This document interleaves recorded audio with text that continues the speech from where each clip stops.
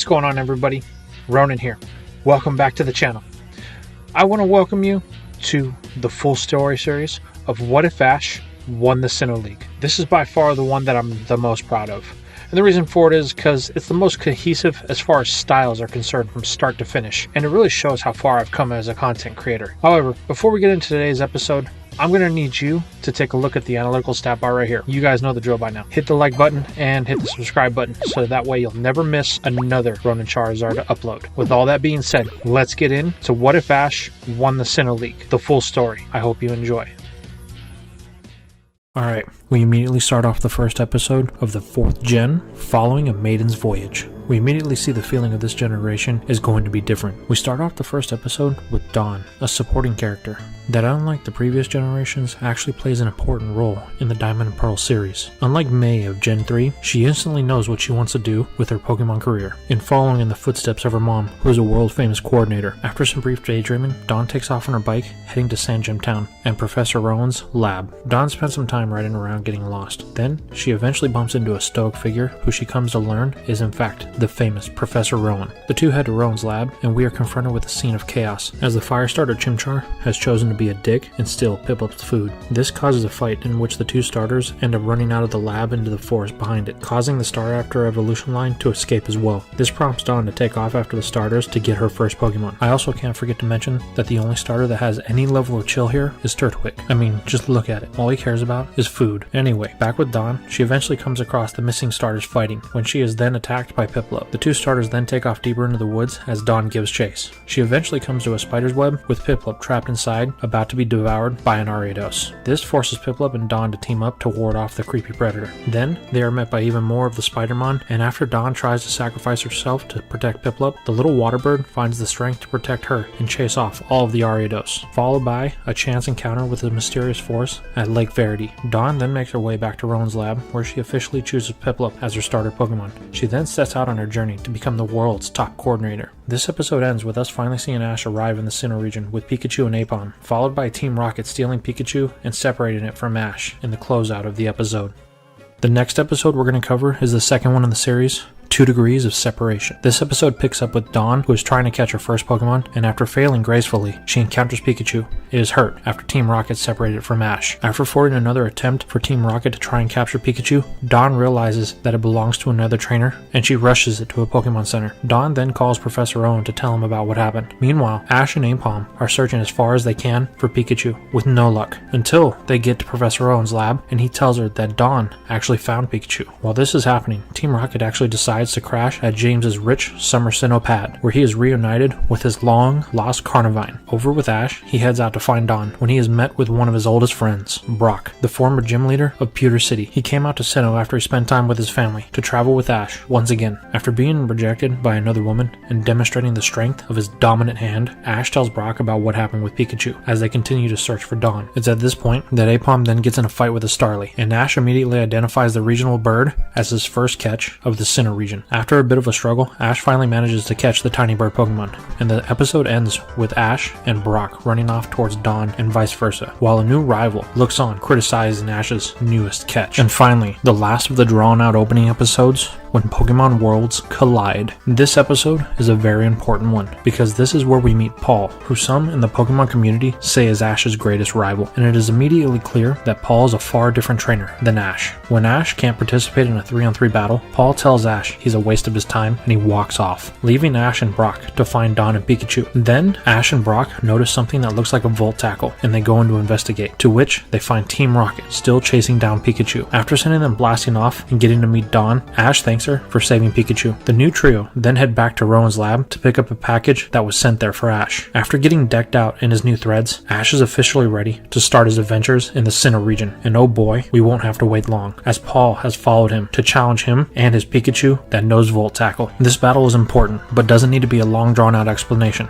Ash's Starly loses to Paul's Starly, and he claims that it was right when he told Ash that it was weak, and Ash is also a weak trainer. Then, Aipom beats Paul's Chimchar to even up the battle. This is an important important thing, as it shows Paul's real character when he calls Chimchar useless for losing. Then, the final battle, Elekid versus Pikachu. This battle gets really intense, but it ends up in a tie when Pikachu is able to use a double Iron Tail to break Elekid and both Pokemon faint. This is a lesson that Paul won't soon forget. Paul then releases Starly, claiming that it's too weak for him. He then walks off. This whole engagement gets under Ash's skin. The way Paul treats his Pokemon, his attitude, and it's here that the episode ends. Now, why did I basically retell the first 3 episodes in such great detail? Well, this is the moment that Ash has his pivotal change. He can tell that Paul is not like any other trainer he's faced. He's calculating and cold. Someone who believes that strength above anything else will carry you. And more importantly, he is actually a rival, someone to push Ash. Don't get me wrong, I love the first 3 seasons of the anime, but there's one thing they were seriously lacking.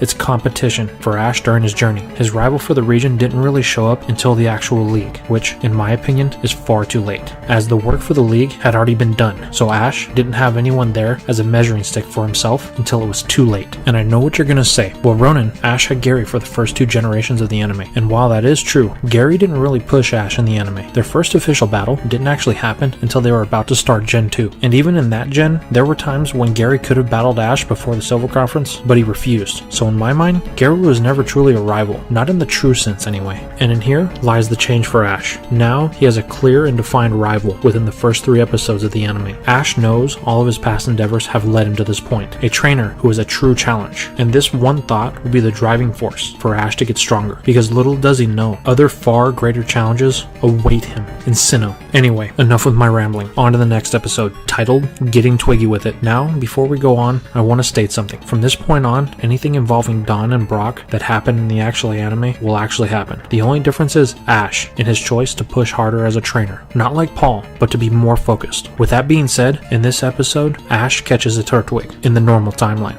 But I'm sorry to say, it won't be happening here. Now that I've triggered half my subscriber base, and you're about to unsubscribe, let me explain my reasoning. You see, very early on, it was painted as Turtwig and Chimchar would have the same rivalry as Ash and Paul. But... spoilers.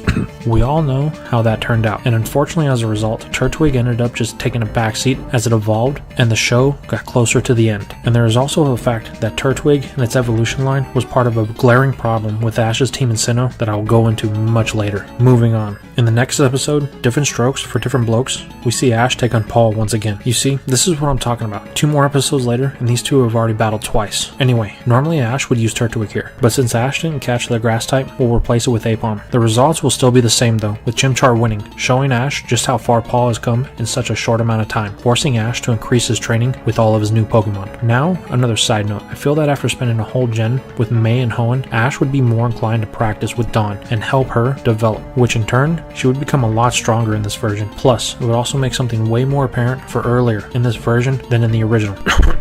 Spoilers. So during this time, I feel that both her and Ash would enter the Jubilife contest. While they both wouldn't do as good, like in the canon, it would serve to help Ash in his battle techniques and timing with the attacks, as a contest is a great way to cultivate those skills. With that out of the way, we move on to the next episode, A Staravia is Born. In this episode, we end up seeing Ash teaching Starly Aerial Ace, and it gets injured in the process. But by the end of the episode, it evolves into Staravia and finally masters. Now we enter a 2-parter, with shapes of things to come and a gruff act to follow. In this episode, Ash finally arrives in Orburgh City, where he challenges for his first gym badge. At the gym, he encounters Paul, challenging for his badge as well. Unfortunately, Ash will have to wait until Paul has his battle, but this gives Ash a chance to watch the gym leader Rorik battle. It is at this point, Ash learns that the gym is a rock-type gym, and he uses 3-on-3 in battles, which is a problem. He only has 3 Pokemon, one of them being Staravia, a flying type, who is weak to rock types. This starts to worry Ash, as he looks on to Paul and Rorik's battle, which plays out exactly like the anime. Azumarill loses to Geodude, and Paul calls it a good for nothing, which gets to Ash. But Elekid takes out Geodude on the crackback with a single brick break. Next, Rorik uses Onix and Paul goes with Elekid at first, and the battle gets tough, as Rorik calls for a Stealth Rock. But Onix gets paralyzed by Elekid's static, and then Paul recalls Elekid to send in Chimchar, who immediately gets hit by the Stealth Rocks. Then, Chimchar uses Dig to take down Onix. Rorik then sends in Cranidos. This proves to be too much for Chimchar, even though his Blaze ability ends up activating and it loses out to a Headbutt. Then, Elekid comes back out to wrap up the battle and earn Paul the Coal Badge. Next comes Ash's battle, which Paul stays to watch, and I must say, it goes far worse than what it did in the canon. With Ash not having Turtwig, that means that he has to use Staravia. Needless to say, it's no contest. Ash doesn't even make it past Onix. This doesn't bode well for Ash. Paul tells him that he's pathetic. Then he leaves. This sends Ash into overdrive with training. He spends the next week or so at the Orburgh mine. This training starts bearing fruits from the very beginning. Since Paul taught Chimchar Dig to counter Rourke, Ash decides to use the same line of thought and turn Staravia's wing attack into the much more powerful Steel Wing, giving the flying bird Pokemon a move to fight back against the rock types of the Orburgh Gym. This leads us into the next episode,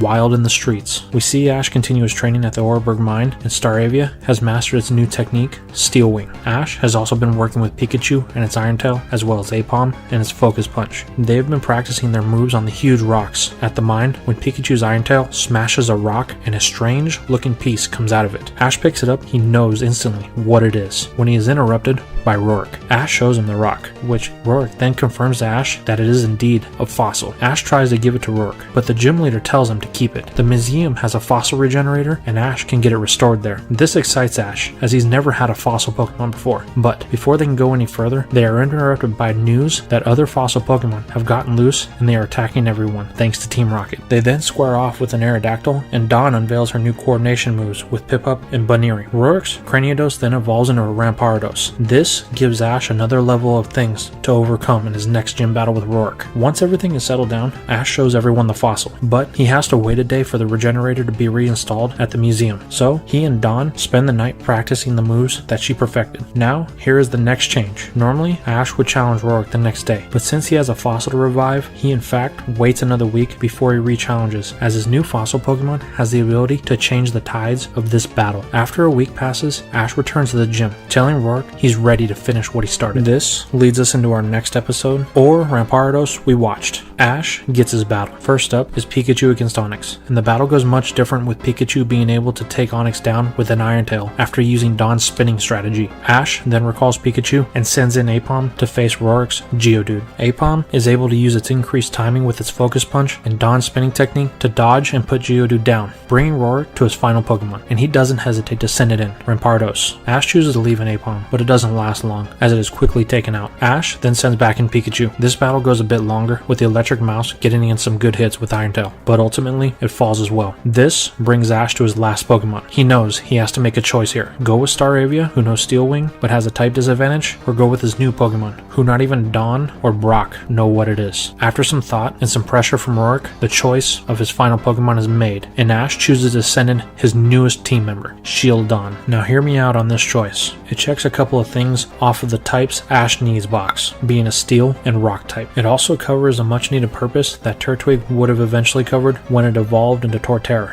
being a much needed bulk and defensive wall for Ash's team. So, back to the battle. With this mon in play, Ash is able to counter Rampardos' headbutt based moves, as it is literally a shield, but Rourke does have a counter for this partial steel type in Flamethrower that does cause great damage. Ash does manage to counter some of them with ancient power, but Rampardos is much faster and pushes the little fossil shield to its limit when a Flamethrower lands point blank. Out of an act of desperation, Ash calls for one last move that hits Rampardos much harder than Flamethrower, Metal Burst. This move returned the damage Shieldon took from Flamethrower double to Rampardos, and because it was a steel type move, it was super effective, giving Ash the win and his first Sinnoh Gym Badge, the Coal Badge. But this battle has a very unexpected result. It appears that Shieldon was much higher level than Ash thought, and as a result, it evolves into Bastiodon. Ash is amazed by this. Rourke comments that this Pokemon is a very tough species, as he knows from personal experience.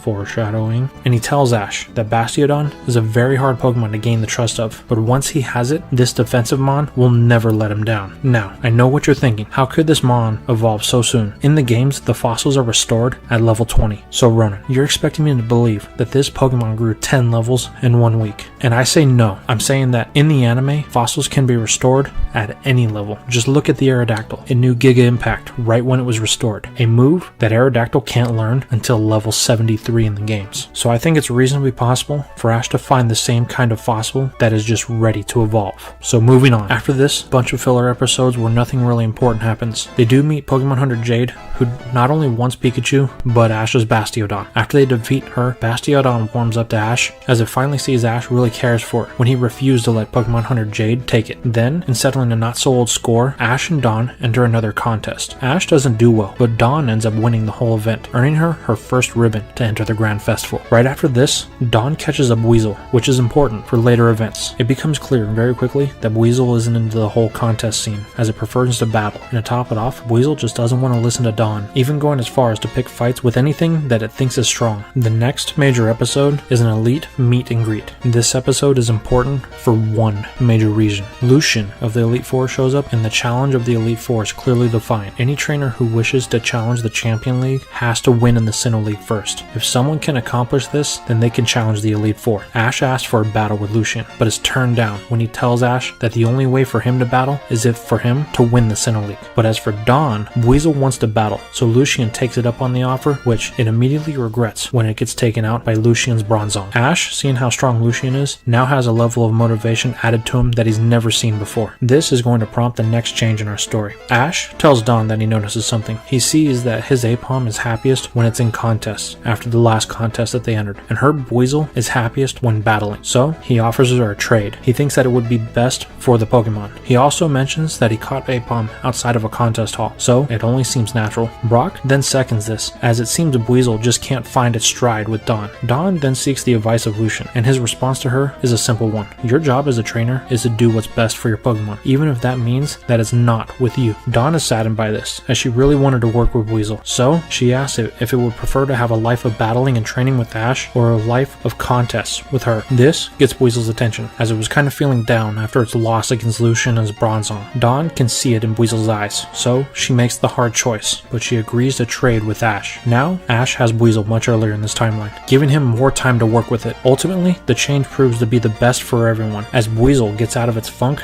and syncs immediately with Ash. Apom is also happy, as it gets to play dress up like it always dreamed. After this is more filler, all the way until the team hits Eterna City, in the episode A Sphere of Influence. In this episode, Ash meets Gardenia at the Eterna Museum and a new rival in Nando. This grass bug type trainer will be a rival for both Ash and Dawn. The trio also learn the legendary story of Sinnoh and the creation of the Pokemon world, with a model of an odd foreshadowing building in a glass case behind them. Anyway, after they stop Team Rocket, Ash earns the right to challenge Gardenia in the very next episode, the Grass Menagerie. Now, this is a huge change from the original. Ash's team has changed massively compared to the canon, as he does not have Turtwig or Apom here. So, he opts to start the battle with Staravia against Gardenia's Cherubi. This battle goes very quickly, as Staravia is at a much higher level here and is much faster than in the original due to the contest battles. Cherubi ends up losing to a well-timed aerial ace. Next out comes Gardenia's Turtwig, which is able to unfortunately make quick work of Staravia with Leech Seed. Ash then chooses to send in Pikachu. This battle proves to be a tough one, as Pikachu is at a huge disadvantage against the grass type. In the end, Turtwig proves that it has the endurance to outlast Pikachu, and the mouse falls after getting caught in another Leech Seed. This leaves Ash with only one choice, as he's not going to use Weasel due to the massive disadvantage. So Ash sends in Bastiodon. The battle gets one-sided very quickly, but Turtwig, before it gets knocked out, is able to land a Leech Seed, putting Ash on a clock. Gardenia then sends in her final Pokemon, Roserade. This battle proves to be more challenging for Ash, as the harsh sunlight set up by Cherubi turns Roserade's Weather Ball into a Fire-type move, causing a burn on Bastiodon. But it and Ash are too stubborn to give in, and Ash implores it to use the move Ancient Power, which does connect with Roserade. It also increases Bastiodon's base stats in the process, allowing it to move slightly faster. The battle is drawing to a close. Ash has to finish it. He needs Roserade to get in close, as the move he has in mind won't work well with the sunlight out as bright as it is now. Ash then orders an Iron Head from the massive Pokemon, which Roserade easily dodges. This repeats for a while, until Bastiodon is breathing heavily. Gardenia can see that Bastiodon is on its last leg, and orders Roserade to use another Weather Ball, but the sunlight isn't as bright, so the attack loses power, and Ash calls for his move, Ice Beam, and Roserade has nowhere to run, as all the smashing Bastiodon actually did was knocking down the trees and closing the battle area. Now, Roserade has nowhere to go except to push through the attack. It comes down to their sheer will, but Bastiodon is way too stubborn to lose to a grass type, and it forces the Ice Beam through the Weather Ball, hitting Roserade, knocking it out, and earning Ash the Forest Badge. Now, you may be wondering, how did Ash teach Bastiodon Ice Beam? Well, remember Don's Baneri? Ash wants to take a page from Paul's book and teaches Mon's moves to cover their type disadvantages. So he taught Bastiodon Ice Beam, and this move covers one of its major weaknesses, the ground typing. On to the next episode in top-down training. It is at this point that Cynthia, the champion of all of Sinnoh, is introduced, and we also have our next encounter for Paul as well. He approaches Cynthia and challenges her to a full 6-on-6 battle, in which he loses pretty quickly to Cynthia's Garchomp.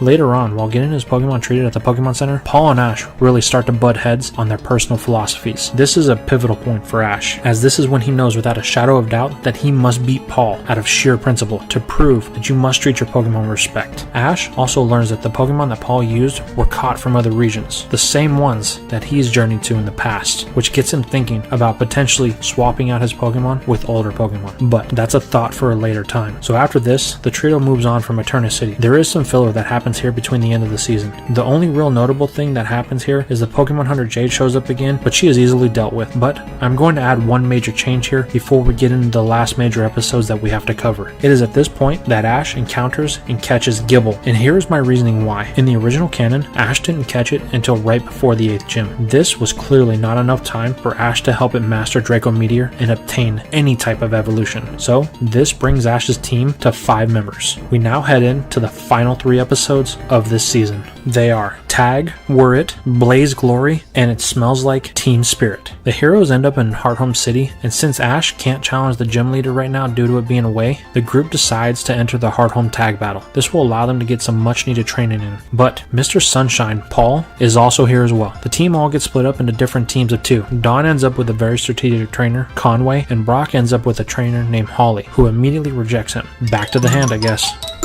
Then there's Ash. He gets paired with his soulmate, Paul. The battles are all held over a 3-day period, and at the end, things will never be the same. For the first battle, nothing really changes. Ash sticks with Pikachu and Paul goes with Chimchar. The whole purpose is so Paul can power up Chimchar by having it battle another fire type. But when Chimchar faces down a Surf that will cause a great injury at the command of Paul, Ash orders Pikachu to intercept to protect Chimchar. This doesn't sit well with Paul. Even though the two manage to win, it's a bitter victory. Later that night, Ash is training with his Pokemon when he comes across Paul training with Chimchar. It is brutal, downright abuse towards the fire monkey. Ash tries to interfere and stop it, but Paul says it's something Chimchar wants, and surprisingly, the monkey agrees with Paul. But when the training goes too far and Chimchar gets injured to the point to where it can't stand and loses consciousness, Ash interferes and takes it to the Pokemon Center to get healed. It is at this point, when they all meet up with Brock, Paul explains the hidden power of Chimchar. The reason why Paul treats Chimchar the way he does is because it can only access its ability Blaze when under extreme duress. After it was attacked by a wild squad of Zangoose, Chimchar's true power became apparent from Paul. Ever since that day, Paul's done whatever he had to bring it out. It's at this point that Paul refuses to let Chimchar rest, even at the warning of Brock and the others. In the very next match, Paul uses it, even though it's nowhere near healed. But this battle will also change for Ash. As in the canon, he had Turtwig, but as he no longer has it in this version, Ash will use Gible. Ash orders Gible to protect Chimchar in the battle, and their opponents are a Metagross and a Zangoose. The battle is a painful one. Chimchar ends up freezing in the battle out of fear of the Zangoose. This leaves Ash to pick up the slack when Paul stops giving it commands. Luckily, Gible is able to protect Chimchar. It is at this point that Ash takes over and starts giving Chimchar commands, as Paul has completely given up on it. Ash is able to get the victory with no thanks to Paul, moving them both on to the final day. After the battles of the day are over, Paul is outside of the stadium. He lets Chimchar out of the ball and tells it to get lost. He wants nothing to do with it. Chimchar tries to change his mind, but Paul, in front of Ash, refuses. Ash, out of frustration for Paul or guilt for Chimchar, asks the fire monkey to join his team. This triggers Paul, even though he won't admit it. After some thought, Chimchar accepts the offer and becomes Ash's Pokemon, bringing his Sinnoh team to 6. Paul tells Ash and Chimchar that they are pathetic, and then he walks away, while Ash tells Chimchar to ignore him, as they'll show Paul just how wrong he can be. The very next day, Ash and Paul have to team up again. In this battle, Paul goes with Torterra, and in the original, Ash chose Staravia, but I'm going to change it up here, as Ash will use Bastiodon. This is purely a demonstration of power on Ash's part, as he wants Paul to see that he has something that can match his strongest Pokemon. And it works, as Paul tries to use Hyper Beam right off the bat, without the safety of the others in consideration. Ash cancels it out with Ancient Power. This does, however, have a negative side effect. Bastiodon and Torterra start fighting each other. This almost cost Paul and Ash the match, but the attacks of the two Titan Pokemon end up catching Brock and Holly's Pokemon in the crossfire, knocking them both out. Torterra tries to attack Bastiodon one one last time with Leaf Storm, and Paul does nothing to stop it. But Ash does, and he orders an Ice Beam that not only knocks back the Leaf Storm in the process, but also freezes Torterra. Now that things have calmed, the two trainers may have won this battle, but they still have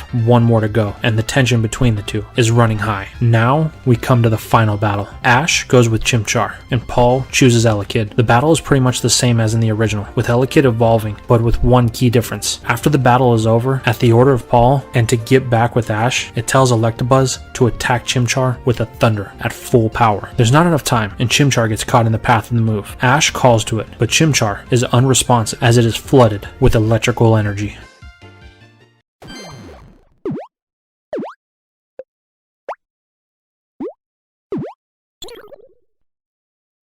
We pick back up with the attack that Paul levied against Ash and Chimchar. Electabuzz isn't letting up. Ash, yelling to Paul to stop his assault, tackles him and a fight breaks out between the two of them. This gets Electabuzz's attention and it concedes its attack. This causes Ash to stop his attack on Paul as he wants to check on Chimchar. As Ash takes a step towards Chimchar, he calls to it. In response, it makes a noise. Then, it suddenly erupts in flames, engulfing Electabuzz as it attacks relentlessly. Chimchar is savage. It attacks anything in sight with its blaze-induced strength. This blind rage is decimating everything. Ash even sends in Gibble and Weasel to help stop it, but nothing is working. Paul watches what's going on, starting to realize he gave up on Chimchar too soon. It was on the edge of unleashing its power. All he can do now is look on as Ash and his friends try to subdue Chimchar. Eventually, with no other options, Ash throws caution to the wind and does what he does best. He puts himself at risk by clutching the enraged chimp, accumulating burns and scratches until Chimchar tires out and faints. Ash rushes Chimchar to the Pokemon Center as Paul looks on. Later, Ash and his friends are waiting on Nurse Joy to update them when Paul makes his presence known, claiming that he is here for his Chimchar. Ash, enraged that Paul would even think that he would be allowed to walk away with Chimchar, approaches Paul, ready to incite another fight, when they are stopped by Brock. Brock asks Paul why he would even think that he had any claim to Chimchar. Paul says he's its original trainer, and as such, he will be the one to claim it. Ash angrily starts to yell at Paul, telling him that he's a fool if he thinks that Ash would let him walk out of here after the stunt he just pulled. Brock tells Ash to hold on. Paul does have a claim to Chimchar, as it was his Pokemon. Why don't we wait for it to decide who its trainer will be? Ash doesn't like this, but ultimately does what Brock says. In the morning, when Chimchar wakes up, Ash is asleep right by its bedside. It has no idea what happened or how it got there. Ash wakes up, asking if it's okay. Chimchar gives a little nod, even though it's still in minor pain. Then, Paul walks in, telling Chimchar it's time to go, holding up its Pokeball. Chimchar gives a confused look. It thought Paul wanted nothing to do with it. Brock then comes in. Hold it, he says. We need to give Chimchar the decision. Paul reluctantly puts the Pokeball away. Ash then says, Chimchar, do you remember what happened at the tournament yesterday? Chimchar looks at Ash a bit confused, but then flashes start to appear in its mind as everything comes rushing back. The power. Chimchar had never felt anything like it before. It's at that moment Paul makes his case to Chimchar. You remember that power, don't you? After all the work we put in, you finally unlocked it. Chimchar, you should come with me. I can help you further your strength. Chimchar thinks to itself, Paul is somewhat right. They did put in a lot of work. Why throw it away now? Ash then tells Chimchar that he shouldn't trust Paul. Doesn't it remember what caused it to rampage like it did? Paul just attacked it without warning. Paul claims the attack just helped Chimchar open the door to its blaze ability. Why should it matter how it was achieved? This rings with Chimchar. What Paul promised. It finally happened. But Ash won't stand for this. The way Chimchar has been treated by Paul, it's just not right. Ash is very vocal in his disapproval of Paul and his methods, saying that Chimchar doesn't need to go through that kind of pain to obtain strength. Chimchar can become strong without that kind of struggle. Paul interrupts Ash, saying they could go that way, but look at his other Pokemon. You can see the results. This edges Chimchar more towards Paul's side of the argument. That is, until it fully remembers the events of the prior day, when Ash put himself in harm's way to save Chimchar. This ultimately makes Chimchar's choice for it, as he sides with Ash, definitively choosing him over Paul. Paul tells it that it's weak physically and mentally. That is one thing it and Ash have in common, and it will never change. Paul then tells Ash that the next time he steps in the way of his training, it'll be the last time doing so. He then walks off as Ash and his friends look on. Later on, Ash contacts Professor Oak to inform him about his newly caught Chimchar. He tells Oak about the events with Paul and how Chimchar rampaged in Blaze. There is one thing Ash decides to leave out. Blaze kinda scares him. He's familiar with the elemental power-ups that the starters get, as his Sceptile had used his Overgrow on many occasions, but the power Sceptile exerted was nowhere near Chimchar. Keeping this fear to himself, Ash hangs up, and the next morning, the trio head out for the site of the next contest. Now, the reason why I set up where Ash experiences Chimchar's Blaze early. I wanted to add more of a dynamic to the rivalry of Ash and Paul. Yes, they do have a good rivalry in the anime, and it was one that was replicated poorly in later seasons. I feel that if Ash Ash was able to unlock Chimchar's Blaze ability right after Paul released it, Chimchar and that brief notion that it might return to Paul would provide a deeper layer in Ash and Paul's rivalry as of now. Paul not only would want to prove Ash wrong, but he would want to prove Chimchar made the wrong choice, driving Paul to another level of power and skill, which in turn would force Ash to another level of skill as well, on par with his later counterparts in the series. With that, we arrive at the events of The Rise of Darkrai. Now you guys know I love including movies in my rewrites, and there's a very important reason for this inclusion. Our team arrives in Alamos Town. Now this is where we're going to change things a little. Ash and Dawn are actually here for their next contest. This one goes surprisingly well for the duo. Ash chooses to use Chimchar and Gible as they are the newest members to his Pokemon team. While it shows that the duo isn't really cut out for the contest scene, what does set in motion is a sort of kinship with Chimchar and Gible, as during the contest, Chimchar can see that Gible is struggling with mastering Draco Meteor. Gible's struggles reflect Chimchar's own, but what it doesn't reflect is its approach to the problem. While Chimchar fears its power of Blaze, much like Ash, Gible fully embraces the destructive power of Draco Meteor. It wants to control it, tame it, and master it. The resolve Gible shows in its own quest of power inspires Chimchar, but that doesn't mean its journey will be one of ease. After the contest, Ash and his friends find themselves in Godie's garden. When they encounter Alice and Tonio in the garden, they learn the legend of the Time-Space Towers and how Godie built them after experiencing a nightmare one night. The garden was built with the idea of blending nature with Pokemon and man. When above them, in the sky, they notice a flash, but nothing comes of it. This does, however, trigger a very important event. Darkrai, the nightmare Pokemon, attacks everyone out of anger. This is where Ash first encounters this Pokemon. Ash does his best to battle against Darkrai, even though Alice pleads with him and Darkrai to stop. She tells Ash that it normally isn't like this. However, Darkrai just repeats the same thing. Leave. No one can understand why Darkrai is enraged. Ultimately, a mighty blast envelops the area, capturing the attention of Darkrai. Everyone looks up to see the deity of time itself, Dialga. Darkrai immediately goes on the attack. While the legend of space, Palkia, becomes known to all, it is at this point that the pieces all fall into place. The group puts together that Darkrai was only hostile because Palkia had invaded its territory. Then, Alice and Tiano realize why the Time-Space Towers were built. Now the team of would-be saviors set out to end the conflict between the two Titans of Terror. Ash, in an attempt to help Darkrai, enters the battle with all 6 on deck. Gible, Chimchar, and Weasel run point with attacks on the legendaries, while Pikachu, Staravia, and Bastiodon run defense, helping the locals get to safety. Here, Chimchar is pushed to the limits again, activating Blaze. Its power, combined with the power of Gible's Draco Meteor, is enough to capture the attention of Dialga and Palkia. In response, the two attack Ash in an attempt to rid themselves of this nuisance, so they can continue their battle. Ash and his Pokemon are on the brink of destruction when Darkrai intercepts the attack. The Mon of Nightmares uses all of its strength to hold back the godlike power. Unfortunately, in the process, Darkrai is swallowed by the attack, protecting Ash. This does, however, buy Alice and Tonio the time needed to activate the Space-Time Towers. The melody soothes the savage beasts, reversing the damage caused in the scuffle. Everything wraps up with a happy ending. But the major thing here is that Ash had exposure to Darkrai. A lot of exposure. First battling with it, then beside it. While he may not know it now, this will play a very important role in future events for Ash. Foreshadowing.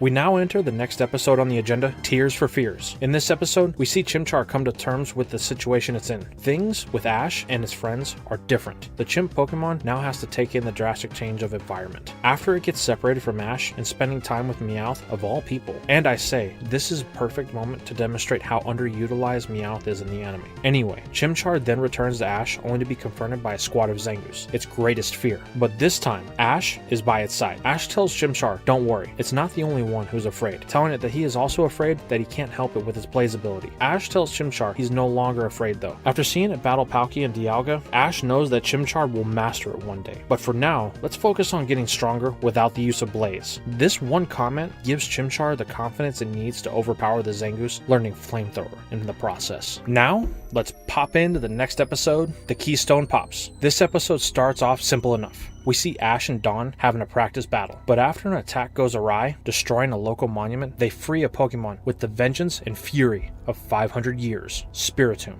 This Pokemon ravages the land, laying waste to everything in sight. After hearing the local legend of the hero and his Pikachu that sealed the Keystone Pokemon away, Ash feels responsibility for the anger he's unleashed upon the world. With this burden on his mind, Ash and Pikachu confront Spiritomb, leading into the next major change. When Ash and Pikachu best the Ghost Dark type, he wants to make sure no one will ever have to be able to unleash it again. So, instead of sealing it away again, he throws a Pokeball at it. The first one fails, but after a supercharged Volt Tackle from Pikachu, Ash is able to capture the Mon, adding it to his team. Ash realizes that he can't leave Spiritomb with anyone but himself at the moment, so he makes the decision to send Bastiodon to Professor Oak so it can be studied. After this are a few episodes of filler where the team gets to meet a new Pokemon, Bibarel, Probopass, and Luxray. Leading our heroes in the next leg of their journey, Team Shocker. Here we see our heroes enter the Celestic contest. Both Ash and Dawn enter. The ribbon ends up being won by Jessie, while Dawn struggles with the loss, but Ash finds out an important detail about his newest Pokemon, Spiritomb. It is an attention whore. It loves to be praised. With this relationship, Ash now has a firm way of getting through to Spiritomb, with one major drawback. Spiritomb will only listen to Ash when Pikachu isn't around. It doesn't trust the electric mouse, as it's a constant reminder of its 500 years of imprisonment. This creates an interesting dynamic. Ash now has to find a way to bridge the gap between Pikachu and Spiritomb. After Dawn gets some much needed coaching from Zoe, we move on to the next episode. Riding the Winds of Change. This is a very important episode. In the original timeline, Ash caught a Gligar in this episode, as Paul caught its evolution Gliscor. This episode, to me, always had a lot of problems. One of them is the fact that Paul caught a Gliscor. This meant that due to Paul's battle style, Ash would never really get a chance to battle it, outside of one battle that happens later, and we as fans never got to see how Paul would use it. The second problem is something I said that I would address in the first part of the series, and yes, one of my subscribers caught it. The problem with Ash's Sinnoh team. These are the Pokemon caught during Ash's Sinnoh quest. Out of these 6, 4 of them are weak to ice, and out of those 4, 3 of them have a 4 times weakness to ice. This weakness played a future part in a lot of battles and the Pokemon Ash used, like the battle where Volkner. Torterra got One Punch Man by his Electivire and its Ice Punch. So, with all those reasons, as much as I love Gliscor, and I do use it in a lot of my playthroughs when I replay Diamond, Pearl, Platinum, Ash won't be catching it here. Now that we have that very painful experience out of the way, let's move on to the next leg of our journey, Ash arriving in Veilstone City, and the 4-part miniseries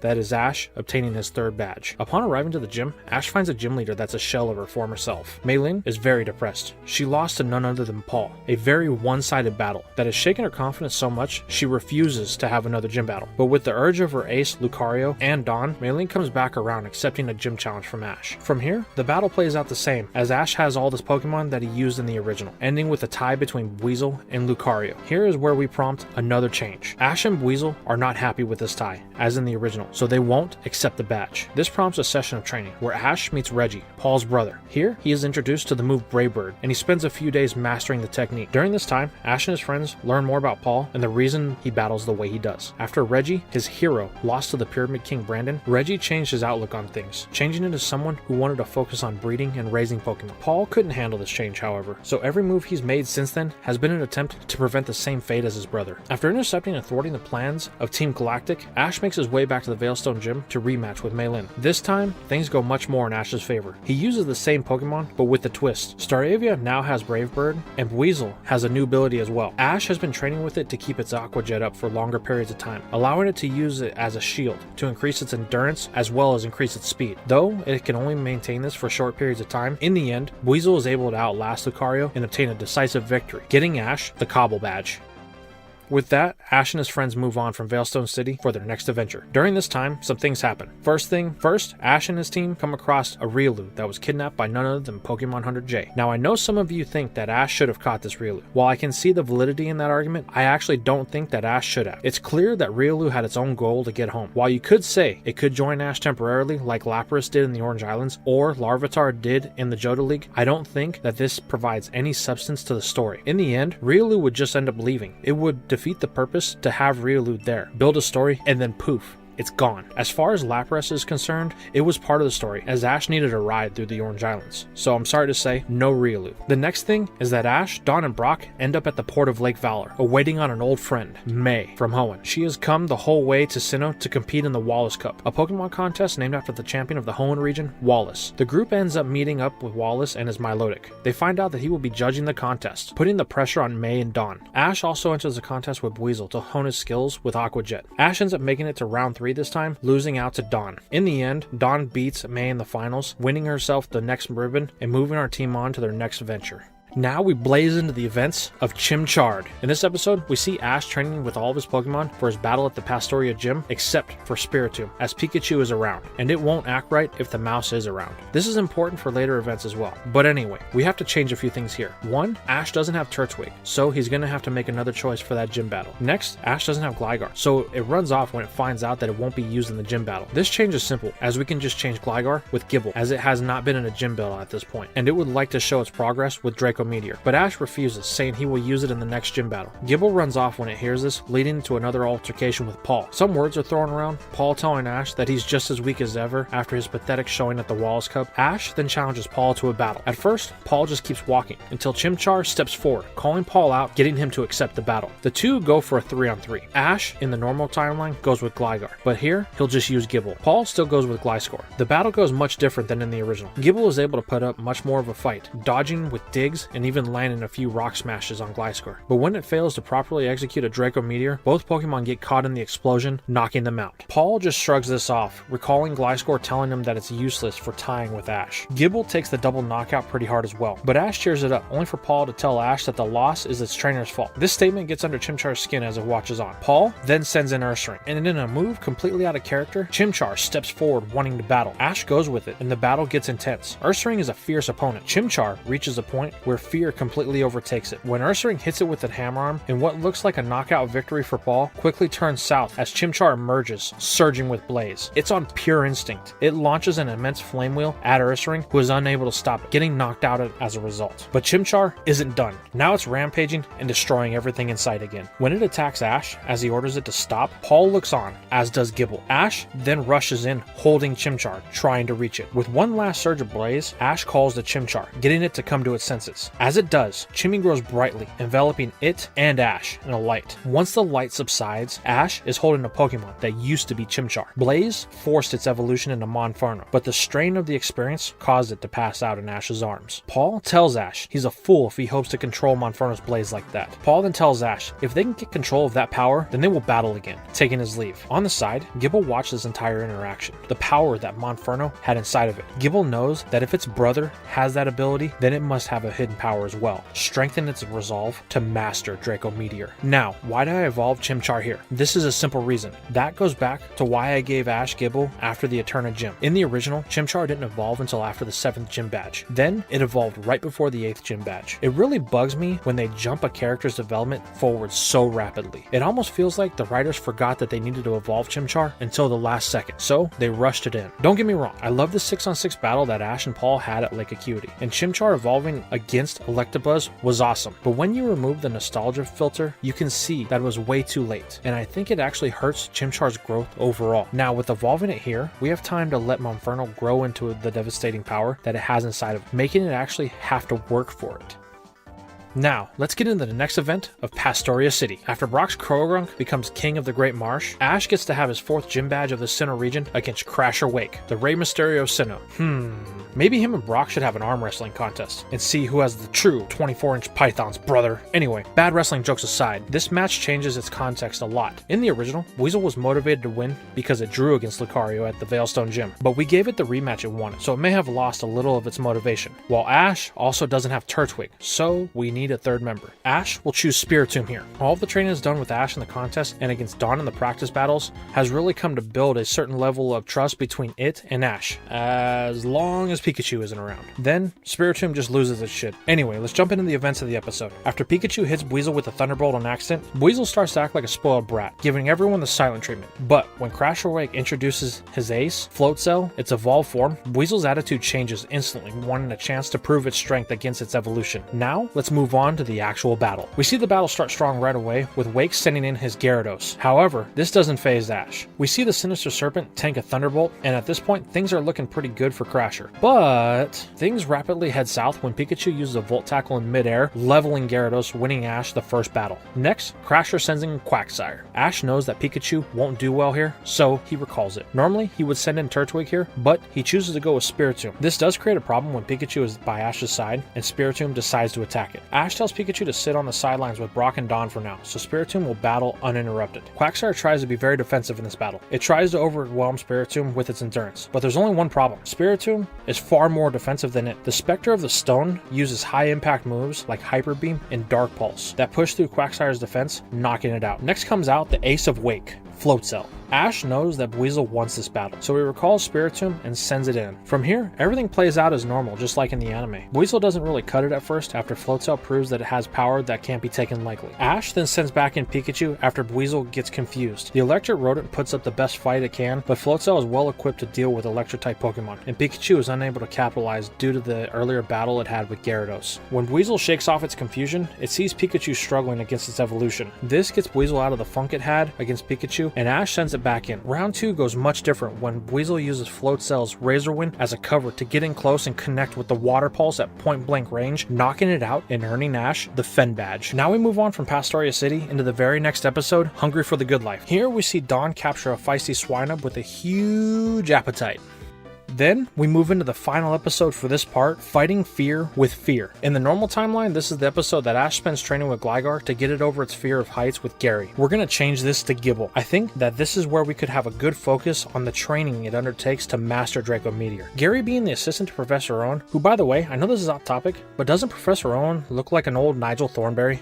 Look at it. There, now that that image is burned into your retinas forever, we can move on. This training would follow the same path as the original, with Ash and Gible being kidnapped by Team Rocket. Then we get to the point to where Ash and Gible are escaping. When Ash starts to fall to his doom, Gible seizes this moment and focuses everything it has into a Draco Meteor, firing it into the air to propel itself toward Ash. As the tiny shark Pokemon reaches Ash, it starts to glow with everything it has, evolving into the next stage of its evolution, Gabite, allowing it to dig its claws into the cliffside with Ash on its back, saving the two from falling to their doom.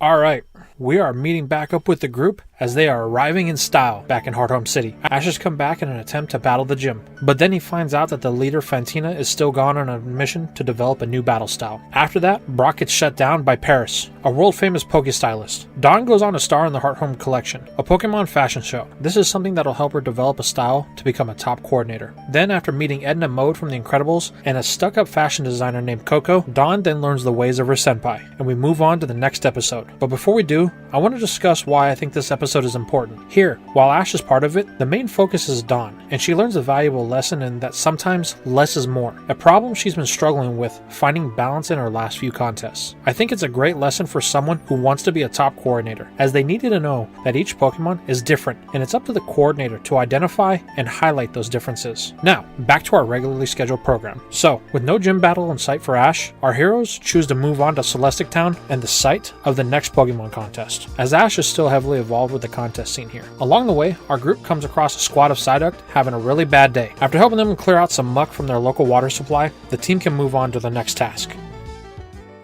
which is camping it up. After being contacted by Professor Rowan, the group has decided to head to the Thornberry Research Facility on Mount Coronet. Here they intend to spend a week in a school to learn about various types of Pokemon. Now, I'm gonna be honest. When I originally watched this arc over 10 years ago, I thought it was a huge waste of time. I mean, come on. They paired Ash with a Raichu, the evolved form of his starter. This was the greatest waste of time in the mid part of the second season of Sinnoh. So, we're gonna change it, of course, so that Brock, Dawn, and Ash can all take something away here. So now we get some returning rivals, like Conway Creepy and Jessie, looking to improve their self-knowledge of Pokemon. So with this, we're going to have to change the structure of the camp to reflect the subjects for each of our main characters instead of teams. For simplicity's sake, we're going to name these the battle subject, the contest subject, and the medical subject. Now, to further the impact of the time we spend here, we're going to have each of these subjects taught by an expert in their field. For the battle subject, we're going to have the current champions of Hoenn and Sinnoh themselves. These two have completely different battle styles, and with both of them overseeing the battle class, both Conway and Ash will benefit greatly from it. Next, for the contest class, we will have the two most recent winners of the Grand Festival being Robert from the Hoenn region and Soledad from the Kanto region. These two will provide the best possible insight to become top coordinators, with Dawn and Jessie hanging on their every word. And finally, for the medical class, we have Dr. Moss and Abby from the Hoenn region. Brock is already familiar with these two, so he will be able to easily understand their training and methods. Now, for the sake of time, we won't focus on Brock's group too much. He spends his time learning about medicines he can make from scratch on the road to help him and his friends. Now, with Dawn, we will spend some time here. Her and Jessie develop somewhat of a respect for each other when they realize that each of them have something to offer. Dawn realizes that even though she's always behind, Jessie manages to stay just on the heels of her contest rival. That's why she was able to win her last contest. No one expected her to win, and she took advantage of it. While Jessie learns that even though Dawn is a twerp, she does have natural talent when it comes to contest battles. It may take some time, but when she finds the perfect rhythm,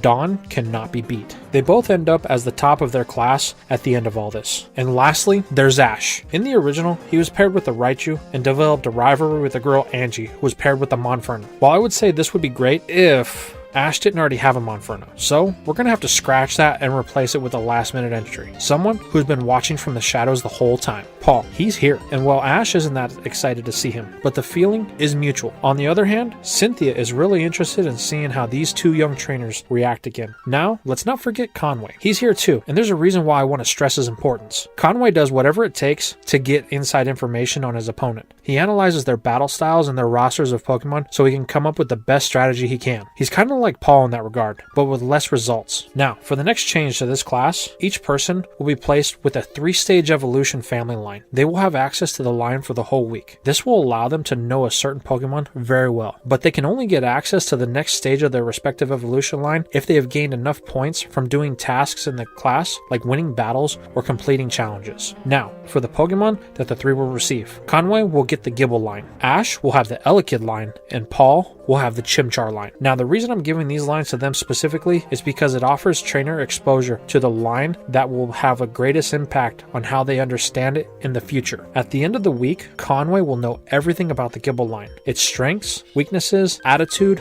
potentials, and personalities. The same goes for Ash and Paul as well. You can believe now that Paul has had exposure to the ace of Ash's team, he will use this information in any way that he can. But remember, he also gets exposure to Monferno and an Infernape. That means that he's going to have much more information than he would have had in the original to battle Ash with. But to wrap things up, at the end of the week, Conway will stand in third, as his less honest ways cost him in the points ranking system. Ash will end in second, as his methods of doing things takes time. He didn't start to show results in his evolutionary line until much later in the week, while Paul will take a commanding lead in first place with over 100 points difference between him and Ash. This is due to one major factor. Paul doesn't dick around. He knows his goals, and he's all about the most efficient way in executing them, wasting no time getting the best results out of his Pokemon. But out of this, Ash does come to an understanding about Paul a little bit more, as he can see the results of Paul's methods in real time. He still doesn't agree with it, but he understands it. With that, we move on from the Camp Thornberry arc into the next episode.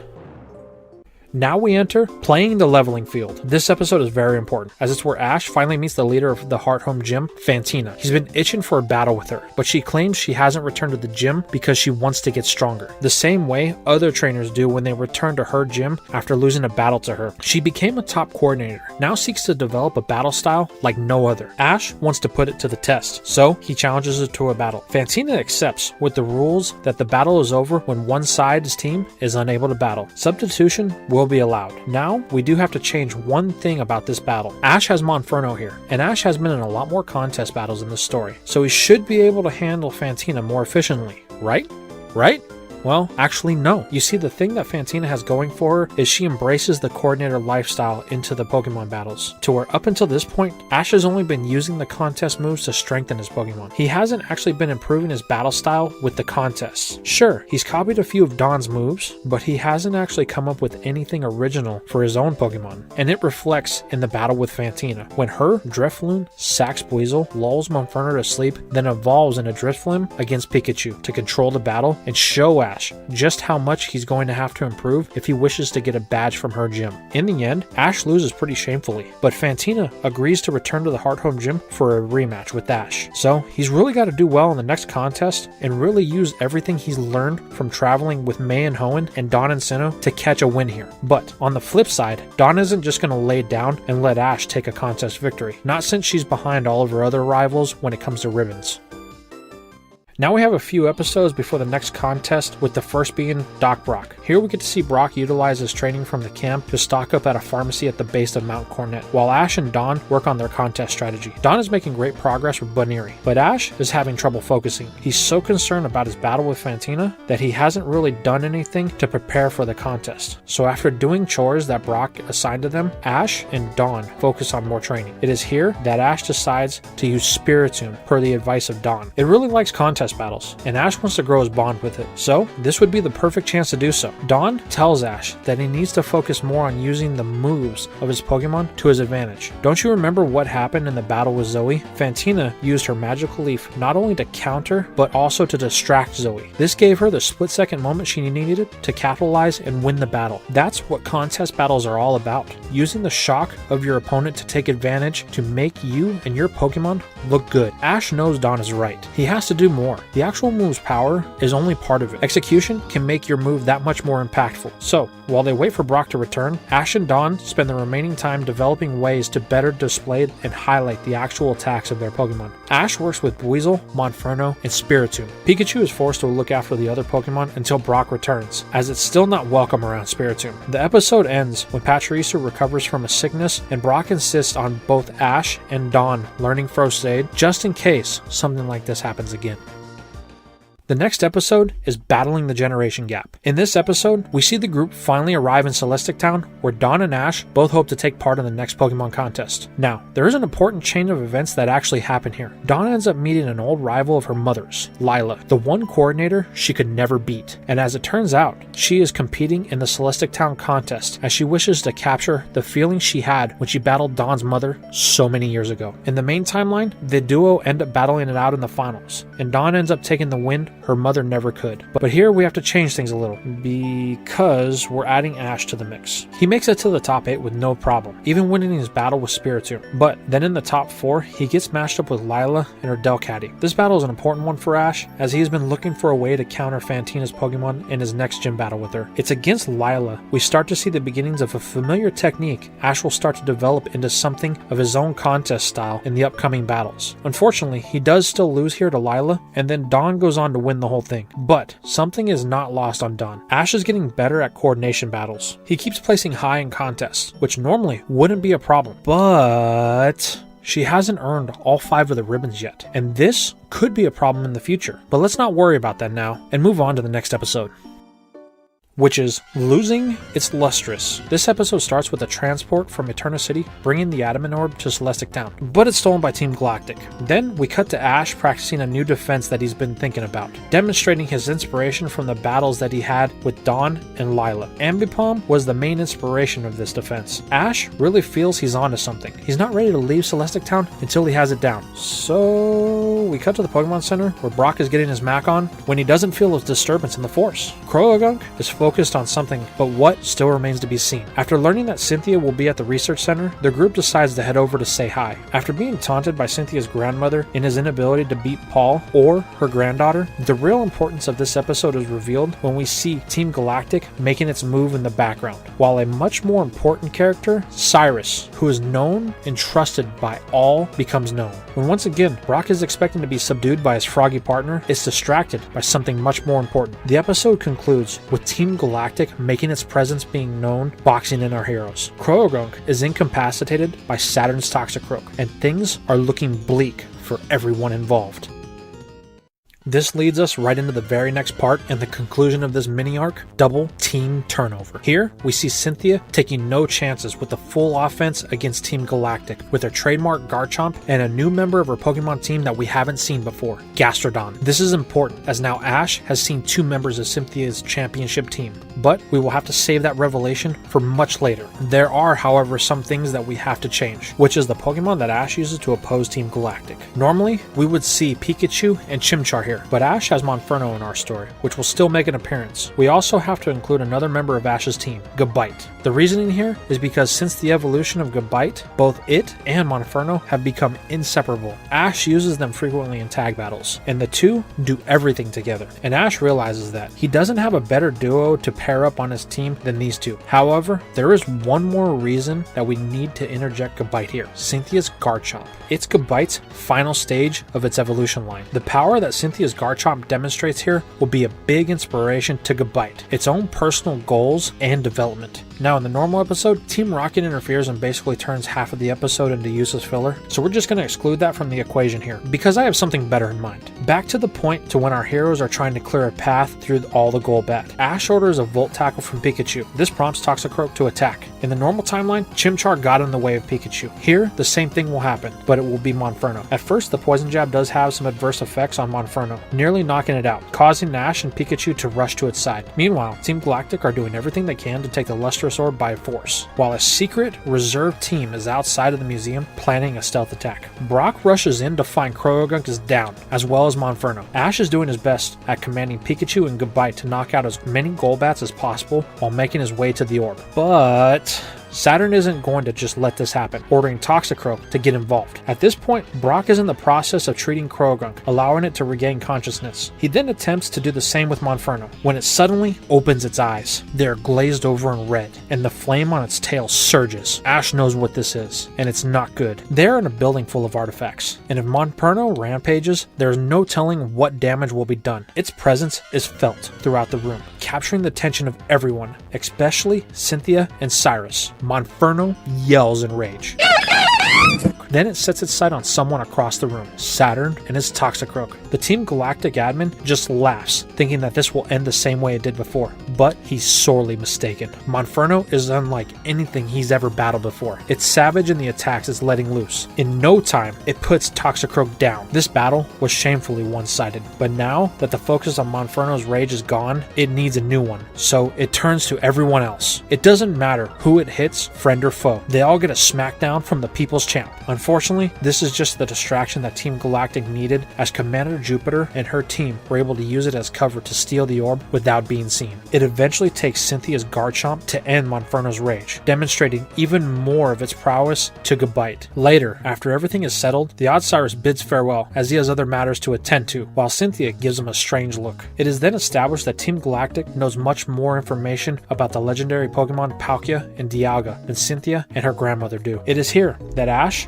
Brock, and Dawn had an encounter with the two deities of Sinnoh's ancient past in a place called Alamos Town. This catches Cynthia's attention. Ash tells her that they were pulled into another dimension to do battle with the two legendaries. The only thing that saved them was the help of a Pokemon called Darkrai and them activating the space-time towers to play the song Oracion. This whole story is hard for Cynthia to believe. Now, she's secretly going to go check it out. But after she takes care of one crucial detail that we, as the fans, are given. At the end of the episode, Cynthia is told that the next challenger for her championship title is ready, so she has to go defend it. Now, let's unpack this. What we're basically saying here is that even though trainers like Ash and Paul are currently challenging the gyms, there is already a challenger for Cynthia in the middle of the league season. This is a very important piece of information. This explains why Cynthia, as a champion here, is shown to have a higher strength than other champions of other seasons. This is also the first season of the Pokemon anime that the regional champion is active during the main part of the story. It really shows how much the Pokemon Company values Cynthia as a character. They really used her well in this season. They demonstrated that she was a champion who also had a life outside of battling, and when her region was in trouble, she stepped up to take part in the solution of the problem. Honestly, I feel like the champions that came before her and the ones that came after her all the way up until Pokemon Journeys never really felt like champions, just someone who holds a title. So, with this long part now safely behind us, we still have a lot more to cover. So let's get moving into our next episode.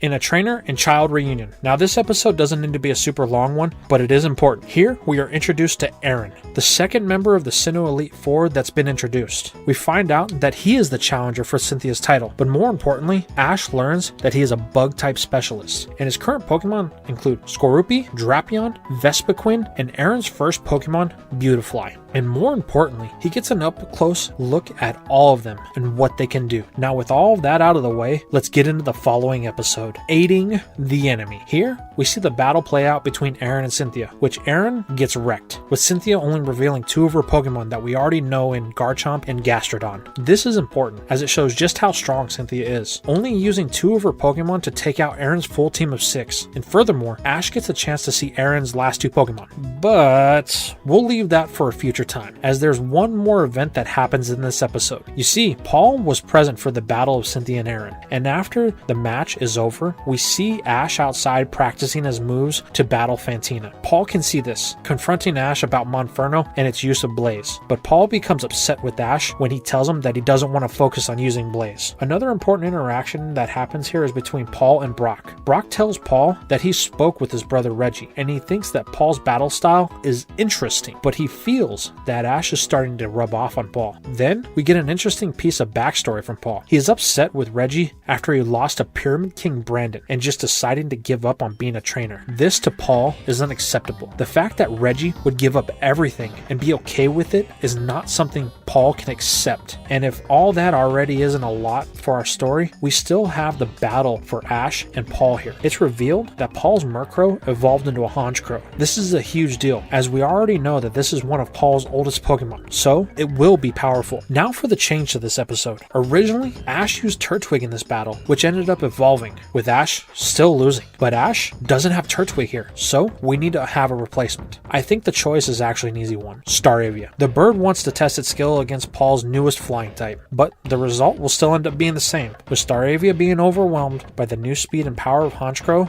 losing. But this does prompt Staravia and Ash to focus more on their training, as the two won't be bested by Paul and the big boss Pokemon again. Unfortunately though, with that change, we won't get the awesome interaction with Paul's Torterra, but it's a small sacrifice for the greater story. Now with that, we move on to the next episode. Now let's see if I can finally say this without laughing. Berries busting out all over. Seriously, it took me like 5 tries to get that right. Anyway, this is the episode where we are introduced to Barry, the rival in the main series games. While he still has an impatient streak, he's billed as the ultimate Paul fanboy, while claiming that he will be the strongest trainer. The episode ends with Ash beating Barry in a 3-on-3 battle, which the only changes that we'll have here is Monferno instead of Chimchar and Spiritomb instead of Gliscor. After Ash wins, Barry claims that it was just luck, to which Ash replies to come watch him beat the gym leader that he couldn't. This then leads us into our next episode and the very first gym battle of this part, Shield with a Twist. The battle is one that Ash has been waiting for. All of his training has led to this. With Barry, Don, and Brock looking on, both Fantina and Ash make their first choices in Gengar and Buizel. Though this starts off with Ash on the receiving end, when it comes time for hypnosis, Ash has Buizel use the new technique they've been working on, which catches Gengar, knocking it to the ground. It is here that Fantina dubs Ash's strategy as the counter shield, which Ash is all for. The next exchange sees Buizel take a Nightshade, but Gengar was hit with a Water Pulse. In the end, even though Buizel was hit, Gengar took more damage, getting knocked out in the process. This frustrates Barry in the stands, but oh well. Ash then recalls Buizel to save it for later. Now comes Miss Magius. Normally, Ash would have used Chimchar here, but since he has Monferno, we're gonna make that change. But this still has a bit of a negative side. Now, Monferno has the fighting type, while Miss Magius primarily uses psychic type attacks. This battle makes it a little harder for Ash to take the win, as Monferno does take more damage being at a type disadvantage. But in the end, the Blazing Chimp still gets the win. Again, frustrating Barry in the stands. This leads into our major change for the episode. Normally Ash would recall Monferno here and send in Pikachu, but here, Ash will leave it in to face Drifblim. This does end up costing Ash Monferno. Now, why did I do this with Monferno, when in the original, Ash used Chimchar to win? The reason is actually simple. In the original timeline, Chimchar won 3 of his 8 badges, which showed that he was relying on it a little bit too much. Here, it will give us a chance to use somebody else to win this battle. So, with Monferno down, even though it did cause some damage, Ash sends back in Buizel. Unfortunately, it does meet the same fate, but it does cause some damage in the process, leading Ash to his final Pokemon. Now in the original, Pikachu was the 3rd Pokemon in the battle, and it lost pretty quickly. But here, we're going to use the newest member of Ash's team, Spiritomb. This is something I can see Ash doing, trying to beat Fantina at her own type. Though it would be a difficult start, Ash would prove here his ability to adapt in battle, using Spiritomb's newly learned Dark Pulse as a counter shield. Now, I think the real advantage that Ash would have here is the fact that even though he's only had Spiritomb for a short while, it is literally hundreds of years old. So I think the level would be a bit bit higher than Drifloon, giving it a natural power over its ghost opponent. This would allow Ash time to develop new strategies in the battle with it, which when you think about it would be better to do here against a ghost specialist, as Ash could see a ghost specialist live in action. This would eventually result in Ash's victory, earning him his 5th badge of the Sinnoh region, the Relic badge. This also has an adverse effect on having Barry join a group temporarily so they can travel to Canalave City for Ash's next badge. But Barry already won that badge, so he's only going for training on Iron Island. Also, side note, rather than being useless, Jessie actually earned her 2nd contest ribbon here, while Ash was earning his gym badge. And that wraps up the episode, leading in to our next adventure.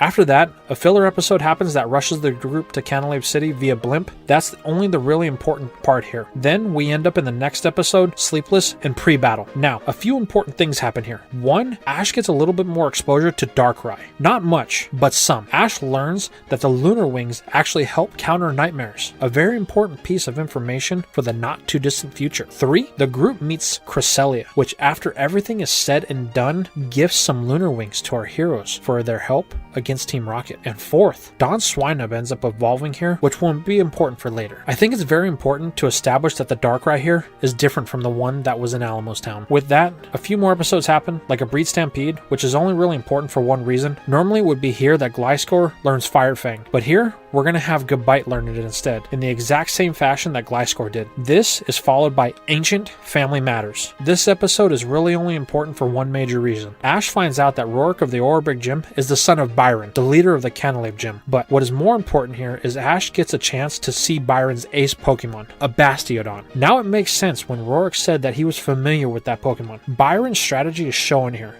Unlike his son, who embraces a pure offensive style with his fossil Pokemon, Byron uses a pure defensive style that he proves can even best Rourke's most powerful Pokemon, Rampardos. The episode ends with Ash formulating a strategy on how he will crack the iron defense of Byron. Now we enter our next episode and our 6th gym battle, dealing with defensive types. Ash looks to mount an all-out assault against Byron's massive defense. This will be tough, and we will have a lot of changes coming up. So let's get started. First up, Byron leads with his Bronzor, and here it has the ability Heatproof. Normally, Ash would use Chimchar, but he's got Monferno, so we'll use that. Now, I know Ash gets caught off guard by the Heatproof in the beginning, but I think with the added power from the evolution into Monferno, it would make the battle end much quicker than the original. And for those of you that are concerned with Bronzor's psychic typing, remember one thing. The battle with Fantina, where Monferno had to deal with a Miss Magius, well, I think that due to that experience, Ash would be better guarded for psychic type attacks, so it would level out. Don't get me wrong, Monferno would still take some damage, just not as much as if it were still a Chimchar. So with that, we move on to the second battle as Byron sends in his Steelix. This is where our next change is going to happen. Normally, Ash would recall Monferno and send in Weasel, which ends up getting sacked in the process. But here, Ash will leave in Monferno, as it really hasn't had as much damage as it did in the original. And I have to be honest here, this battle is over pretty quick. You see, Chimchar still won originally, even after taking heavy damage. But here, it's now Monferno that is almost at full health, and also, it has access to the fighting type, so the advantage is solely in Monferno's court. But don't get me wrong, it still takes some damage, as Ash gets a little overconfident after the one-sided battle with Bronzor. This leaves Monferno open for a few Iron Tails, before it's able to close out the battle with a combo of Mach Punch and Flame Wheel. This just leaves Byron with one last Pokemon, and Ash knows exactly who it is, Bastiodon. Ash tries to end the battle quick, as he knows Monferno doesn't have the endurance left to pull off a hat trick. So he goes big with Flamethrower. In an ironic twist of fate, Ash loses the battle to the very same move he beat Rourke with, Metal Burst. Monferno is down, and Bastiodon has barely taken any damage. But not to worry, Ash still has 2 Pokemon. Will he need them? Let's find out. It's here that the next change to our story takes place, when Ash sends in his second Pokemon to battle, Gabite. Now guys, I had some serious thoughts about this gym battle, and I'm just going to say it. Byron really isn't that menacing. With the changes we've made to Ash's team, and the extra training he's undertaken, there's just no way Gabite conceivably loses here. With moves like Rock Smash, Dig, and its newly learned Fire Fang, not to mention its trump card Draco Meteor, Bastiodon just doesn't stand a chance, no matter how good its defense is. Gabite has 2 4 times weak moves against it. I just can't think of a believable way that Ash Ash would have to resort to a third Pokemon. So Ash takes this battle with Gabite, earning him the Mind Badge. Now, if Ash had to use a third Pokemon, he did call Professor Oak to have Bastiodon on standby. And you may think, Ronan, wouldn't Ash want to use Bastiodon against Byron to test which one is better? And I think the answer would normally be yes. But with Ash wanting to have all of his Pokemon at the same amount of training, I think he would want to use the other ones first before going with the higher level Bastiodon. So, with our 6th badge firmly in our grasp, let's move on to the final leg of this part. So, the group decides to head to Snowpoint City and the site of the 7th badge of the Sinnoh region. There are a few things that will take place during their travels here. First, they stop by to see Barry on Iron Island. Then, while they were there, they end up running into Team Galactic. This is important for one major reason, because they are using the items that are located on the island and the monument to scan the Sinnoh region, and more importantly, scan Mount Coronet looking for the Spear Pillar. Unfortunately, because Ash gets involved, they end up failing with the help of Riley and his ace Pokemon, Lucario. Now on to the next episode, another one Gabites the Dust. In this episode, we would have seen Dawn earn her 4th contest ribbon from the Choco Town contest. But there's a problem. Ash enters this contest as well. You remember what we said before about how Ash was getting better? Well, this is where it starts to show. Ash ends up making it to the finals with Spiritomb. And Dawn, being a little bit overconfident, takes for granted the fact that Ash has actually been leveling up and is now equal to her in the contest scene. And because of her overconfidence, Dawn ends up losing in this one. This costs her 4th ribbon. And Ash has actually earned his 1st ribbon in the Sinnoh region. Ash actually feels a little bit guilty about this. He didn't really want to prevent Dawn from entering the Grand Festival, but at the same time, his competitive spirit got the best of him. While Dawn, on the other hand, has to come to terms with the fact that Ash is no longer a training partner. He's now a rival in her contest scene, as Ash ends up entering a Pokeringer contest with Staravia, and he ends up battling Paul and his Honchkrow in the finals. In order to beat Paul's Honchkrow, Ash's Staravia ends up evolving into a Staraptor to edge out Paul's Honchkrow for the win. Our second to last episode is the Lonely Snover. I'm going to be honest with you guys here. This is going to be a quick one. We're going to have Ash's final catch of the Sinnoh region here with Snover. Now there is one problem that we have to address. What do we do with Snover? Do we send him to Professor Oak, or does Ash add him to the team? Well, Ash is actually going to make the decision to add it to the team and send Spiritomb back to Professor Oak. At this point, he's feeling since he won a contest with Spiritomb, he's managed to bond with it, so wouldn't mind spending some time away from Ash. But little does he know, this is going to come back to haunt him in a very bad way later on. Now in the final episode for the grand finale of this part, we have old rivals, new tricks. We see Dawn entering the Strawtown contest in hopes of obtaining her 4th ribbon, since she lost the last one to Ash. But there's a problem. Her old rival Kenny is here. While Ash has decided to sit back out of this one because he kind of feels bad that he took the last one from Dawn, Kenny, on the other hand, is out for his next ribbon. And it really plays a big part that Dawn is struggling with her confidence after she lost the last one to Ash. And it shows here, because Kenny's able to beat her in the finals, earning his 4th contest ribbon. And then we move into our final event for this part. The next movie, Giratina and the Sky Warrior. Now, why did I wait this long to introduce this movie? Well, the reason is simple. Toward the end of this movie, we see that there's a lot of snow and glaciers around, and it is very mountainous, as well as a lot of ice-type Pokemon, and even a Regigigas. I think that it fits well that it is in the area south of Snowpoint City, just north of Mount Coronet. So, with that being said, the story is still the same. Giratina hunting down Dialga because it invaded its dimension, a shaman gets involved, and the Sky Warrior is obsessed with the distortion world. But what we're going to add here is that after the events of Alamos Town, Team Galactic has been monitoring the energy that was given off on that day to see if it would happen again. And much to their leader's delight, they were able to track every bit of the event. They end up finding something else out as well. There is another source of energy coming from beyond the voids of space and time. It is faint, but it is growing much stronger each time another portal is opened by Dialga or Giratina. The events end as usual with the Sky Warrior learning his lesson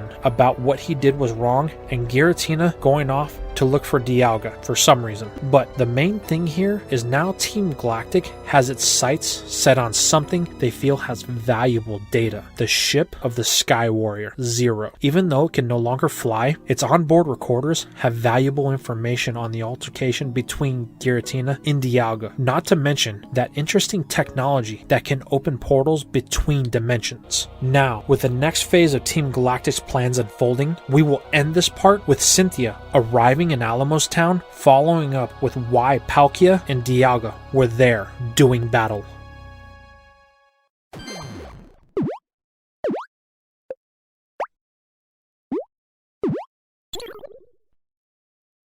Now, we're heading back to school with classroom training. While this episode isn't super important, there are a couple of things here that happen that we need to cover. First is the group arrives in Snowpoint City. We find out that Zoe, one of Dawn's contestant rivals, is from the icy town of the north. It is here that we are also introduced to Candace, the leader of the Snowpoint Gym. We also learn that Dawn isn't the only one struggling with her contest battles, as Zoe has only been able to capture 4 ribbons for the Sinnoh Grand Festival. This all leads to a confrontation with Team Rocket that allows Ash to see Candace's ace Pokemon, Abomasnow. But Candace also gets a chance to see Ash's unpredictable battle style. The episode ends with us leading right into Ash's next gym battle and the very next episode. Sliding into 7th. With Ash challenging for his 7th gym badge, this is a very important battle. This battle will be a 4-on-4. Ash has his work cut out here, and so do we, as Ash is missing 2 Pokemon he used in the original battle, Grotle and Gliscor. The battle would normally start with Grotle versus Sneasel. Here, I think we can go with the newly caught Snover. It's still a grass type, but it's also part ice. I think Ash would use it to feel out Candace's battle style. The battle will go much like in the original, with Sneasel looking like it has the upper hand with its speed. But the one thing that Ash's Snover has going for it is, it's a prankster. And we see Ash take advantage of this with its moveset by using Grass Knot to trip up Sneasel, then Grass Whistle to put Sneasel to sleep. Now, we didn't learn all of Snover's moves in the episode that he caught it, and since it's a pseudo replacement for Grotle, I think we can give it Rock Climb here, allowing it to close out the battle, giving Ash the lead in the same way that he did with Grotle in the original. Ash would then recall Snover for later. Candace would send in Medicham for her second choice, while Ash would stick to his regular choice of Staraptor. While this battle starts off in Candace's favor, it will still end like the original, with Staraptor ending Medicham with the Brave Bird, giving Ash a 2-0 lead. Ash then recalls his bird of prey for later use. Candace then sends in her 3rd Pokemon, Snover. Now here, we have to make our next change. Normally Ash would have used Gliscor here, but since he doesn't have it, we're going to go with another decision. He spent some time mulling it over, but in the end, chooses to go with Gabite, which I think is for the same reason, as he chose Gliscor in the anime because it knows Fire Fang. Now, there is something I want to point out here. Ever since the contact Gabite had with Cynthia's Garchomp, it's been working on its ability to fly. In this battle, it and Ash do their best to use this ability, but as they still haven't mastered it, and Gabite being at a massive disadvantage here, it ends up losing to Snover, though it does get a few moves in before doing so. Ash then uses this time to pull out all the stops, as he sends in our next change, Monferno. Now in the original, this was Chimchar, and it did have some trouble against Snover, but here, Monferno cleans house pretty quickly, with a Mach Punch ending Snover in one hit. This leads to Candace sending in her final Pokemon, Abomasnow. Normally, Ash would have Chimchar fight with one Flamethrower, but then recall it when it loses to a Blizzard. But here, Ash will keep Monferno in, as he feels there's no way they could lose to a Grass Ice type. But that is where they're solely mistaken. The battle between the aces of the 2 trainers heats up quickly, with Monferno being pushed harder and harder by the Treesicle. It's actually on the losing end. Candace may be a young gym leader, but she knows her type disadvantages, and she's able to counter every move our 2 heroes have made. Then, it happens. Monferno snaps when its endurance gets too low, sending it into another blaze-fueled rage. It again rampages, causing damage to everything in sight. Ash is forced to interfere when it won't respond to his calls, but this time, it won't be the same. Monferno actually turns on its trainer, attacking Ash with its strongest Flame Wheel. The only thing that saves him is Pikachu intercepts it with the Volt Tackle, causing a burst of energy to emanate from the 2. When the dust settles, Monferno is down. Pikachu seems to be alright, just a little shaken from the encounter. Ash is going to have to be on guard with this Blaze ability, because it seems like it's getting more and more out of control the more intense the battles with Monferno get. But he can't worry about that now, because this is going to leave Candace with one question. Does she allow the battle to continue, or does she cancel it due to what transpired? Ultimately, she and Ash agree they can continue the battle, as he still has 2 Pokemon, and Abomasnow didn't take any damage from Monferno's outburst. Now Ash has to beat this tank with just Staraptor and Snover left. Ash chooses to go with Snover first. This battle is a pretty interesting one, as you have Ash's Trickster versus Candace's Serious Snowman. Abomasnow proves to be a powerhouse with moves like Blizzard and Hammer Arm, which ultimately do win the tiny tree of tricks. This leaves Ash with just 1 Pokemon, as he sends back in Staraptor. Luckily, Ash has speed on his side, and after dealing with both Monferno and Snover, Abomasnow is pretty winded, unable to keep up with the King of the Skies. But Ash can't get in to land a clear hit, so he decides to create an opening by ordering a Brave Bird, allowing Staraptor to push through a Hammer Arm and land a close combat, knocking out Abomasnow and earning Ash his 7th Sinnoh Gym Badge, the Icicle Badge. Now with his 7th badge firmly in his grasp, Ash celebrates, but his celebration is interrupted by the arrival of his greatest rival in Sinnoh, Paul. This leads us into the very next episode of Pyramiding Rage. Paul is in Snowpoint City to earn his next badge by battling Candace. But after learning of Ash's win and how he'll have to wait till the next day for his battle, Paul just chooses to be a dick to everyone at the Pokemon Center until his battle. With the next day finally arriving, Paul sets out for his gym battle when he's stopped by his brother Reggie. Ash and the group join him to say hi to Reggie when the world is shaken by an enormous building flying overhead. This is why this episode is important, because it is at this moment that Paul learns that Ash was able to beat Pyramid King Brandon. After a brief explanation of the battle frontier, what a frontier brain is, and how Reggie never beat Brandon, the strongest of the Kanto frontier brains, our group arrives at the battle pyramid. Right away, things are intense, as Paul wastes no time in challenging Brandon to a battle, declaring that he will do what Reggie couldn't. Brandon accepts and allows the small crowd to watch on as the demonstration unfolds. Now, to keep this short, we won't need to focus much on the battle, so I'll just say it. Paul loses in the same way his brother did, without even taking out a single Pokemon of Brandon's. Let's not forget this was a 6-on-6 battle too. But what is important here is the backstory we get on Paul. What we find out is Paul thinks that his brother gave up too easily after his loss to Brandon. Watching his brother lose so shamefully is what shaped Paul's views on how to raise Pokemon, battling with only strength as a true measure of success. Though Paul still lost, he aims to challenge Candace. But before he can leave, Reggie has his best mic drop moment of the entire series, when he asks Paul if he would battle Ash in a full 6-on-6 battle. Brandon seconds this motion, with Reggie setting a date in 10 days at Lake Acuity. Paul and Ash agree, allowing us to head into the very next episode.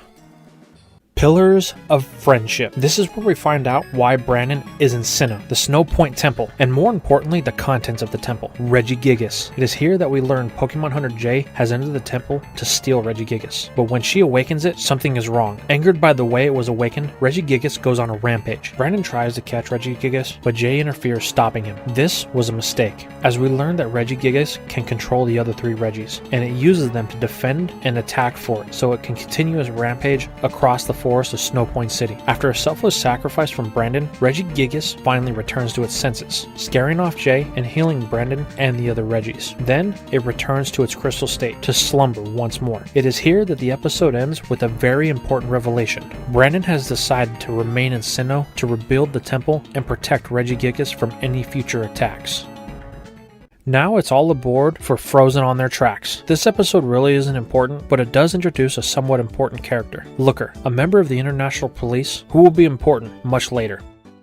Now that we got that useless piece of trivia out of the way, let's head into a much awaited part that people have been waiting for my outtake on. The 2-parter, Pedal to the Metal and Evolving Strategies. The second most important battle between Ash and Paul in the series. And with all the changes we have made to Ash's team, this will be a different beast altogether. This will be a 6-on-6 battle, and in the normal timeline, Paul set up his strategy to reflect on what he knew about Ash and his team, which never changed. Ash always had the same 6 Pokemon to this point, but in our version, Ash has caught more of a team of 6. But also has a choice for a few surprises, as Paul don't know about Spiritomb or his newest catch, Snover. This is also where we start to see Ash reflect on his journey to this point. Ash is going to make a decision that will shape the outcome of this battle, so let's get into it. Ash wins the coin toss, so he gets his first choice, and normally he would leave with Buizel, but in this timeline, Ash just skips sending him Buizel and chooses to go with something else, Gabite. So Paul answers it with Torterra, just like in the original. This battle plays out much like the original, with Torterra and Gliscor.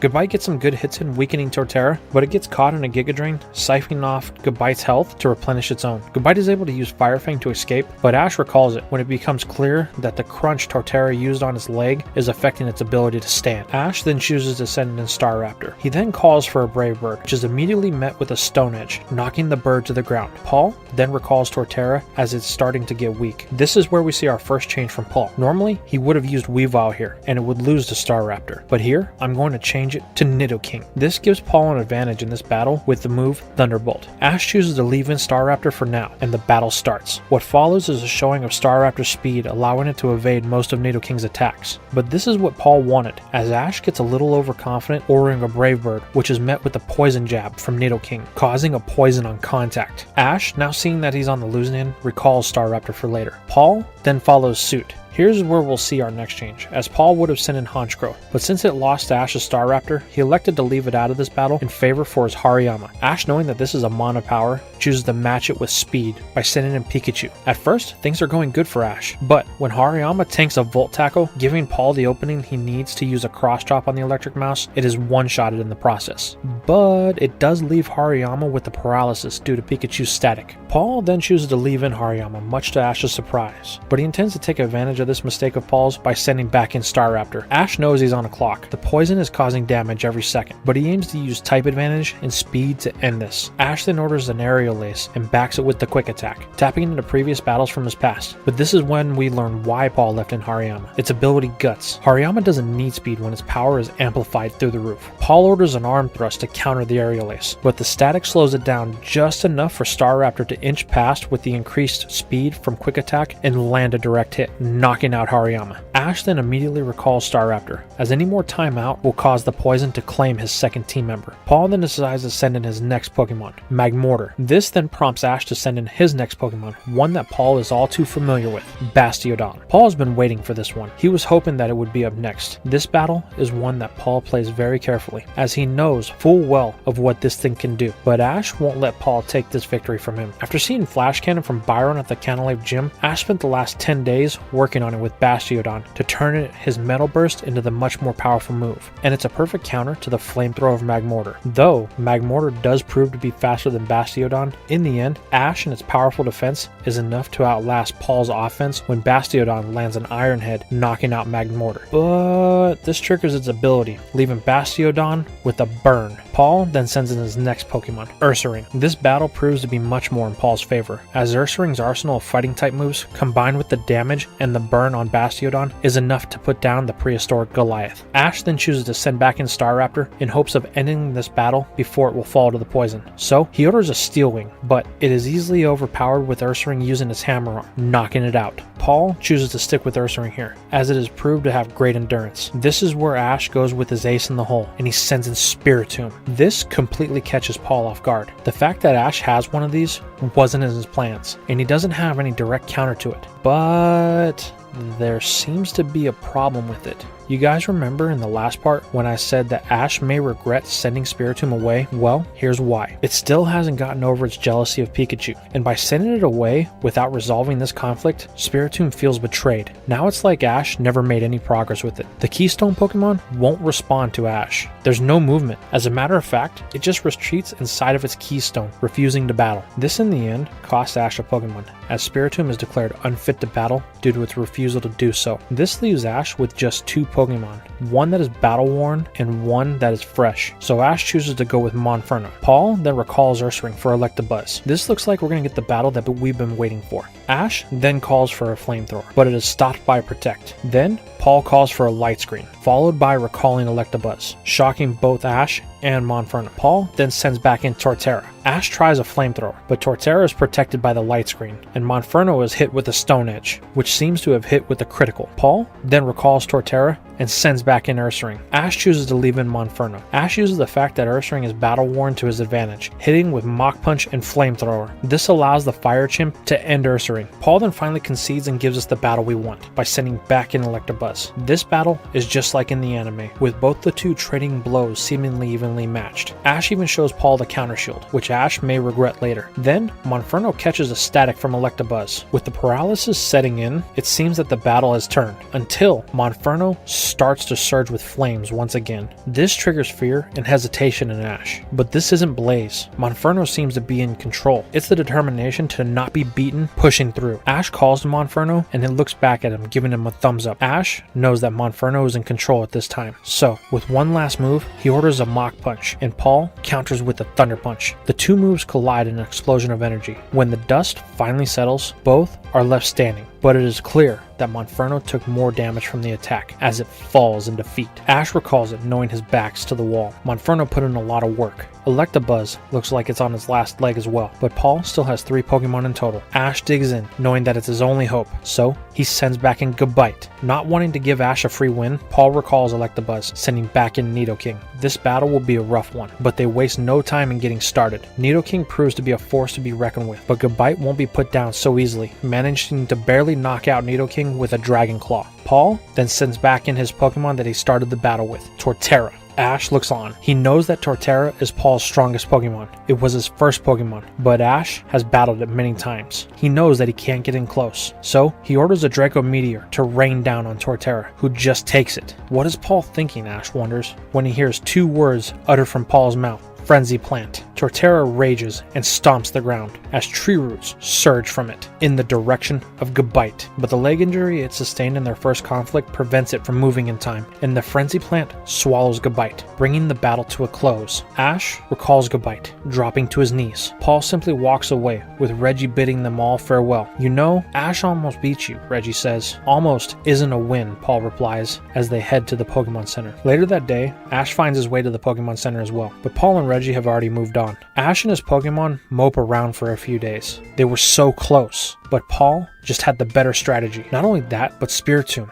What's its problem? Why wouldn't it battle? All questions that Ash must answer. But he and most of his Pokemon bounce back, and Ash decides to send Bastiodon back to Professor Oak for Snover, and he decides to send Staraptor for Buizel. Ash has decided until he can figure out what's up with Spiritomb, he's going to keep it with them. So, with this long battle behind us, we can finally move on to our next part.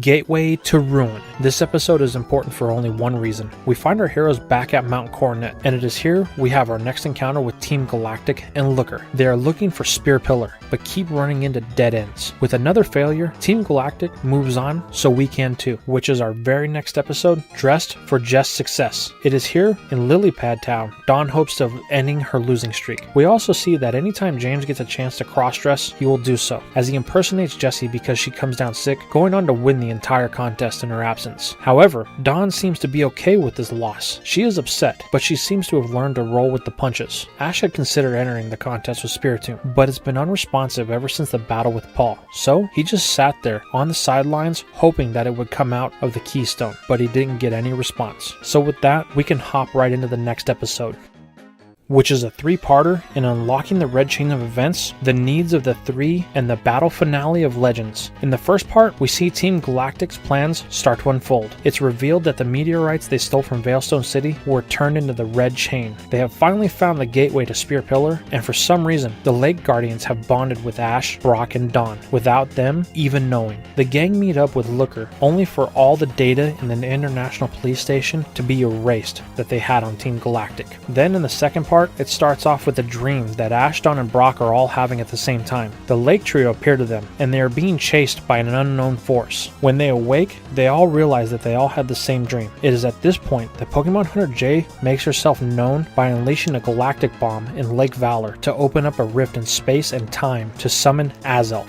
Ash, Brock, and Dawn all feel the stress that Azelf is in, calling Professor Thornberry only to have their worries confirmed. Jay is then successful in capturing the Lake Guardian, summoning the other 2, Uxie and Mesprit, which she is also successful in capturing, but she is soon met with a tragic end as a future sight hits her ship, dropping it to the bottom of the lake, causing an explosion, seemingly ending her for good. It is at this point Cynthia shows up and takes the kids to meet Looker on Mount Coronet. She explains that in order to help the Lake Trio, they will have to stop Team Galactic. Since Ash and his friends are linked to them, they must be the ones to end this. During the ride, Cynthia talks to the group about what she's been up to. As she begins to tell them about what she found in Alamos Town, our heroes are teleported away to the shock of Cynthia. They end up on the base of Team Galactic. This is when Ash and friends find out that Cyrus is the leader of Team Galactic. He tells them of his plans to create a new world and how they should give up their emotions as they only cause pain. But Ash, Brock, and Dawn are angry over the way they have treated the Lake Guardians. It is at this point a battle is unleashed inside the base as our heroes dash for the 3 Lake Guardians. This brings us to the final part, where it is revealed that even though they can get to the Lake Trio, Cyrus has them under complete control with the power of the Red Train. He orders the grunts to hold the kids captive as he prepares to summon Palkia and Dialga. Just as Cyrus begins his descent into the gateway of Spear Pillar, the champion of champions shows up to free Ash, Looker, and the rest of the captives. Now, for the changes that we have to make in this part. In our time, Cyrus still seeks to create a new world. He aims to do this this with the power of Dialga and Palkia, but here he has acquired one more item that will complete the trio of the Adamant and Lustrous Orbs, the Greasius Orb. Also, we see a very familiar device that was created based upon the tech found in the Ship of Zero. Now, Cyrus has everything he needs. He aims to summon the third member of the creation trio, Giratina. You see, after the events of the Sky Warrior, Cyrus made a trek to the Distortion World, where Giratina lives. He spent time studying it, learning from it. It was while he was there, Cyrus discovered the missing piece to his puzzle, the Greasius Orb. Now, with all three of the beings under his control, Cyrus has ultimate power, enough to eliminate this grief-stricken world from existence and create a new one in his image with his beliefs. While in the Distortion World, he realized that the new world would never come to pass because it needed a Distortion World of its own. Now, it will. From here, the events continue as normal, but the third pillar will be in use. Even after Ash, Brock, and Dawn free the Lake Trio, they still can't break the power that Cyrus holds over the Creation Trio. It is at this point that an all-out battle ensues. Ash uses Pikachu, Gabite, and Monferno. Brock uses Croagunk, and Dawn uses Piplup, and Cynthia uses Garchomp. They all attempt to try to break the oddly shaped rings around Palkia, Dialga, and Giratina. Cyrus orders the three to create a new universe and destroy this pathetic one in its place. All of his followers are happy that they get to go to this new world, but this is where Cyrus kills their hopes and dreams, when he reveals that he's the only one that's going to be in this new world, as they will only poison it. The group does what they can to break the connection between Cyrus and the Creation Trio, but the attacks of their Pokemon just aren't enough. It finally hits everyone. This is it. They can't stop it. Everyone is doomed. Just as Cyrus prepares to enter his new universe, a cry emanates from beyond the void. The strength of the shockwave is staggering. It shatters the rings on Palkia, Dialga, and Giratina, stopping the creation of the new universe. Cyrus won't let it end like this, and he prepares to enter his prize that he's waited his whole life for. But as he looks into the void, it looks back, and Cyrus flinches, causing the doorway to close before he can enter it. Stunned into silence that all of his life's plans have come to nothing, Cyrus drops to his knees. This is when Looker enters, looking to take Team Galactic and their leader in, but Charon thought something like this could happen, so he had a backup plan. With the flip of a switch and a flash, Team Galactic is gone. What? How? Looker exclaims. Warp Tech from Slipco, Cynthia answers. It was stolen when a boat from Kanto docked in Snowpoint City for repairs. I thought Team Galactic was behind it, but I wasn't sure. With nothing left to do, the group disbands from Spear Pillar as Palkia, Dialga, and Giratina return to their respective worlds, confused about what just happened. Back at the Pokemon Center in Hearthome City, Cynthia tells our heroes it's not over. Though the Lake Guardians have returned to their dimensions, what I found in Alamos Town concerns me. I think I know why Palkia hid there from Dialga, taking the entire town to another dimension, but I need more information to be sure. Ash then tells Cynthia he thinks she is right. When that cry from beyond the void came, I felt something due to the connections with the Lake Trio. Me too, Brock and Dawn chime in. Really? What was it? Cynthia asks. Ash looks at her with a seriousness she's never seen from him before and utters one single word: fear. This chills Cynthia to her core. Is what she found right? Is there a being out there more powerful than Palkia, Dialga, and Giratina? Well, with nothing else to go on, our group parts ways, heading to the site of Dawn's next contest and Ash's next gym battle. But not before making a quick stop. After all the excitement that's been happening, Dawn gets a call from her mom to come home to Twin Leaf Town for the Twin Leaf Festival. Most of this is just useless filler, but there's one thing here we will use. It is here that we meet Barry again, and we find out that his dad is here, a super strong trainer named Palmer. When Ash finally has a chance to meet him, he learns that he is actually a frontier brain for the Sinnoh region. Ash, remembering how strong the Kanto battle frontier brains were, challenges Palmer to a battle, citing his credentials of his victory in Kanto as a reason why they should have the battle. Palmer, intrigued by this young boy, accepts. Now here's where we're going to have to make a change. In the normal timeline, Ash used Grottle and lost, but here he doesn't have it, so he will use Gabite. Let me tell you, the battle here is more intense as well. Palmer's Rhyperior takes no prisoners. I always felt that Palmer held back in the original battle with Ash, but here all the stops are gone. Gabite is severely outmatched, but the dragon doesn't give up. It pushes back with each battle-ending blow that it takes, testing the lengths of its own endurance. Then it comes to the final move.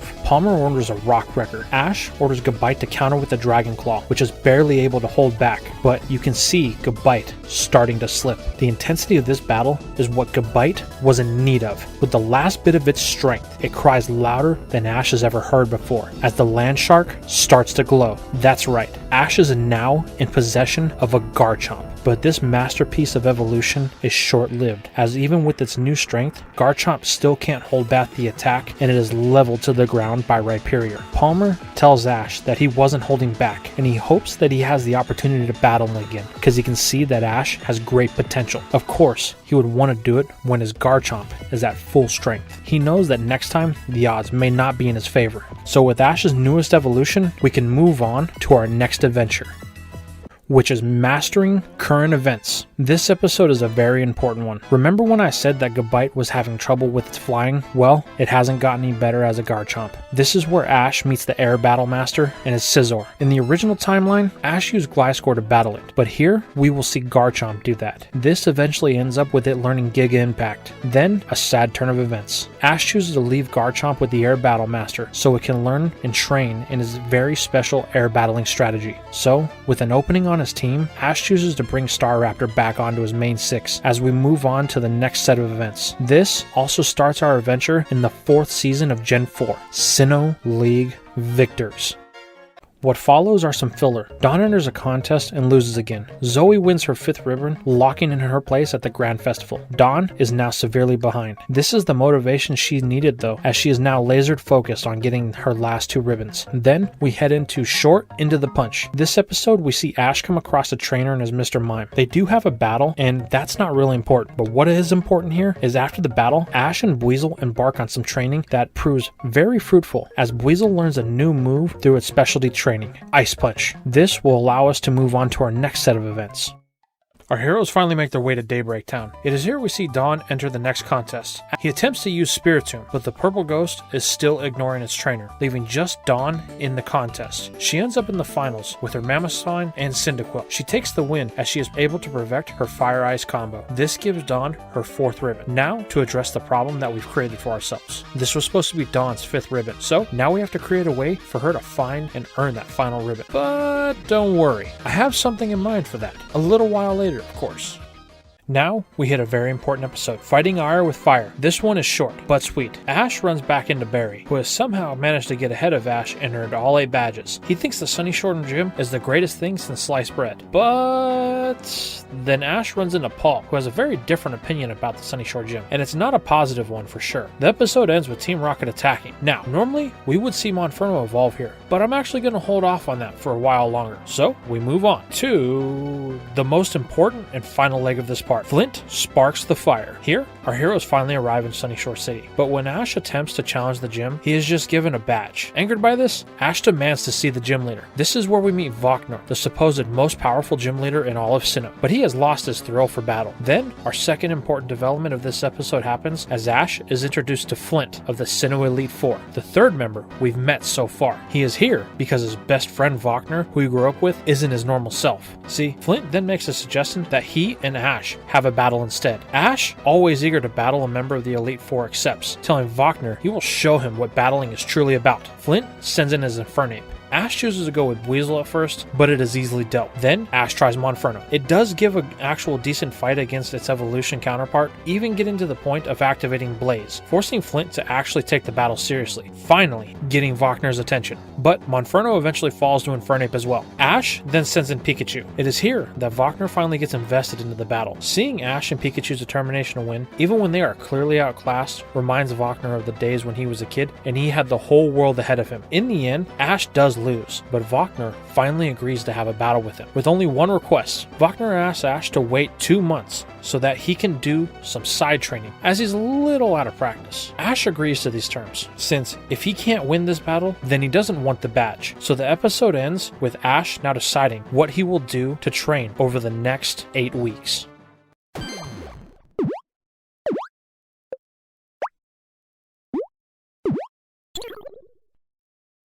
Alright, we're picking back up with Ash and his friends. Today, they are deciding how they want to spend their next 2 months. Ash really wants to get in some serious training. The battle with Paul and Flint has shown him that he's seriously behind them. But Ash isn't the only one who's having issues. Dawn still has to get her last ribbon, or she can't enter the Grand Festival. The timeline is tighter for her as well. Ash still has 3 months until he has to start the Sinnoh League Finals, but she has only 30 days to secure her final ribbon, or she will miss the one thing she's aimed for in her whole 10-year-old life. life. No mistakes, Dawn declares to everyone. With the Pokemon Center full of people looking at her, it caused some embarrassment. Dawn, you okay, Ash asks. Yeah, I'm just getting myself focused. I have one last chance to get a ribbon, and the next contest is mine. Don't get overconfident, Dawn, Brock says. That could cost you the contest. Don't worry, Brock. I know what I'm doing. The next ribbon is in the bag. Well, okay. Ash, how about you? What are you going to do with your training? Well, I've been thinking about it, and if Wagner is as strong as Flint, then I'm going to need some serious training in order to get onto his level. So, I was thinking about heading to Snowpoint City. Oh, to train with Brandon? Yes, Ash says. He's the strongest trainer I know. Then Ash hears a familiar voice from behind him. Why stop there? Why not challenge all of the Sinnoh Frontier brains? The group turns, and Ash sees a very familiar person. Scott, how have you been? I've been great, Ash. Hey, Brock, and you must be the skilled coordinator I've heard so much about. Dawn, isn't it? Scott says. How do you know me? Dawn asks in puzzlement. Dawn, this is Scott, the president of the Battle Frontier. What are you doing here? Ash questions. I'm here for the same reason I was in Kanto, Ash. To make the Sinnoh Battle Frontier official. As with Brandon, there are now 7 Frontier brains here in the region. And to answer your question, I make it my business to know talented trainers and coordinators. And you are on that list. Really? Well, I guess I'm not surprised. I am pretty great. That overconfidence that Brock was worried about is poking through again. Scott, what do you mean challenge the other Frontier brains? I've already won the Battle Frontier. True, Scott says, but I overheard you were wanting to do some serious training. And if you recall, the Battle Frontier trainers are on the same level as the Elite Four. And besides, the only trainer that you've actually faced is Brandon, and he's not the same trainer that you beat last time. Actually, I already battled Palmer, Ash says. Really? Did you win? No, I lost. He was really strong. Well, this would be a chance for a rematch. Plus, the other brains are just as strong as him, and I guarantee you, they will present a challenge you've never had before. Ash turns to his friends. What do you think? I think we should do it, Dawn says. If these Frontier brains are as strong as Scott claims, then it'll only benefit us. Brock, how about you? I'm on board, Ash. I'm always on board. Ash turns to Scott. Okay, we're in. Where's the first battle facility? Ash questions. Hey, Dawn, can I see your Poketech? Sure, as she hands it over hesitantly. Scott then hooks it up to his and uploads some information, then hands it back. There, I've programmed the first facility. When you clear that one, then you will receive the location for the second one. Dawn checks the map, and her eyes light up. The first facility is just outside Orburgh City, which is the site of her next contest. Scott then gives Ash a new Frontier Pass to hold his new battle symbols. Ash, I know you have the location of the battle pyramid this time, but I would save Brandon for last. I can say, if you challenge him now, you'll lose. And this time, there's no do-overs. You have to win each battle on your first try, or you cannot continue the Battle Frontier Challenge. Really? Wow, the stakes are much higher this time. Guess I have no room for error then. Ash, what do you mean this time? Dawn questions. Well, last time, it took me 3 tries to beat Brandon, but I was finally able to beat him. Really? No wonder Paul had such a hard time with him. Ash thanks Scott for another invite to the Battle Frontier. Are you going to be at each battle? Like last time, Ash questions? You know it. I want to see if my new Frontier brains have what it takes to dethrone a Frontier champion. Well, I guess I'll see you there then. And with that, they part ways. Ash can't hold his excitement. He's really wanting to get on the road, as is Dawn, as she's itching for her final ribbon. Brock cautions the two. Ash, you just had a serious battle with Flint. Let's rest for the day, and then they can head out first thing in the morning. Ash and Dawn agree, so they settle in. That night, Ash looks up at the sky with Pikachu. You know, buddy, I feel something. I don't know what it is, but it feels right, as the two doze off into a deep slumber. The following day, the trio sets out. They will hit Orburgh City first, as Dawn's contest is only a few days away. They will need to be quick. They're about a day's trek in when Brock realizes that if they don't pick up the pace, Dawn will miss the contest. This starts to freak her out a little bit, as this is her last chance for a ribbon. She can't miss it. As she panics, while Ash and Brock attempt to calm her down, they hear a voice ahead of them on the road. Hey, are you guys okay? You seem in distress. Do you need assistance? The group looks up, and there sits an older lady in a Jeep. She looks familiar, Brock thinks to himself. Dawn doesn't care who she is. This lady has a car, and it is her ticket to get into the contest on time. She rushes the old lady, showing her panic in the process, begging for a ride, explaining her dire situation. Ash and Brock chase after Dawn, apologizing for their friend. The lady tells them that it's really no problem. She introduces herself as Bertha.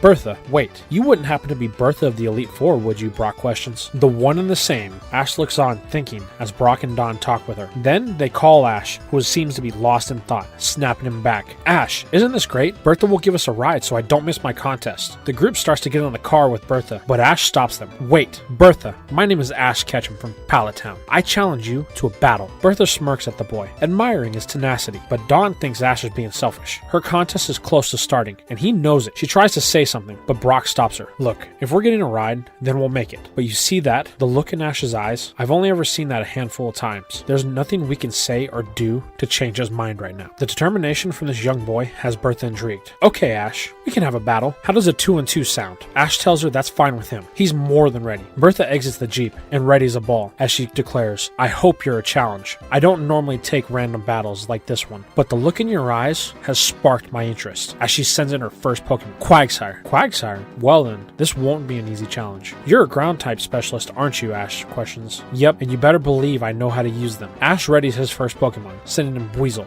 A pure water type. Okay, let's see what you can do, Ash. She gives him the first move, which Ash happily takes, ordering a water gun. Bertha counters with a dig, dodging the attack, forcing Weasel on the defensive. Ash tells Weasel to be calm and listen for Quagsire. It does so, eventually feeling the vibrations under it as Quagsire surfaces in an attempt to finish its attack. But Weasel fires back using an ice punch as it comes up, freezing it to the ground in the hole that it was in. This surprises Bertha. My, in all my years, I've never. That's an impressive way to use Ice Punch. But I'm afraid it will be in vain, as Quagsire uses Sandstorm to break its prison. Because it was so close, Weasel gets caught in the storm, having sand thrusted into its eyes, blurring its vision. In a panic, Weasel fires a water gun in an attempt to hit something, with Ash telling it to calm down. It does somewhat, but not before being hit with another dig from Quagsire. And because it was wide open, the move landed a critical, severely injuring Weasel. Ash knows he has to do something here, or he won't be able to finish the battle. With Quagsire on the ground and Weasel's vision practically gone, they need to make a haymaker. Then it hits him. Weasel, use Sonic Boom on the ground. The move hits and Weasel can hear the distortion in the vibrations as they travel through the ground. Ash orders an Aqua Jet to hit as hard as possible. Quagsire surfaces, disoriented from the Sonic Boom, catching the Aqua Jet at full power. The battle has reached its head. Ash ordering another Aqua Jet in an attempt to close it out, but it is met with a Protect from Quagsire, giving it the open it needed to counter with a headbutt, ending Weasel right then and there. Ash recalls Weasel. Darn, he musters under his breath. Ash, you were close, Bertha says. But it wasn't good enough, he replies. Yeah, but a little tweaking, and you could win next time. Well, I still have one more Pokemon, Ash yells, as he sends in Snover. The sandstorm is raging as Snover 2 is taking damage. Bertha orders another dig in an attempt to keep its distance. Snover is a grass type, and that's bad news for Quagsire, being a water ground type. But Ash tells Snover to wait. Don't do anything. This puzzles Bertha. If Ash doesn't move, then the sandstorm will run its course and stop before Snover faints from the chip damage it's taking. So she orders her Mon to surface, but this is what Ash wanted, ordering a grass knot to capture Quagsire. Then he makes his move, ordering an Icy Wind that connects just as the sandstorm subsides, winning Ash the battle. Recalling her Mon, Bertha is taken back by that. This boy knows his Pokemon well. He's actually teetering on Elite 4 levels of power. So young, she thinks to herself. Ash then asks, have you given up, or are we going to continue this battle? With Snover surprisingly enjoying itself, wanting another challenge. Okay, Ash, you want my next Pokemon? That's fine. Just remember, you asked for it. And she sends in her final choice, Hippowdon. The giant hippo roars, causing another salmon storm at the force of its mighty breath. Great, Ash thinks. This is my strongest Pokemon, Ash. Hippowdon. It won't go down as easily as Quagsire did. That was easy, Ash thinks. Well, let's get this started. Ash calls for an Icy Wind, but the sandstorm is so strong, the attack peters out before landing. Is that it? Well, my turn, Bertha says, ordering a Stone Edge that is way too fast to dodge, colliding with Snover before Ash can even make a command. The little tree is down, unsure of what just happened. It never felt an attack like that before.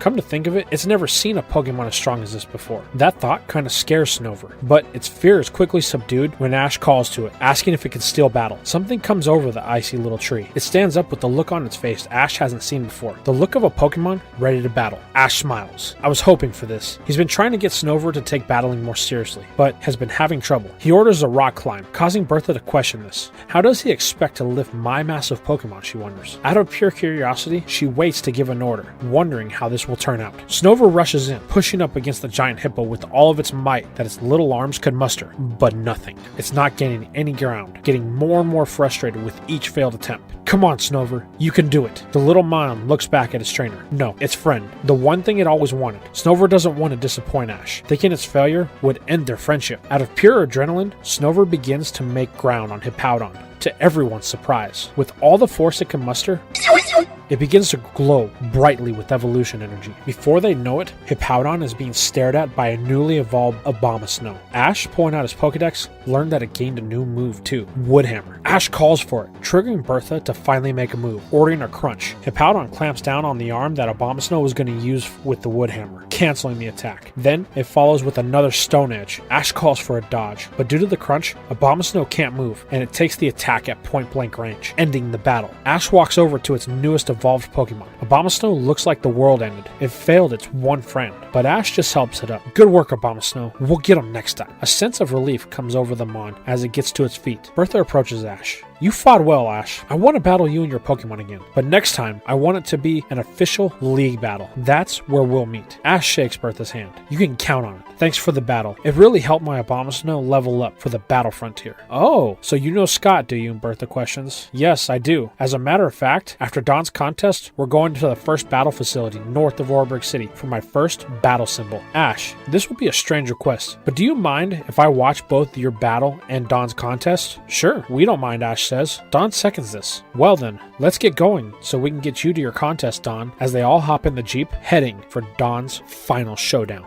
Dawn ends up making it in time for her contest. Now, I won't spend too much time here, as this is already a massive part. Dawn does pretty well in the first part of the contest, easily making her way to the battle rounds, using Piplup and Cyndaquil. It seems she's got the contest in a lock. There's no real challenge here, except for one person. A person we haven't talked about for a few parts now, Nando. He's here for his 5th ribbon, and he is easily winning each round, just like Dawn. The two make it all the way to the finals, where Dawn has developed quite the big head and is already declaring she won. That is, until the battle starts. She's quickly on the back foot, playing more defense than anything. Dawn has changed from playing to win to playing to not to lose. Nando proves that he's a worthy rival, chipping away at Dawn's contest points little by little, until only 30 seconds are left on the clock and Dawn realizes the gap in points is too great. She's lost this one. She stops giving commands to Togekiss, confusing it. Nando stops as well, letting the clock run out, taking the victory. Dawn just rushes out of the contest hall with her dreams of entering the Grand Festival shattered. Her friends give chase, while Bertha looks on. Ash and Brock eventually catch up to a crying Dawn, being consoled by Piplup. She can't take it. All she's worked for, it's for nothing. She let all of her Pokemon down. Ash and Brock try to talk to her, but she doesn't want to hear it. Nothing they say can cheer her up. She tells them that she's going to go home to Twin Leaf Town. There's nothing more for her to do. But Bertha tells Dawn to hold on. Just because one door closed doesn't mean it's over. Dawn asks what she means. That was the last contest before the Grand Festival. There's no way for her to enter now. True, but that doesn't mean your adventure is over. Yeah, I've lost plenty of times, Ash says, but I still keep going. There are other Grand Festivals, Brock says, in other regions. You can always enter those. This does calm down Dawn a little, but it doesn't help now. She agrees to continue traveling with Ash and the group for now. So with this heartbreaking loss out of the way, the group sets off to Ash's first battle facility. The next morning, they head north of Orburgh to the Sinnoh Battle Factory, where Scott meets up with them once again. He notices that Dawn is down, and he asks why. She explains what happened at her last contest. Now she can't enter the Grand Festival. That's really sad. All that hard work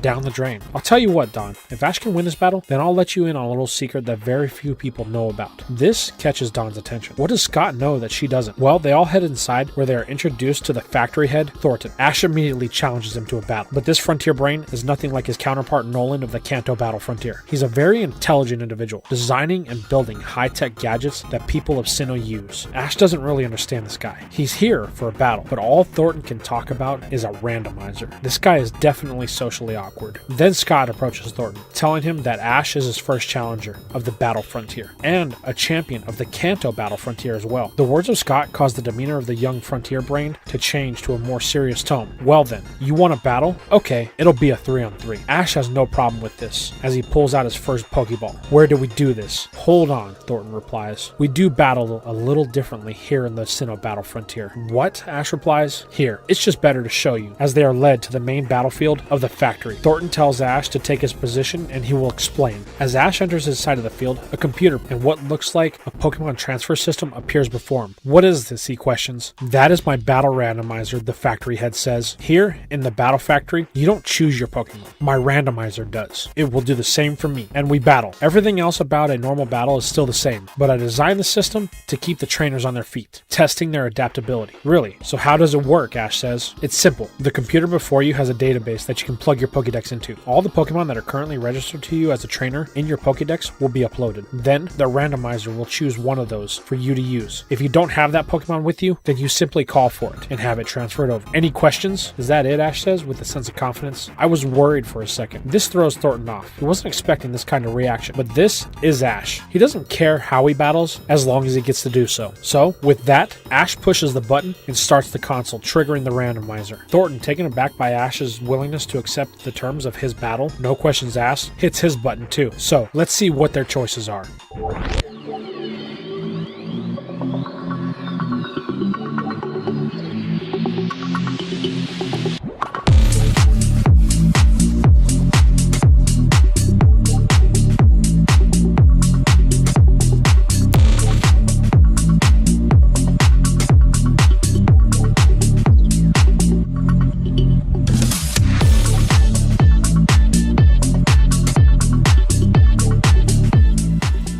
two trainers smile. Ash then makes a call to Professor Oak for his first choice, Tauros. He sends in the Raging Bull, ready for its return to glory. Thornton smiles as he sends in his first Pokemon, Ursaring. As the man-bear pig hits the field, Tauros flares its nostrils, grunting heavily. Ash smiles. That's right. Show your power. That was some luck on your part, Ash. Landing a Pokemon with the Intimidate ability. Normally, losing attack would be a bad thing for Ursaring. Normally. We'll see about that, Ash says, as he orders a Zen Headbutt. However, Thornton is unfazed, ordering a Bulk Up to counter the effects of the Bull's ability. Ursaring does take the Zen Headbutt, then, on retaliation, hits Tauros with the Hammer Arm right in the head. This leaves the Bull dazed. Wow, Ash. Had that been any other Pokemon, then it would have been over. But it seems your Tauros has a pretty hard head. Yeah, we have that in common. You know another thing we have in common? We don't give up. As Ash calls to the Bull, and it shakes off its haziness. Ash orders a high-cost move, Giga Impact. Thornton calls for another Bulk Up. Ursaring takes the move, but the damage is minimal, leaving Tauros wide open for another Hammer Arm that it's unable to dodge. But when Ash said that they were stubborn and won't give up, they weren't kidding. Tauros uses what movement it has to angle its head just enough to allow the Hammer Arm to barely graze it, firing another Giga Impact at Ash's command that is unguarded. Ursaring takes the full force of the move and is leveled in the process, giving Ash the first victory of the match. Not bad, Ash. I didn't foresee your Tauros being that sly in battle. No matter. Let's move on to the next battle. Thornton spins the wheel on the randomizer once more, getting one of his favorite choices, putting a smile on his face. Bronzong, I choose you. Bronzong. Ash looks at Tauros. Even though it won the last battle, it wasn't without cost. The Bull is severely winded. One attack from the Iron Bell will end it. Ash decides to recall it for later. Smart, Thornton says. You knew it couldn't win, so preserve it for later use. Well, let's see what you get in next, Ash. Yes, let's. As Ash spins for his second choice. After for what seems an eternity, the wheel finally stops, landing on the edge of two corners. One with a huge advantage, and the other one that wouldn't be much help to Ash against the Steel type. The computer finally makes its choice. Your next Pokemon will be Torkoal. Yes! Ash exclaims. He makes the call to Professor Oak, trading out his Monferno for Torkoal for now. He sends in the Fire Turtle. As it emerges, it lets out a stream of smoke from its nostrils, signifying it's ready for battle. Wow, Ash, for these two Pokemon not being with you, they sure are ready for battle. Normally Pokemon that spend time away from their trainers, they get lazy, but yours are in tip-top shape. Yeah, we're always ready for a battle, as Ash calls for a Flamethrower. Bronzong counters with a Gyro Ball, pushing through the Flamethrower, hitting Torkoal. Luckily, Torkoal is as slow as Bronzong, so the damage is minimal. To counter any more physical damage, Ash calls for an Iron Defense. Thornton takes this opening to use a Calm Mind, increasing its special stats. I see your strategy, Thornton, calling for a Flamethrower in hopes of connecting before the completion of the Calm Mind. Unfortunately, it doesn't, and the damage is cut in half. Thornton, realizing that he is now in a pretty good position, wants to put Ash on the defensive, ordering a Rock Slide. Ash then calls for another Iron Defense, lowering the damage, but it's starting to stack up, and Thornton isn't letting up with the Rock Slides. Ash finally makes a choice to go on the offensive. Torkoal finally emerges from its cell as Ash calls for its most powerful move,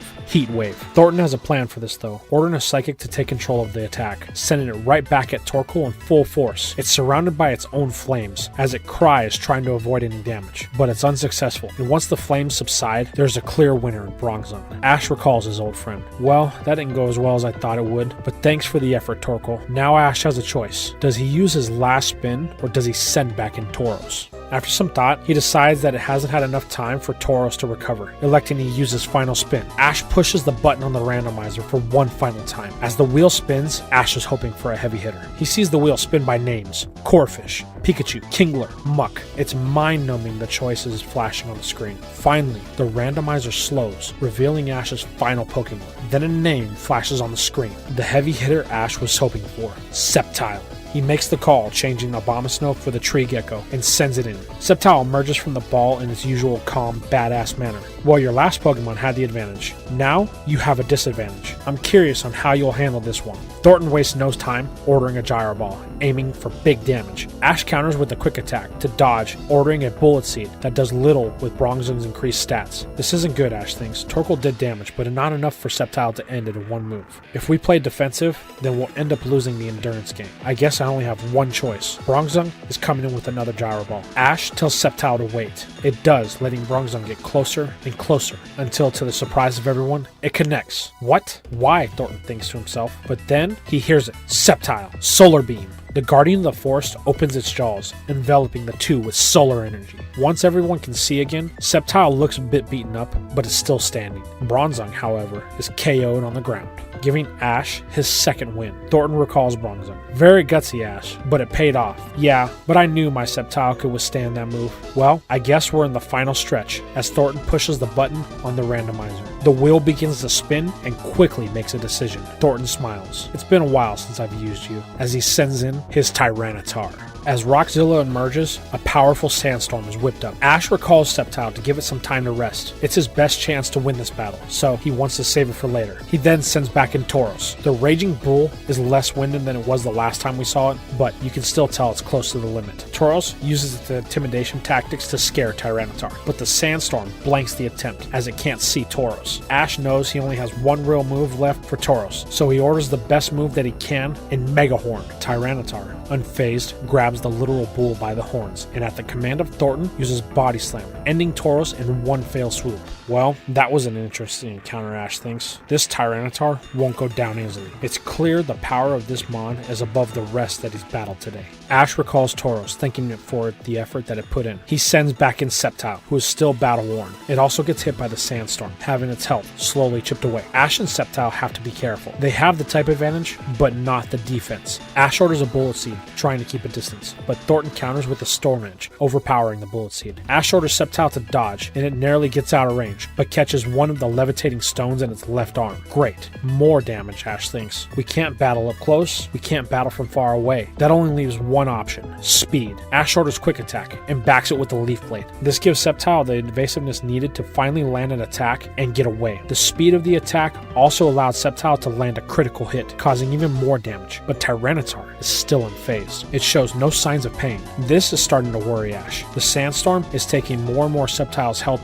with each move, and Tyranitar is just enduring every hit as they come. Then it finally happens. Sceptile reaches the point that Ash is all too familiar with, as its overgrowth starts to activate. If they have a chance to win, this is it. Sceptile needs to drop Tyranitar now, because on the next move, it may not survive the sandstorm. Ash orders Sceptile to charge both Leaf Blades and rush in. Thornton knows that the next encounter will end it. He orders another Stone Edge, trying to force Sceptile back, but it uses the Leaf Blades to cut through the stones. Then a problem emerges. Sceptile's left arm lacks the power from the prior injury, and it's struggling to cut down the stones. Ash sees this and orders another Quick Attack, just giving it enough power to connect with Tyranitar. The pseudo-legendary looks at this Sceptile that dared to fight, and the sandstorm subsides as it falls in defeat, with Ash barely winning his first battle symbol. He and Sceptile celebrate the victory, though it will need some quick attention at the nearest Pokemon Center. Thornton comes over to the duo, congratulating Ash and his Sceptile on a battle well fought. He then presents them with the Wisdom symbol. Ash celebrates with his Pokemon, as Scott and Bertha congratulate him. Ash, that was a great battle. Now that you've won, the location of the next battle facility has been updated in Don's Poketech. It beeps, flashing the location on the screen. Then Don remembers. Oh, Mr. Scott, you said you had a secret to tell me that no one else knows. What is it? Oh, right. Ash's battle was so intense, I forgot about that. But a deal's a deal. You see, one of my Frontier Brains is a former winner of the Grand Festival, and we made a deal with the festival committee. She can grant a ribbon to anyone who can beat her in a contest-style battle. This ribbon is valid for the Sinnoh Grand Festival only. So you mean there's still a chance for me to enter? Don excitedly exclaims. Yes, but I won't tell you who it is. You will have to wait for Ash to win his way through the battle frontier to get their location. So that means that if Ash loses a battle before we get there,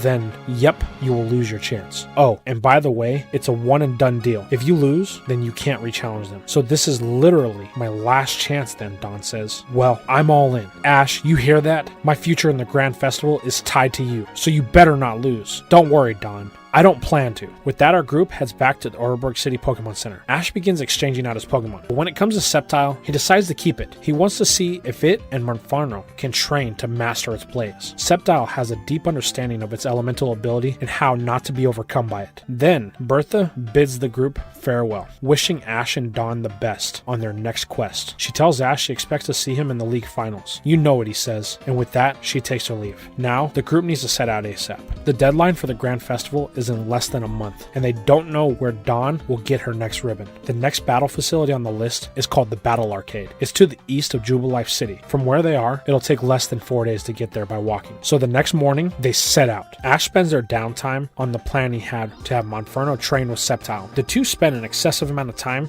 beating the literal hell out of each other to activate the abilities of one another. Monferno is very receptive to his training. As a matter of fact, both it and Sceptile have begun to develop a master-pupil type of relationship. Ash is also watching them spar carefully and eventually comes to the realization and the difference between the two. Sceptile has always had a calm mind. Aside from the one instance when it had a broken heart, it has always been focused, never allowing the surge of power to overtake it. But Monferno, on the other hand, it has a scarred psyche. The trauma it's endured has been extensive. If it and Ash wish to master the Blaze ability, then Ash must help it get over its own fears and mental blocks. Only then will he be able to utilize its full power. They spend their days working with Monferno, helping it realize that it's never going to be hurt again. And with its acceptance to this fact and the support of Ash and Sceptile, it begins to gain control over the Blaze. Not the whole way, but baby steps. This training does not slow them down. They reach the Battle Arcade within the 4 days estimated time, with Ash itching for a second frontier symbol. Ash enters the battle facility. Wow, he says. What, Dawn asks. They don't have a facility like this in Kanto. This is a whole new experience. Scott then greets our heroes, welcoming them to the Battle Arcade. Ash asks if the brain is in the facility. Scott tells Ash that there's a bit of a problem. Dahlia is a bit of a free spirit. She comes and goes as she pleases, but she's been gone for a while now, so hopefully she'll be back soon. This gets to Dawn. They're on a strict time schedule, and this girl is holding them back, being very vocal about her disapproval of this lazy brain that Scott has appointed. Scott tries to say something when music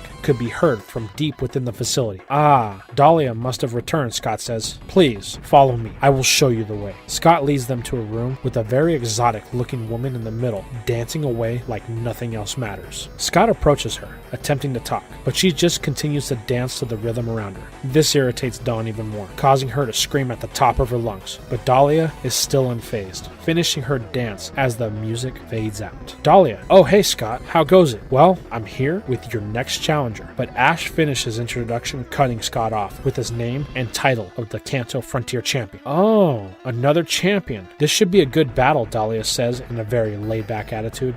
Dawn, now steaming from her ears, yells, hey, take this seriously. You have 2 challengers. Dahlia questions, I thought I only had 1 frontier battle. Yeah, you do. Dawn, sorry to tell you, but Dahlia isn't the brain you're looking for. What? Really? Dawn hangs her head. You really should learn to chill out, Dahlia says. It would do you a world of good to learn to slow down. Give yourself a chance to enjoy life. Dahlia then turns to Ash. Are you ready for our battle? Ash is more motivated now than ever, as this girl is the exact opposite of Thornton. He's ready to get started. Then he pauses. Wait, what are your stipulations, he asks. Ah, so you caught on. Thornton must have really did a number on you and your Pokemon. Well, that's good, because he designed the system that we'll be using. Before you is our battlefield. It has the ability to generate artificial weather conditions, and they can help or be a hindrance to the trainer and their Pokemon. That's not so bad, Ash says. How will we decide, he asks. With these, as Dahlia holds up a pair of dice. The first dice decides the weather. It's simple. 1 is sandstorm, 2 is rain, 3 is intense sun, 4 is hail, 5 is brain's choice, and 6 is a reroll. The second dice decides the Pokemon we use. We move from left to right in order that you capture the Pokemon. I will roll the dice for the weather conditions, while you, the challenger, will roll the dice for the Pokemon we use in battle. Any questions, Ash? No, it's pretty straightforward. So, you accept the terms of my battle facility then? I do, Ash replies. Well then, let's get started. The two take their positions, readying their respective die. On 3, Ash, as they both scream 3, letting the dice fly. The first to stop spinning on the floor is Dahlia's. Her number is 4. The weather condition for this battle will be hail. Ash's dice is quick to follow suit, with it coming to rest next to Dahlia's, with the number 1.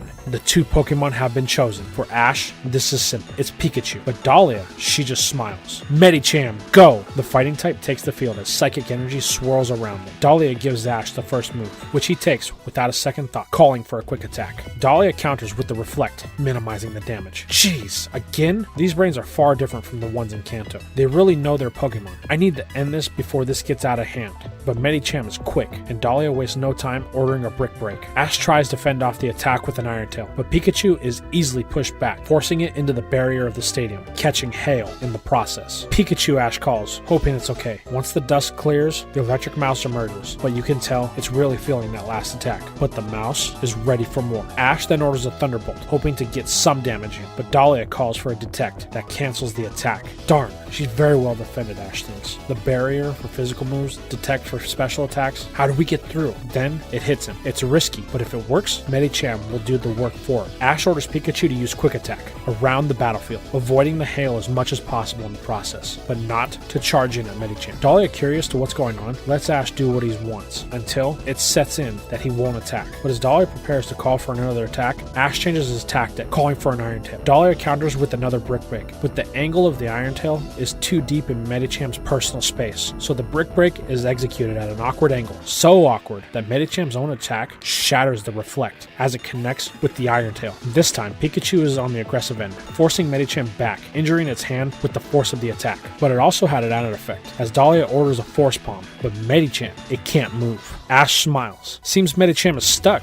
Eh, Dahlia? It seems so, Ash. So, the Quick Attack was just to charge Pikachu's static. That's right, Ash says, as the Immobile starts to take damage from hail. Dahlia tells Medicham to put the Reflect back up, but Ash tells Pikachu to charge a Volt Tackle and attempt to land it before Medicham can finish the move. The two collide in an explosion of power. Ash nervously watches on, hoping his gamble paid off. As the dust settles, Medicham and Pikachu both appear to be down. As the ref calls it, Pikachu slowly makes its way to its feet, giving Ash the first win. The hail subsides as Dahlia recalls her Pokemon. Impressive, Ash, using my own attack to break Reflect. Yeah, it was a long shot, but it paid off in the end. Yeah, but look at your Pikachu. It's barely able to stand. Ash knows she's right, so he recalls it for now. The two trainers ready the next set of dice, throwing them again on 3. This time, Ash's lands first with the number 4, while Dahlia's lands on 2. Oh, this match will be good, Dahlia declares, as the rain begins to fall over the battlefield. Ash thinks this will give him a massive advantage, as the Pokemon he rolled is Weasel, sending it in, hoping to take advantage of its Swift Swim ability. Dahlia smiles a sinister smile as she sends in her next Pokemon, Zapdos. As the Thunder Titan of the skies emerges from its ball, electricity immerses the stadium. Zapdos' cries ring through the ears of Weasel and Ash as they both gulp, realizing how real the battle just became. Dahlia tells Ash he can have the first move, which he wastes no time in trying to get in any free damage that he can, calling for a Water Gun. Zapdos watches on, almost mocking Weasel. Then Dahlia calls for her counter, Ancient Power. The boulders levitate around Zapdos, blocking the Water Gun. Ash and Weasel can only look on stunned. Deciding to take advantage of the rain, Dahlia calls for a Thunder. Zapdos floods the field with a charged rage. Ash orders Weasel to dodge the best it can, but the electricity is coming at it from all sides. There's no more dodging. Dahlia smiles. This was over a lot quicker than I thought it would be. But Ash just smiles back. Why are you calling it before it's even over? Weasel, use Water Gun on the ground. The Water Weasel aims and fires as hard as it can, shooting straight up past Zapdos in the air. But the Thunder is following the path of the Water Gun. Ash orders Weasel to break its attack. Once it stops, Weasel begins falling at a rapid pace. Ash then orders Weasel to follow up with an Aqua Jet. Water then begins to surge around it as it charges in with speed greater than Zapdos can handle, landing the attack with all the force of the fall behind it. This is enough for Zapdos to lose some altitude as it struggles to recover. Ooh, I bet that left a mark, Ash smirks. That was very clever, Ash, but the question is, how long can Weasel continue to dodge before it tires out? Dahlia then orders another Ancient Power, keeping Weasel at a distance. The only moves it can counter with is Water Gun and Sonic Boom. Luckily, a Sonic Boom does manage to break through, hitting the amped up bird. This only enrages it more though, firing another Thunder, aiming to end it this time. Ash orders Weasel to use Aqua Jet to dodge, hoping the increase in speed will be enough to make up for the fatigue Weasel is starting to show. The rain is flooding the battlefield, leaving Weasel with little room to run. It's now surrounded on all sides, again looking like it has no way out. The water at Weasel's feet is waist deep. It's done for. Then Ash tries something crazy. He orders a Sonic Boom on the water, then for Weasel to hit it with an Ice Punch. This actually works, creating a shield, blocking the Thunder. Wow, Ash, you have more lives than a Meowth, Dahlia comments. Don't worry, this isn't over. Unfortunately, Ash, it is, as an Ancient Power comes crashing through the ice, finally connecting with Weasel. Ash calls to it, and it struggles to stand. Weasel is on its last leg. It spent so much time dodging that it tired itself out in the process. Ash decides to go on the offensive. He orders Weasel to rush in with an Aqua Jet once more. Dahlia commands for one final Thunder from her bird of prey, but Ash isn't playing with caution any longer. As a matter of fact, it speeds right past Zapdos toward the wall. Ash then calls for a Water Gun aimed at the wall, allowing it to thrust back the way it came, but angled towards Zapdos. Before Dahlia can even respond, Weasel is able to land an Ice Punch with the critical hit, but the Thunder finally catches Weasel, one-shotting in the process. Zapdos, however, is still able to battle, but is feeling that last attack. Ash recalls Weasel, thanking it for the work it put in. Well, Ash, you have a choice now. Roll the dice for a final choice or send back in Pikachu. Ash thinks for a second. He knows Pikachu would be his best bet, but he needs somebody who won't have a compromised speed or defense. So Ash decides with his final roll. He rolls a 5, which considering the rain isn't the best choice, sending in Monferno. Wow, that's an unfortunate turn of events, Ash. A fire fighting type against a flying electric with rain up. Your back is to the wall. Ash tells her, don't worry, he's got everything under control. As Ash calls for a Mach Punch, Zapdos is unable to dodge, taking the attack, but it used the close range to land a Drill Peck, sending Monferno sliding back.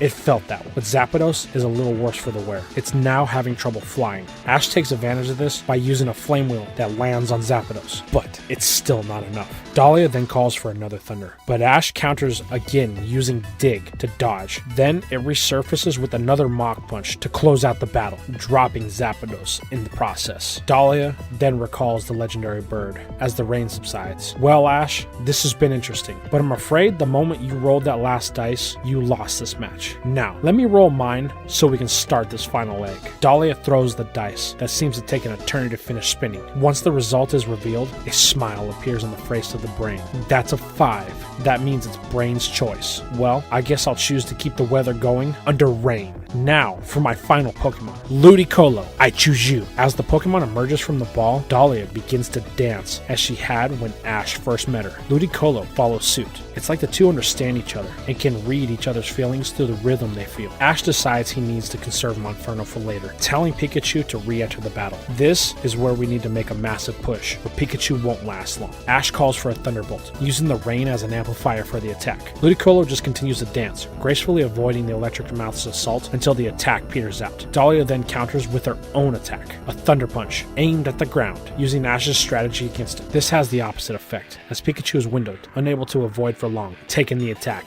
yelling in pain. Once Pikachu breaks the attack, Ash can clearly see that Pikachu shouldn't go on. He begins to walk out to gather his starter, but is stopped when Pikachu sparks at him. It wants to finish this battle. If not to win, then to at least give the team a fighting chance. Ash has never been one to argue with Pikachu's resolve, so he keeps it in play. Ash knows he needs a power play that can cause a lot of damage, and he knows that their next bout will be Pikachu's last. He orders a quick attack. The little mouse charges what strength it has left, rushing toward Ludicolo. Dahlia then orders Razor Leaf in an attempt to throw Pikachu off. Ash then orders a final move, Volt Tackle. As Pikachu charges its final move, Dahlia realizes it's too late to counter, and Pikachu is inches from Ludicolo. The two collide in a brilliant light, blinding everyone. Once Ash can see the results, it's clear that Pikachu won't be able to continue as it's down, but Ludicolo felt that one, as now static is in play, plus the damage it took from the Volt Tackle. But Dahlia smiles. While the paralysis is a problem, the damage isn't, as Ludicolo starts to glow with the healing aura. That would be its ability, Rain Dish. Wait, what's that? Ash questions. As long as the rain's in play, Ludicolo will regain health after each move.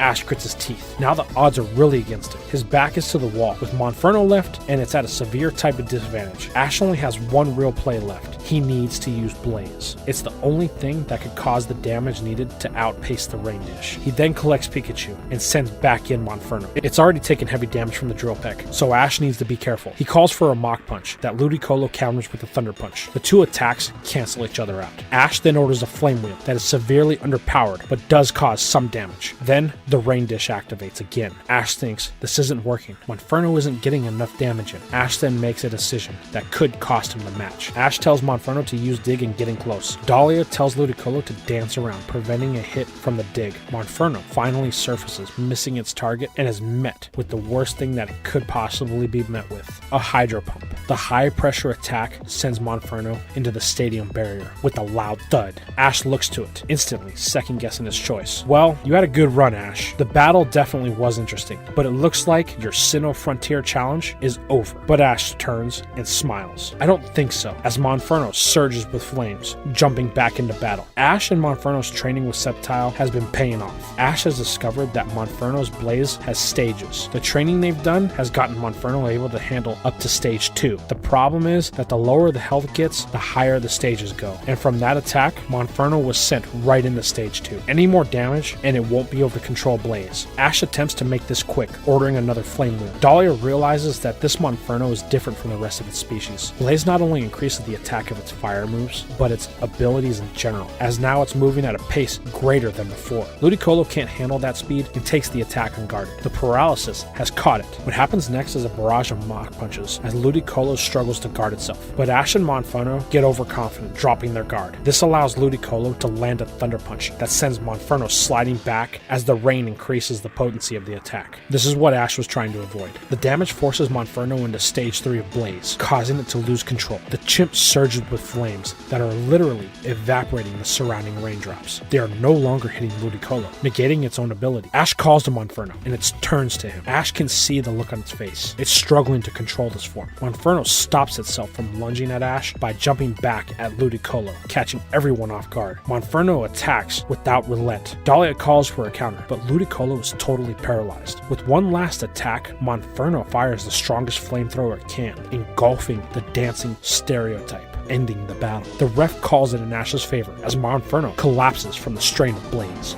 Dahlia approaches Ash as he tends to Monferno. Before she can say anything, Ash immediately tells her he's sorry. We've been working on controlling Blaze, but it seems we failed once again. On the contrary, Dahlia says, you two have made progress. Monferno may have appeared out of control, but it was able to direct its attack. What? How? Ash says. Well, there was a split moment when it forced its rage in a direction of its opponent. Though the way it won may look questionable, it actually wasn't. Ludicolo couldn't move, and your Monferno was able to capitalize. Ash, I proudly award you with the chance symbol as proof of your victory at the Battle Arcade. Are you sure? Ash asks. Yes, it's clear that you were the winner here, and I concede to you in defeat. Ash celebrates with his Pokemon, as Scott and the rest of his friends join him. Well, Ash, you're proving that no matter what, where, or when, you can best my strongest trainers. Then Dawn's Poketech lights up with the location of the next challenge. The third place is called the Battle Hall. Dawn begs Scott to let her know the location of her ribbon battle, but Scott again declines. Dawn, be patient. If you continue to rush things, you could lose the only chance you have to enter the Grand Festival. Don't worry, your time will come. Ugh. Dawn cries, but she complies, as Scott takes his leave for other endeavors. This is so frustrating, she thinks to herself. Ash can see the look on Dawn's face. Hey listen, if you continue to get worked up over this, then you'll end up overconfident in your next battle. You really should just focus on the strategy you'll use. I know, but ever since I lost that last contest, I feel like I haven't been able to get any traction. Ash, you continue to grow with your Battle Frontier challenge, but I'm just in the same spot I was at the start. Well, if you feel that way, then how about we help you train, Dawn? Brock says. Yeah, we can help you get stronger, Ash follows. Thanks, guys. But I need more than training. I needed a new routine, something that I can use to throw off my opponent. It seems like my old tricks have me in a rut. Well, about that, after watching Dahlia and Ludicolo, I have a bit of an idea on how we could help, Ash says. Intrigued, because Ash had a really good idea with the counter shield technique, Dawn listens. Ash says they can't do it here. He needs to call Professor Oak. Then he can explain his idea. So they part ways from the Battle Arcade and head to Jubilife City. Once at the Pokemon Center, Ash calls Professor Oak, asking to exchange his Pokemon. The Pokemon he sends is Buizel, for now, and the Pokemon he gets in return, Ash declares, Totodile. I choose you. Out pops the energetic little water type, as it does its little dance, happy to see its trainer. So this is your idea, a Totodile with no rhythm? Totodile doesn't take kindly to this, and hits Dawn with the water gun, triggering Piplup. Actually, my idea is to get in sync with your Pokemon through dancing. Both Brock and Dawn look at Ash with puzzlement. He explains that his battle with Dahlia showed him how a Pokemon could affect the battle with the rhythm of their movements, not just the movements itself. And I figured my Totodile is the best dancer I know, so it could help us with it. Well, what do I have to lose? Dawn says. It's going to be about a week until the next battle facility, so we can spend our time on the road working with all of our Pokemon. So that's what they do. The gang parts from Jubilife City. On the road, it becomes apparent that Piplup is having trouble keeping up with the other Pokemon. It's really behind, causing some really hilarious scenes of it failing fantastically. The rest of the Pokemon all seem to find a rhythm with Totodile as their guide to unlock their inner music. But one of Dawn's Pokemon stands out more than the others. Her Cyndaquil. It's a natural. It seems to vibe really well with Totodile, so much so that the two begin a really good friendship, showing each other other's moves and helping each other find new ones. This continues until the group finally arrives at their next facility, known as the Battle Hall. Of course, they're greeted by Scott, who always seems to be ahead of them. He tells Ash, Dawn, and Brock that the brain known as Argenta isn't one to be taken lightly. In terms of ability and skill, she is probably the second strongest of the Frontier brains, only behind Brandon. This excites Ash. He's looking to get this battle going now, with Scott is more than happy to bring them to the main corridor of the Battle Hall. There stands an elder woman with 3 Pokemon, a Dragonite, a Butterfree, and a Drifblim. Ash rushes to Argenta, introducing himself. She simply smiles. Scott, are these the 2 you told me about? Yes, they are. Ash is a Frontier champion of Kanto, while Dawn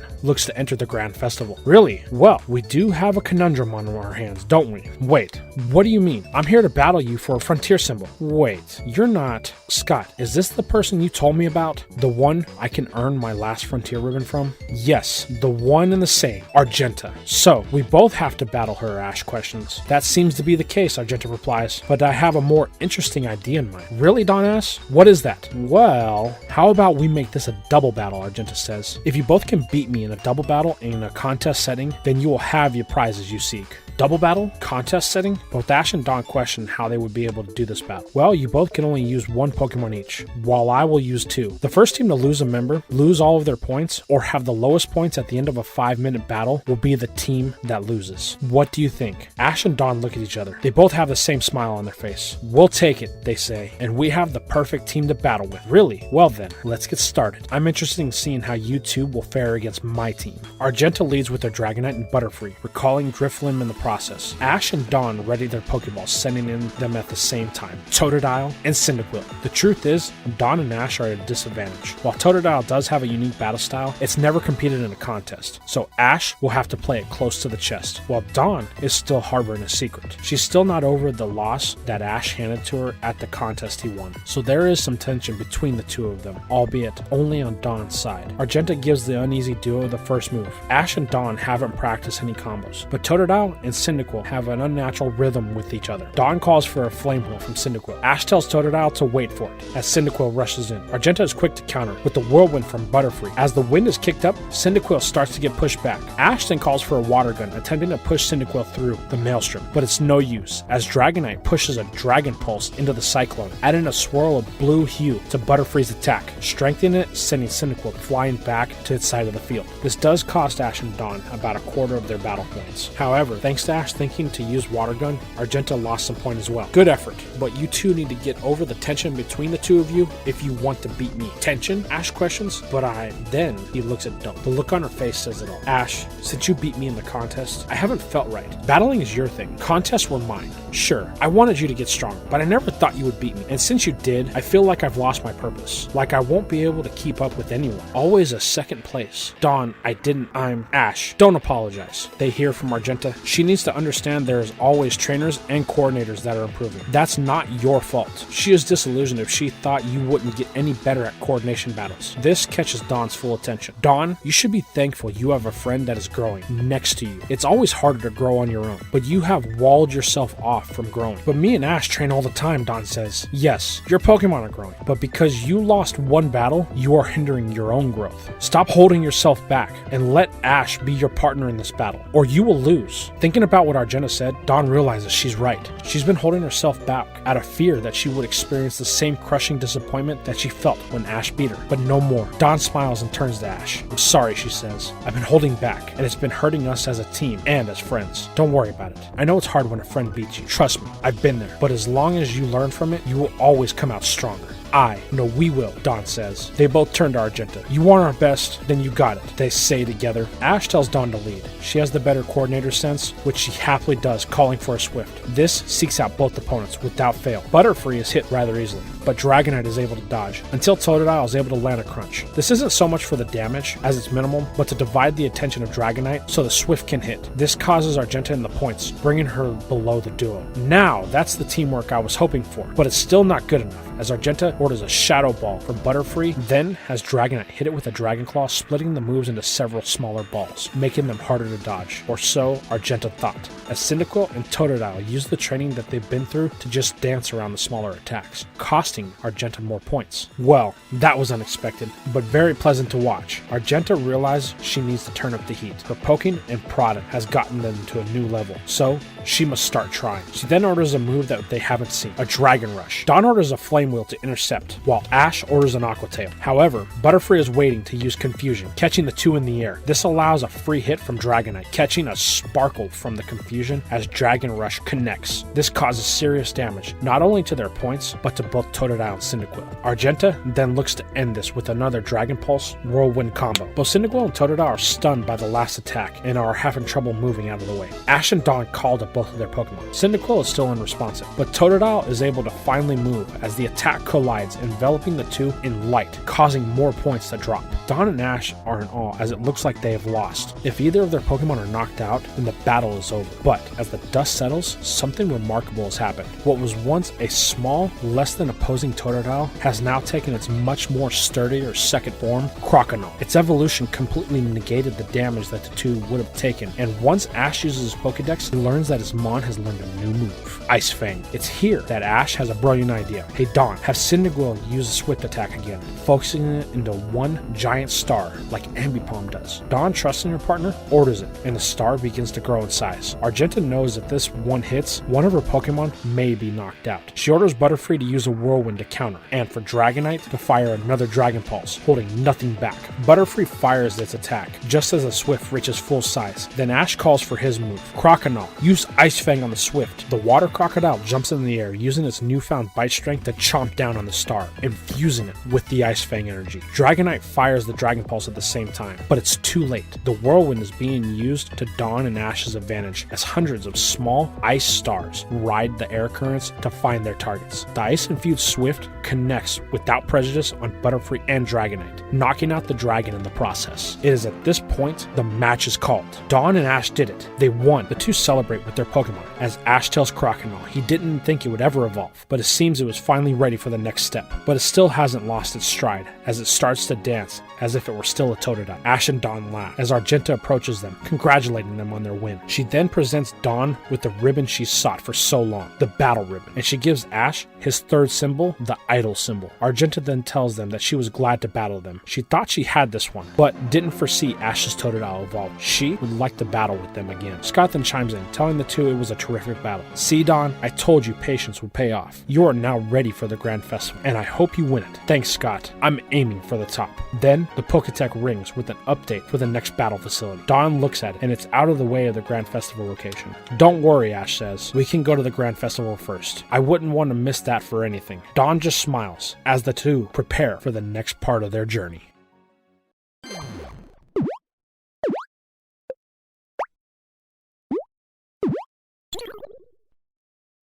Welcome back, everyone. We got a lot to cover today, so let's get into the next stop on the journey of Ash winning the Sinnoh League, which just so happens to be the Grand Festival, a topic completely about Dawn. We find ourselves back on the banks of Lake Valor in the episode Last Call, First Round, where the Grand Festival is being held with the coordinators' meet and greet. Ash, Dawn, and Brock have made it with time to spare after their last-minute win at the Battle Hall. After Brock flexes his very disturbing urges towards some of the other participants, we get a good look at the tough competition that Dawn has ahead of her. Nando, Zoe, Jesse, Kenny, Ursula are all here, plus many others that Dawn has never seen. After some tense moments and catching up with her more friendly rivals, Dawn spends the night psyching up her Pokemon, getting them ready mentally for the road ahead. Pulling out her first ribbon that her mother ever won, Dawn tells her Pokemon they will honor it with a victory here at the Grand Festival. Now, a few things we need to change here. Ash will be working with Gible to master Draco Meteor here, but since Garchomp is off training with the Air Battle Master, I think we could have another round of Sceptile and Monferno training, with it mastering level 3 of Blaze before finally collapsing from exhaustion. This is where we'll have a brief moment of Dawn freaking out because she doesn't know how to accessorize for the event, and Brock has no clue either. Once she gets some much needed advice from Zoe, she's able to move on to the next day and the performance rounds of the Grand Festival. The first rounds go very well for all of the heavy hitters, with each of them securing their spot in the top 32. That is, until we get to Kenny, one of the odds-on favorites to win the competition. Unfortunately, he's developed a bit of an arrogant side, and it shows as he calls for his big move, and it's extremely unpolished, looking downright lazy if I'm being honest. It ends up costing him when Floatzel can't handle its side of the performance, botching its part of the act. This leads us to the point to the chosen top 32. Everyone we expect to see there is present, except for one, Kenny. His unpolished presentation cost him the cut to someone who is less skilled than him. It's a heavy blow, and a real sobering reminder to not only Kenny, but everyone who knows him. There's no room for error in this event. One slip-up could cost you everything. The episode ends with Kenny leaving to lick his wounds in an attempt to challenge another Grand Festival off in another region and learn from his mistakes. Dawn looks on as her oldest childhood friend taught her one last valuable lesson before the battle rounds. Stay humble, or face the consequences. With that, we now enter the next episode, Opposites Interact. Now this episode starts off harmless enough, with Dawn training with her Pokemon while Ash is training with his. Another Sceptile and Monferno moment. Then it comes time for the first round, and Dawn gets matched up against her biggest hater, Ursula.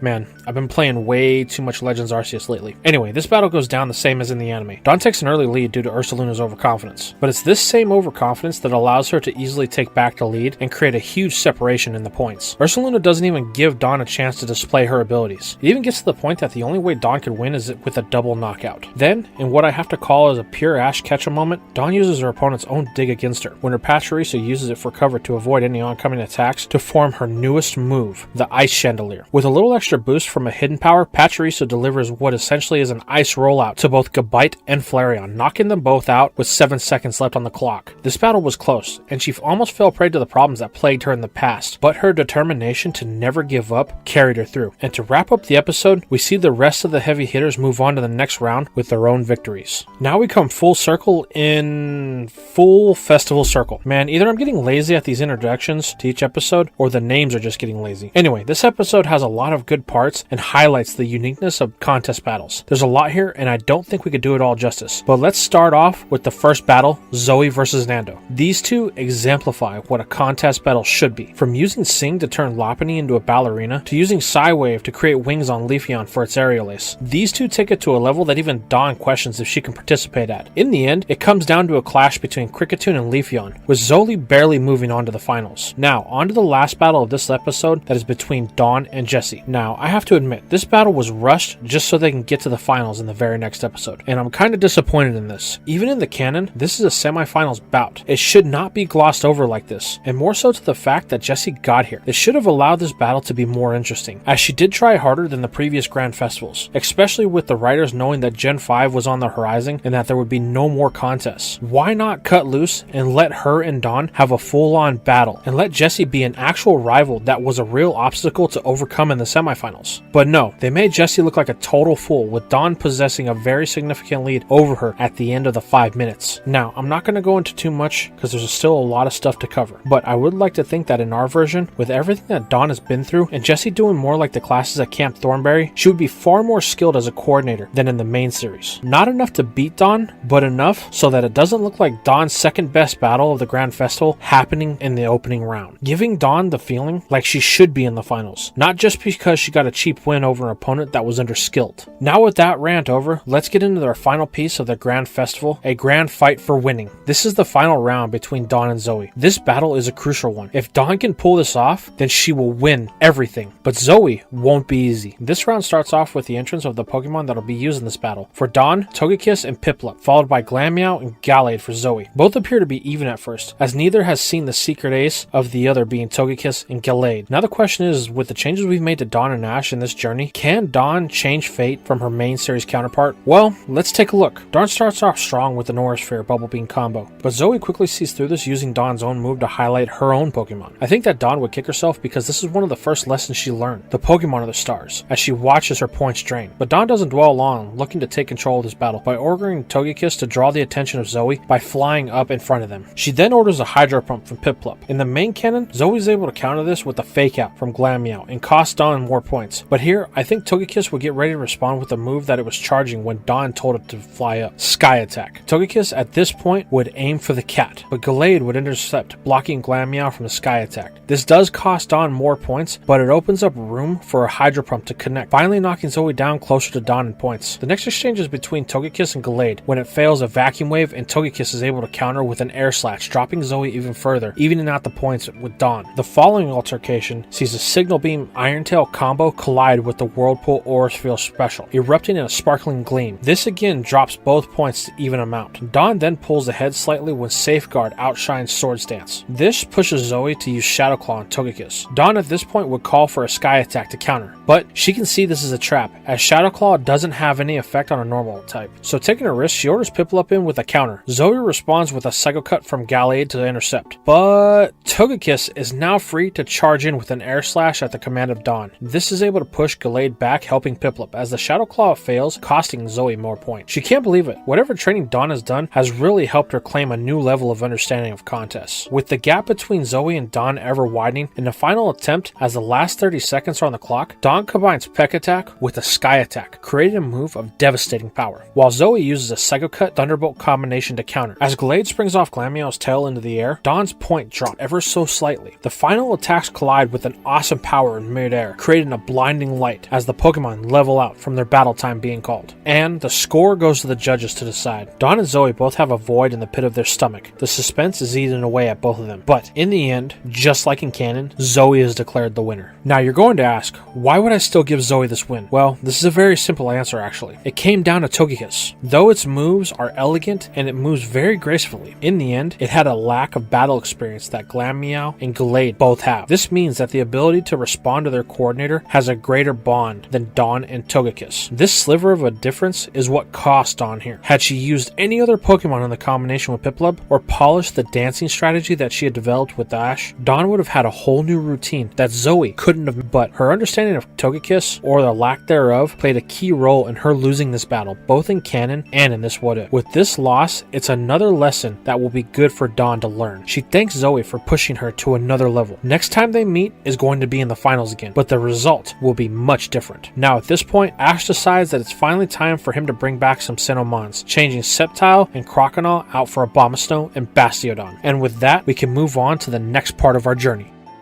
With the departure from Lake Valor, Ash, Dawn, and Brock both have to head north. The next battle facility is known as the Battle Castle. Ash has been thinking about this battle ever since his last Frontier battle. Each facility is different in its own way. The structures of the battles, the Frontier brains themselves, they're unlike anything he's ever faced. True, Brock says, but you have competed at this level before. Your strongest trait is your ability to adapt in mid-battle to challenges that you've been presented with. You've proved that in the last 3. I have no doubt that no matter what the next one has in store for you, you'll figure it out. Then Dawn puts her 2 cents in. Ash, you've grown a lot since coming to Sinnoh, and by extension, I have grown as well. There are times in battle I feel like something I've done is a move straight out of your playbook. Like the Ice Chandelier in the match with Ursula, Brock says. Yeah, the way I made that second one using my opponent's battle style to aid me, that was an Ash Ketchum move all the way. Yeah, you guys are right. It's not that I'm worried about the battles themselves, I'm more curious than anything. My limits are being pushed with each battle, but where do the limits of me and my Pokemon stop? Will we be pushed too far? Ash, you're doing the one thing that you do the worst, Dawn says. Oh, and what's that, he asks. Simple. Thinking. Stop that, and you're sure to win the next battle, no problem. Okay, Ash says. You're right. Thanks, guys. Hey, it's what we're here for. The friends continue on their way to the Battle Castle, which ends up taking less than a week. When they finally do arrive, things about this place seem a little off. The aura seems very different than the other battle facilities they have been to up to this point. The group can't quite explain it, but there's something that they can't avoid. Ash's next battle is here, so the group heads inside. Once inside, Dadbod Scott is as usual waiting for the group. Hey everyone, long time no see. Dawn, I saw the Grand Festival. You were really great. The performance of a top-notch coordinator. I was right when I said that you were talented. Thanks, Scott, but I was unable to capture the win in the finals. True, but you didn't make it to the finals in your first ever Grand Festival. That's truly an accomplishment worth acknowledgement. I'm sure you'll win the next one. Oh, I will. You can't keep a good coordinator down. And how about you, Ash? Are you ready for today's battle? I am, Scott. It's been just over 2 weeks since my last win, and I'm more than ready. That's what I like to hear, Ash. Now, there's something you need to know about this facility in particular. Oh, what's that? Well, there are actually 2 Frontier brains here. Wait, what? 2 brains in the same facility? Why? Ash asks. Well, that's an interesting topic, you see, Ash. Then, the group hears an ear-piercing cry ring throughout the castle. Derek! Then, they see a man dressed in a very fine garb rush by them in a flash, replying to the call, "Coming, Lady Caitlin," as he disappears to the other end of the castle. Who was that? Brock says. Oh, that was Derek, the castle valet, and the personal attendant of Lady Caitlin, one of the brains of this facility. Oh, I see, Brock says. Yeah, she can be a bit of a handful, Scott tells them. Well, she sounds needy, Ash says. Entitled is more like it, Dawn seconds. Yeah. Well, should we let her know that we're here and that you are ready for your battle, Ash? I guess so, if Her Royal Highness has the time. Oh, don't worry, Ash. You will get a battle. The group then moves into the main hall of the Battle Castle, where they see the Battle Arena. Above it, on a literal pedestal, sits a young girl who the one known as Derek is waiting on hand and foot. He serves her tea, but is not the correct temperature, so she spits it out. out. He brings her food, and when she realizes it's not what she wanted, she throws it at the poor valet. Wow, she's really making a show out of this, Brock says. This girl even puts him off. She's a spoiled brat, Ash says.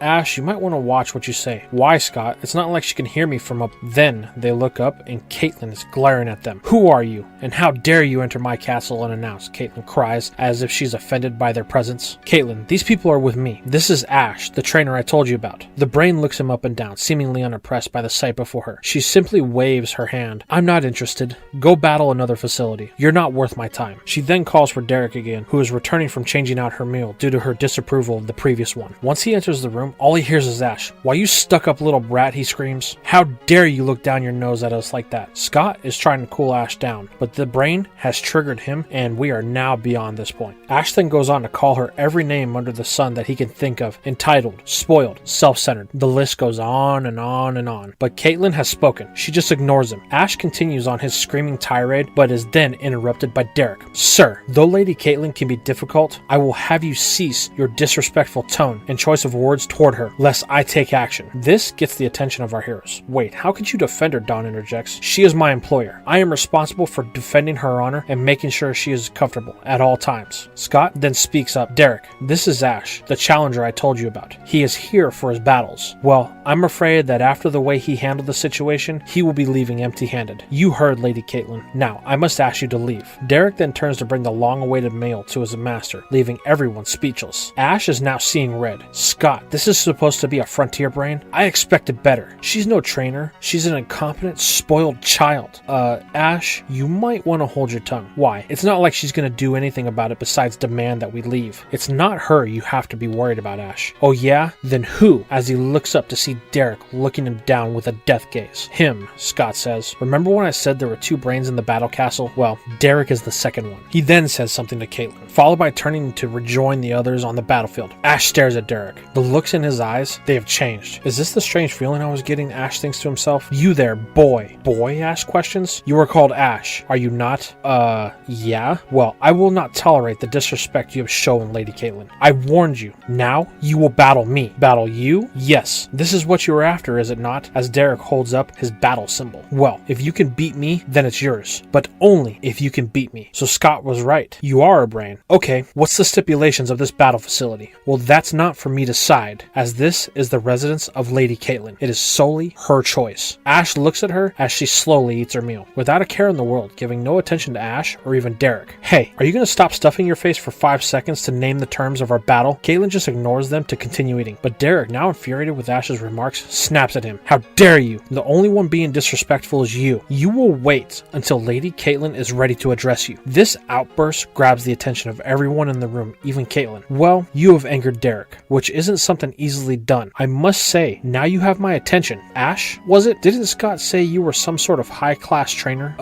Yeah, Scott says. Ash is a champion of... But before Scott can finish, Ash cuts him off to finish the statement. I'm a champion of the CANT battle frontier. Derek is again enraged by Ash's demeanor. As he goes to say something, Caitlin interrupts him, which seems to calm him down a bit. So, a champion we have here. Well, your decorum is unbecoming of a champion, but a champion must be shown with respect, even if that is one virtue he is in need most teaching of. Now Ash is confused. He's unsure of what she just said. Scott sees this, whispering that means she acknowledges who you are, trying not to make it obvious that he is interrupting what Caitlin is saying. I have decided, Caitlin says, the terms of your battle. A 3-on-3 battle. Yes, that sounds nice. Either trainer can make any substitutions, but only one per Pokemon. This will be an all-out battle. No other restrictions will be in place. Finally, Ash thinks we can get started, but Caitlin isn't finished. Though it pains me, Derek, you must inform our challenger of his award. Award, Ash thinks? Derek bows. Yes, my lady. He then turns to Ash. As a champion of the battle frontier, here at the battle castle, you are granted an award. Normally, when we are challenged, we award castle points to the challengers that they may redeem for advantages if they have enough points.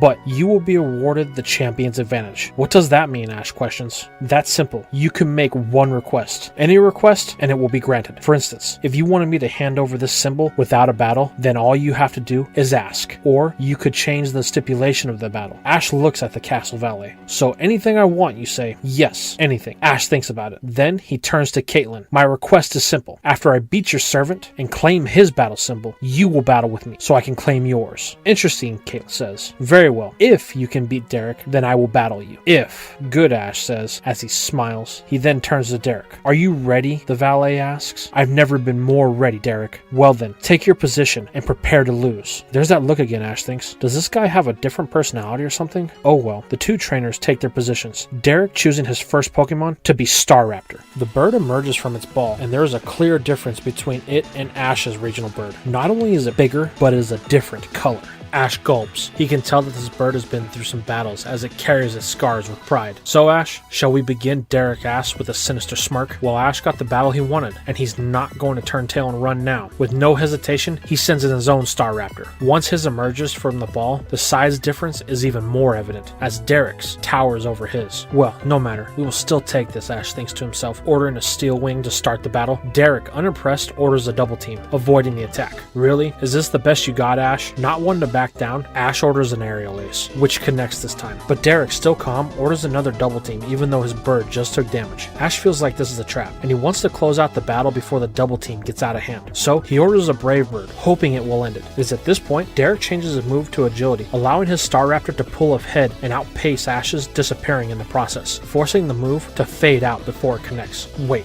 what? Where did it go? Then you hear from Derek, Brave Bird, as his bird streaks across the battlefield with the burst of fire connecting with Ash's, sending it careening towards the ground. Staraptor, pull up, Ash yells, but nothing. It barrels closer to the ground. With one last call from Ash, it is able to regain its bearings just before it would come in contact with the castle floor. Staraptor pulls up, barely grazing the battlefield, but it struggles to regain altitude, breathing heavily as it climbs. Derek, however, doesn't wait, ordering another Brave Bird. Ash, urging Staraptor to get out of the way, orders it to use another aerial ace to counter. The moves collide with both Pokemon taking damage. Smart, Derek says. If you would have called for Brave Bird, then you would have lost this first match. So, you minimize the damage with aerial ace. Ash says nothing, just looking at Staraptor. It's really winded. Ash decides to recall it, knowing full well if it continues, it won't make it. Giving up so soon? We were just starting to have fun. Ash grits his teeth. Derek has really set him off. His Staraptor is nearly untouchable. The only way he will be able to beat this is in one shot. In that case, Pikachu, you're up. The electric mouse jumps in as it's been itching to battle since it started. So Pikachu is your next choice, is it? It is, Ash says. Pikachu was my first Pokemon, so if anyone can beat your bird, it can. We'll see, Ash, as the now calm Derek orders another Brave Bird. Then something dawns on Ash. Brave Bird is the only move that Derek has called that causes damage. I wonder, Pikachu, counter with Iron Tail. The mouse does so, preventing any damage on its end, but Staraptor still gets hit with recoil from its move, and now it's starting to lose stamina. I wonder if that's what I think it is, Ash thinks. Pikachu, use Quick Attack, but the increased stats of the bird cause it to miss. I thought so, Ash says. Derek, curious, oh,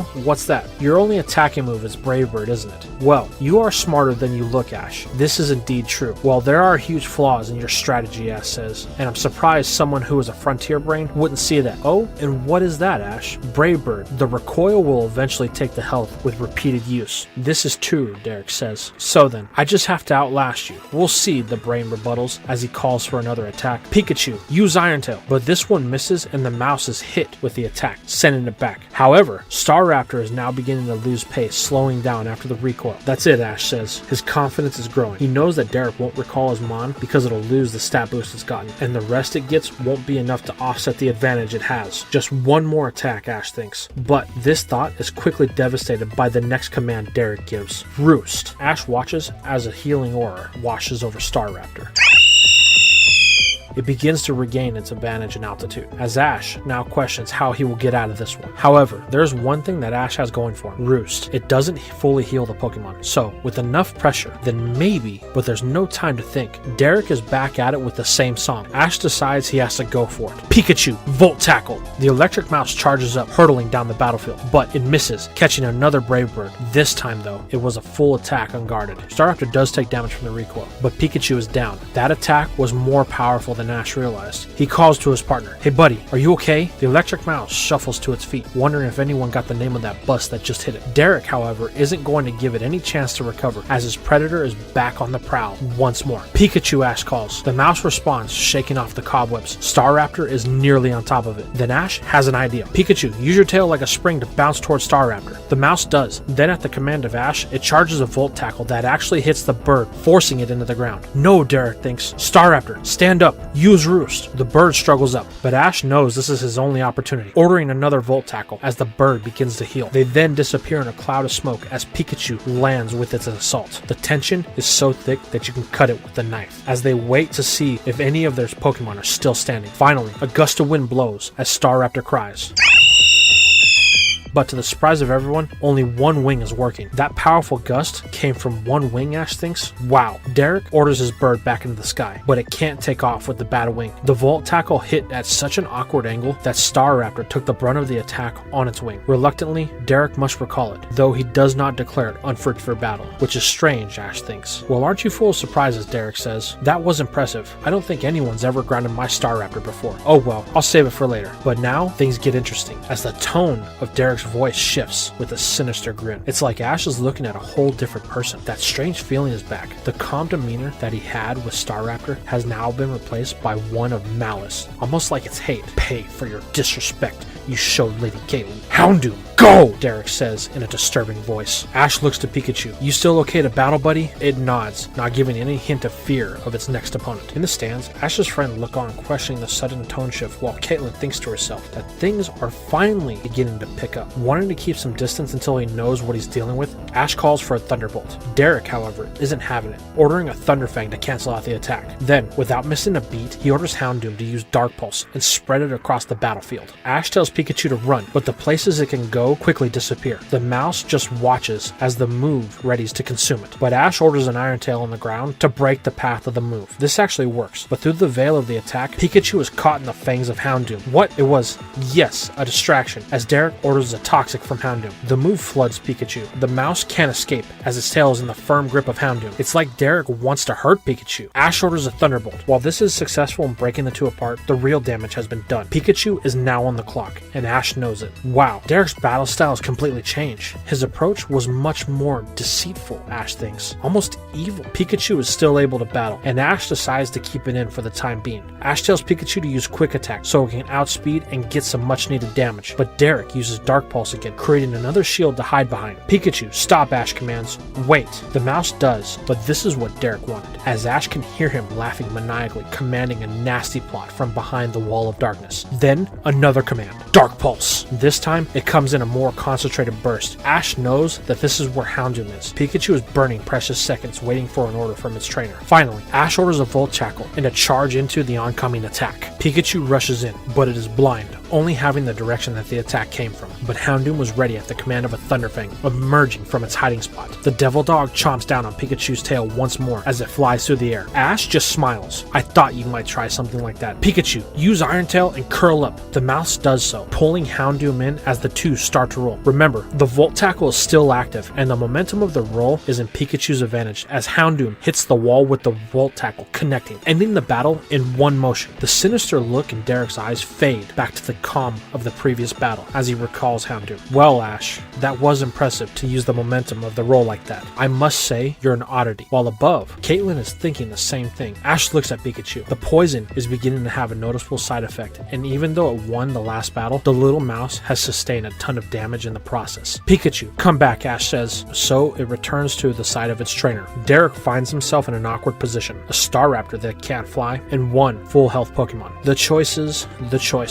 But Ash is in the same boat. Pikachu won't last another battle, and his bird gave all it had just to get in damage. Well, I guess it's my turn, Derek announces, sending in his final Pokemon, Gallade. The look in Derek's eyes change once again. This look is intense. It's like the look of a warrior that has seen many battles, one whose convictions will carry him through. Ash, this is my best Pokemon. The true test of your skill begins here. If you wish to earn my symbol, then you must best my Gallade. Ash can see this Mon is clearly far better trained than the previous Pokemon. Ash decides that he needs to hit with Staraptor and uses type advantage as much as possible. As the bird emerges, it's obvious that the rest wasn't enough as it's still breathing heavily. I know you're tired, but I really need you here, Ash thinks. He orders the first strike with an Aerial Ace. Staraptor rushes in, pushing through its fatigue. However, Derek, with no waver in his eyes, simply utters Protect. A swirl of psychic energy envelops Gallade, preventing Staraptor from landing its move. Darn, Ash thinks. This brain definitely battles smiles differently. His personalities change to match his Pokemon. Ash, Derek calls. Are you giving up? No, just thinking, he says. Well, if you don't make a move, then I will, as Derek calls for a close comment. What? Staraptor, fly up, Ash commands. It does so, but Gallade is faster due to the bird's fatigue, and the move connects. A flurry of punches and kicks envelop the predatory bird as it cries in pain. No, Ash thinks. It's too close to get off any type of flying type attacks. Then it hits him. Staraptor, counter with close combat. The bird regains its bearing, launching its own assault on Gallade. This does force the fighting type back, inflicting some damage to it. Unfortunately, Staraptor has reached its limit, landing as it can no longer sustain flight. Are you okay? Ash calls to his emo bird, but it's unresponsive, breathing heavily just to stay conscious. Well, I guess it's time to end this, as you have no more recall. Gallade, use Psycho Cut. The warrior Mon extends its arms as the blade begin to glow with psychic energy. Gallade takes its stance, readying its attack. Go, Derek command. Ash has a split second to make a decision. Call for an attack, or stop, he yells. I declare Staraptor unfit for battle, as he recalls it. Well, this boy does have a sense of honor after all, Derek thinks. Meanwhile, Caitlin and the rest look on without saying anything. Well, I guess that evens up the Pokemon left, Derek says. Yes it does, Ash replies as he looks to Pikachu. It's taking too much damage to continue at this point. If it goes in, it'll lose as well. Ash makes the decision that he has to go with the new choice. But who? Monferno is outclassed here. Spiritomb still won't listen, which Ash still needs to figure out if he wishes to have any chance at beating his rivals. And he doesn't think Abomasnow has the experience necessary to best Gallade in battle. That only leaves one choice on his current team, Bastiodon. Though it is at a type disadvantage, it has the defense to contend with the attack of this powerful Gallade. Ash raises the ball as Caitlin and Derek curiously look on, wondering what Ash's next choice will be. Then he calls it, surprising everyone. Bastiodon, I choose you. As the Iron Fossil emerges in its defensive brilliance, Derek is puzzled by this choice. Why would Ash choose a Pokemon with a 4x weakness to his? I hope you're ready, Derek. This battle is far from over. The look in Derek's eyes say it all. His resolve won't be bested by this boy, and he won't let this choice change that. Well, Ash, you have guts. I'll give you that. But that won't be enough for you to carry this battle, as he orders another close combat in an attempt to end it now. But Ash just smiles, calling for ancient power. The boulders begin to levitate around Bastiodon, but they don't move, and Gallade is forced to break his way through them, with the attack losing power before it can connect with Bastiodon, forcing it to retreat. Brock looks on from the stands. No way, Ash didn't. Yep, he did, Don says.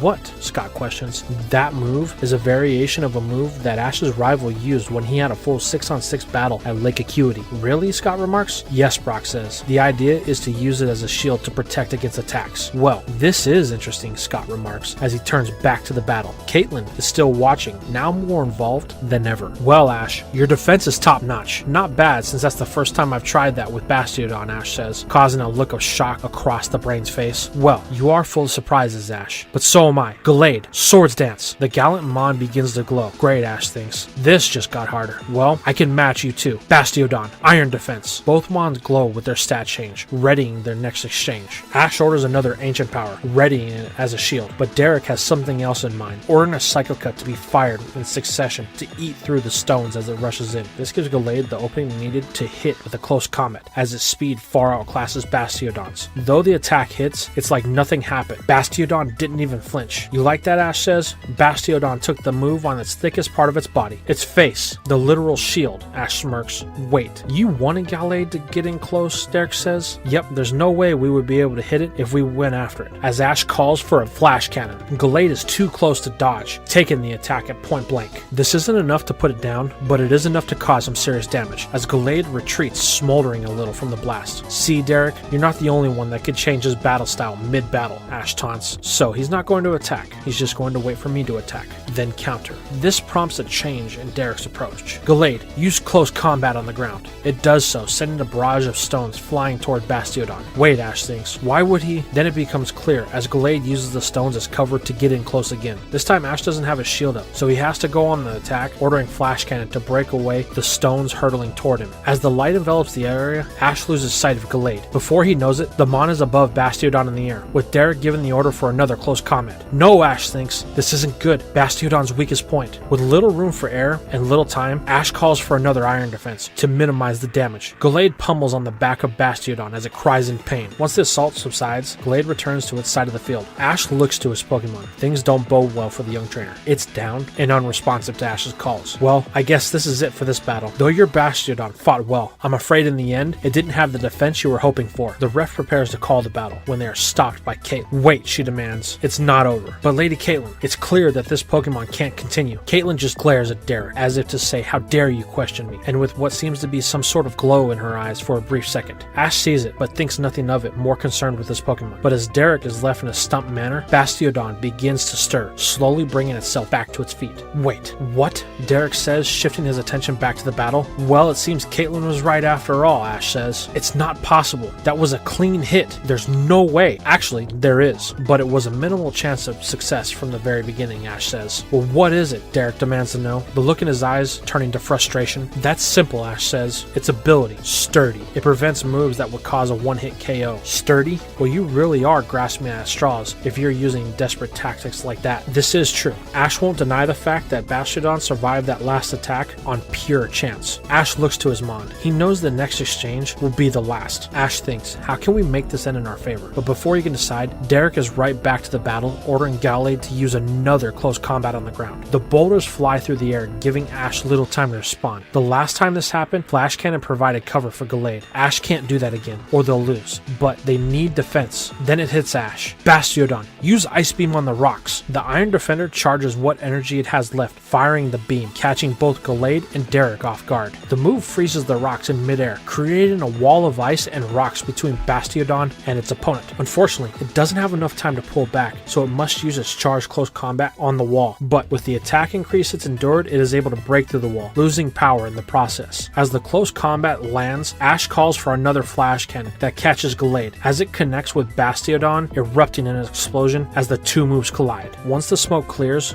both Pokemon stare at each other, as do their trainers. I've never had someone push me this far in battle, Derek thinks to himself as he reflects on the experience he and his Pokemon have had today, as both Pokemon faint out of exhaustion, shocking both of their trainers. Oh man, I thought we had that one, Ash says as he recalls his Mon. Derek, silent, recalls Gallade. Ash looks at Pikachu. The poison is still in effect, but it hasn't taken any new damage as the lack of movement has prevented its further spread. Well, buddy, are you ready? Ash says. Pikachu nods. It jumps back into the battlefield, but still showing the effects of the previous battles. But there is no response from Derek. He looks on in puzzlement. He knows that Derek still has Staraptor left to battle. Sure, it can't fly, but it can still battle. Ash gets ready to ask Derek if he's ready, but he finally speaks. I concede, the brain says, shocking everyone in attendance. My last Pokemon can't fly, and as it can't, the only attacking move I have can't be performed. The ref then calls it, giving Ash the win. Derek then walks to Ash's side. Ash, in the beginning, I thought you were someone who possessed no virtues or decorum, but throughout the strain of this battle, you showed me you possess them in abundance. Though your manners could still use some work, I present you with the honor symbol to show proof of your wins against one of the two frontier brains of the battle castle. Ash takes the symbol, thanking Derek for the battle. He wasn't sure if he would win with the way the tide of the battle kept changing along with his personality. I do apologize for that. When I battle, it brings out different sides of me, sometimes more vicious sides of me, but no matter, you still pulled through. Ash celebrates his win with Pikachu. Yes, our fourth symbol. Everyone approaches Ash. Great job, Scott says. Thanks. With a day's rest, we'll be back tomorrow for our second battle. I don't think so, Caitlin's voice rings out from above. Wait, you said I could name any prize I wanted, and I said if I won, I would battle you as well. True, Ash, that was your prize, and I did agree to those terms, and you will get your battle.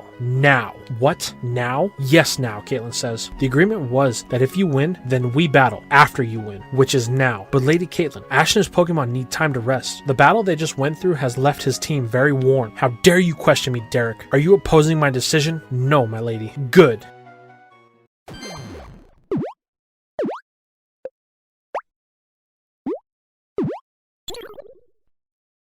His lack of Pokemon is not my problem, Caitlyn says. We have an agreement. We would battle right after he won. He has beaten you, Derek, so we battle now. This behavior even has her valet shocked. But Caitlyn, it's only fair that Ash and his Pokemon have time to recover, Scott says. Scott, you may be the president of the battle frontier, but I am a brain of the frontier, am I not? You said it is up to us to set the terms of the battles. This isn't the Pokemon League. We are here to challenge trainers, pushing them beyond their limits, aren't we? Well, I guess, but then these are my terms. If Ash does not accept, then his Sinnoh Frontier challenge ends here, as I will not accept any future battles from him. A stunned silence befalls the room. I'll do it, Ash says, shocking everyone. Good, Caitlin says. She descends the staircase to the battlefield. Shall we get started? As she takes her position on the side of the battlefield Derek once stood at, Ash gives Pikachu to Brock, asking him to treat it for its poison. Brock nods as the group retreats back to the sidelines, wondering how this battle will play out. Well, Caitlin, what's going to be the stipulation of our battle? Good question, Ash. You were already put through the ringer by Derek, but the disrespect you have shown me can't go unpunished. Now can it? Man, she's out to get me, Ash thinks to himself. After letting Ash stew for a few seconds, Caitlin finally speaks. We will have a one-on-one battle, Ash, but the stipulation is one that will push you past your limits. The Pokemon you use must have a type disadvantage against mine. Wow, Caitlin is really stacking the deck against Ash, Scott says. She's really going all out here. Yeah, but I guess it comes down to the type of Pokemon she uses, Dawn says. That's simple, Derek says. Caitlin is a psychic type specialist. Then that means there's only one choice for Ash then. Back on the battlefield? Fine, Caitlin. Show me the Pokemon that you will use. Very well, Ash. Go,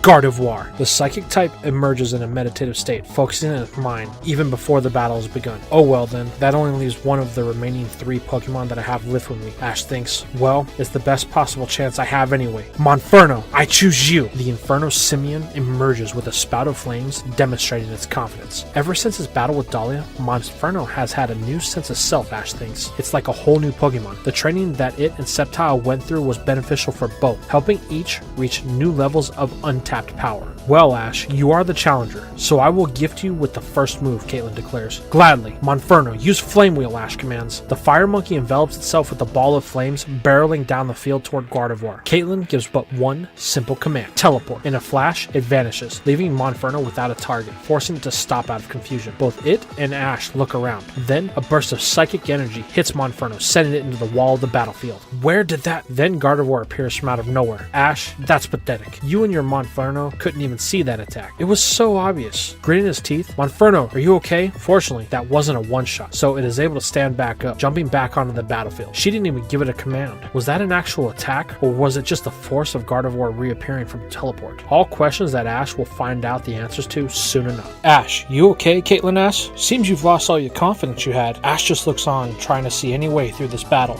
But for once, he's blind. One move in, and Caitlin has him stumped. In the stands, Don and Brock are telling Ash not to get overwhelmed. He's got this, but Derek begs to differ. Though it may not look it, Caitlin is far stronger than he. Since the Sinnoh Battle Frontier was formed, there's only been one other Frontier champion that was able to challenge her, and it was only because his presence was so overwhelming to her. So you're saying that Ash doesn't have a chance? Dawn asks. I'm saying that if Ash wishes to earn her symbol, then he needs to bring something to the battle that Caitlin cannot predict, something she's never seen before. Back on the field, Ash decides to finally call for a flamethrower to move the battle along, thinking he would see if attacking from a distance would help. This, however, is in vain as well, when Caitlin calls for another teleport. Then again, Gardevoir re-enters the field, sending Monferno into the ringside. No, not again, Ash thinks. We can't get a move in. Ash, your reactions are slow. Your Monferno is undertrained. If you wish to battle at the frontier level here in Sinnoh, then you will have to battle harder. Those brains in Kanto must be a joke, if you can beat them. What did you say, Ash rebuttals? You heard me. Your championship title was a mistake. You never should have won. This is getting to Ash. His mind is becoming clouded. First, she acts like she is better than everyone. Now she's mocking my accomplishments. Just as Ash starts to lose focus, Ash hears Monferno call to him. Again, it jumps back into battle. Monferno, Ash mutters to himself. It looks back at its trainer. The two share a moment, like no one else is around, reflecting on the journey that they've had to this point, the obstacles they've overcome. Monferno's development has never stopped. Their opponents seem to share a bond that nothing can explain, but so does Ash and Monferno. Then, the two fade back to the matter at hand with a surge of flames on its tail. Then, Monferno itself erupts in flames. What's this? Caitlin questions. Ash smiles. I see your game, Caitlin. Your bond with your Gardevoir is a strong one, but it's not stronger than the one between Monferno and me. Ain't that right? The fire chimp beats its chest, nodding and crying as it is ready for battle. In the stands, amazing, Brock mutters. What is it, Derek asks. Monferno, it's activated Blaze, but the damage it's taken is minimal. The only other time it's done that is when the battle with Paul, Don says. It and Ash were in sync at that time more than any other time due to their will to win, and now it seems to have happened here. Ash, this could be the one thing you need to challenge Caitlin. Now let's see if it works, Derek thinks to himself as they watch the next part unfold. Back on the battlefield, Caitlin doesn't think anything has changed. She then gives her first action actual order of the match. Gardevoir, use Psychic. Its eyes start to glow as a force of unseen energy surges towards Monferno. Caitlin tires of this battle. Monferno, use Dig! Before she could react, Monferno is gone, leaving Caitlin with a stumped look on her face. Gardevoir switches around trying to sense where Monferno is under the battlefield, but it's only detecting traces of the presence. While Caitlin, still processing the speed that Monferno has gained, isn't being the second set of eyes that she is supposed to be. Before either of them know it, Monferno emerges with a flame wheel that connects, cutting into Gardevoir like a buzzsaw. So Caitlin, do you still think we're not the challenge for you? She looks on to Ash and his Monferno. This boy, he's different. I don't know what it is, but this isn't the same trainer that battled Derek. Okay, Ash, you have my attention. While I will admit you are a curiosity, I stand firm in my statement from earlier. Well, no worries. By the end of this battle, that opinion will change, Ash says, ordering a Mach Punch from Inferno. Caitlin, now aware of the battle again, manages to get Gardevoir to put up a defense using Disable. This cancels the move altogether. As the attack fades out, Monferno edges closer to Gardevoir, completely unguarded. Then, without a command from its trainer, Gardevoir fires an electrical beam of energy, hitting Monferno, forcing it back, stunning it in the process. But Ash's inner thoughts are interrupted. Ash, you look puzzled. Well, let me explain. That was Charge Beam, a nifty little attack that comes in clutch in a pinch. Oh, and it looks like Gardevoir is enjoying the benefits of it. Ash looks, and the Mon glows briefly in a greenish aura that seems to raise the confidence of Gardevoir, while Monferno seems to be subjected to the negative side of the effects with an electrical attack. Paralysis. Okay, but that doesn't explain why Gardevoir was able to follow up so quickly with a second attack. Wait, can it be? So you figured it out, did you, Ash? Yes, me and Gardevoir are linked through its ability, so that means you don't need to command Gardevoir to attack? Correct. Through its ability Trace, my Pokemon can sense the emotions of others, allowing it to react accordingly. Very rarely do I ever have to get involved in the actual battle. Well, your battle style is just like your attitude, Caitlin. Stuck up. Excuse me? The brain yells in pure disgust. You heard me. You're so entitled that you expect your Pokemon to do all the work for you? Well, that may be a unique way to battle. It's also a lazy way to battle. Caitlin, appalled by Ash's comments, tells him that the words of a commoner like him mean nothing. After all, she's a trainer not much older than he is, and is on the Elite 4 level status. She doesn't need to exert herself for something like hard work. The mental link with her and her Pokemon is all she needs. Look at you and Monferno. All the hard work you two have put in to be on the losing end of this battle. But a cry from Monferno rages throughout the castle, drawing the attention of everyone in attendance. Its flames are surging, but are far different than anything they have ever seen before. Ash smirks. You look down on us because we work hard towards becoming stronger, while you have been a strong trainer your whole life. But what you don't realize, Caitlin, is that in the world of Pokemon battles, hard work will always surpass natural talent. Isn't that right, Monferno? It nods as the flames begin to burn hotter, enveloping the area. In the stands, Derek is focused solely on the battle. This boy, he's different. Could he be the one? But before he can finish his thoughts, Monferno's willpower reaches everyone. Ash looks on. You see, Caitlin, this is what a true bond is. When your partner responds to your heart's desires. When your struggles have been the same, your thoughts and feelings are one. When that happens, anything is possible. As Monferno glows in an evolutionary light. You look down on us, stacked the odds against us, made it clear how little you think of our abilities or accomplishments. But we will show you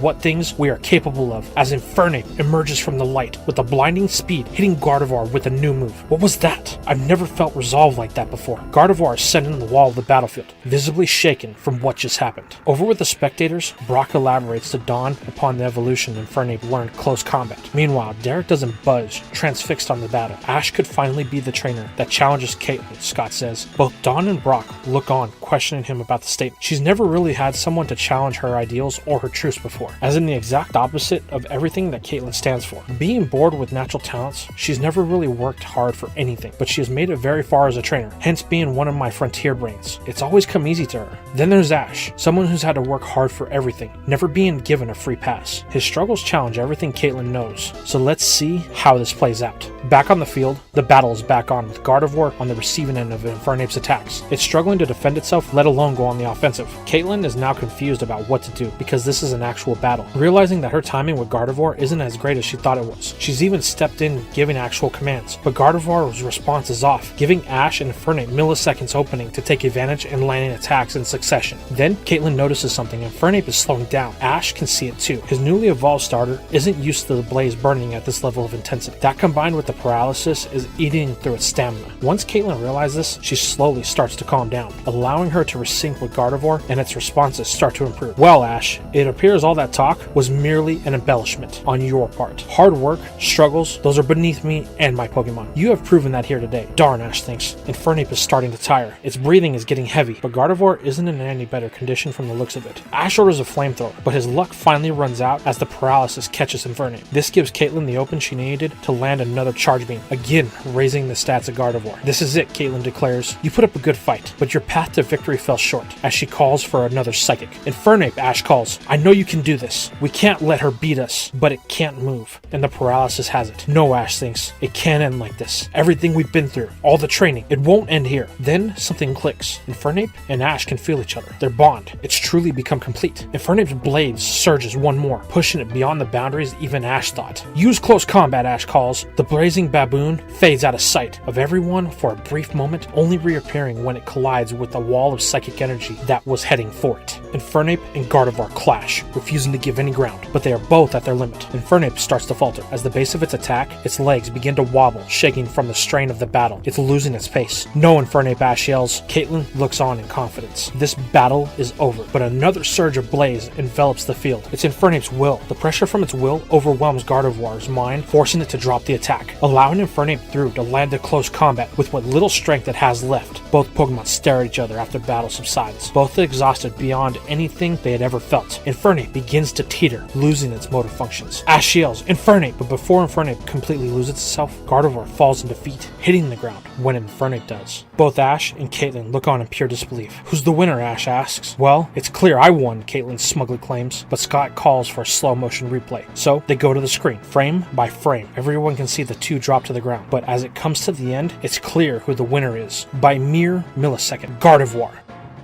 hit the ground first. Ash erupts in a rant of cheers, celebrating his victory while Caitlin looks stunned. How could I lose to him? She questions. Because, Caitlin, you've never truly been challenged before. Things have always come easy to you. This voice, she thinks. Caitlin looks around, and everyone is staring behind her. The Frontier Brain turns. She is greeted with an all too familiar face. Cynthia, the champion of the Sinnoh region, and one of Caitlin's closest friends. Ash runs to Infernape, checking to see if it's okay. Cynthia, what are you doing here? Caitlin asks. I came here to check up on some information in the library of the castle, but what I found is something much more interesting. A battle that is truly champion level. This battle was fixed. I should have won, Caitlin says. No, Caitlin, Scott rebuttals. You lost this battle. That much is clear. You have to acknowledge Ash as the winner and present him with his prize. But what makes him so special? Nothing, Cynthia says, surprising Caitlin. He's just a regular Pokemon trainer who cares deeply for his companions, the same as you. The difference is he's the first one to show you what the method of hard work can achieve. You must accept this fact. There are other ways to become a powerful trainer. No two paths are the same. Caitlin looks to Ash, staring intensely at him as he helps Infernape to its feet. Ash then sees her recall Gardevoir. Ash, you've shown me that there are other ways to power, many different paths to follow. Though I may not agree with it, you have been declared the winner on this day, so I present you with this, the privilege symbol, as proof of your victory here at the Battle Castle over me. Ash and Infernape hug each other. Infernape, you did it. All our hard work paid off. It gives Ash a thumbs up, but flinches in pain as it's hard to move.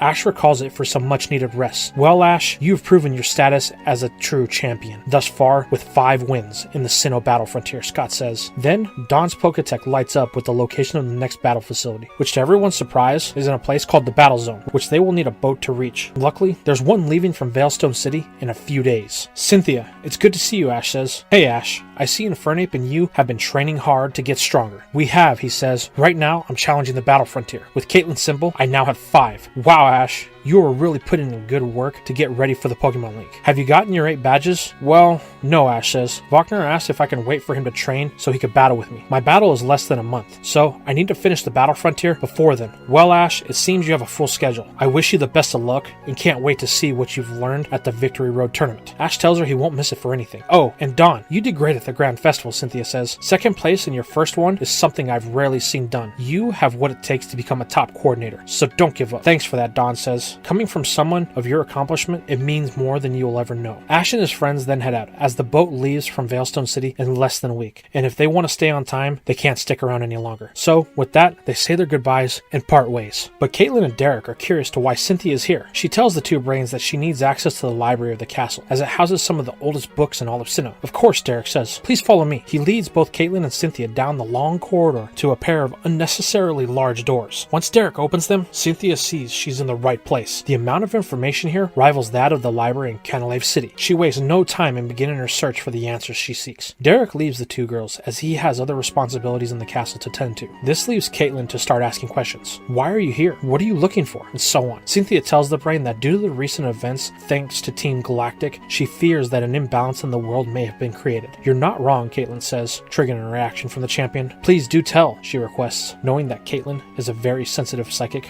Well, I can't say for sure, but with the awakening of the time, space, and distortion trio, I feel like something is coming. A rage that transcends the three aforementioned forces. Caitlin says she doesn't know why, but when it arrives, Sinnoh, no, all of the world will tremble in fear. Well then, I need to find the answers I seek. Opening a book to begin reading. Following up with Ash and his friends, they have arrived in Veilstone City. They have about a day until the boat departs for the battle zone. In order to kill time, Brock suggests that they head to Reggie's house to say hi. Ash is on board with this, as he's been wanting to challenge Reggie to a rematch since their last battle. Upon arriving, they can see Reggie outside attending to a lot of the Pokemon, most of them being Paul's Pokemon, the ones that Ash faced at the Lake Acuity battle. Reggie sees the trainers coming up, rushing to greet them. Ash, Brock, Dawn, how have you been? He asks. We're fine, Reggie. It's good to see you too as well, Dawn says. What brings you to Veilstone? Reggie asks. Well, I'm challenging the Sinnoh Battle Frontier, Ash responds. Is that so? Well, I don't know much about them, but I've heard they are tough. Have you won any of the required symbols? Reggie asks. Ash flashes the symbol case with the 5. Just need 2 more, he says. Wow, Ash, looking to become a 2-time champion, are we? Yes, that's why we're here, actually.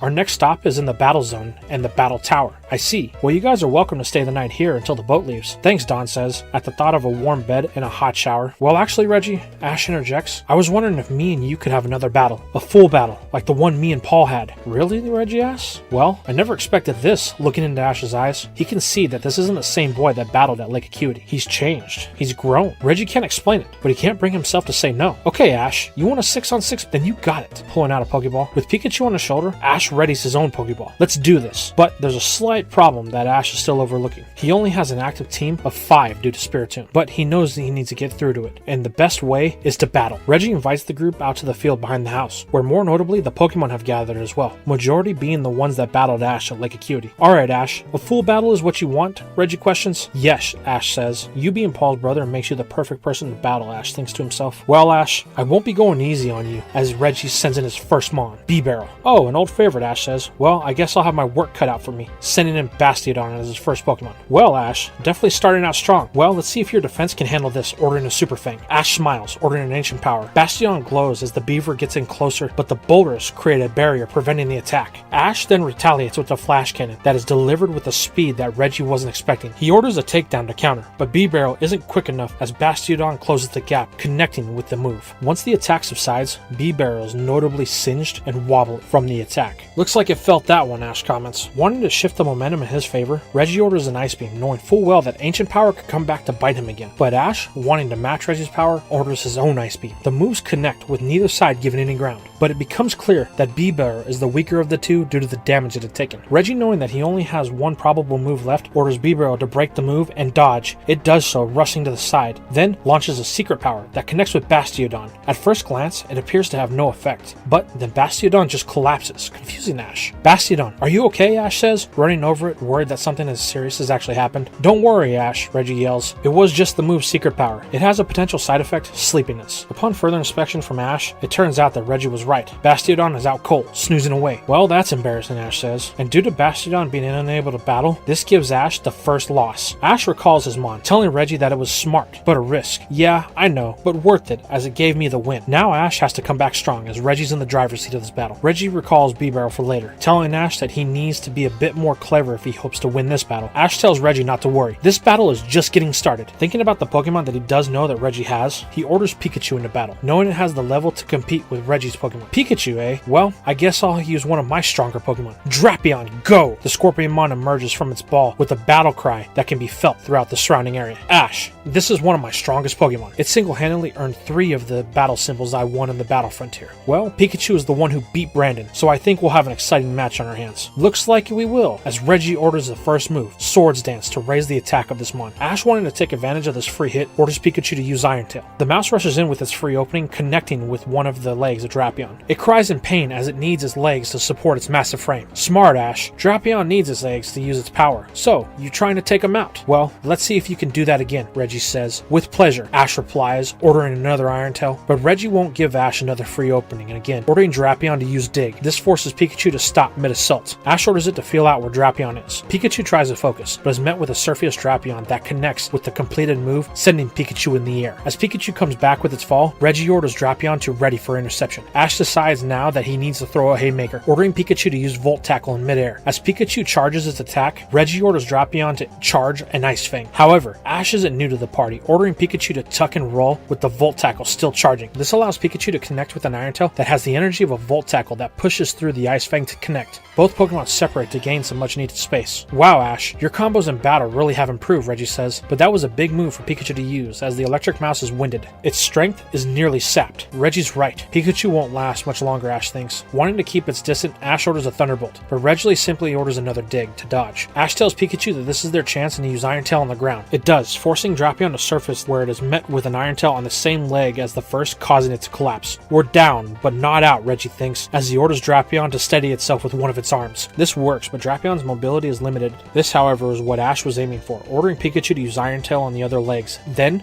to speed away with Quick Attack. This works for a little while, until the fatigue starts to set in on Pikachu and it's unable to escape one of the attempts to be grabbed by Drapion. With Pikachu now securely in its tail, Reggie orders Drapion to use another Ice Fang. With no other options, Ash orders Pikachu to use a Thunderbolt in hopes of dropping the mammoth-sized Scorpion. Electricity lights up the area. Once the attack subsides, Drapion is unresponsive to Reggie's calls, dropping Pikachu as it falls in defeat. Pikachu is barely able to stand, but is declared the winner, giving Ash his first win of the battle. Well, Ash, Pikachu is quite powerful, Reggie says. I could see why Paul could have had trouble with it in the past, but this next Pokemon will keep things in my favor, as Reggie sends in his Swalot. Ash tells Pikachu to come back for now. He knows it couldn't win unless it has some time to rest. Swalot, eh, Reggie? Going very defensive, are we? Well, I got something for that, as Ash takes a huge risk, sending in Spiritomb. Reggie takes a second looking at this choice. Ash, is this the same one you tried to battle Paul with? Yeah, he says. It used to have no problem battling for me, but now it won't even respond to my commands. Every time I let it out of its ball, it just stays in the keystone, never responding to my calls. Well, Ash, if it won't battle, then I'm afraid I'll have to disqualify it. So, you better get it to respond. Realizing that Reggie isn't joking, Ash then begs and pleads for Spiritomb to battle, but nothing. After well over a minute of this, Brock declares Spiritomb unable to battle, so Ash goes to recall it. Wait, Ash, Reggie says. Instead of recalling it, why don't you leave it out for a while? Maybe it will get interested in what's happening. Ash does so, setting it next to him on the battlefield. Now Ash has to choose his next Pokemon, and he's running out of options, but he decides he needs power more than anything, sending in his Abomasnow. Risky, Ash. A grass type against poison? Yeah, but I'm never really worried about typing Reggie. As Ash orders a Blizzard from his Frostymon, Reggie orders a Stockpile. This does minimize the damage, but Blizzard is still a powerful attack, and Swalot is feeling it. Ash wanted to keep the pressure, orders a Wood Hammer as a follow-up. Reggie wanted to keep Abomasnow at a distance, orders a Sludge Bomb. However, Ash was expecting something like that, ordering a Rock Climb that throws off the aim of Swalot. This allows the grass type to connect with the Wood Hammer, as Swalot is now off balance, but Abomasnow does take recoil as a result. Ash is now at a crossroads. Does he keep up the assault or play more defensively? While he decides, Reggie orders another Stockpile, further raising the defense of his Pokemon. Ash ultimately decides to keep up the pressure with another Wood Hammer. This is met with another Stockpile, making the move essentially less impactful than before. It's not helping that the recoil is starting to add up. Abomasnow is breathing heavily, and Ash knows that he needs to either end it or Abomasnow will fall. In one last-ditch effort, Ash orders another Rock Climb. It is here that Reggie decides to cash in his stockpiles with a Swallow to recover as much of the health that was lost as possible, but Abomasnow connects as it activates the move. Reggie wants to capitalize on the closeness of the two by ordering another Sludge Bomb, but Ash orders countering a Grass Knot that binds Swalot in an awkward position where its mouth is pointing into itself. Then Ash calls for another Wood Hammer. Abomasnow drops it with as much force as possible, holding nothing back. In the end, Ash is declared the winner, as Swalot is unable to battle. Reggie recalls his mind looking at Ash. Man, he's really grown in a short time that he's been away. I'll have to come harder, he thinks, as he sends in his next Pokemon, Staraptor. Ash knows that Abomasnow can't handle another battle, especially at a type disadvantage, so he recalls it for now, sending in his own bird of prey. The two take to the skies, exchanging steel wings at the commands of their trainers. The last battle, it was clear that Reggie's Mon held the advantage, but things appear to be even now. Ash realizes that there's only one way he'll be able to take the advantage in this battle. He needs to be more aggressive. Ordering a Brave Bird, Ash's Staraptor starts to glow with fire, rushing in towards Reggie's, but it simply counters with its own Brave Bird. The two moves collide in midair, unguarded. It is here we start to see the minute difference between the two, with Reggie's Emo Bird possessing slightly more endurance with its move, as it is able to push back back Ash's Staraptor. This forces Ash's bird into a tailspin, heading for the ground. But at the command of Ash, it quickly recovers, pulling up with plenty of time to spare. Well, that was a bust, Ash thinks. Staraptor isn't showing any signs of fatigue, however, squawking in its readiness for battle. Well, this bird is tougher than I thought, Reggie thinks, ordering an aerial ace. Ash counters with a steel wing. The two collide once more, but this time, Ash seems to be on the winning end. So, you caught a boost from the steel wing, did you? Reggie remarks. It looks like it, Ash says. We won't allow you to take us down that easily. Ordering another steel wing. The move lands, forcing Reggie's Staraptor into a tailspin of its own. Reggie calls for it to pull up, but the bird appears to be stunned, and it crashes roughly. Yes, Ash thinks. He's won, but Reggie's Mon proceeds to stand up, and he calls for a move that Ash wasn't expecting. Roost. Not again, Ash thinks. We just got over this at the battle castle. Reggie's Mon begins to glow with the healing aura. Great, Ash says. All that effort gone. Reggie's Staraptor takes back to the sky. Well, Ash, let's try this again, as he orders another Brave Bird. Ash follows suit, but this time with the defense boost. This makes the exchange more even.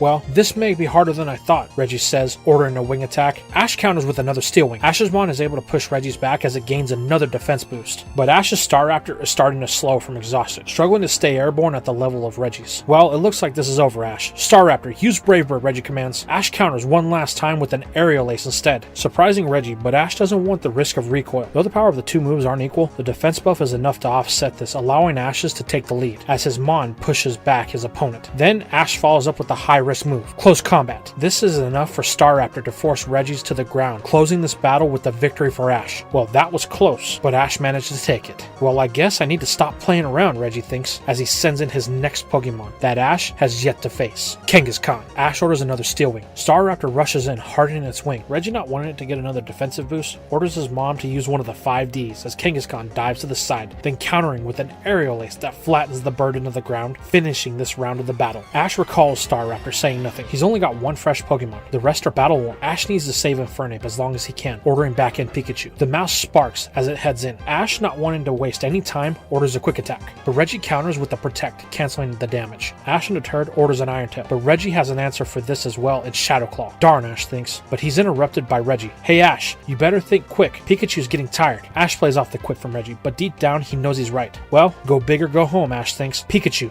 use Volt Tackle, he calls. The electric mouse charges up, focusing on a single point. Reggie, however, isn't worried, allowing Pikachu to get it closer and closer. Then, when it gets within striking range, Reggie calls for a defensive trump card. Protect. This stops Pikachu dead in his tracks, while Reggie gives another command of Shadow Claw. This connects unguarded, ending Pikachu's reign in this battle. Ash walks out to gather a starter. You did great, buddy. Now take a rest and leave it to us. Pikachu's loss triggers something that Reggie notices, but he'll keep silent about for now. Ash, we're pretty close with only 2 Pokemon each, even though you only had 5 usable Pokemon. Yeah, but don't worry, Reggie. We still got this, as he sends back in Abomasnow. Ash's snowman is winded, still feeling the battle from earlier. Ash orders a Blizzard to keep some distance, but is met with another Protect. Well, that was fun, Ash says, choosing to ignore his previous plan and going in with a Wood Hammer. Reggie decides to outlast his opponent by ordering another Protect, but his luck runs out, allowing Ash to finally damage with an attack. But the recoil forces Abomasnow to drop to 1E. This gives Kangaskhan the opening it needed to land an aerial ace at its trainer's command. Abomasnow flinches in pain, but refuses to fall, as Ash calls for one last Blizzard. This does connect as the snowman falls, using the last bit of its energy to complete the attack. But as it falls, the two trainers look to Kangaskhan, which appears to be frozen solid, making this battle a draw. With 1 Pokemon each, both trainers ready their final balls, sending them both simultaneously. Ash's Infernape takes the field, while Reggie's Pokemon is a Pokemon that Ash is all too familiar with, and it roars as a loud thud can be heard. Torterra!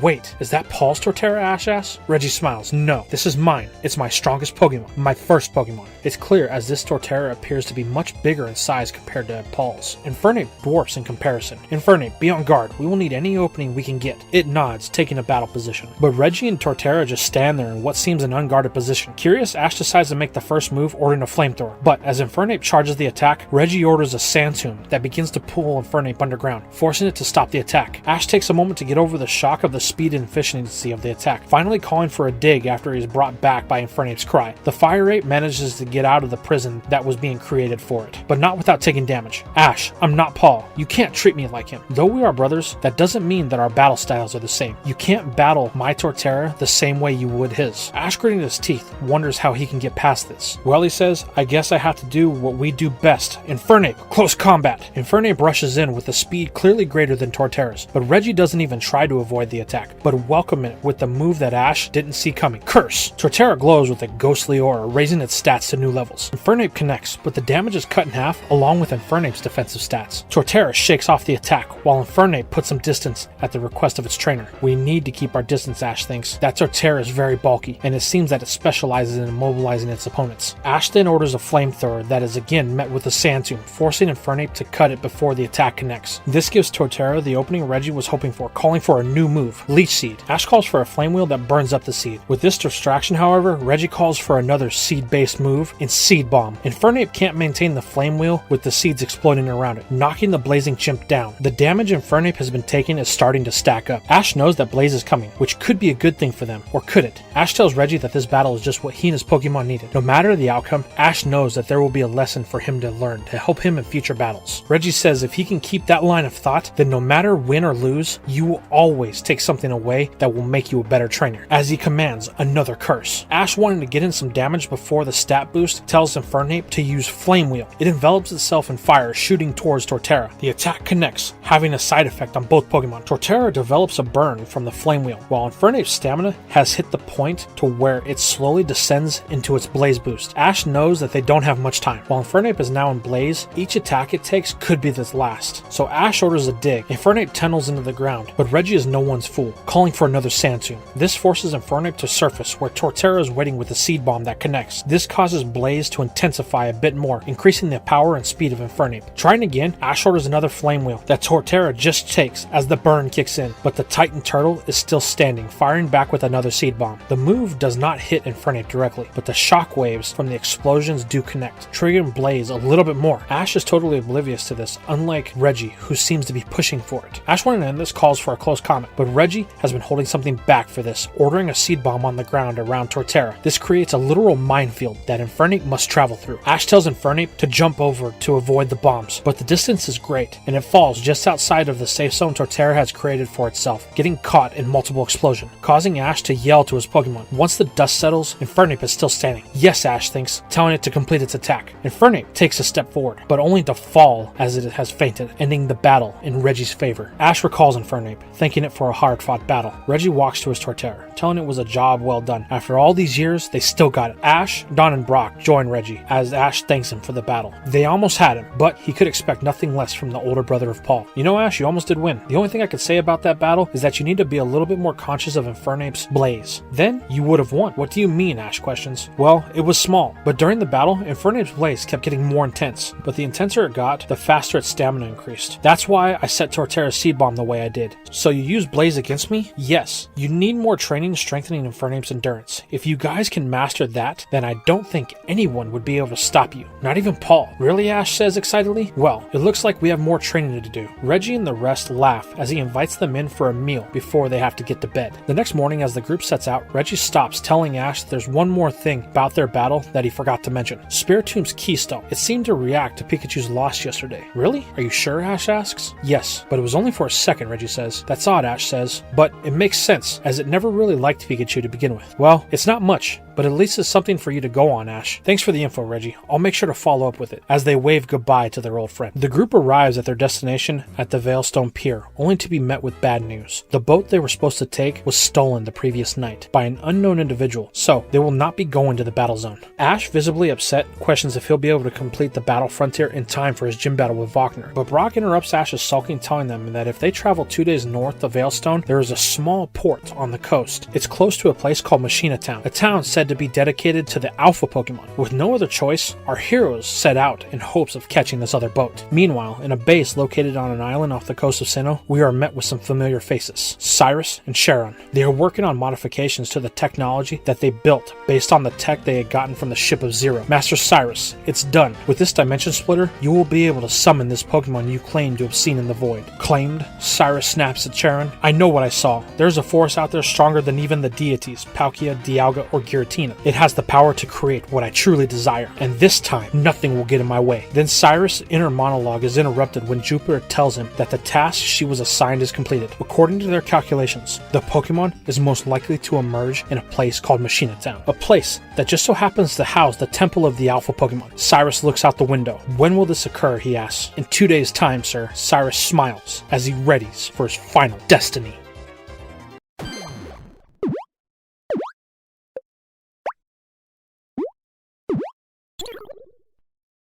Today, we are picking up with our heroes as they kill time by exploring the ruins that surround the small but fertile town of Machina. Ash and friends have a day till the next transport to the battle zone and the site of his next frontier challenge. Upon exploring the ruins of the alpha Pokemon, while Brock, Ash, and Dawn marvel at its beauty, Dawn remarks about the ruins. I wonder who built these, she wonders out loud. I don't know, but whoever did wanted to make sure they didn't go anywhere, as they are really well preserved, Brock says. Then, from behind their line of sight, they were built by my ancestor, Damos. Looking around, our heroes spot two figures in the distance who come into view rather quick. Who are you? Ash questions. Oh, I'm sorry. How rude of us. My name is Sheena, and this is Kevin. We are the guardians of these ruins. Ash and the gang begin to introduce themselves, but are interrupted by a phenomenon that ascends from out of nowhere. A whirlpool of water vanishes into a vortex into the sky. Ash and Dawn order Piplup and Pikachu to stop the event with a Thunderbolt and a Bubble Beam respectively, but the two are unable to protect themselves when they are also pulled into the maelstrom. It's at this point Ash, Dawn, and Brock witness something spectacular. Sheena calls forth the powerful ruler of time itself, Dialga, to save their partners and end the twirling terror. Meanwhile, from a distance, the leader of Team Galactic himself, Cyrus, and his ever-faithful lackey, Sharon, watch as the events unfold. This is the place, Master Cyrus. My readings indicate that the power you seek will emerge at this location, Sharon says. Are you certain? Cyrus replies sternly. Yes, the energy fluctuations are becoming more powerful. It's only a matter of time. With a sinister smile, perfect. Then we must prepare for its arrival. Start the Alpha Protocols, Cyrus commands. Now we transcend to a place where no human has been before. A place at the center of creation. A creature of some sort seems to be at the center of a swirling mass of energy, and it's dreaming.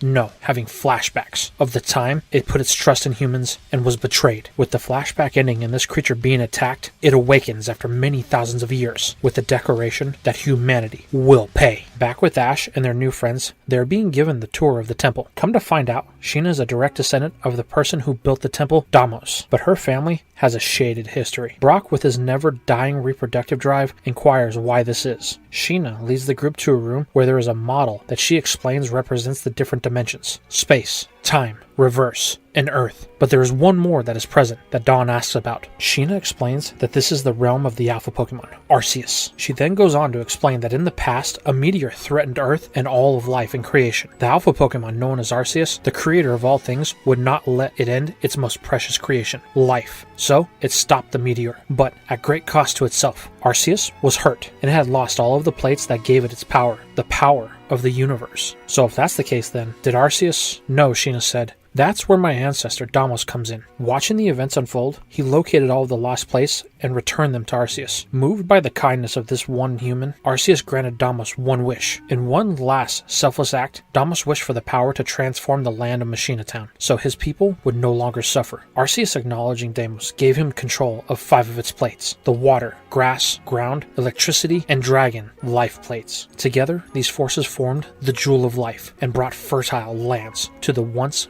barren Machina Town. But when it came time to return that which didn't belong, Damos betrayed Arceus, wanting to keep the Jewel of Life for himself. With the vicious attack exploiting the weaknesses Arceus gained due to not having specific elements, Damos and his followers nearly ended Arceus, but it was able to escape, retreating to its home dimension, where it could slumber and heal from its wounds. Revealing the Jewel of Life, Sheena tells of her urge to right this wrong, saying that when Arceus emerges, which will be very soon, she will return the Jewel of Life and end the Armageddon that the world is facing. While all of that is being explained, above the group, Cyrus and Sharon listen in. So, you are after the Pokemon called Arceus, are you, Master? Sharon requires. No, Cyrus remarks. I want something much more powerful, as the two prepare for the next phase of their plan. Over with the group, the time-space axis starts to go haywire. It's time, Sheena says. Arceus is coming. The group rushes outside. It's time to meet the King of Kings. The rage Arceus shows knows no bounds, attacking once it emerges. But its onslaught is temporarily halted by a familiar scenario as a memory captures his attention. But when when Arceus regains his mental faculties, it realizes that it's not Damos, but Sheena who has greeted it. Sheena introduces herself, telling Arceus that she knows what happened, and she says she is sorry, presenting it with the Jewel of Life to right the wrong of her ancestor. However, Arceus knows this to be a forgery, smashing the fake jewel in front of everyone. Confused and out of options, Sheena tries to reach Arceus, only to fail as its rage is too great. All out of options and with another assault coming their way, the group begins to lose hope.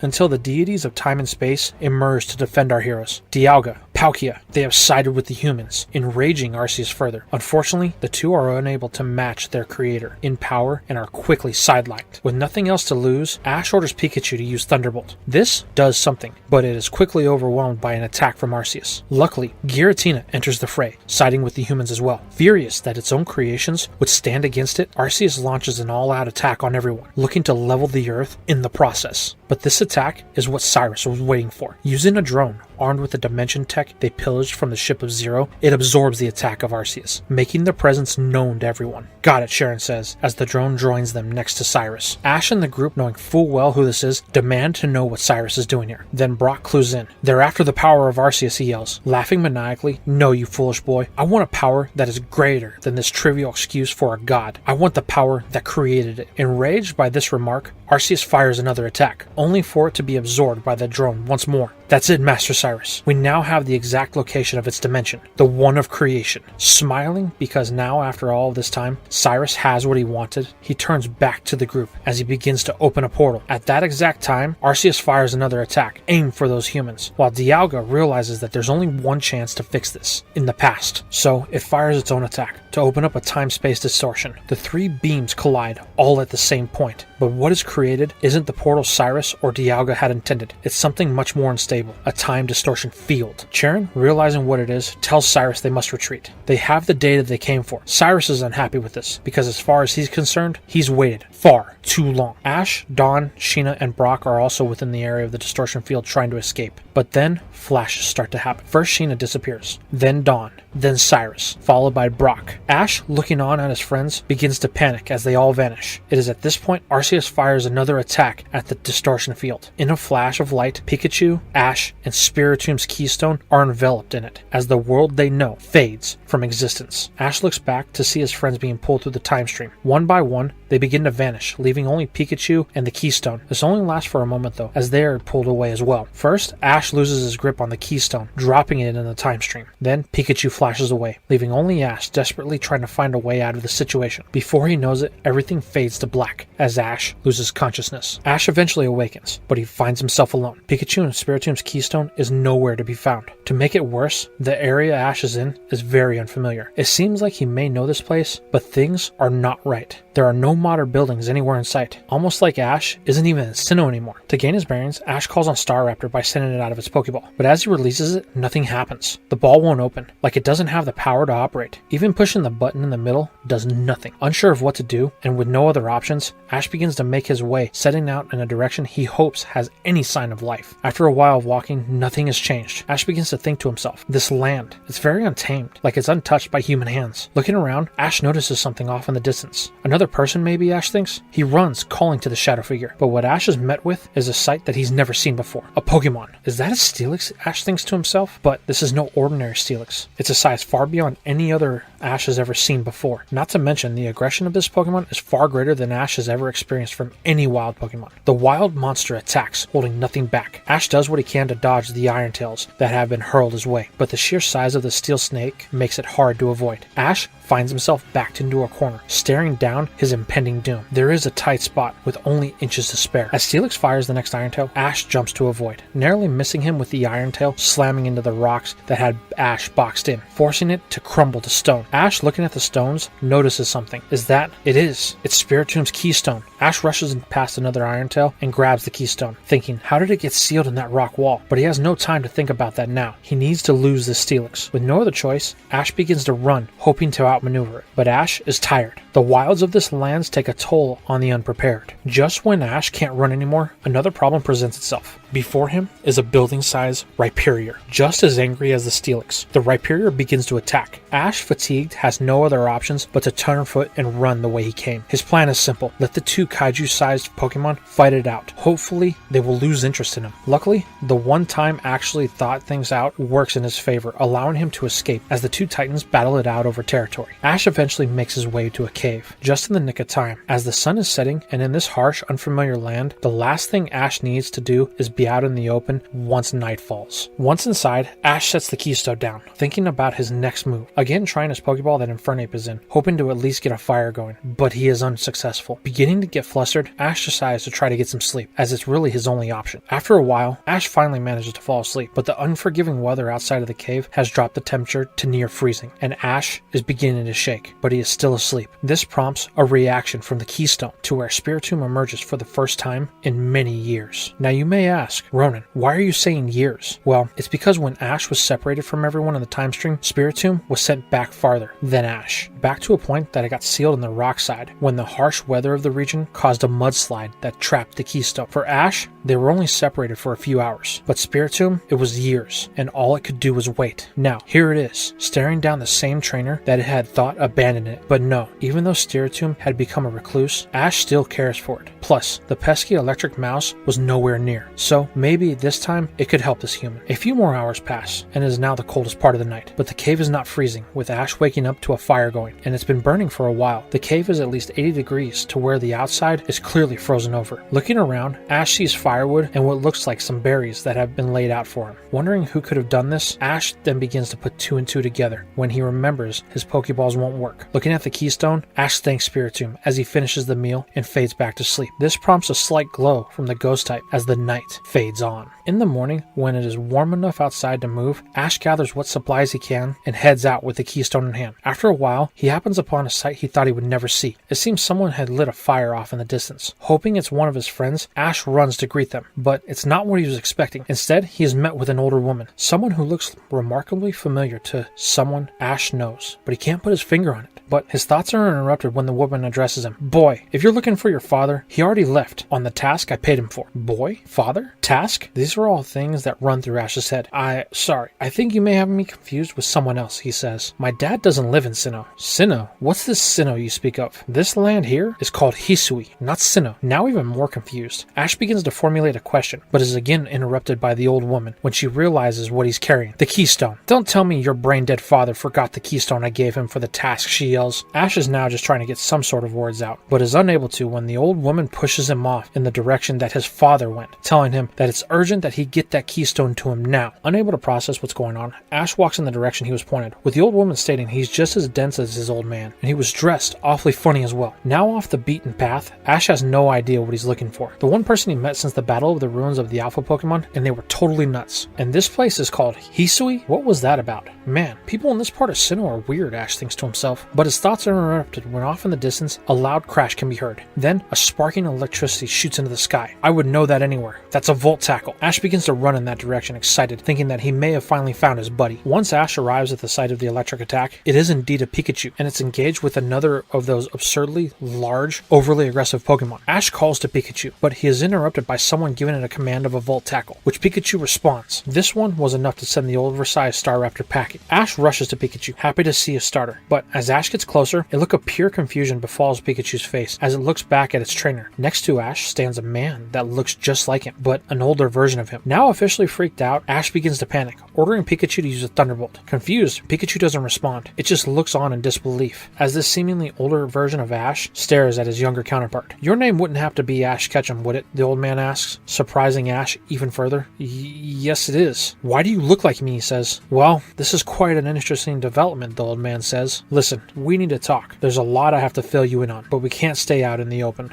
Ash just nods as he follows the duo off to some sort of lodging. They finally end up in what seems to be a campsite of some sort. Ash can't hold it anymore, hitting his doppelganger with every question in the book. Okay, slow down there, the older Ash says. Let's start with the obvious. Yes, my name is Ash Ketchum, and you are not dreaming. We are the same person. I'm just older. But how, the younger Ash says. Well, that's the real question. But let's start at the beginning of my story. I was challenging the Sinnoh League with my partner Pikachu. Yeah, I was doing the same, the younger Ash says. So, it seems we share the same history. history? Well, I had just finished up my battle with Paul at Lake Acuity, and then me, Brock, and Don were headed to Sunyshore City for my 8th badge. The older Ash then pulls out his 7 very faded Sinnoh Gym badges. But we got wrapped up in events with Team Galactic on Mount Coronet. Something happened, and when Cyrus opened his portal, I got pulled in with Pikachu, but we got separated when we were in that strange portal. It must have been a time-space distortion. That's how I got here, but it was when we were battling a Pokemon called Arceus at this place called the Ruins of the Alpha Pokemon. Really, the older Ash says? Yeah, I was in the middle of challenging the Sinnoh Battle Frontier when it happened. Sinnoh Battle Frontier? Wow, I wonder what else has differed on our journey, the older Ash says. Anyway, the older Ash goes on to say that he's been here for 10 years. Oh, and by the way, in this time, this place is not called Sinnoh. The very sparse population refers to this land as Hisui. Really, the younger Ash says? I wonder why. Well, from what I've been able to gather, the dominant clans of the region, the Diamond and Pearl clans, call it that. And the word Sinnoh refers to their ruling deity. But what they worship, I don't know, as they are very secretive to outsiders, the older Ash says. The young Ash then starts up with the questions. That Pokemon that you were battling when I found you, it was so big and aggressive. I've never seen anything like that. Yes, neither had I before I came here, the older Ash says. But they appear to be a dominant member of their species. The Alpha, if you will. And they don't take too kindly to humans in their territory. That explains why I was attacked. I tried to use my other Pokemon, but my Pokeballs won't respond, the younger Ash says. They won't, the old Ash says, pulling out his 6 rusted Pokeballs. I've been unable to release any of my Pokemon since I've been trapped in this time. But the day Pikachu and I were reunited, I knew there was hope. I waited 6 long years to see my old friend again. Then, one day, there it was, appearing out of nowhere. At first, Pikachu didn't recognize me because I was older, but we were able to quickly fix that, and we've been together ever since. So, this is your Pikachu, the younger Ash questions? Yes, without a doubt, the old Ash responds. Getting emotional? I hope I find my Pikachu someday. Well, if I can see mine, I'm sure you will, the older Ash says. Well, at least I still have one of my Pokemon. As Ash pulls out the keystone, this is it. That is your Pokemon, the older Ash says. Yes, but it rarely comes out of the keystone, the young Ash says, as Pikachu comes over to smell the keystone, with its ears stiffening. The older Ash sees this, but says nothing, as he changes the subject, pulling a keystone out of his own. I have one of those too. Mine is empty at the moment, he says. Really, the young Ash questions? Why is that? Well, from what I can gather, in this time, they were a form of primitive Pokeball, used to bind Pokemon that people fear. I was charged with taking down one of those alpha Pokemon that keeps attacking anything it can, both people and Pokemon. Oh, that explains the old lady that thought I was your son. She saw my keystone and told me to take it to you. That's how I ended up finding you. So, she thought I was your dad. That's hilarious, the older Ash says. Well, I guess since you're here, you can help me and Pikachu with our tasks tomorrow. I have an idea where the den is for this alpha. Really, Ash says? Well, with nothing else to do, the young Ash agrees, as it is now nightfall, and he can't exactly go anywhere without having help. So,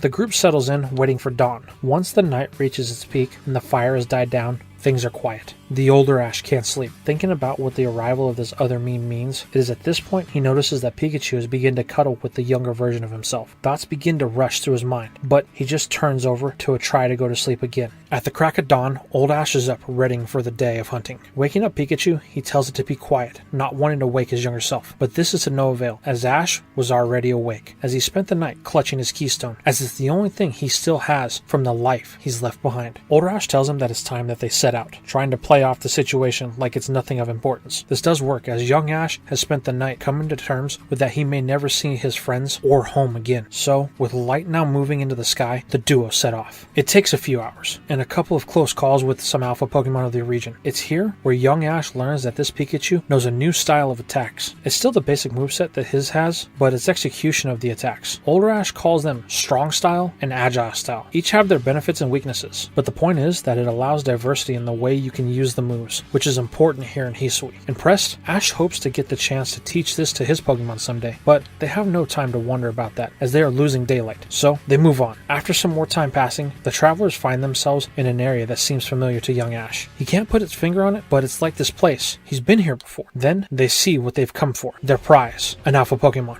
It's a Spiritomb, but without a keystone. It seems to be minding its own business, though. Young Ash questions old Ash. Are you sure this is right? This Pokemon doesn't seem to be a threat. Well, the description I was given is of a purple, spectral Pokemon, and I remember battling one of these when I was traveling in my Sinnoh journey. It was highly aggressive when me and Dawn freed it by accident. Yeah, we did the same thing, Ash says. But you resealed it? Yes, the Spiritomb was very aggressive, destroying everything in sight, old Ash says. Yeah, it was the same for me too, but what, old Ash says? Well, this one doesn't seem to be doing anything. So, did you ever think that maybe we caught it in between its rampages? Maybe, but I think we should wait and see, young Ash says. Listen, I've been here far longer than you have. You can't just wait and see. This land, Hisui, is unforgiving. It won't wait and see. We have to act before it does, or we won't get another chance. Do you understand me? Young Ash wants to question this, but isn't given the chance, as Old Ash orders a strong style Volt Tackle. The electric mouse rushes in, surging with electricity. It collides with the unsuspecting Alpha, retreating once it connects. From the smoke, the Alpha Spiritomb fires a Hyper Beam agile style. Pikachu does manage to dodge, but it is then hit with a Dark Pulse, forcing the mouse back. Old Ash, knowing that they need to get serious, orders an Iron Tail. Pikachu connects, forcing the Ghost type down, then follows with an agile style Thunderbolt that hits in succession. All the while, Young Ash is watching this go on. He's becoming more and more uncomfortable with the situation. They just attack Spiritomb, so at this point, it's just self-defense. Ash's emotions are starting to run wild, and his Keystone is reacting. His Spiritomb can feel Ash's emotions. Ash pleads with his older self to stop, but he just pushes the young one to the ground. Listen, it's either them or us. Make your choice. Meanwhile, Pikachu can see this and stops its assault. This gives Spiritomb a bit of a break, but only for a second, as Old Ash orders Pikachu back on the attack with the Volt Tackle that connects, weakening Spiritomb further and causing a paralysis. Now that it's unable to move, Old Ash orders one last strong style Volt Tackle from Pikachu. The Thunder Rodent bolts towards its prey, but in its path stands Young Ash. Pikachu, stop, he yells. The mouse puts on the brakes, halting inches from Ash's feet. What are you doing? That monster is our enemy, a danger to all. You're the only danger here, Young Ash says, shocking the older one. What happened to you? To me, I would have never attacked a Pokemon that couldn't defend itself, let alone intend to cause them pain. This Pokemon did nothing, and you refuse to accept that. The older Ash laughs at his counterpart naivety. I told you, it's them or us. Don't you remember when you battled this thing in the future? We were barely able to beat it. It attacked everything that moved. It took everything we had to reseal it, Old Ash says. No, that's what you went through, Young Ash says. I didn't reseal it. I instead decided to catch it, to become its friend. What the older one blurts out. Yes, and as I've been trying to tell you, Spiritomb was wrongly accused. Not once after I captured it did it attack anyone. Yes, it had a problem with my Pikachu, but never anything malicious, mainly due to the history it had with Pikachu. I see now that it was me and Pikachu who sealed it, but the cycle ends here. We never should have done this. We imprisoned an innocent Pokemon, costing it the freedom it desired. That's why Spiritomb was hostile in my time. Still laughing, Old Ash tells Young Ash that he has no idea what he's talking about, but if he sides with the danger, then he is now the enemy. Last chance, move or Pikachu will move you. The mouse is looking torn between the two sides, but Young Ash stands firm. I won't move. He won't let his older self continue this unnecessary cycle. Old Ash gives the order for a Volt Tackle on the Young Ash. However, before it can start, Ash's Keystone reacts and Spiritomb emerges from it. Great, now there's two to deal with. Why didn't you tell me that Keystone housed a Spiritomb? Ash's Spiritomb looks at its counterpart, who is in distress. It remembers this scene when it was sealed. This angers the Spiritomb, and it cries, ready an attack of its own. But it sees the Young Ash, the human who has been by its side since it was released. It actually hasn't caused any harm to it. Though it felt like it was locked away when it was sent to Professor Oak's, Ash still came back for it. And now, here it is defending its younger self, trying to end this sense of cycle. Spiritomb, I won't let this person cause any harm to either of you. It looks into Ash's eyes. What he speaks is genuine. After a moment of contemplating, Spiritomb powers down the attack, but it moves in front of Ash, ready to defend its trainer. Spiritomb, you want to battle with me? Young Ash says. It nods, ready to defend Ash from any threat. Well, I guess I'll have to see you both then, Old Ash says, ordering a Volt Tackle. But Pikachu doesn't respond. It refuses to attack. Till this moment, it was unsure which Ash was its trainer. But when Spiritomb emerged, it confirmed Young Ash is the true trainer, as it has memories of Spiritomb. Pikachu sides with the Young Ash, making any threat older Ash makes a mute point. Realizing he's lost, Old Ash relents. Fine, have it your way, he says. What happened to you, Young Ash says. When did you become so callous to the world? The time I've spent in this place, without the support of my friends or family. It can change a person, Old Ash says. When Pikachu fell through the sky to me, I thought for a brief moment that I could have my old life back. But I knew from the moment I saw it that it wasn't my Pikachu, and it was confirmed last night when I saw its reaction to you. I was foolish to think that I could hide that from you, or Pikachu, but now I'm alone again. Maybe not, Ash says. It's subtle, but I can still feel the old you in there. You just need to find it, and if you do, then you won't be alone anymore. As the Young Ash looks at the paralyzed Spiritomb, give them a chance. You'll be surprised what you'll find. Smiling, maybe someday, Old Ash says, with a slight hint of envy in his voice. So, what will you do now, Old Ash says. Well, I need to find my friends, Young Ash says. The last time I saw them, they had disappeared into a space-time distortion, so I guess I need to find one of those. Well, you may be in luck, Old Ash says. I've heard stories that they appear at the summit of Mount Coronet, near the Spear Pillar. Really? Well, I guess that's my next stop. Looking at both Pikachu and Spiritomb, Ash asks if they're ready to go find their friends. Pikachu nods, but Spiritomb hesitates for a moment. But it nods its head, as Ash has finally finally reached it with its selfish actions in this event. The three then set off, as Old Ash and the young Spiritomb looked to each other, wondering what they should do next. After a few days and some close calls, Ash and his Pokemon find themselves at the summit of Mount Cornet. Cold snow blankets the mountainside. Ash looks around, but there is nothing here. Beginning to lose hope, and with his body shutting down due to the cold, Ash starts to slow. Spiritomb and Pikachu can see this. Spiritomb can sense something ahead. It urges Pikachu and Ash to follow it through the snow. They do, and over the ridge, they can see what they came for. Space, time distortions. Many of them. Which one do we use, Ash says, but Spiritomb is urging them to follow. It seems to know something that they don't. Ash has nothing else to go on, so he and Pikachu do. Eventually, they come to a distortion field at the center of all the others. Spiritomb is signaling to this one. Are you sure? Ash asks. It nods, jumping into the time stream. With no other options, Ash and Pikachu jump in as well, following Spiritomb to their next destination.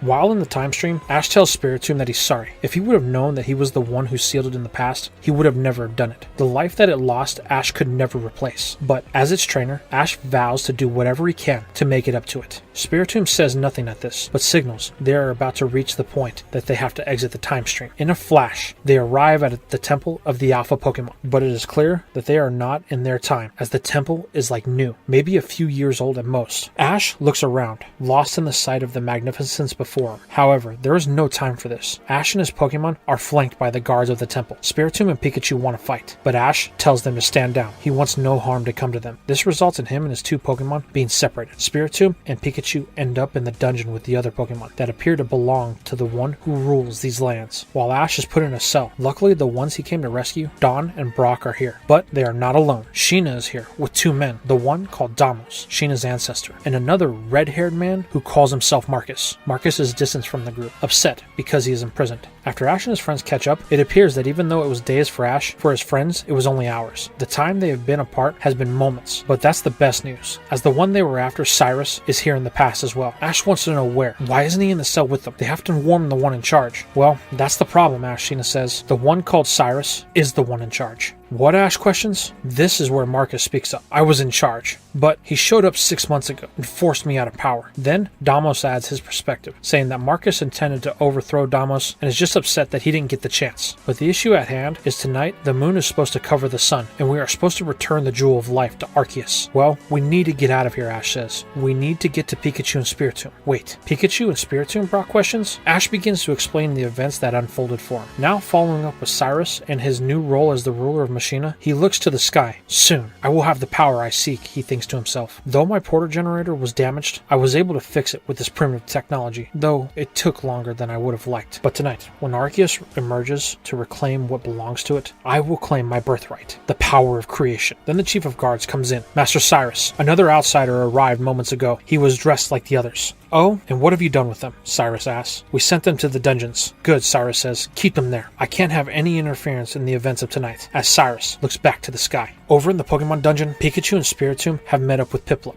The friends are happy to see each other, even if Piplup is a little uneasy with Spiritomb around. But Pikachu vouches for it. It is at this point the trio meet a new friend, a Pichu that has made its way through the dungeons, trying to find something. It talks with Pikachu, who agrees to help Pichu find what it is looking for. Luckily, Spiritomb can adjust its size to fit in the small tunnels that have been dug out by the Pichu. So, the four make their way out of the dungeon in search of their trainers. Back with Ash and the gang, he finishes the story. Then Damos stands up. It's clear we need to get out of here. Well, how are we going to do that? Sheena asks. Oh, I have friends too, he says, as a rock pops and Pichu with the key to the door comes out. It is followed by Pikachu, Piplup, and Spiritomb. All the trainers and Pokemon are happy to see each other, but their time is short. The eclipse is set to begin, and Arceus is set to arrive any moment. The new team rush into action as the sky darkens. Arceus has arrived, but it is greeted by someone who is unknown to it. Arceus questions where Damos is. Cyrus tells him that Damos intended to betray Arceus. But I, Cyrus, am your humble servant. Please follow me inside, and I will return the Jewel of Life to you. Arceus, with no other reason but to believe Cyrus, follows him inside, where Cyrus presents Arceus with the Jewel of Life. Unfortunately, it is a fake, and it gives Cyrus enough time to enact his plan, attacking the Alpha Pokemon, with everything that Arceus is weak against, due to it losing certain plates. It is at this point that Cyrus pulls out his Dimension Portal device and starts it. The device begins to glow, and starts absorbing energy from Arceus. Yes, that's it. Take its power. Once you are full, I can access the Dimension of of creation, and that power will be mine. This is the point when Ash and his friends catch up to the events. Cyrus is now holding the real jewel of life as he is using it as a power source for his device. Damos tells them that they need to stop this. Dawn says that she and Piplup will deal with the Pokemon guards while Sheena and Damos try to reach Arceus. Ash, Pikachu, and Spiritomb will get the jewel of life from Cyrus. The team then split up. Ash and his Mons arrive at Cyrus, with Dawn in tow with Brock. They begin to deal with Cyrus's bodyguards, while Ash and his Pokemon confront Cyrus. Stop hurting Arceus, Ash demands, as he orders an agile-style quick attack. This is fast enough to knock the jewel of life out of Cyrus's hands. The jewel falls to the pit below. Ash, not thinking, dives for the jewel as Pikachu and Spiritomb follow. Ash is able to secure the jewel, but is still falling. Luckily, Spiritomb is able to catch Ash before he hits the bottom. It is at this point that he realizes things are dire, as Arceus is completely sealed in the metal that is hardening. Cyrus, looking down, curses Ash, but his machine has somewhat of a charge. Deciding to risk it, Cyrus turns on the machine, opens a portal, and jumps in to an unknown fate that awaits him. Back with Ash, he sees Sheena and Damos trying to reach Arceus, but they are unable to. Ash then makes his decision. He treks through the liquid metal, burning himself in the process to get the jewel back to Arceus. It's the only thing that can save it. With the help of Spiritomb blasting through the metal, Ash gets the jewel to Arceus. At first, there is no reaction. Ash starts to shed tears, pleading with Arceus to wake up.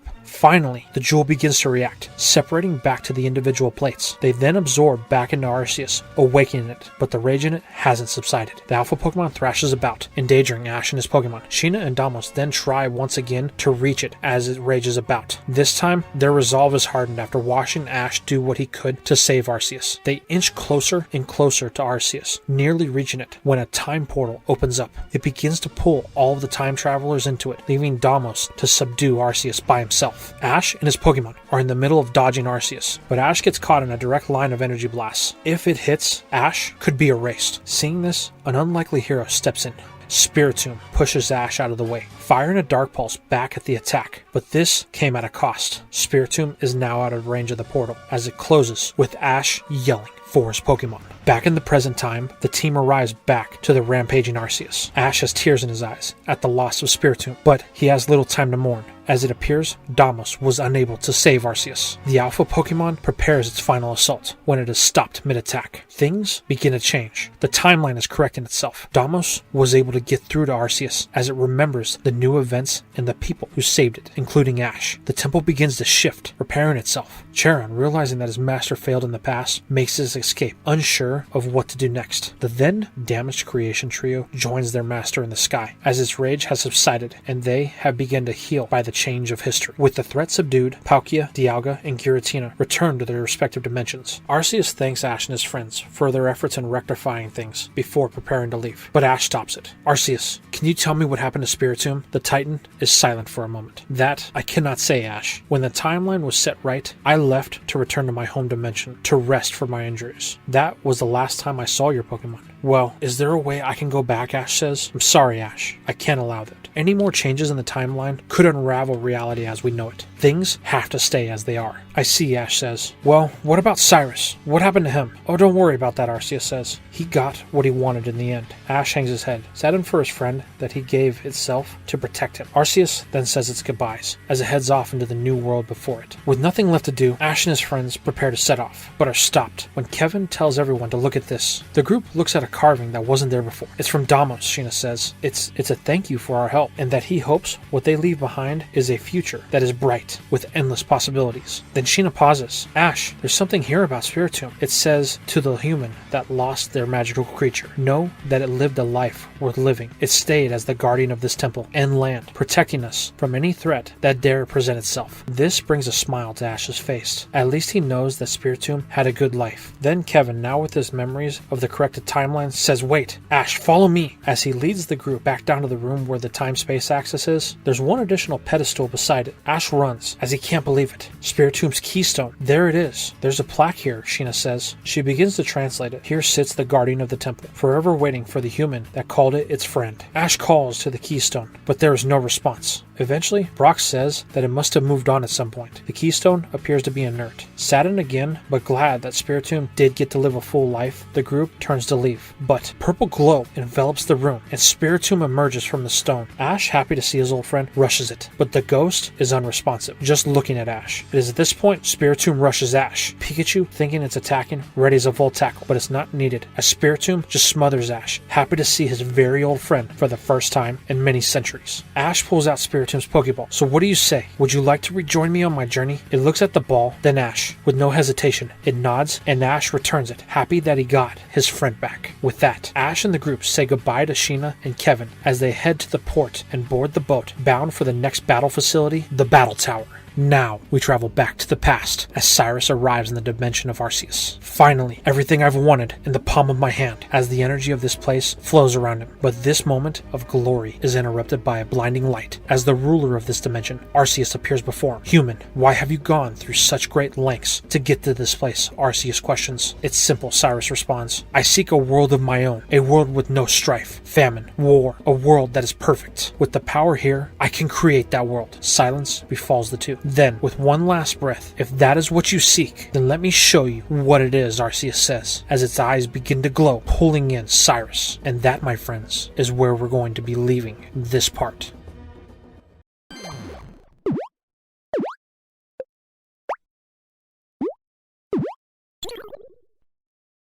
Alright everyone, today we're picking back up with Ash and his friends as the site of the next battle facility, the Battle Tower, is on the horizon. Ash, remembering that there was a specific Pokemon he wanted for this battle, tells Dawn and Brock to wait on the deck of the boat. He needs to go talk to the captain. Finding this odd, the two wait while Ash runs off to the bridge. Captain, Ash calls. I'm sorry to bother you, but do you have a phone? I need to make a call. It can't wait till we get to shore, the captain asks. I'm sorry sir, I don't know if I'll be able to. I've heard the battle zone is very remote, and I may not be able to make a call. Well, I suppose. It's in the corner, but make it quick. We're about to hit land. Ash thanks the captain, then makes his call that he seems to be very secretive about. Once the boat docks, the group is in awe at the sight of Ash's next frontier challenge. But Ash seems to be way more patient than usual. Usually he's the first one inside to challenge for his battle, but this time he's calm, cool, and collected. Did the events in Ancient Sinnoh have that much of an effect on Ash? No, they didn't, because as soon as they enter the facility, our heroes are met with the familiar sight. Barry. He's here and in the middle of a battle with his dad, the frontier brain Palmer. Empoleon versus Rhyperior are the Pokemon at odds here, but this is no normal battle. Brock points this out as Ash and Dawn are talking. Shh, listen. They hear what seems to be coaching. Palmer yells at Barry. No, that's not right. You need to do it again. Yes, sir. Empoleon, Hydro Cannon. The exhausted penguin charges its attack, but before it can complete the charge, it's devastated with a Rock Wrecker, ending the Mon and this battle.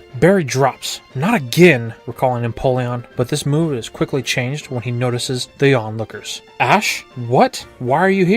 Oh, don't worry about that. I'm gonna be fine. All comments that Barry makes, trying to play off the loss that he just had to his dad. Ash, laughing, says, oh, it's good to see you too, Barry, but I'm not here to see you. Well, if you're not here to battle your most powerful rival, then why would you come the whole way here? It's at this point that Scott shows up out of nowhere, just like usual, to announce the next frontier battle of Palmer and Ash. Barry, surprised and offended, demands to know why Ash even think he could stand against his dad, the strongest of the frontier brains. Barry, stop this, Palmer says, catching everyone off guard. But Dad, there's no buts. A sense of seriousness that Palmer rarely demonstrates is beginning to show. Palmer is usually a goofball when he's having fun. The two things he takes serious in life is the responsibilities as a father and a frontier brain. So Ash, you're my next challenger, are you? I am, Ash says, showing his 5 frontier symbols. Well, you've been on quite the streak, haven't you? But I assure you, this will not be an easily won battle. I wouldn't expect it any other way, Palmer. But I have one request to ask before we have it. Oh, what's that? Well, I want this to be the best battle possible, but I don't feel it will be unless we wait till tomorrow. The look in Palmer's eyes change. They're intense. And why is this, he asks. Well, I'm waiting on an old friend, and I promise it will be worth it. Palmer looks over Ash, leaving the group in suspense for several long seconds. Then Palmer erupts in laughter. Of course, that won't be a problem. We just had an intense battle with Barry, and me and my Rhyperior could use a good rest. Ash smiles. Thanks, Palmer. You won't regret it. Now with the formalities out of the way, Palmer tells the group that they can stay the night here in the tower. Dawn thanks the brain. After all the time travel, she needs to wash the temporal distortions off her. Later on, Ash is alone in the courtyard of the tower with Pikachu. Hey buddy, I just want to say, I'm sorry it took so long to find you. Pikachu just jumps on Ash's shoulder, smiling that it knows its trainer would never forget it. This moment is interrupted by Barry joining his frenemy. So Ash, you're challenging the Battle Frontier. Yeah, I am. Well, we have less than a month to go for the league. At least tell me you have your 8 badges. Ash sighs. Not yet. Wagner finally agreed to battle me, but he asked for 2 months to prepare. That's about 2 weeks from now. Well, you have been busy, Barry says. Yeah, so you've been here training with your dad? Yes, I have, Barry says, and I'm far stronger than I was the last time we fought. Barry gloats. I don't doubt it. I saw your training, Ash says. It seems intense. It has been, Barry says. The last 2 months, from sunup to sundown, me and my dad have been at it, only stopping when he has an official frontier battle. Wow, well, as a frontier brain, your dad must be busy. You would think so, but he's only had one other challenger since I've been here. Well, did he at least win? Ash asks. Barry doesn't really say anything. So he lost? Let's just say, I hope I never have to battle that person. And Barry leaves it at that. Ash begins to ask another question, but is interrupted by a cry off in the distance. Ash looks up smiling. It's here, as we fade into the next day. Well, Ash, are you ready for your 6th frontier battle? I am, he yells. What are the terms of this battle? It's simple, Palmer says. This will be an Ironmon challenge. Confused, Ash asks to simplify this. The brain says, it's simple. We each choose a Pokemon, and there will be no substitutions. That Pokemon must battle until it is unable to. This will test the fortitude and the battle spirit of your Pokemon. This will be a 4-on-4 battle. So, Ash, can you and your Pokemon go the distance? Ash, smiling, looks on. The question is, can you, Palmer? As Ash sends in Pikachu with no hesitation. The electric mouse takes its position on the field, awaiting for its opponent. However, the wait isn't long, as Palmer makes his first choice. Heatran, go, he declares. The magma monster emerges from its ball with a thunderous cry. Ash doesn't seem worried though, but Pikachu, however, is feeling the heat. It's somewhat overwhelming, but both it and Ash know there's no turning back. Palmer makes the first move in ordering a flash cannon that charges with frightening speed. Ash goes on to counter by ordering a quick attack. Pikachu rushes in as the attack is fired. It easily avoids the blast. But the reason Ash chose Pikachu becomes clear as he reveals his new technique with Pikachu, ordering a strong style Iron Tail. This allows the rodent to easily break through the flash cannon and smash Heatran on the head. Pikachu then retreats to gain some distance. Palmer is amazed by the power of that move, complimenting Ash, saying he's never seen a strong style before. Yeah, it's something we've recently learned. It's really upped Pikachu's game. In the stands, Barry can't believe it. How is Ash able to counter his dad like that? Brock and Don are unsure as well, not knowing of this strong style. They do mention that it seems to give Ash an unfair advantage, but what they don't know is that there are things about this style of battling that Ash is not aware of that may peek their ugly head out sooner than later. Back on the battlefield, Heatran shakes off the stars and retaliates at the command of its trainer with a Dark Pulse. Ash confidently orders a Thunderbolt. The two moves collide, but Thunderbolt seems to be stronger. It pushes back the Dark Pulse, lighting up Heatran, causing more damage. This is Ash's first true outing with Pikachu since their reunion. The fact that Pikachu spent 4 years in Hisui has added a level of power that Ash didn't even think was possible, giving him a level of confidence that could come back to haunt him. Heatran drops as Palmer looks on. This is no normal Pikachu, he thinks. Power far beyond its evolutionary capacity. Well, that just means that'll be all the sweeter when we win. Heatran, can you continue? The magma spider nods, rising to its feet. Smiling, Palmer orders it to wait. Ash knows Pikachu has what it needs to end it. Pikachu, use strong style Volt Tackle. Pikachu begins to rush in, charging his power. Once it's out of the evasion zone, Palmer launches his attack, Magma Storm. As the move charges, Pikachu lands the Volt Tackle, but it comes at a cost, as Firestorm circles around it, causing repeat damage. Ash orders Pikachu to retreat, but it's unable to move. What the? Wait. Ash flashes back to what his older self told him. The style attacks have benefits and weaknesses.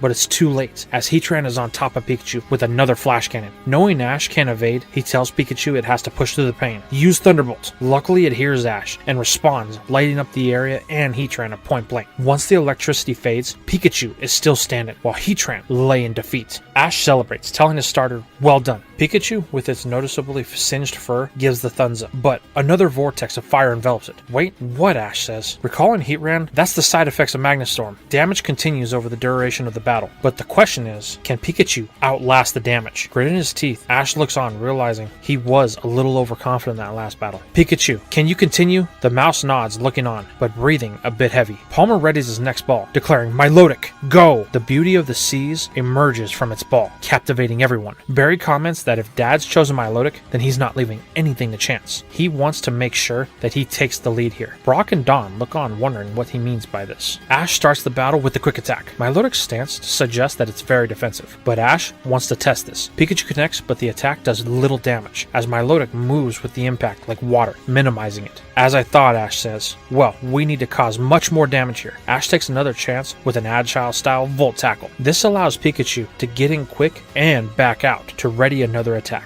But the Volt Tackle wasn't as powerful as normal. Palmer sees this, but Ash tries to follow up with the Thunderbolt. I see, Palmer thinks, ordering a Protect from his Serpent. Ending the attack. This causes another Magma Storm to flare up, causing even more damage. Pikachu squeals in pain. The mouse's cry echoes throughout the tower. Pikachu, are you okay? Ash yells. Once the Magma Storm settles, the mouse is still standing, but it's clear that one more attack will finish Ash's starter. Palmer is no one's fool. He had heard about Pikachu's accolades from Brandon and will not give it the chance to make a counterattack. The brain orders an Ice Beam to coat the battlefield in an icy terrain. Milotic fires the move, aiming for the electric mouse. Ash tells Pikachu to use Quick Attack to outpace it, but it can barely walk, let alone move. Then it happens. The Ice Beam envelops Pikachu, freezing it in place. No, Ash cries, but the mouse is unresponsive. Ash pleads with Pikachu to break its ice prison, but to no avail. The ref tells Ash that if it doesn't respond within 10 seconds, then the time in the battle will be called. Calling for any move that Ash could think would break the ice, the timer counts down. 10, 9, 8. Pikachu, please. 5. Then the mouse starts to glow when Ash calls for a strong style Thunderbolt, cracking the ice. 3, 2.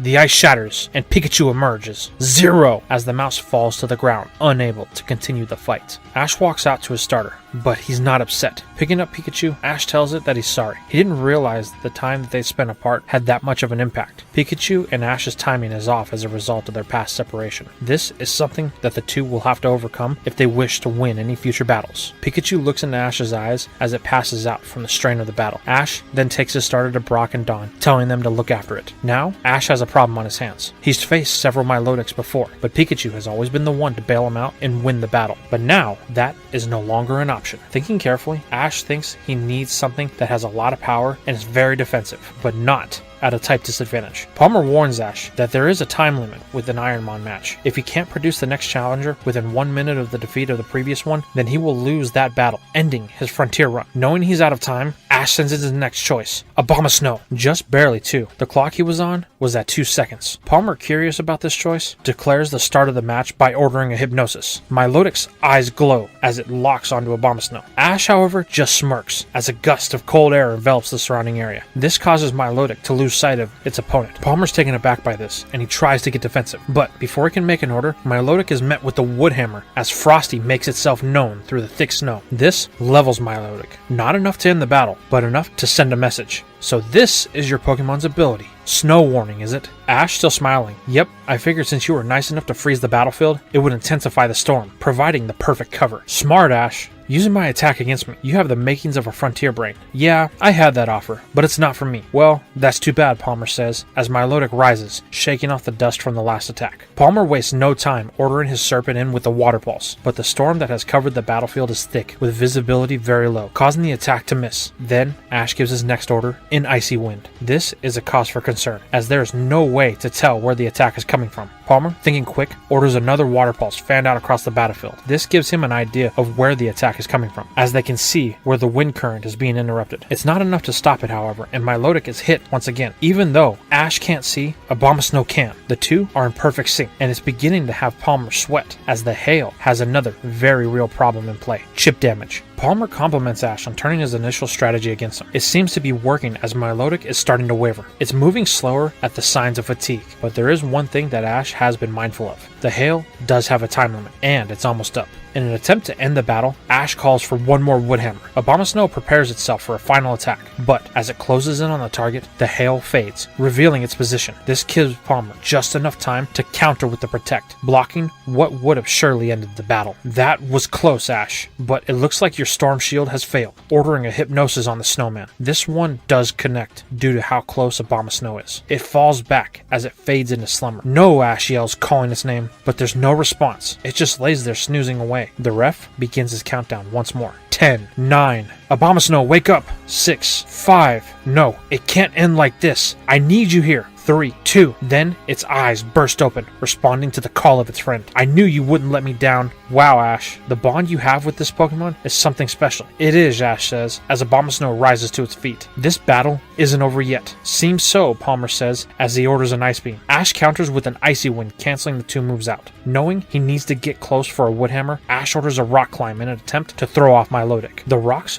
burst from beneath Milotic, forcing it from the water it had been using. Palmer counters, telling Milotic to cover the rising rocks with an Ice Beam in an attempt to prevent Ash's Mon from completing the attack. Abomasnow rushes in anyway. Milotic, stabilizing itself atop the rock face, readies for its trainer command. This is the finale of this confrontation, but the slippery slope is proving to be difficult for Abomasnow to traverse. As it climbs, you can see it losing power as it struggles. This is where Ash chooses to get a little clever, calling for a Grass Knot, and Abomasnow uses them as a footholding going up the side of the rock face. This works, but at a cost, as the energy it uses to maintain both attacks is strenuous. Palmer can see this and just patiently waits for the right time that finally presents itself when Abomasnow makes it to the top. Palmer, holding nothing back, orders an Ice Beam that can't be dodged. Ash looks on as his snowman takes the attack point blank, causing it to slide down as the rock climb subsides. Abomasnow is out cold as the ref calls the match. Darn, Ash thinks, recalling Abomasnow, but he thanks his friend for its effort. Well, Ash, it seems I have the lead. Pick your next choice carefully. One wrong move will cost you the match. Over in the stands, Barry is losing his mind, bragging about how great his dad is. Look how easily he won that match. I know Ash is my rival and a great trainer, but he's nowhere near the level of my dad. See, Don, my dad's the best. Brock, can you see? However, Brock is no one's fool. Barry,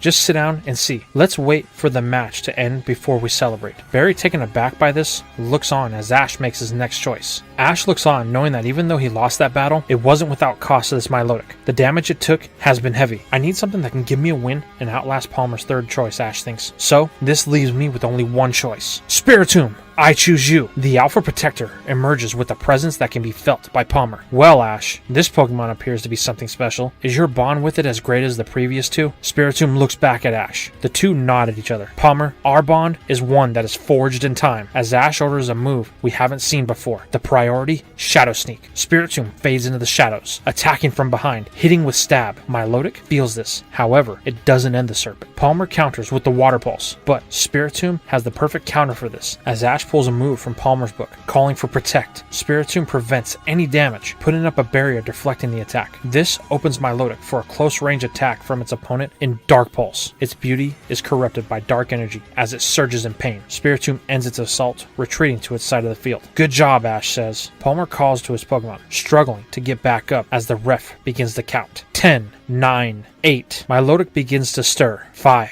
4, 3. It begins to rise, getting back up as the ref hits 1. Man, this thing is a defensive tank, Ash says. Palmer smiles. Ash, you need to get a little bit more creative if you wish to end this. Palmer then orders Milotic to rush Spiritomb, catching the pair off guard. It can still move that fast after all the damage it took, Ash questions. Milotic begins to coil around the Mon, preventing any path of escape. With the beauty of defeat staring it down, Palmer calls for another Ice Beam. Ash, looking at counter, orders a Protect. This does prevent damage, but Spiritomb has no way out. Palmer then calls for a Water Pulse that Ash tries to deflect with Protect, but it fails, allowing the attack to land. Spiritomb is now immersed in water as Milotic's body has formed a makeshift pool around it with nowhere for the water to go. Thinking fast, Ash tells his Mon to recede into the Keystone for cover. This does work, mitigating the damage on Spiritomb. Once Milotic ends its attack, it seems that the battle is over. As the ref starts to count, a Dark Pulse emerges from the water, striking Milotic in the head, knocking it down and breaking its coil. As the water dissipates, Spiritomb emerges, now with the ref counting for Milotic. This hit that it took to the head was unguarded, and with the damage it had already taken, there is no response to the trainer's call, as the ref hits 1 on the counting, declaring Milotic unable to battle. Finally, Ash says. Palmer recalls his Mon, saying nothing, like he's in thought about his next choice. Meanwhile, Barry is now losing it in the stands, telling the ref that he made a bad call. Milotic could have continued, and he needs to use his eyes. Don tells Barry he's annoying. He needs to calm down. This isn't his battle, it's his dad's. So stop being a backseat trainer. Brock is just watching intensely, curious about Palmer's next choice. Back on the battlefield, Palmer ends his thoughts. Ash, that was very interesting. The way you handled your Pokemon is always a treat to watch, and I want to make sure this is a true Ironmon match. This hasn't been so far, Ash thinks, but there is little time to respond, as Palmer's third choice becomes known when Cresselia takes to the air. Another legendary, Ash thinks. Great. Well, at least we have the advantage in type, but there has to be a reason why Palmer chose this Pokemon. Ash, our real battle starts now, Palmer declares, as he orders Cresselia to rush in. Its speed is far greater than Ash was prepared for, as now Cresselia is on top of Spiritomb. Palmer utters one word: toxic. A look of panic washes over Ash's face. This is what Palmer meant by a true Ironmon match. If this Cresselia is as hard to take down as Milotic, then things are not looking good for Ash. Palmer sees that this caught Ash off guard and tries to take advantage of this by ordering an Aurora Beam, but Ash's shock was only momentary, countering with the Protect. But the poison begins to take effect, and Spiritomb is feeling it. Ash, you better make a move quick. That toxic will compound after each of your attacks until Spiritomb falls. Ash knows this, but he also knows that this Mon has a type advantage, and there is one move he has yet to call from Spiritomb. Ordering it to make a move, Ash calls for Shadow Sneak. Spiritomb manages to outpace, taking priority over Cresselia and hitting hard to cause damage. Palmer counters with another Aurora Beam. This is too close to call for a Protect, so Ash decides to pull one of his other moves out of his hat, ordering a Dark Pulse Counter Shield. The darkness surrounds Spiritomb, blocking the attack of its opponent, catching Palmer off guard. This gives Ash the opening he was looking for to call for the last move that Spiritomb knows: Curse. Spiritomb's time in the past severely changed its moveset, and Ash learned this when he recalled Spiritomb and its Pokédex updated. Knowing this would be one of his best for a long battle, Ash knew this move would come in clutch at some point, but it does come at a huge cost. Curse requires the user to cut its health in half. Normally, it wouldn't be a problem, but Spiritomb is under toxic, losing health after every move. So Ash, you want to see who has more endurance? Smiling, Ash says, you won't get this win without a test of who's more stubborn. Right, Spiritomb? The ghastly specter cries. It's ready to test who can go the distance, as both of them glow, losing health. But Palmer smiles. Creative, Ash, but not something I can't handle. Cresselia, use Moonlight. The Crescent Moon Mon glows in a healing aura, ready to play this game. No. This is bad, Ash thinks. How will we win this now? Palmer just laughs, ordering another Aurora Beam. Ash orders a Protect, trying to think of a way out of this, as the poison and the curse affect both Mons again. But Spiritomb is running out of time. It has 3 moves at best before it's done, Ash thinks. Knowing each move counts, Ash decides to try something crazy. Knowing if his Mon moves, it will take damage. Ash waits for Palmer to make the next move. Palmer, wanting to end it, doesn't take long, thinking Ash has lost his resolve, and orders another Aurora Beam. Ash baits Cresselia with a Shadow Sneak, closing in the gap between the two. Palmer tells Cresselia to dodge, but the move allows the one thing that Ash wanted, Spiritomb to get in close, so he can pull another play from Palmer, as he tells Spiritomb to coil itself around its opponent. It does, so the Shadow Sneak connects for good damage. The Toxic then takes effect. Spiritomb coils around Cresselia, ending up face to face, as the two lock eyes with each other. Both trainers know that this is it. Palmer calls for a Moonlight, while Ash takes a gamble here, not knowing if it'll work. Ash yells, Spiritomb, use Strong Style Dark Pulse. Its eyes glow red as the two glow in light and darkness. Everyone can hear the cries of pain from the two combatants. As the light fades, the two fall to the ground. Spiritomb is clearly unable to battle as the Toxic has taken it. Cresselia, however, is struggling to levitate. Well, Ash, it looks like your risk didn't pay off, and it cost you your third Pokemon. Cresselia begins to levitate, but then it lets out a cry of pain as it falls to the curse. Phew, Ash says. I wasn't sure if that would work, but it seems Spiritomb, being an alpha Pokemon and spending as much time in the past as it did, learned how to use Strong Style and possibly Agile Style as well. This has been some battle, Ash. I'm really impressed. It seems you have found a whole new level of strength since our last battle. You know, Palmer, the stuff that me and my Pokemon have been through since coming to Sinnoh is something I would have never thought possible. We've battled strong trainer after strong trainer, clashed with legendaries, and met God. Everything has led us here. Well, Ash, the question is, will it be enough to beat me and my final Pokemon, Rhyperior? The Drill Rhino slams onto the field as it's summoned. Ash looks with a smile. It's time, he says. Let's just see how powerful you've become. Garchomp, I choose you. The dragon emerges from its ball with supersonic speed. I figured it might be that as your final choice, Palmer comments, while Brock and Dawn look down in shock that Ash called Garchomp from its training for this battle. But to Brock, this makes sense. It's classic Ash. Back on the battlefield, Garchomp and Rhyperior stare each other down. This is not the same Pokemon Palmer faced only a few months ago. Things have changed. Palmer tells Ash to give it his all in their final battle. His final chance to claim the ability symbol. Looking on, Ash just says they will, as he gives his first command, a Brick Break, something Garchomp learned after watching Cynthia's. Palmer counters with the Megahorn. The two collide, creating a shockwave that can be felt throughout the stands. The power, Don says. Garchomp is intense. Yeah, it is, Brock comments. Don't get too impressed. Remember, it lost to my dad once already, so it's going to lose again. We'll see, Brock says, looking at the intense exchanges. Back on the battlefield, Ash decides to try another Brick Break, wanting to test the theory. Palmer again calls for a Megahorn, but this time, the advantage of Garchomp has become clear, as its amazing speed allows it to land the attack, forcing the head of Rhyperior into the ground. This gets a look of awe from Palmer and Barry. Garchomp has really leveled up, while Barry is concerned. Palmer laughs excitedly. Finally, a chance to cut loose, he says, as Rhyperior stands back up, shaking off the minimal damage it took. Oh right, solid rock, Ash says. That's right, Palmer responds. All super effective moves are cut in half. So it's like we took no damage at all. As the Brain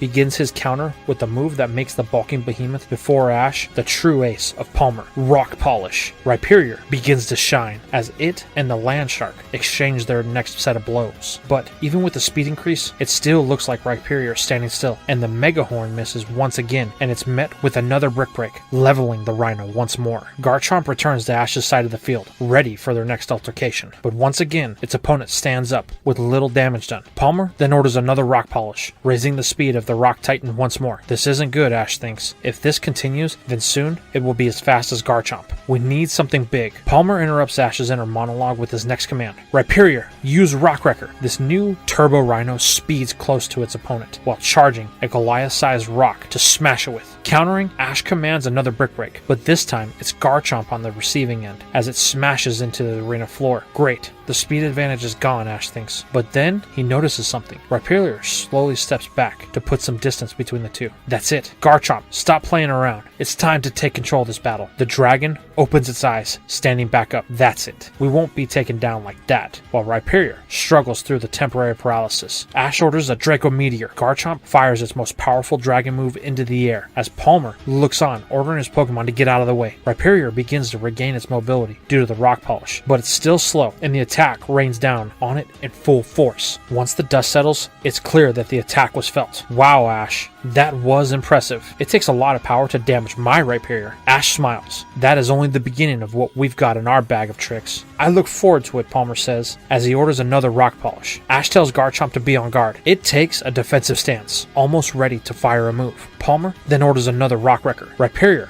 then vanishes from sight, catching his opponents off guard. But before they know it, another Rock Wrecker comes crashing down on Garchomp, sending it into the wall of the stadium. The force of the move was increased by the added speed of Rock Polish. Looking on, waiting for the dust to settle, Ash calls to Garchomp. Are you okay? He yells, but no answer. With Garchomp still not visible, the ref starts the count. 10, 9, 8, 7, 6. Ash is starting to get worried. There's no way that was strong enough to end this battle. Garchomp, I know you're alright. 3, 2. The dust clears as Garchomp whips up into the air, taking flight. Phew, that was close, Ash thinks. Well, Palmer, it looks like we're far from over. Glad to hear it, Ash, as we were just getting warmed up. Ash knows that the speed of Rhyperior is too dangerous to challenge head-on. He needs to use one of Garchomp's high-impact moves to create some massive damage. Then it hits Ash. Garchomp, fly in a circle as fast as you can. Now that it's in the air, this is no problem. Garchomp speeds in a circle, whipping up a maelstrom in its wake. You can hear the pops as it breaks the sound barriers. Palmer, unsure of what Ash is up to, tells Rhyperior to charge another Rock Wrecker, aiming to fire it in the line of flight of Garchomp. But it's moving too fast, and the strength of the surrounding gusts even start to move the armor-clad Rhino. Waiting for its trainer's orders, Rhyperior stays still. But it's not long, as Ash is now ready for his attack. Calling for a Giga Impact, Garchomp glows with a devastating energy, rushing towards its target. Perfect, Palmer thinks. We will have the opening needed to hit it unguarded and end this. He tells his Mon to wait. Let Garchomp hit. The move collides with devastating force. Rhyperior cries in pain. This attack was very powerful and unguarded, but it gives Palmer the opening he was looking for as he tells Rhyperior to launch its move that has been powering up, thinking that Garchomp wouldn't be able to move. But as the attack is launched, the target is nowhere to be seen. What? How? Where did it go? Ash smiles. Oh, don't worry, he says. Garchomp is still here, as he looks up to where his dragon is safely in the air to recharge. The wind, it carried it out of range of my attack, Palmer thinks. This, however, presents another problem. Rhyperior can't move either, giving Ash the opening he needed as the winds die down. Garchomp, use Draco Meteor! The dragon charges the strongest amount of dragonic energy it ever has, firing it into the air. Rhyperior unable to move or protect itself, takes the move in full force as an explosion envelops the battlefield. Garchomp descends to the ground, a bit exhausted from that last attack. Looking on, Ash and Garchomp wait, ready for another exchange of attacks. As the dust settles, Rhyperior is still standing, but it is as tired as its opponent. Both knowing that the next altercation will be the last, smiling, Ash, you have demonstrated great skill with your Pokemon today, but it ends here. Rock Wrecker, Palmer calls. Ash tells Garchomp to ready a defensive stance like before. They need to stop this attack. Rhyperior rushes in. Right before it gets in the personal space of Garchomp, Ash calls for his last trump card, Stone Edge. Giant stones begin to levitate around Garchomp as a shield, a battle style it learned from the battle with Paul at Lake Acuity. This catches Rhyperior, giving Garchomp the opening it needed for one final assault. Brick Break. The dragon charges one last attack, bringing its claw down on the top of Rhyperior's head, planting it firmly into the ground, bringing this match to a close. Everyone looks on in shock, including Ash. That actually worked? He rushes in to hug his dragon as they celebrate their win together. Palmer smiles, satisfied with the results. He recalls his Pokemon, telling Ash this was the best battle he's had since he became a Frontier Brain. Here, take this, the ability symbol, as proof of your victory here at the Battle Tower. Yes, Ash says. We did it. Scott then approaches Ash. You've become a trainer that only comes around once in a lifetime, kid. Thanks, Scott. You know what this means, right? Yep, that only leaves one more battle facility, an old rival that Ash has been thinking about since he started the Sinnoh Battle Frontier.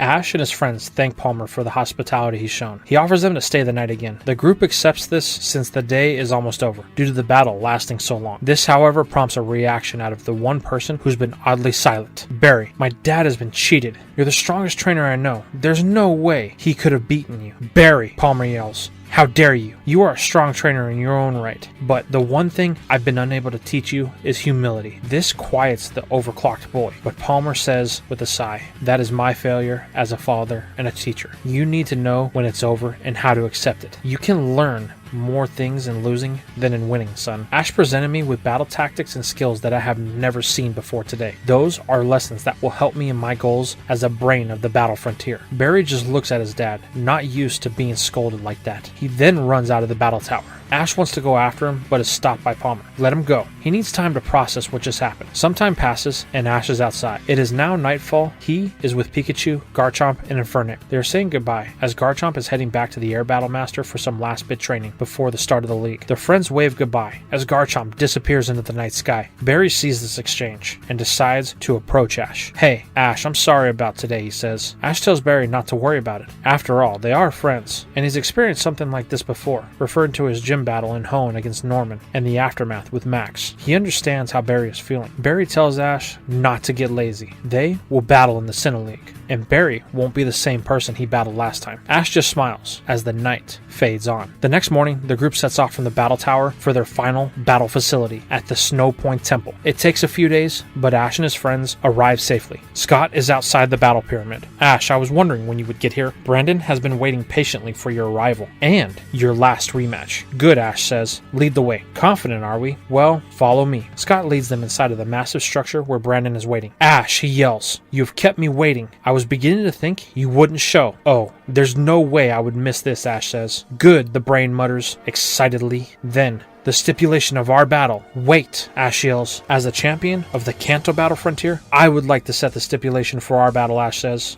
Really? Now Brandon replies. Well, how exciting. Scott, do you have a problem with this, Brandon asks? As it is against the rules. It is unheard of for the challengers to set those stipulations. But this is Ash we are talking about. I suppose I don't have an issue with it. If you don't, Brandon. Well then, Ash, name your terms. It's simple, Brandon. The battle I want from you is the same one you gave Paul. The type of battle we've never had. A full 6-on-6, anything goes battle. Looking on silently, Brandon contemplates this request. Very well, Ash. It sounds like you want the best I have to offer. Just remember, you asked for this. And that, my friends, is where we will leave today's part.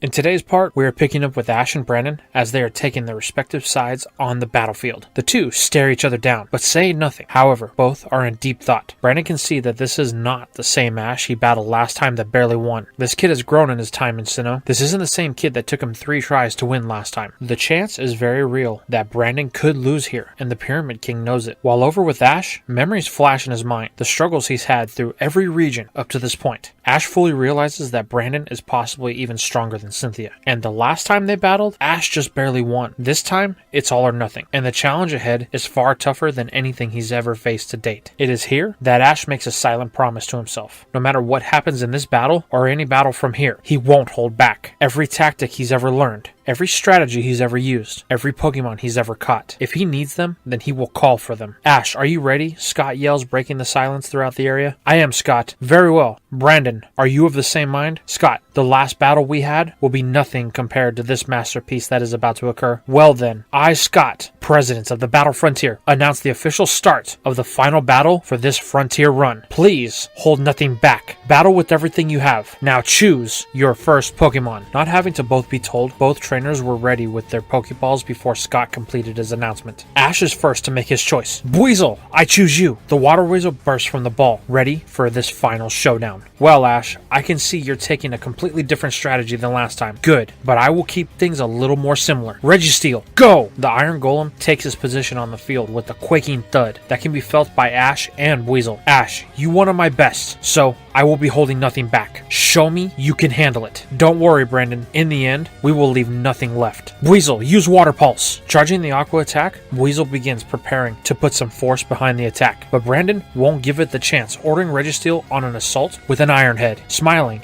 Ash remembers his battle with this thing previously, and the other Reggies as well. This is why he chose Weasel. Though the elemental golems are powerful, the one thing he knows is they are not fast. This was reflected in the battle Brandon had with Paul, and he takes advantage of this, telling Weasel to use its tail as a spring, propelling itself upward above Registeel. This allows it time to charge the attack and give it the added effect of the downward force falling towards its opponent. Ash, thinking this has a clean hit, relishes in the thought. However, this is Brandon we're talking about, and he's not going to let something like this throw him off, calling for a sandstorm that emerges from Registeel, catching Weasel as it loses sight of its target. This forces Weasel to land, blind from the thick sand swirling around it. It is then met with an Iron Head from Registeel at the command of its trainer, disappearing as quickly as it emerged. Ash, did you think I wouldn't have a plan for someone that tries to take advantage of my Pokemon's lack of speed? Disappointing. I was hoping for better. True, Brandon. Admittedly, I misjudged the situation, but don't worry, that was only my first move. Weasel, use Sonic Boom on the ground around you. This forces the sandstorm to start moving in a swirl pattern, like the Sonic Booms, having the added effect of revealing Registeel. Brandon knows Ash is up to something, and orders an Iron Defense to minimize any damage that it may cause. Ash then orders another Water Pulse to be fired into the current of the sandstream. Quickly, the sand starts to gum up,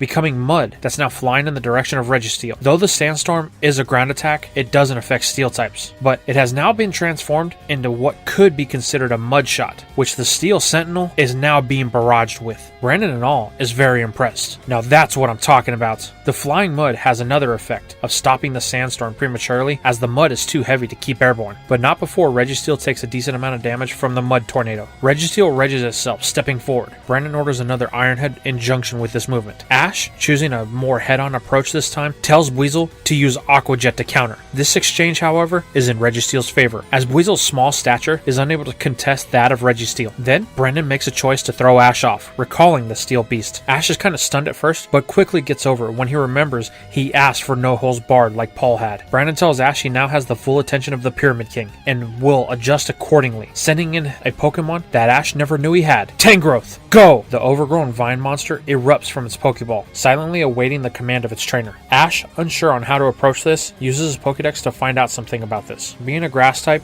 Weasel is at a disadvantage, but that's never stopped Ash before. Weasel, can you continue? With the only real damage being the Iron Head that it was overpowered by, Weasel is ready for another battle, nodding its head as Ash gives it the first command of this battle. Ice Punch! Brendan unfazed utters one simple word: reflect. Weasel ends up connecting with the super effective attack, but Tangrowth seems to be unaffected, just taking the punch through the reflect. Ash, realizing he has a problem on his hands due to his previous battles with Paul, tells Weasel to back off before it gets hurt. However, before it can, the arm of Tangrowth swipes at Weasel, sending it into the barrier of the battlefield. Whoa! The power What was that move, Ash thinks? Power Whip, Ash. It has the ability to break an opponent. Ash looks over at Weasel, thinking that it's done for. However, luck seems to be on Ash's side this time. That move was unguarded, and somehow Weasel survived. Not without serious damage though. Ash knows Weasel needs to rest, so he chooses to recall it for later. Smart Ash, I'm actually surprised Weasel was able to take that attack. I thought for sure we had that one. Well, you better make your next choice count. No worries for Ash, however. He already knows who the next one in his arsenal is going to be. Staraptor, I choose you! The predatory bird shrieks as it takes flight. Brandon doesn't seem worried though, as cool as ever. Knowing he has to deal with Reflect, Ash tells Staraptor to start big.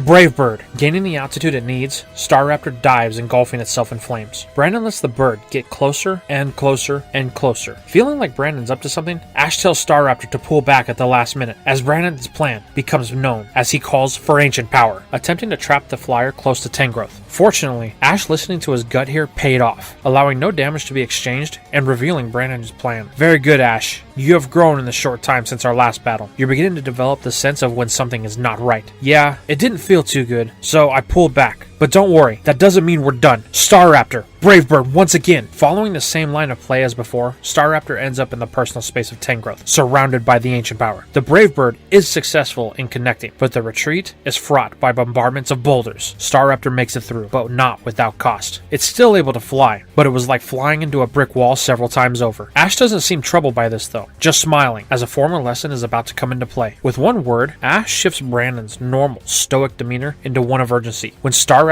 starts to glow in a healing aura, calling for a roost. Since his battle with Derek at the Battle Castle, Ash realized the importance of being able to outlast his opponents, even having Scott comment on this move as well. Ordering another Ancient Power, Brandon sends Tangrowth on the attack, as the Reflect is almost up as well. Ash responds with the counter he has for the rock-based move, calling for a Steel Wing to crack the boulders and deal a slight bit of damage to the tangled mess of a Pokemon. This nets Ash another added benefit of a stat raise as Staraptor's defense increases. Smiling, Ash now feels he has an unchallenged advantage here, as Brandon watches the Reflect fade. Not wanting to give up this chance, Ash orders another Brave Bird. Brandon wants to call for another Reflect, but realizes this may be a losing battle, so he decides to take this in another direction, ordering a Poison Powder from his Pokemon as it takes an undefended Brave Bird. This time, Tangrowth is sent into the arena barrier, as the poison begins to take effect. Brandon, knowing that was a risk, is pleased to see Tangrowth stand up, making its way back to the battlefield. Well, it seems we still have some fight in us, Brandon says, as he calls for another Reflect. Ash, wanting to keep up the pressure, orders an Aerial Ace that connects before the Reflect is put up. Not wanting to give an inch, Ash keeps up the assault with a Steel Wing. At this point, Brandon does what he can to defend with an Ancient Power, but it's not enough to hold back Ash's hostile hunter, finally collapsing when another Aerial Ace connects, giving Ash the first win of this 6-on-6 battle. Recalling his Tangled Terror, Brandon takes a moment to reflect, pun intended. The choice he makes next could swing the momentum of this battle. While Ash has much different problems, Staraptor is still able to battle, but it is poisoned. While keeping it at bay won't be a problem for now, eventually it will take its toll. Deciding it's best, Ash recalls his bird to save it for later. Well, Ash, you have the first win. This gives you the advantage. But, do you have the resolve to win it all? Brandon questions. Oh, I know things look in my favor now, Brandon, but from our past battles, I know not to assume anything until it's over. But that doesn't mean we will give up.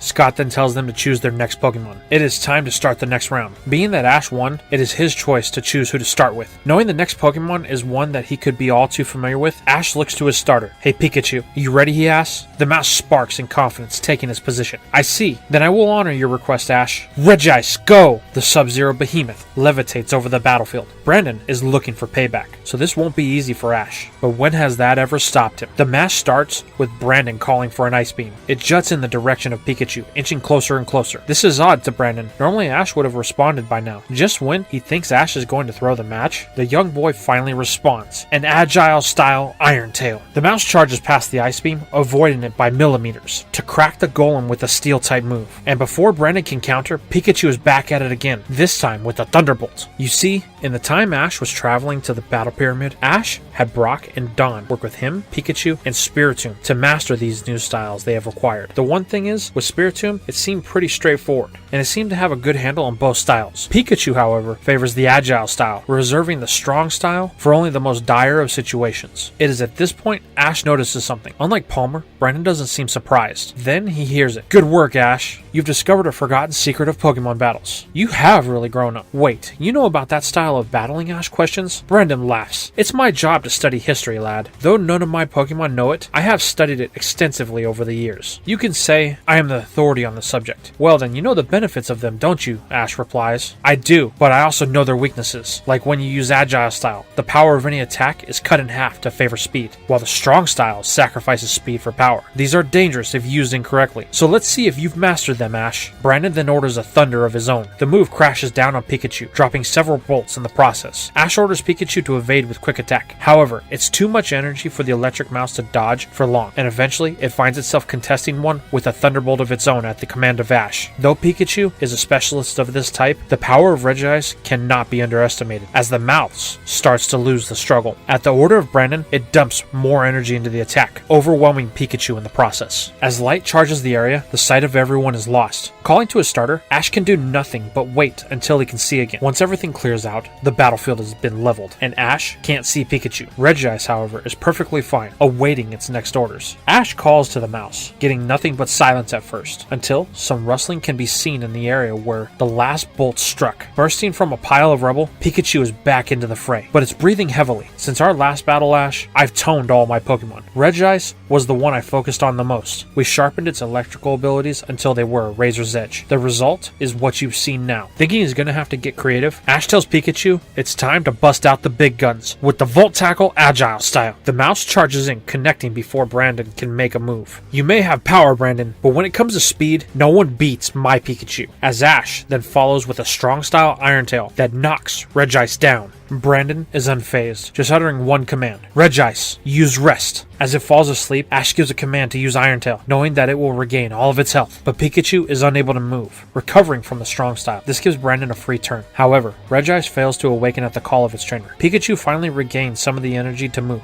and Ash orders a Thunderbolt. The mouse charges its attack, putting everything it has into it, trying to topple Regice. But as it fires the move, Brandon recalls Regice to replace it with Regirock, who tanks the attack. This tilts Ash slightly, and allows Brandon to call for a Stone Edge. The stones barrel down at Pikachu. Ash, knowing he can't let them hit, tells Pikachu to use Iron Tail and smack the ground as hard as he can. This causes its own stones to rise up and intercept the oncoming attack. Pikachu is safe for now, but it's at its breaking point. Ash contemplates recalling it, but Pikachu puts a stop to it when he yells at his trainer, telling Ash it can handle it. Just give it the chance. Ash smiles. You know, buddy, you're right. Let's do this. Use Quick Attack. The mouse spurs down the field. In a flash, it is now within range of Regirock. Being so close, Brandon can't help but to use one of his favorite moves here, as the risk it would miss is minimal. Hyper Beam. However, Brandon fails to heed the warning from Ash that he was given earlier. No one beats Pikachu in speed. This is proven when it evades an attack that should be too close to dodge, and lands a strong style Iron Tail right in the head of the Boulder Golem. The two struggle, holding their dominance on the field. Whoever gives first will be consumed by the other's attack. This is when a crack starts to form in the head of Regirock, catching the attention of both trainers. The crack grows larger bit by bit. Brandon can't do anything. As soon as the Hyper Beam is over, Regirock will have to recharge. All he can do is watch as Pikachu cuts down another one of his legendaries. As Regirock falls, being declared unable to battle, Ash begins to celebrate his second win when Pikachu faints from the damage it has taken, making this round a double knockout. Scott calls it for both. This gives Ash 2 knockouts, while Brandon finally has 1, but his was way more significant here. He's taken out Ash's only Pokemon that is on his team to ever contest a legendary, so now Ash is in uncharted waters. The question is, can Ash achieve the same success without his ace? I guess we will have to find out. Brandon, knowing fully well that he has accomplished his goal, tells Ash that this is where the true battle begins. Wondering what he means, Ash asks Brandon to elaborate, explaining that Ash always relies on Pikachu when things get tough. Brandon wanted to see how Ash would respond without Pikachu. Didn't you notice? Every battle we had to this point was to get you to send in Pikachu. I may have lost 2 Pokemon, but I've been controlling the battle from from the start. Then, Ash flashes back to Paul and Brandon's battle. It was the same thing. Brandon controlled the battle till Paul had nothing left. Now, he's been leading Ash on as well. But then, Ash has a moment of clarity. Brandon, I see what you are doing. You have always been one to challenge your opponents, to bring the best out of them. That's right, Ash. I was afraid you would hit a wall in your development. Pikachu is your ultimate crutch. Now let's see how you handle things without it. Ash smiles. Thanks, he tells the brain. This is what I truly needed. Someone to push me. I knew you could do it. Smiling, well, Ash, then let's hold nothing back from here on out. Ash then makes the choice to send back in Staraptor. Brandon wanted to keep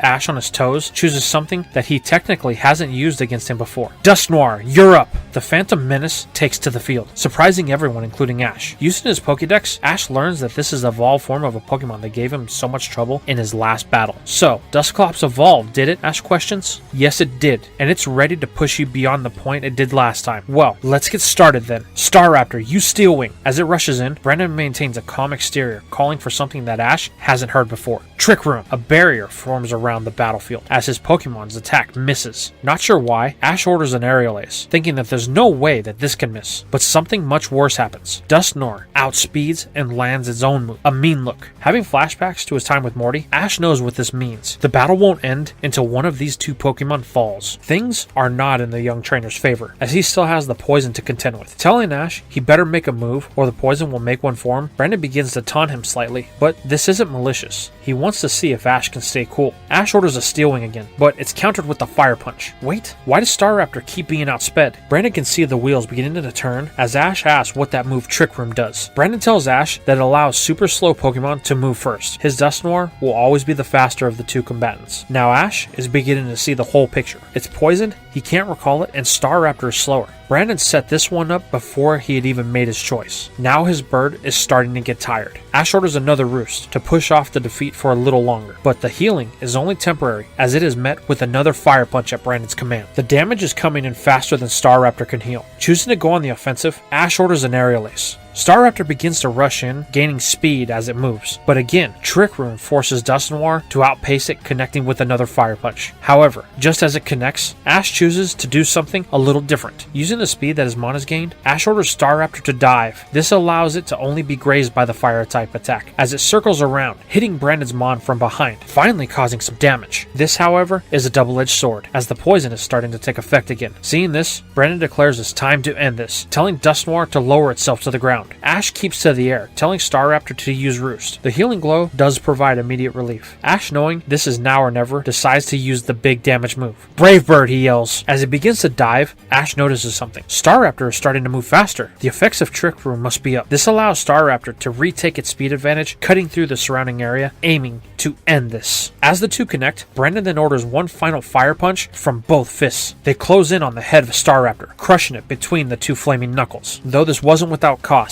as Brave Bird's force pushes through to connect. Unfortunately, the recoil, poison, and damage from the Fire Punches were too much, ending the bird and this battle. Ash recalls the emo bird. I thought we could end it there, he says. Brandon tells Ash he's going to have to do more than use power if he wants to beat his Pokemon. Knowing this, Ash assesses his options. Infernape is part fighting, so that would be dumb, thinking back to his battle with Charizard, as it failed Seismic Toss. Abomasnow is a grass type, and it could be at huge risk to the Fire Punch. Spiritomb is a possible choice, but Ash wants to save that for another battle he knows is coming, so that only leaves one choice. Weasel, I choose you, Ash declares. Having recovered slightly from the Iron Head it took, Weasel is ready for its next battle. Brandon decides to keep in his Spectral Pokemon for now. Scott calls for the start of the battle, with Brandon once again calling for a Mean Look. Brandon names the Trap Weasel and take advantage of the battle it's already had. In response, Ash sends Weasel in with an Aqua Jet. This manages to connect, but isn't enough to end it. Brandon then plays the same song calling for another Trick Room, flipping the stat advantage on the field. Having a better understanding of how it works this time, Ash has one thing up his sleeve, Aqua Jet. To lure Brandon into a false sense of security, Ash calls for an Ice Punch that is blocked with the Fire Punch. With the two moves canceling each other out, a burst of steam is created. This obstructs the field of view. Ash, thinking that this is something he could use to his advantage, tells Weasel to charge a Water Pulse and wait. He figures that he could use the Trick Room to their advantage, but Dusknoir never emerges. It just watches from the steam-cloaked veil. Then, Brandon mutters something from across the veil. Shadow Punch. Suddenly, Weasel is knocked from the side by a force unseen. Caught off guard, Weasel drops the attack. Then another strike from behind. Dusknoir is using the steam as its cover, Ash thinks. Knowing Weasel can't take a beating like this for long, Ash calls for a counter shield. As Weasel starts to spin, the mist swirls, creating a point of reference, as now Ash can see where there is a drag from Dusknoir's presence. There! Weasel, use Aqua Jet, Ash calls. Using the momentum of the spin, it manages to position itself right in front of the ghost, before crashing into the target as Dusknoir smashes into the Trick Room wall, and the attack fades. This disorients Dusknoir as Brandon squints to see what is happening. Ash uses this opening that he created to order Weasel to launch an Ice Punch that connects in the same spot that the Aqua Jet did, allowing for a critical hit, dropping Dusknoir as the mist fades from sight, and Scott calls the battle in Weasel's favor. Well, Ash, that Aqua Jet made the difference. Great job on holding that back until the right time. That is what ultimately won you this battle. Wiping the sweat from his brow, Ash says that was a close one. It could have gone either way. Recalling Dusknoir, this is true, Ash, but with each altercation, you are demonstrating you and your Pokemon's mastery of each of their moves. Now, let's see if you can continue it. Registeel, go, Brandon declares. The Iron Golem re-emerges ready for its rematch. Unfortunately, Weasel is not looking too hot, having trouble holding itself up. Ash makes the choice to recall it here, knowing it can't win at this point. Ash then decides to send in one of his heavy hitters. Infernape, I choose you! The Sinnoh Ace takes to the field with a burning ambition. It knows that this is their final frontier challenge, so it is intent to bring home the gold. Ash tells Infernape to be ready. They may have the type advantage, but when it comes to Brandon, that means nothing. It nods, taking a battle-ready stance. Ash, I hope you remember your track record here isn't the best. You have yet to beat this Pokemon in battle. True, Ash says, but the same could be said for Regirock until today, as Scott calls the start of the battle. Infernape, use Flame Wheel, Ash commands. It spins at a high rate, heading down the battlefield. Wasting no time, Brandon calls for another Sandstorm. Luckily, Infernape is able to outpace the start of it and land the fire attack. Registeel feels this one, as it beeps in pain. Brandon, realizing he can't let another full power one land, tells Registeel to use Iron Defense. Metal clanging can be heard as the stat increase takes place. Knowing he's quickly losing his advantage, Ash orders a Flamethrower, but the Sandstorm makes sure that the attack loses its target as Registeel fades from sight. Then, Ash hears it. Registeel, Iron Head! Knowing that Infernape is taking damage from the sand and they can't see, Ash orders a dig to evade both for the time, stopping Registeel dead in his tracks. It waits at the command of its trainer. Ash, knowing that he can get in some serious damage, tells Infernape to strike. The Fire Ape emerges from the ground, connecting with Dig, but this is a double-edged sword. The Sandstorm fades, and Registeel is able to make out Infernape just enough to grab hold of it. Then, Brandon commands one word that'll change the path of this battle. Toxic. Poison flows into Infernape as it cries in pain. What is it with these brains and poison? Ash thinks to himself. He then yells for it to break free, but it's no use. It can't move. Brandon, knowing he's got the edge here, orders an Iron Head that smacks into Infernape. This does cause a flinch on Infernape's part, but the force is enough to knock it free from Registeel. Ash, unable to think of a counter, pulls out Infernape's ball, recalling it till it can figure out what to do. Knowing his options are dwindling, Ash takes a chance and sends in Abomasnow. Its snow warning takes effect right away. This puts Brandon on a clock that he is all too familiar with, so he recalls Registeel, exchanging it for Regice. Ash figured that this would happen, but things are slightly in his favor, as Regice is still slumbering from the rest it took earlier. Brandon calls to his Ice Colossus, but nothing. This gives Ash a free move to use to his advantage, ordering a Rock Climb. As the mountain begins to emerge from underneath Regice, the snowman begins to move, rushing up the side. Once at the crest, a full-body tackle pushes its opponent down from the peak, launching Regice into the arena barrier. Good work, Ash. That had power behind it, but I'm afraid it won't be enough. Beeps, signaling it has awoken. Well, so much for the free damage, Ash thinks. Oh well. Then his thoughts are interrupted by Brandon. Ash, this battle has been most enjoyable, far more complex than any of our previous ones, but this will not prevent me from using my full strength as a frontier brain. Regice, use Thunder! Bolts of lightning begin to rain down as Ash orders Abomasnow to use Icy Wind to break up the strikes. This prevents any damage from the thunder, as the snow warning reaches its time limit and fades. This is what Brandon was waiting for, recalling Regice to send back in Registeel. It emerges with an Iron Head at the command of its trainer. This hits like a truck, pushing with super effective damage. Ash uses this closeness to set up a possible victory for himself here when the sliding finally stops. Brandon tells Regice to pull back, but at Ash's order, a grass knot holds it in place. This prevents the escaping, allowing Abomasnow to bring the literal hammer down on the head of the Titanium Titan. Abomasnow and it stare each other down, but Registeel collapses under its own weight, giving Ash another win.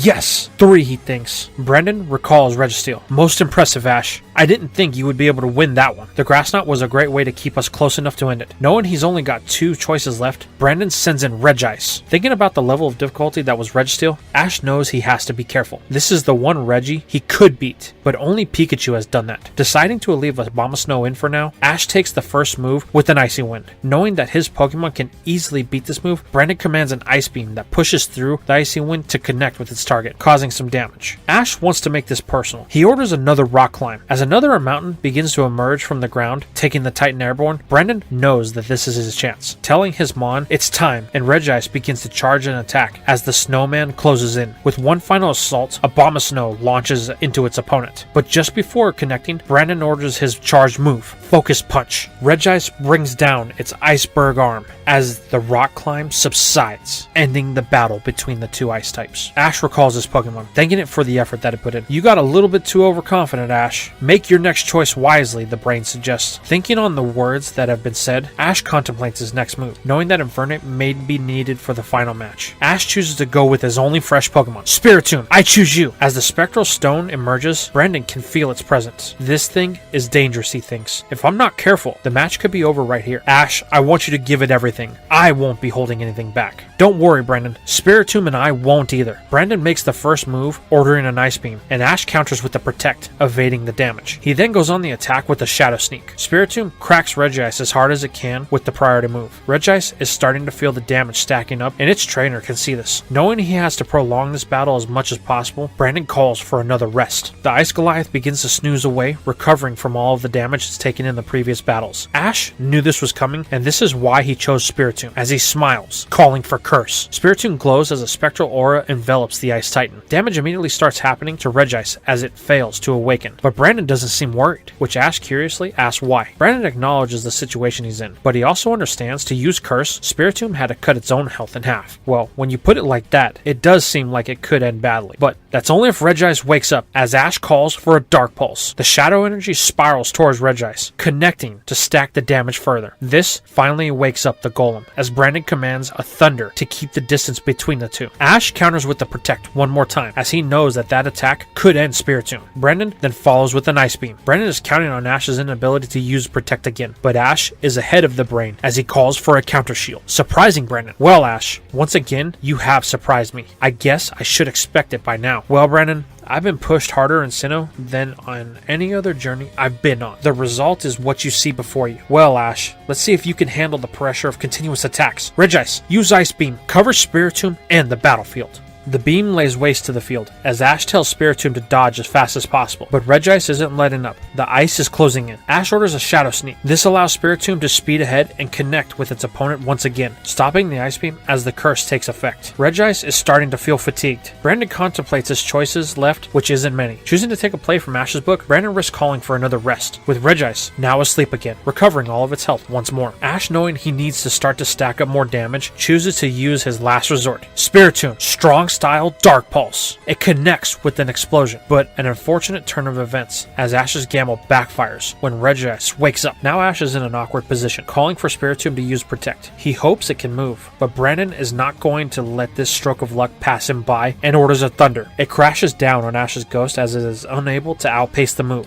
As it is enveloped in electricity, Ash's previous gamble becomes an immediate concern when Spiritomb falls in defeat. Now things are getting concerning. Ash went from having the numbers advantage to only having two Pokemon who have both battled. Not as easy as you were thinking, Brendan says. Yeah, I'll have to admit it. The battle started in my favor. You have played the long game. Every move you've made, Brandon, they have all been so precise. Like a surgeon. Well, Ash, can you bring things to a close and win your final frontier symbol in Sinnoh? Brandon, I've beaten you once, and I will do it again. Buizel, I choose you. The Water Weasel emerges once more with a look that is ready for its final encounter. Brandon chooses to keep his Pokemon in. Ash begins at the command of Scott with the Water Pulse. Regice uses an Ice Beam that freezes it into a ball of ice. It does hit the target, but it now being an ice ball, the damage is minimal. Then another curse takes effect. Regice is at the end of its battle. Brandon can see this. He can only hold off the curse for so long. With one last call, he orders another rest, much to Ash's dismay. Knowing he can't let Regice wake up again, Ash orders Buizel on the attack with Water Pulse. Then Sonic Boom, followed by Aqua Jet. These are all compounding by the curse, but unfortunately, the inevitable happens when Regice wakes up at the call of its trainer with the thunder that erupts from the golem and ravages Weasel. This ends the battle, forcing Ash to recall the 5th member of his team. Well, here we are, Ash. The final stretch. Yes, but Regice's reign of terror ends here. Infernape!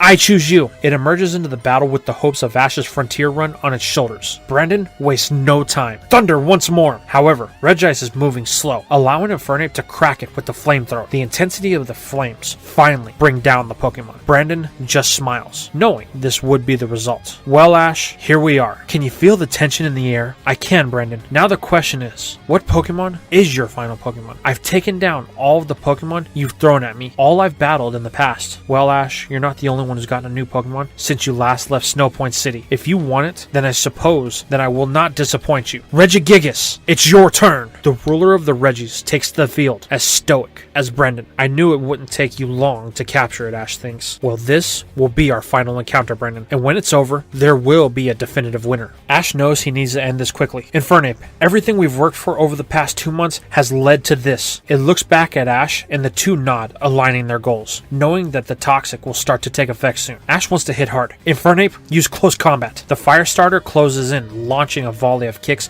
and punches at the target. Brandon orders a hyper beam, but the golem moves at a surprisingly slow rate, allowing Ash the time to call for retreat. The hyper beam even misses, and Infernape remains unharmed except for some mild poison. Ash then orders a flame wheel that cracks the defensive behemoth. Brandon, calm as ever, orders a hammer arm that just barely misses as Infernape dodges. The poison then shaves off a little bit more of the health, causing it to flinch, but Regigigas shows no damage. 2 of Infernape's best moves with little effect. Knowing that his time is running low, Ash decides to use his best move once more. Close combat. Infernape closes in on the golem, connecting once more. This appears to have an effect as Regigigas gets closer with the hammer arm at Brandon's command. It was so close that the only way to dodge is for Infernape to use Dig. The toxic is beginning to reach a critical level at this point. Then, something happens that Ash thought might. The heat. It can be felt from the battlefield. Ash smiles. It happened. Infernape, time to surface. It hears its trainer and comes up with full intent to hit Regigigas, but as it surfaces, it's met with a hammer arm, like a crude game of whack-a-mole. The fist is dropped on Infernape's head, forcing it back into the hole. Wait, what was that? Looking at Brandon, all Ash can see is a smile. So now the battle will finally begin, he says. I thought we already began, Ash says. Well, Ash, it was a matter of time. Time? What were you trying to do? Run out the clock on Toxic? Laughing. While that is a bonus, it's not the plan, Brandon says. Well then, what is the plan, Ash questions. Regigigas. It has an ability unique only to its species, called Slow Start. That means, at the start of the battle, it's restricted to minimal movement. It appears to take forever to complete a command, but in reality, it's just warming up,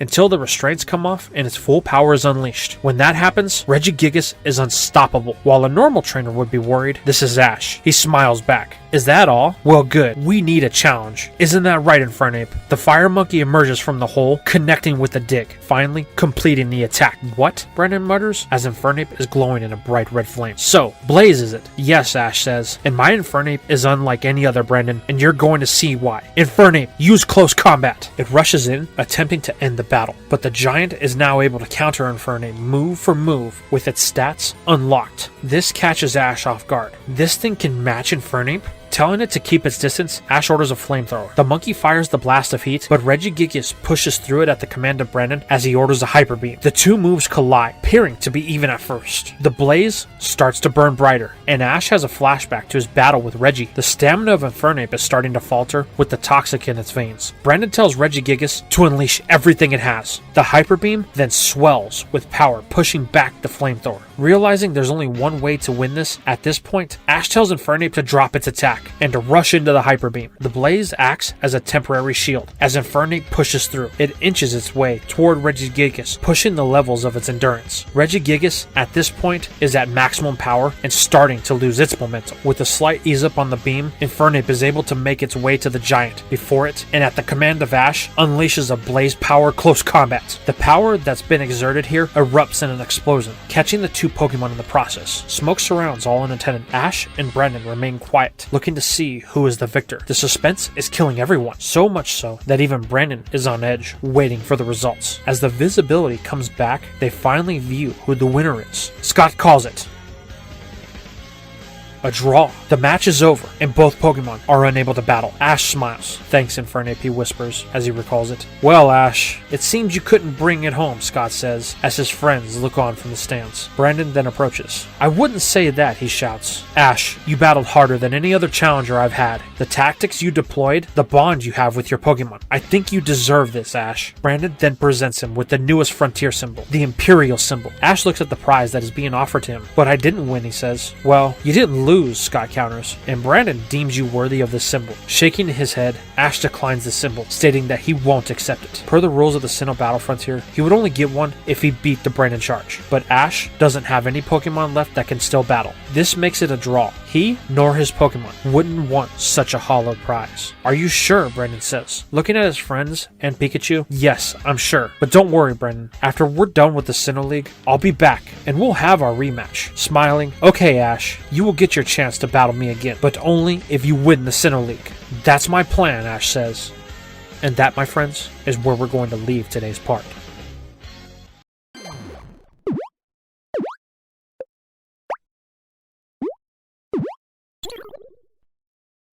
Man, that Battle Frontier arc, I don't know how I'm going to top that, but it's going to be a fun ride to try. Anyway, we're getting back into what if Ash won the Sinnoh League. Now, we're in an interesting position. Technically, we are past the point of just my imagination running wild and back into the timeline of the actual anime. Up until this point, I was using video footage to display on screen for anything of this variety. But if you guys remember, on one of my previous videos, I said that I wouldn't be doing that to avoid the show pro situation. So from here on out, I'm going to be using the stills from the anime and doing the animated battles like you've been seeing. So for the first thing, we are getting to Ash and his friends as they are on the road. It's been about a week since the battle with Brandon, and Ash is more motivated now than ever. This can be seen with the training he's been putting in while on the road, mostly to polish the strong and agile styles of Pikachu and Spiritomb. It's at this point they're about a day outside of Sunyshore City. Ash and Brock are in full training mode. We see a tag battle with Pikachu and Spiritomb versus Sudowoodo and Croagunk. Ash is in top form, quickly ending the battle with his two style battlers. Don comments that Ash has gotten much better than the last time he battled Paul, then asks if he's thought about teaching his other Pokemon the style techniques. Ash says he would love to, but he doesn't really know how. Everything he has experienced to this point has just been best guess. At this point, he only understands how to use them, but to teach them is another thing. Brock seconds this by stating that Ash may not have the time. The league is 2 weeks away. That type of training, he would need much more time than he has. Good point, Don says. I guess I didn't think it through, but still, they would be nice to have. Ash then says he's actually glad that his Pokemon don't know it, as that may lead to him relying on them too much. Good thought, Ash. You really have come into your own with your time that you've been in Sinnoh. Yeah, he's actually thinking, which is surprising, Don says, as they all laugh and get back to training. This leads us back into the first episode, Electric Shock Battle, the final badge. Now, due to us being so far into the story and all we've changed, there are some things we're going to have to run through. The last time Wagner saw Ash, he only had Monferno, and in the original, Ash had Torterra at this point, but both things have changed, so that's going to change the flow of our battle immensely. But there's something else we have to establish first. The last battle with Brandon, it was a full 6-on-6. While that would be cool for Ash's final gym badge, I don't think it's actually feasible. This being a gym battle, it's up to the gym leader's terms. Also, Ash was the one who requested the 6-on-6 with Brandon due to his involvement with Paul, but as Paul never battled this gym, I don't think that Ash would be motivated to request such an intense battle. At this point, if he beats Wagner, then it's more than Paul did, so Ash would be satisfied with that. So with that being said, let's move on to the Sunyshore Gym. This is a big deal. Ash is here to battle for his 8th badge. He will be the first one to battle Wagner in over 2 years, so this is a grand event. So grand that not only are Ash's friends in attendance, but the Elite Four members, not just Flint. They are all here after hearing about his battle with Brandon. They know that this kid is a contender for the championship, but that's not all. The whole city is here. The fact that their gym leader is going to have a battle, which some in the audience have never seen before, is too good to pass up. Ash and Wagner meet in the middle of the battlefield. Ash, you caused this, as the leader points to the crowd. What do you mean, the young trainer asks. You reignited my passion for battling, in turn making everyone curious about the trainer that could do so. Well, I'm glad I could be of help, Ash says nervously. Ash, are you ready for our battle? You know it. I thought of nothing else over the last 2 months. Well then, this will be a 3-on-3. The battle will be over when all of one side's Pokemon are unable to battle. Ash nods as the two take their respective sides of the field, where he has thoughts to himself about how weird it feels to have a battle that doesn't have any strange conditions like the Battle Frontier. But that's no matter. This is what's happening now. Everything he's done over the last 2 months has led to this point. Looking at Pikachu, we will not lose, he thinks, as the ref calls for the start of the battle. Wagner starts the battle with the Pokemon Ash has never seen before. He calls for Rotom. the plasma spark takes to the field in an eerily spectral burst of clouds that are shrouded in electricity. Ash, wondering what it is, uses his Pokédex, and once he finds out about the ghost taking, he knows who he's going with. Spiritomb, I choose you, the boy declares as his ghost takes the field. So Ash, a ghost type. Well, things are going to get spooky. You can take the first move. Well, let's not disappoint. Spiritomb, Shadow Sneak. Spiritomb cackles as it fades into nothing, only re-emerging to strike Rotom. While on the surface, this may seem like Ash has the advantage and Rotom is nearly knocked out due to the intensity of their move. This is what Wagner wanted. That way, he can guarantee his move hit. Will-O-Wisp. Suddenly, fire envelops Spiritomb, causing Ash to call for it to come back to his side of the field. Well, Ash, that was a good opening. Almost took the first battle, but now you're fighting time. Ash says nothing, just looking on. Knowing he may need Spiritomb for later, he decides to recall it, saving it from burn for right now. Thinking he will avoid any more burns, Ash chooses to send an Infernape. As his starter takes to the field, Flint reacts, thinking about the battle he had with it. If this thing can rival his Infernape as a Monferno, then things could get dangerous if his Blaze activates again. The other Elite Four members watch Flint's reaction, knowing that things have shifted by his response, causing their interest in this match to raise even more. Back on the field, Wagner tells Ash he's smart for making that switch, but it won't save him, as he orders Rotom to use Discharge. Ash orders Dig to counter, knowing that when it hits, this will be the end of the battle. But as Infernape surfaces, it comes into contact with Rotom, only for the attack to phase right through it, catching both it and Ash off guard, allowing an opening for Wagner as he calls for a Pain Split, causing damage to Infernape and healing some of the health of Rotom. Thanks, Ash, Wagner says. Looking confused, Ash asks what he means. Well, if you wouldn't have swapped out your Pokemon, then that combination wouldn't have been possible, and I would have lost Rotom. But in your attempt to avoid the burn, you opened yourself for my Pokemon to counter. But that doesn't explain why Dig didn't make contact, Ash responds. Oh, that's simple. Rotom's ability is Levitate, so ground moves won't affect it. Well, that's great, Ash thinks. Barely 2 minutes into the battle, and already 2 of my Pokemon have taken damage. Well, Ash, shall we continue? Ash tells Infernape to be on guard. It nods, waiting for the next altercation. Wagner then orders a barrage of Shadow Balls in Infernape's direction. Ash tells it to use Counter Shield. This ends up keeping all the balls at bay, expanding farther and farther, until Rotom can't evade any longer. Ash tells Infernape to turn on the pressure. The flames surge as the field becomes engulfed, blocking the view of everyone in attendance. Once the flames finally subside, it's clear that was enough to give Ash the victory as Rotom lay in defeat. Wagner recalls his Pokemon, telling Ash that was impressive. It seems Infernape learned a new move. Ash didn't realize this, taking out his Pokédex to learn that Wagner was right. Infernape's Flame Wheel has evolved into the much more devastating Flare Blitz, but it comes at a cost. With the Pain Split and the use of Flare Blitz, Infernape has taken enough damage, causing it to breathe heavily. Ash sees this and realizes the side effect that the Pokédex was talking about. Knowing he needs to conserve Infernape, Ash recalls it. Wagner tells Ash he may be down a Pokemon, but from where he's sitting, things are looking more in the gym leader's favor. Ash can't argue this. A burn and a fatigue has stricken 2 of his Pokemon, while Wagner still has 2 healthy ones. But the battle must go on, as Wagner sends in his second choice, Luxray. Ash chooses to lead with his 3rd Pokemon in hopes of overpowering Luxray. Abomasnow, I choose you! As the snowman emerges, its snow warning takes effect. This envelops the field in a thick fog as hail begins to fall, dropping the visibility to almost nothing. Telling Wagner that things are just getting started, Ash orders an Icy Wind. The frigid air picks up as it gusts into Luxray, pushing it back as the ice begins to form at its feet. To counter this, Wagner orders a double team, thinking this will help Luxray move without the danger of being hit. Wagner then decides to go on the offensive, ordering Luxray to use its ability to see through walls. This helps the feline lock onto its prey as it charges an Iron Tail. Ash tells Abomasnow to be ready. Then as they feel the wind change, Ash thinks that they have the opposition of Luxray, telling Abomasnow to use Rock Climb. As the mountain begins to jut up from the ground, Abomasnow charges towards its peak, only to find itself alone at the summit. Confused, it looks around, as it is now out of sight of Ash and Wagner, but not Luxray. It sees the Tree Yeti through the unbearable weather and stealthily sneaks around the crescent of the peak to find its opening that it needed. Without warning, an Iron Tail is thrusted into the gut of Abomasnow, but Ash yells, "Grab it now!" The damage that was executed is great, but not enough to end Abomasnow. It grabs the tail of Luxray. Then, at the command of its trainer, it dives off the mountain towards the gym floor, slamming Luxray with the wood hammer, as the impact is enough to clear the effects of snow warning. After all is said and done, Luxray is down, while Abomasnow takes a knee from the impact it took. The win is given to Ash, leaving Wagner with just 1 Pokemon left to Ash's 3. However, the gym leader seems unfazed. A little smirk adorns his face. Ash, this is exactly what I was hoping for. A battle that challenges me and my Pokemon. Someone who can push me to the edge. Thank you. The spark you've ignited is one that will surge as the battle climaxes. Gripping the final choice of this run, Wagner declares, "Electivire, go!" Electricity surges as Wagner's ace takes to the field. Ash chooses to keep in Abomasnow for the time being. With the ref calling for the start, Ash makes the first move, calling for an Icy Wind. However, neither Wagner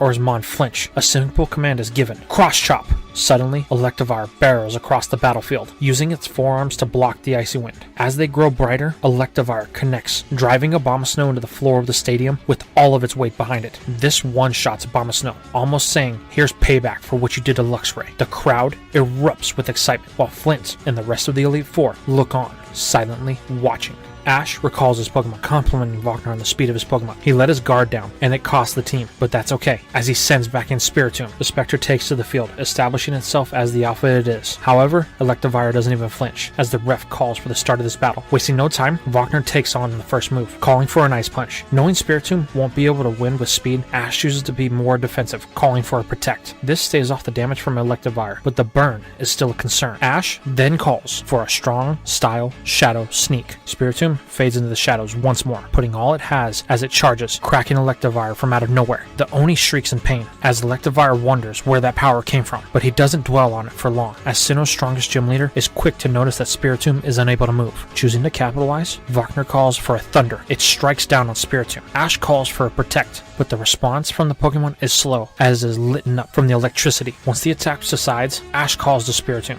Though it has taken a bit of damage and the burn is stacking up, Spiritomb is still able to battle. For how long is the question. Impressed by the endurance of this Pokemon, Wagner knows that they need to end it with the next move. Without hesitation, he calls for another Ice Punch. Ash, knowing that this is their final chance, calls for a Dark Pulse. A burst of energy erupts from it. Wagner tells Electivire to use the Ice Punch to push through and slow the damage. As the moves clash, the two trainers look on, knowing that this will be the end of the battle. Unfortunately, the burn is weakening Spiritomb, forcing it to let up on the attack. This allows the Ice Punch to connect, dropping it, bringing Ash's Pokemon count to 1 left. The crowd is on a knife's edge. This is the match they've longed for over the years of Wagner's exile, but they haven't seen anything yet. As Infernape hits the field, the crowd can feel the intensity between these two behemoths. This is the final stretch. Ash, let's give it all we can. Ash nods, wasting no time, telling Infernape to use Flamethrower. Wagner counters with an Ice Punch. Though the move is at a disadvantage, it nullifies the attack. The crowd erupts with excitement. Ash and Wagner can feel the electricity in the air. They say nothing, only giving commands. Calling for Thunder, Electivire charges. Ash counters by calling for a Dig. Infernape burrows deep into the floor as the Thunder strikes the ground. Ash has a sense of confidence, but it's shattered once Wagner gives his next command.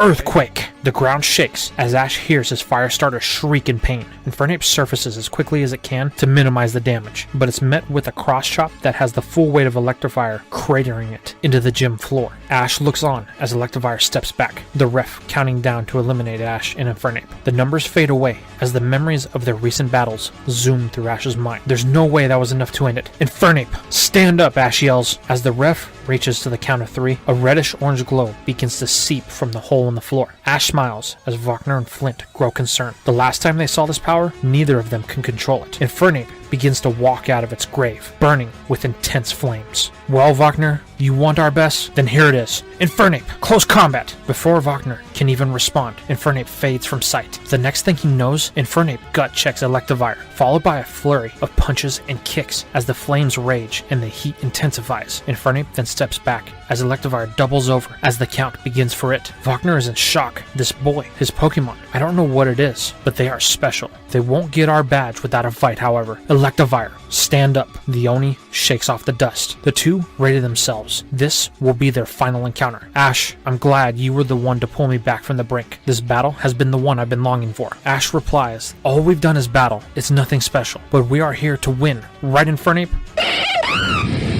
Electivire, use Cross Chop. Infernape, use Flare Blitz. The two clash in a pillar of fire and electricity, blinding everyone in the surrounding area. As the vision for everyone returns, a victor is clear. Infernape stands over its competition, establishing its dominance. The ref calls the match as the crowd erupts. They don't care that Wagner lost. The show that they got was the most incredible thing. Wagner returns his partner as Ash approaches. Thank you for the battle. The fire you started in me has never burned brighter. He then presents him with the prize that Ash has spent the last 2 months thinking about. it, the Beacon Badge. The elites in attendance look on as Lucian comments to Flint, "You're right, we may end up battling this kid in the near future." With that, we can now move on from the Sunyshore Gym. This leads us into the next episode for this season, an old family blend. This is where we see Ash start to call on his old Pokemon, but the big thing here happens because of Team Rocket. As they attack Ash's Pokemon, his Cyndaquil evolves into a Quilava, which if you recall, in the battle with Argenta, I had Ash's Totodile evolve. The reason in the original anime that Ash's Cyndaquil evolved here was because at the time in the real world, they had just released Heart Gold and Soul Silver. This was only to promote the games. It always bothered me that they never evened out his Johto starters with mid-stage evolutions for all three. So that's why I evolved Croconaw. But with that, we can finally head into the home stretch of this project and the thing you've all been waiting for, the start of the Sinnoh League, with League Unleashed. This episode, we see Ash start his first round of battles, and we see him taking on one of the old rivals of Dawn and him, Nando. This battle actually doesn't have to change. Ash still gets the win with Heracross and its Sleep Talk strategy, ending Nando's dreams of victory in the Sinnoh League. But one thing of importance happens here. Barry, wandering through the hallways, comes across a trainer that he knows all too well. The trainer that his father faced and handed one of the most one-sided defeats Barry had ever seen. This stops Barry dead in his tracks as the feeling of cold passes through his spine. A few seconds later, Ash walks through the corridor, calling to Barry. This shocks Barry out of his paralysis. "Barry, are you okay?" "Ash! Ash, he's here." "Who's here, Barry?" "The trainer I told you about. The one that beat my dad. The trainer that took out his whole team with just one Pokemon." "Really?" Ash questions. "Yeah, he's here in the league. That means we're all doomed. If my dad couldn't beat him, then no one could." "Barry, calm down. No one is unbeatable. If you don't focus, you'll get yourself knocked out before you and me can have a chance to battle." Barry stops, then smiles at Ash. "You're right. I have to be the one beating you." Smiling, the two boys stare at each other as we fade into the next episode.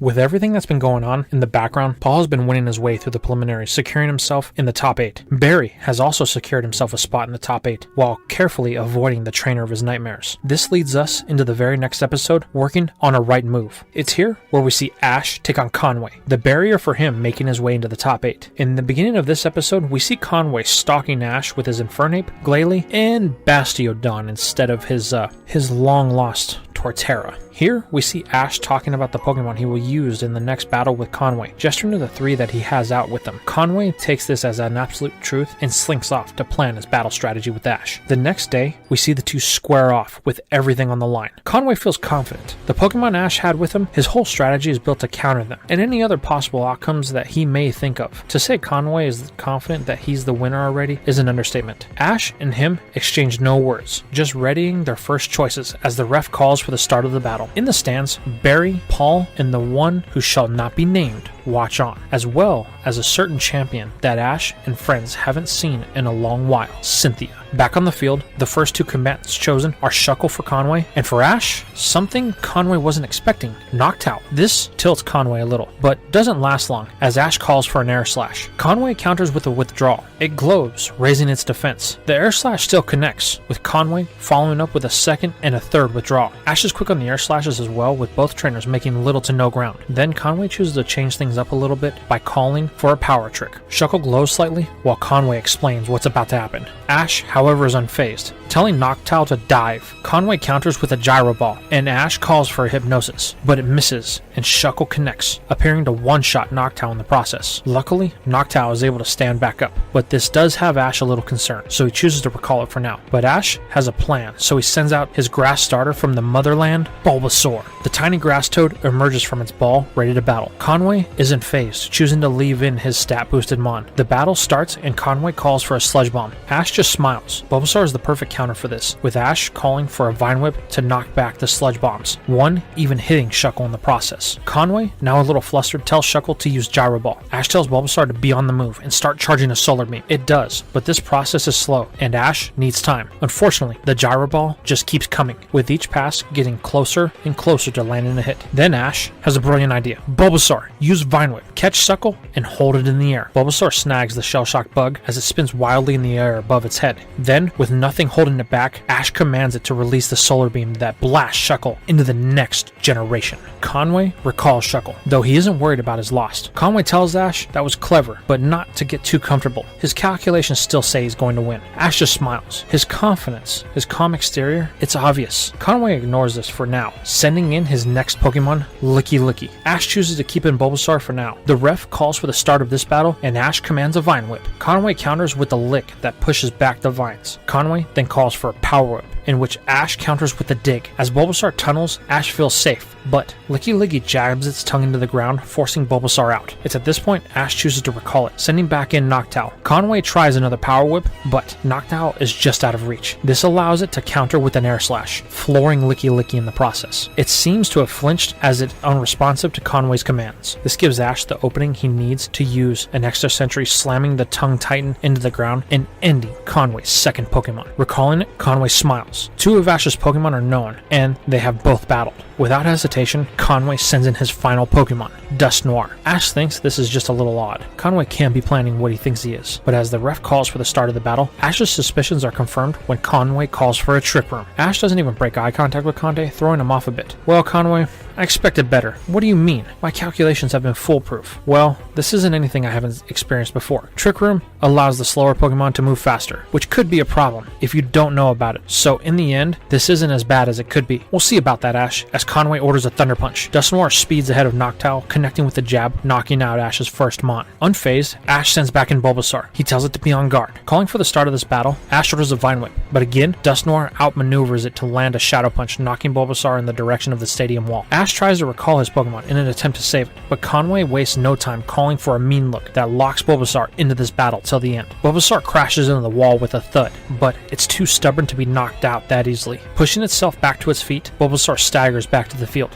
It felt that last attack, and is now on borrowed time. Ash knows this as well, realizing that they need to set up the next battle. Ash tells Bulbasaur to charge a Solar Beam. Realizing that move could end Dusknoir, Conway orders another Shadow Punch. Bulbasaur can't avoid it and takes it again, but it's able to hold on for just a bit longer as the Solar Beam reaches full power. Ash orders Bulbasaur to get in close, but Conway won't let this move land, ordering a Thunder Punch on the bulb of Ash's Pokemon. This traps the Solar Beam inside. Conway, thinking he's won, tells Dusknoir to use his other fist for a Shadow Punch, but Ash smiles. This is what he wanted, ordering a Vine Whip to wrap up the Thunder Punch, trapping Dusknoir. It's at this point the Solar Beam fades and the Shadow Punch lands, separating the two. With the last bit of Bulbasaur's strength, Ash orders one last move, Leech Seed. A small seed fires from the bulb on Bulbasaur's back as it connects with the wall once more, getting knocked out in the process. Conway, feeling a little bit more confident now that things are moving in his favor, smiles. Ash, you are the first on a long list of people I intend to beat in this tournament, so please, don't make it a hollow victory. I hope your next Pokemon is of some challenge. Well, Conway, I have to say this battle has been fun, but it's nowhere near as challenging as you think, as he readies his last ball. This next choice will gum up your plants. Muck, I choose you. The purple stench motter slimes from this Pokeball, taking its place on the battlefield, much to the shock of Conway and everyone else in attendance. Conway, appalled that Ash would think that this thing could actually win, finally breaks his silence with uncontrollable laughter. Ash says nothing, just waiting for his opponent to finish. The ref calling for the start of the battle breaks Conway's tirade as he calls for a Thunder Punch. Ash counters with the Minimize. The punch lands, but to little effect. Muck just moves fluidly with the force, but Conway doesn't seem to notice, though he does order another Thunder Punch, which Ash again counters with the Minimize. This time, the attack misses, giving Ash an opening as he calls for a Mud Bomb. This forces Dusknoir to shoot back, like there was an unforeseen effect the move had. Now far from the thought of an open victory, Conway is visibly flustered, calling for another Thunder Punch. Muck just oozes by, with it missing the Swamp Sledge altogether. Conway can't understand it. Trick Room makes Dusknoir faster, but it won't affect the ability to dodge, Ash remarks. Now mad, Conway tells Ash to tell him what he means. Well, Muck may be outsped by your Pokemon, but that doesn't mean that it can't dodge. Also, it appears that Dusknoir's accuracy is a little off. Looking his Pokemon over, Conway can't believe he hadn't noticed it before. But then, something else becomes apparent. The whole time, Leech Seed has been in effect. Dusknoir is breathing heavily. It doesn't have the endurance for another long drawn-out battle. While Muck looks like it was just sent out, Conway won't let Ash get this win. He tells Dusknoir to use a Shadow Punch in an effort to clinch a come-from-behind victory. But Ash has one final move to put this ghost down, telling Muck to counter with the Poison Jab. Muck has the power to push through the Shadow Punch, connecting with Dusknoir and ending the battle. The ref calls it. Ash has made his way into the top 8. Conway recalls his Mon, realizing the flaw in his approach, watching Ash celebrate with Muck on the battlefield. It is at this point he sees the screen above randomized for the top 8 pairings. Ash, Paul, and Barry loom on as their hearts pound in their chest. Then the results flash. Ash will face Barry in his top 8 match. Paul walks off seemingly dissatisfied with his matchup, while the other trainer that Barry has come to fear fear, looks on at the two kids who he may face in the top 4.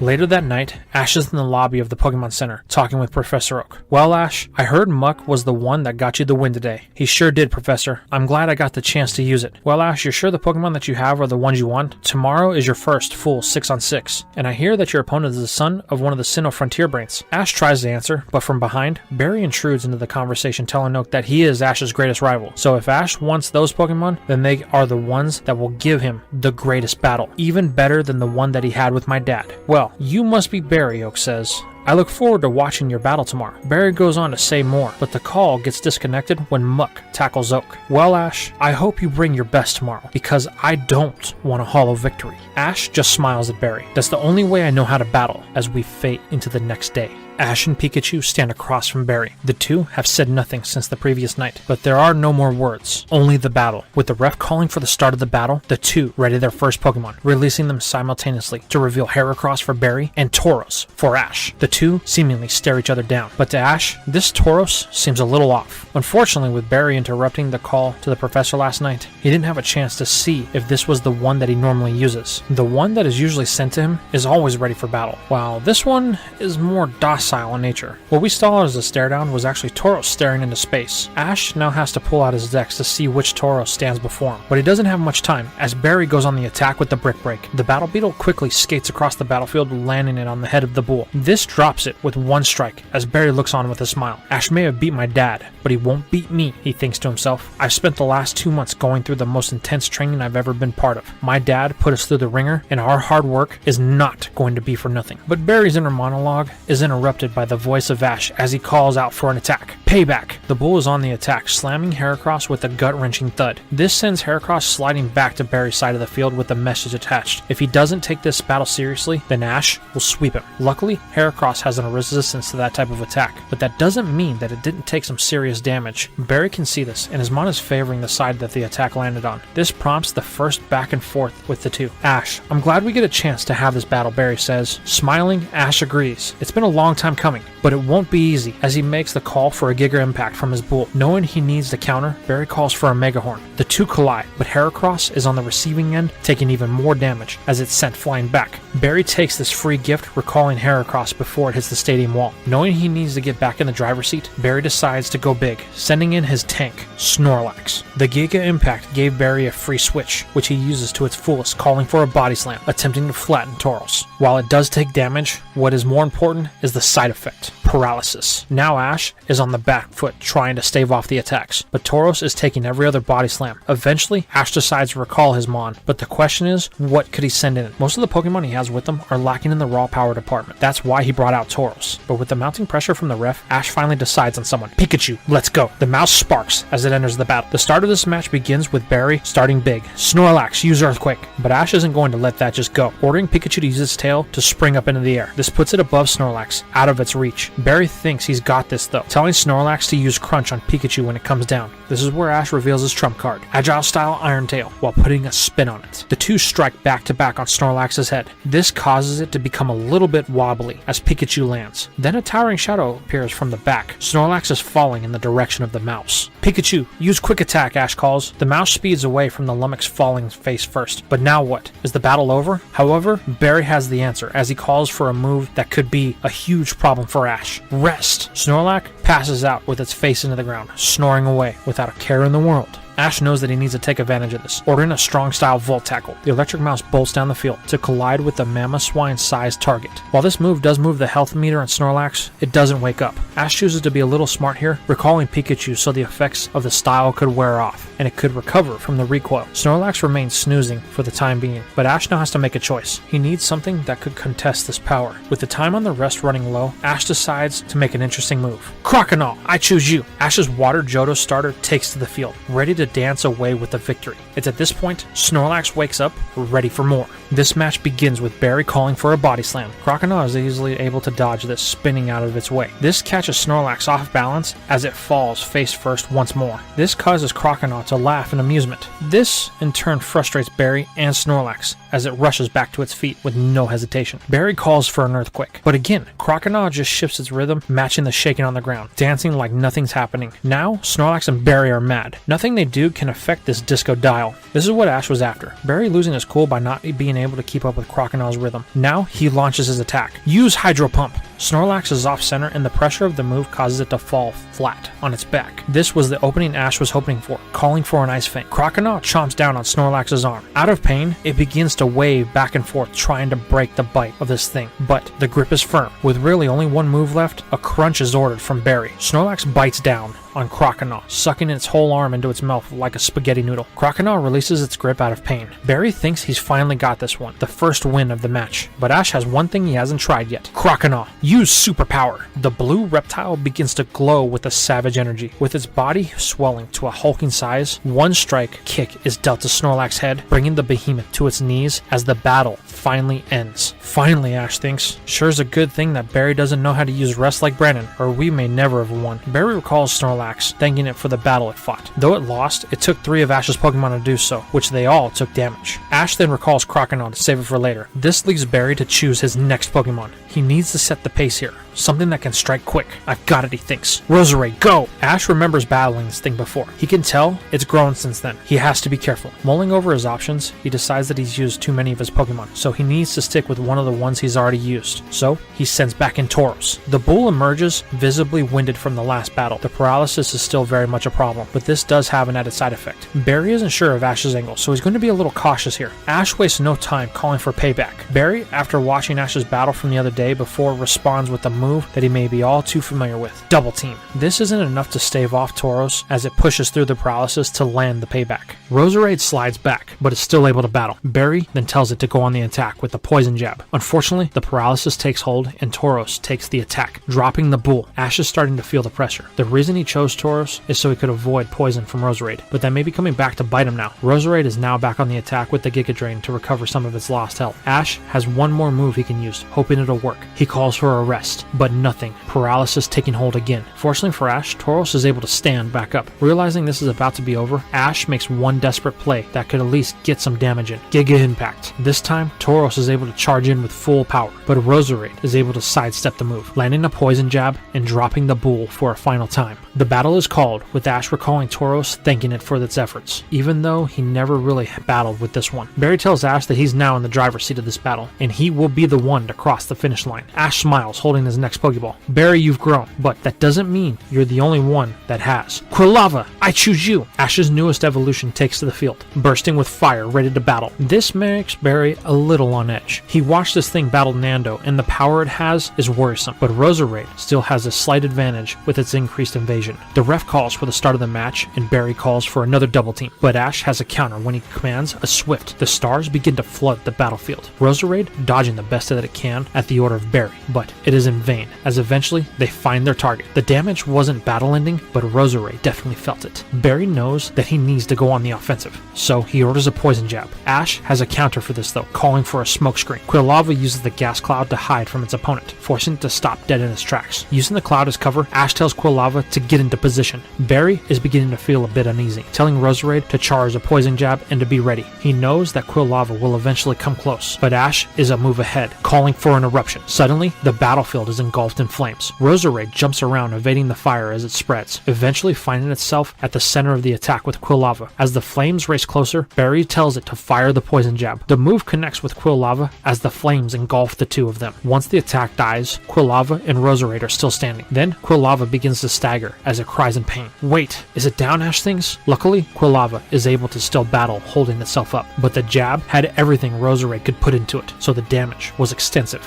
Over with Roserade, Barry calls to it, but there's no answer as the wilted plant falls in defeat. Barry sighs, thinking that they could have done more, but recalls them on, thanking it prepped for its battle. Ash asks Quilava can continue. It nods, though obviously it's in pain as it responds. Trusting his fire type, Ash chooses to keep it in. Barry is now choosing to take out all the stops. Empoleon, go, he yells. Barry's taking no chances. The referee calls for the start of the match, and Ash calls for another smoke screen to keep its distance. But Barry wastes no time, calling for a drill pick. The speed that it executes the attack is unbelievable. Empoleon outpaces the smoke screen and lands a drill pick, sending Quilava into the stadium wall, ending the battle before it had even started. Ash is stunned. He thought it would last longer than that, but Quilava must have been more hurt than it was letting on.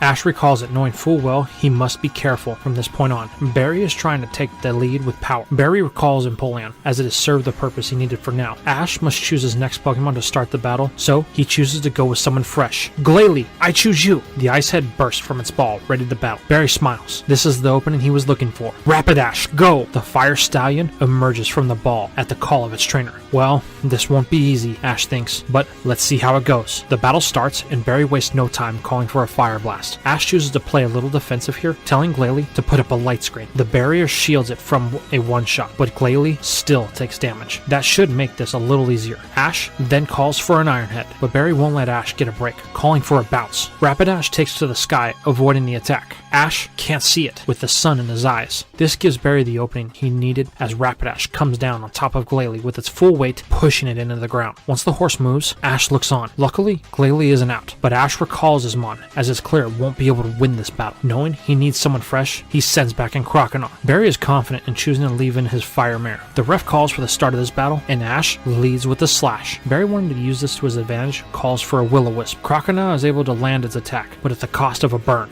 Barry then tries to amplify it with a 0.0 Fire Blast. The light screen is still up, however, and the damage is minimal, with the shield giving Ash a chance to call for a Hydro Pump. This is able to connect with Rapidash, pushing it back, giving Barry the distance he actually wanted at a slight cost. It's time, Barry thinks. Rapidash, Solar Beam. It begins to charge. Ash, knowing he can't let this move connect, tells Croconaw to use Slash, but it's unable to connect as Rapidash jumps around the battlefield. It comes to the point that the attack is being fully charged. Barry needs this to be close, or the attack may not end it with the light screen. Ash sees Rapidash coming down. In a last-ditch effort, he tells Croconaw to rush in and take the attack. The Solar Beam fires into the target. For a moment, neither trainer can see their Pokemon, but once the attack subsides, they are both still standing. This is what Ash wanted, immediately calling for a Hydro Pump. Croconaw puts everything it has into the cannon of water, sending Rapidash into the air. Once the attack loses its momentum, Rapidash crashes to the ground below, knocked out from the exchange. The ref begins to call the battle in Croconaw's favor, until it collapses from the stress of the battle and the burn, resulting in a double knockout. Both trainers recall their Mons, complimenting each other on their stubbornness of their partner. Barry knows he needs some power, so he decides to send back in Heracross. Ash is running low on things that he can contest this thing with, so he chooses to go with his last Pokemon.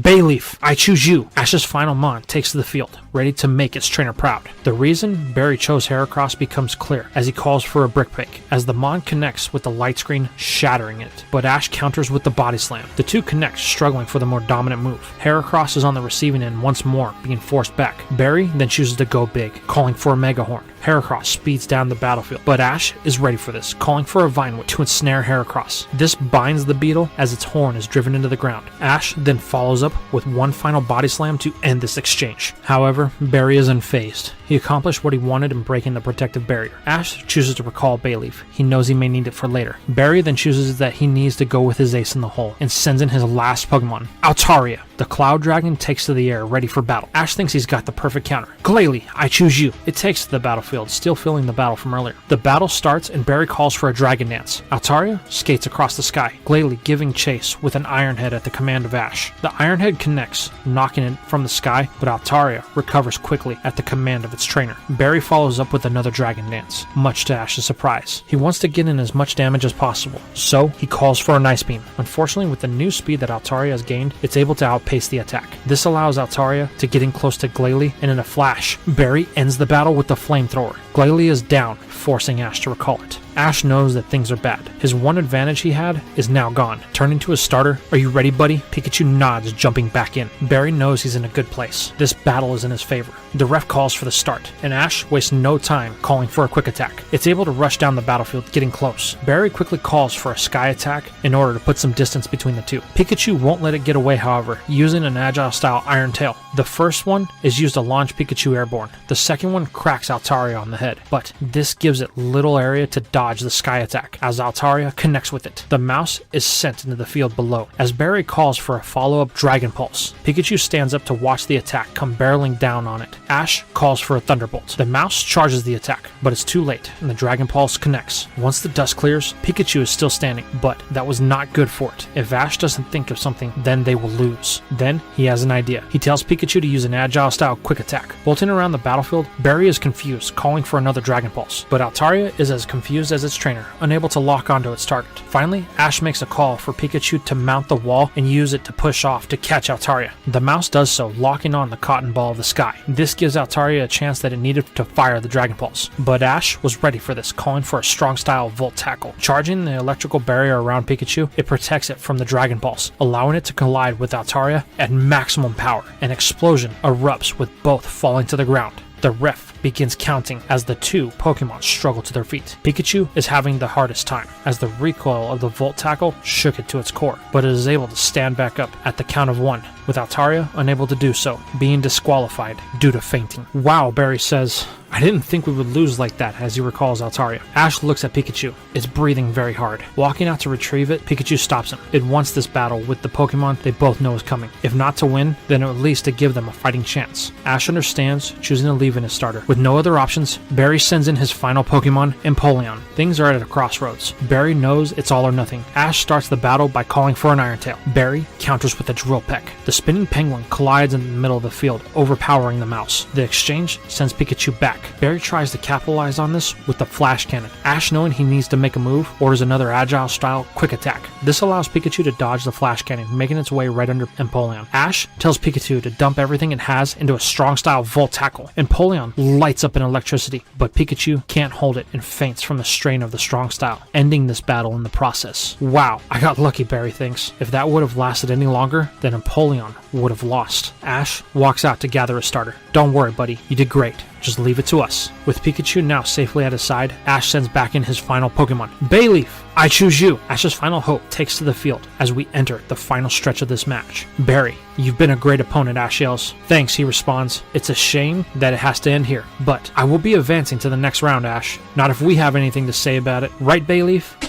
The match starts with Barry calling for a Drill Peck. Ash tells Bayleaf to wait. They need to make every move count. As Empoleon nears, Ash tells it to use Vine Whip to jump, then use the force of its fall to increase the power of a Body Slam. This connects, forcing Empoleon to the ground. Barry can't understand it. That should have been a clean hit. Then it hits him. Though Pikachu was unable to end the battle, it was able to set up Bayleaf. Now Empoleon is dealing with the paralysis. This isn't good, Barry thinks, but it seems Ash hasn't seen it, so he may be able to use it to his advantage. Empoleon picks itself back up, returning to its side of the field at Barry's command. They need to be defensive. Barry then orders a Hydro Pump, but Vine Whip is able to help Bayleaf dodge. This frustrates Barry. Then they take a look at Empoleon. Breathing hard, it's at its limit. Then something happens that Barry has never seen before. Empoleon starts glowing with the blue aura. Is that... Congrats, Ash says. It looks like Torrent has activated. Empoleon is responding to your feelings. Barry, with tears in his eyes, asks if that's true. Empoleon nods, looking back at its trainer. They know that this next exchange will be the end of the battle. Wanting to hold nothing back, Barry tells his starter to use its most powerful move, Hydro Cannon. Empoleon puts everything it has into the final move. Ash, knowing that Bayleaf may not be able to withstand this, has no choice. He tells Bayleaf to rush in as the move charges. Empoleon sees this, as does Barry. He tells it to stand strong. Then the time comes. Fire, Barry yells. Bayleaf is in point-blank range, but this is what Ash wanted, as he tells Bayleaf to use Vine Whip to hold Empoleon's head to the sky. This turns into a struggle of who has more raw power. All the while, the Hydro Cannon is losing power. With one last call, Barry yells Empoleon. It manages to break Bayleaf's hold, firing the attack. Ash, down to the last move, tells Bayleaf, it's time. Leaf Storm! A monsoon of leaves, fire, cutting through the Hydro Cannon, connecting with Empoleon and sending it back into the stadium wall, ending the battle as it falls at the last minute of the attack.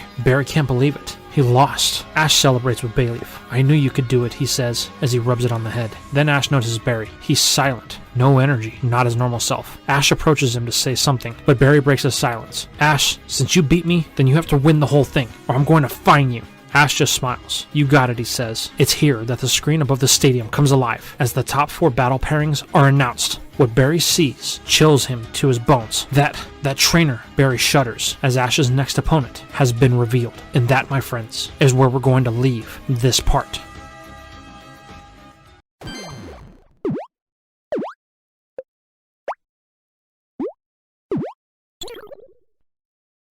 It's the night of Ash's top 8 battle, and he is preparing for the top 4 that he has ahead of him. Don and Brock have left him alone at his request, so he can be 100% ready. His battle is in the morning, and he wants to make sure nothing is left unturned. But there is one thing he cannot shake: Barry and Conway. They won't stop pestering him. Barry goes on and on about how scary this guy is, but providing nothing of real use. However, Conway does have some information for Ash. You know, I've been tracking Tobias for a while, he says, catching the attention of Ash. Conway, obsession isn't really that healthy. Well, my obsession is what's going to help you, Ash. But if you don't want my help, then I will just leave. Then Barry screams, "Stop!" This catches both of their attention. I know I'm not making any sense, he says, but listen, I watched him battle my dad, and he steamrolled him with just his Darkrai. Really, Ash says? That's not all, Conway interjects. He did the same with all of the gym leaders as well. He even beat Wagner just after you battled him, Ash. Oh, well, I see what you mean. This guy really is on another level. It's at this point Paul walks by with his Electivire.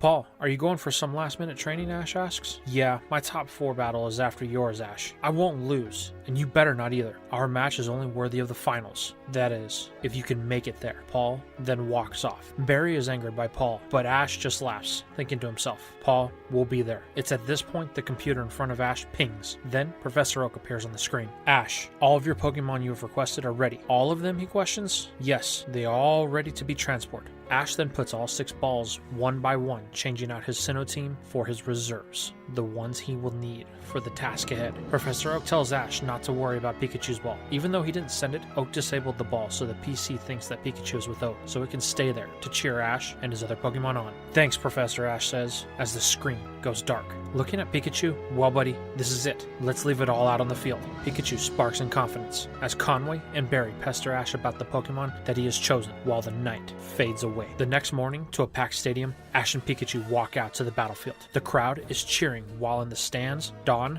Brock, Conway, and Barry all watch on, cheering for Ash. Opposite of Ash, Tobias enters the field. He smiles but says nothing, seemingly focused on the task ahead. The two take their positions on the battlefield as the ref lays out the rules. Nothing special, but the presence of Tobias is something Ash is now feeling for the first time. He knows that he can't lose here, or the rematch his Pokemon want with Paul won't happen. It's at this point the announcer declares the start of the top 4, letting the festivities begin. Tobias wastes no time, sending out the Pokemon Ash knew was coming, Darkrai. Knowing he has his work cut out for him, Ash sends out his best chance against this master of darkness. Heracross, I choose you! The beetle hits the field, looking around for Bulbasaur as it's a little hungry. Ash tells it to focus. This is a battle. All the while, Barry is complaining because Ash is starting the battle the same way he did. Man, he must really like my style. Don tells Barry to be quiet. They are here to watch, not commentate. Remembering his past experiences with Darkrai, Ash knows this won't be easy. So, he keeps his distance by ordering a Hyper Beam. To counter, Tobias orders an Ice Beam.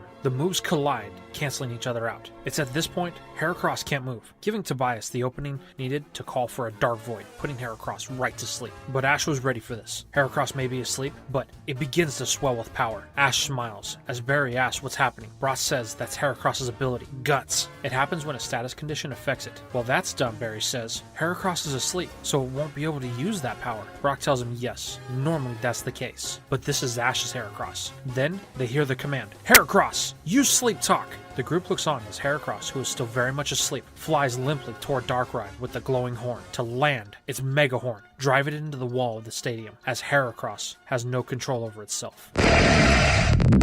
Ash celebrates, knowing that was a major hit, but it's short-lived, as Heracross is hit with a Dream Eater that one-shots it in the process, giving Ash his first loss. Though that may have been sudden, Ash isn't shaken. He now knows the moveset of this Pokemon for the most part. There is also the fact that even though Darkrai gained back some health, it's still feeling that Mega Horn. Ash can tell where it took the attack. It is a spot Darkrai looks to be guarding. With all of this on his mind, he chooses to lead with his Hoenn Ace, the Master to Infernape. Sceptile, I choose you! The Grass Gecko hits the field, ready for its chance to topple a legendary. The start of the battle is called, with Tobias ordering an Ice Beam, but Ash has a counter for this. Detect! Sceptile eyes down the attack, sidestepping it. Then, Ash counters with the Leaf Blade, hoping his Pokemon's speed can outpace Darkrai. Unfortunately, things end the same way, with it falling victim to a Dark Void. Tobias smiles, saying nothing once more. Ash then begins calling to Sceptile, hoping it will wake up. But nothing, only silence. Darkrai responds with a Dark Pulse at the command of its trainer. It connects, cracking Sceptile with an explosion on contact. Still, Sceptile does not wake.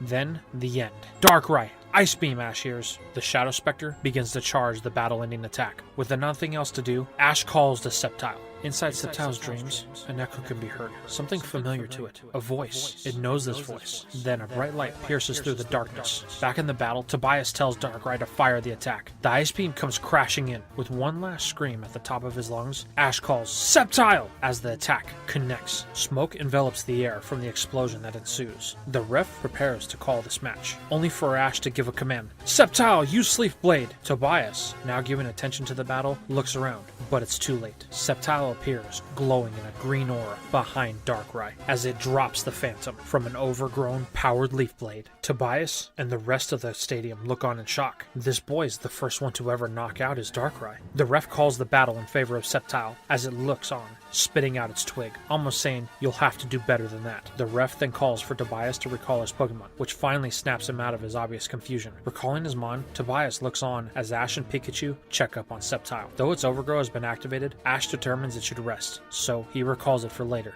This is where Tobias breaks his silence for the first time. "I heard there was another strong trainer here. Ash, would you happen to be the trainer that won the Kanto Battle Frontier?" Surprised, Ash responds, "Yes. I also took on the Sinnoh Battle Frontier as well, but the best I could do was tie with Brandon." "Well, this explains a lot," Tobias says. "I took on the Sinnoh Battle Frontier as well in preparation for this competition, but I did not battle Brandon, though I was still declared a champion of that festivity. I must say, I haven't been taking this battle seriously, but that's about to change," as Tobias readies a Pokeball. Ash notices the change in his demeanor here, hoping he didn't just poke a sleeping Ursaring. Back in the stands, the group are talking about what just happened, when a familiar voice is heard from behind them. Turning, they all recognize Scott, the president of the Battle Frontier. Don asks what he's doing here. Scott says he wouldn't miss watching out two Frontier champions battling it out. Wow, so Tobias really did take on the Sinnoh Battle Frontier? Did he beat Brandon, Brock asks? "No," Scott replies. That's the one advantage Ash has on Tobias. Brandon wasn't officially part of the Sinnoh Battle Frontier when Tobias came through, but Ash has done something that none of my brains were able to do.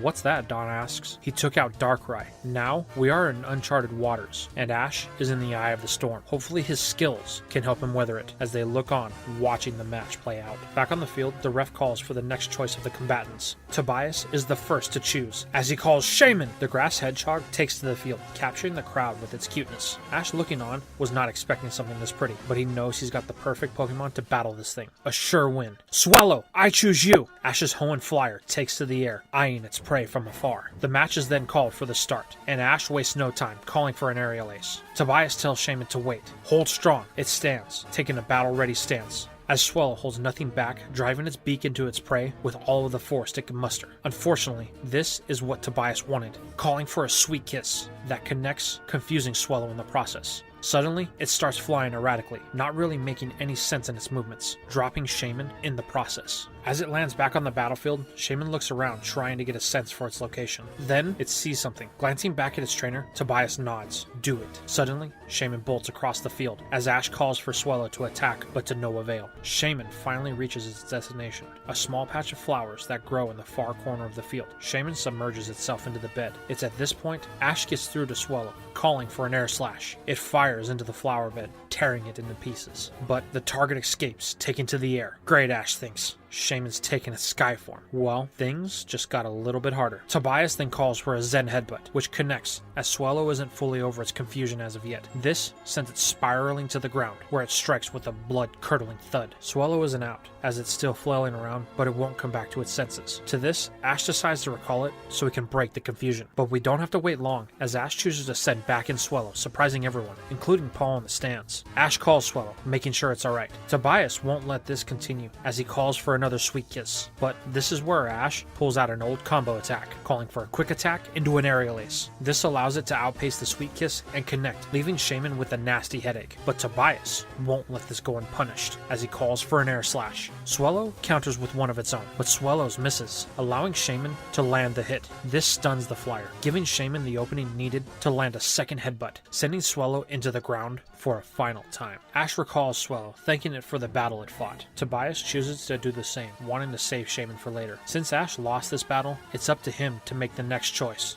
Wanting a heavy hitter, Ash chooses to go with Sir Thickness himself. Snorlax! I choose you! Snorlax hits the ground with a quake, fully awake compared to its normally usual sleepy demeanor. Tobias can see that this is something of a girthy variety, so he chooses to send in the spirit of the volcano himself, Entei, as the beast of Johto takes to the field. A mighty roar can be felt, while in the distance a rumbling can be heard. The tension is thick as the crowd watches on. Another legendary from Tobias, they all murmur. But Ash isn't worried. Snorlax is the perfect powerhouse he needs to counter this. The match starts at the command of the ref, with Tobias calling for a Fire Blast. Ash wastes no time. Snorlax, Ice Punch. This has enough power to hold back the mighty attack, barely singeing the hair on its knuckles. Unsurprised, Tobias orders an Extreme Speed, knowing he will take the lead here. But Snorlax just takes the onslaught, retaliating with the Body Slam. The weight behind the attack is enough to push back the legendary, but neither it nor Tobias are concerned. Power will be the way to win here, so he orders an Iron Head. The speed of Entei plays a big part here, allowing it to connect, causing a flinch.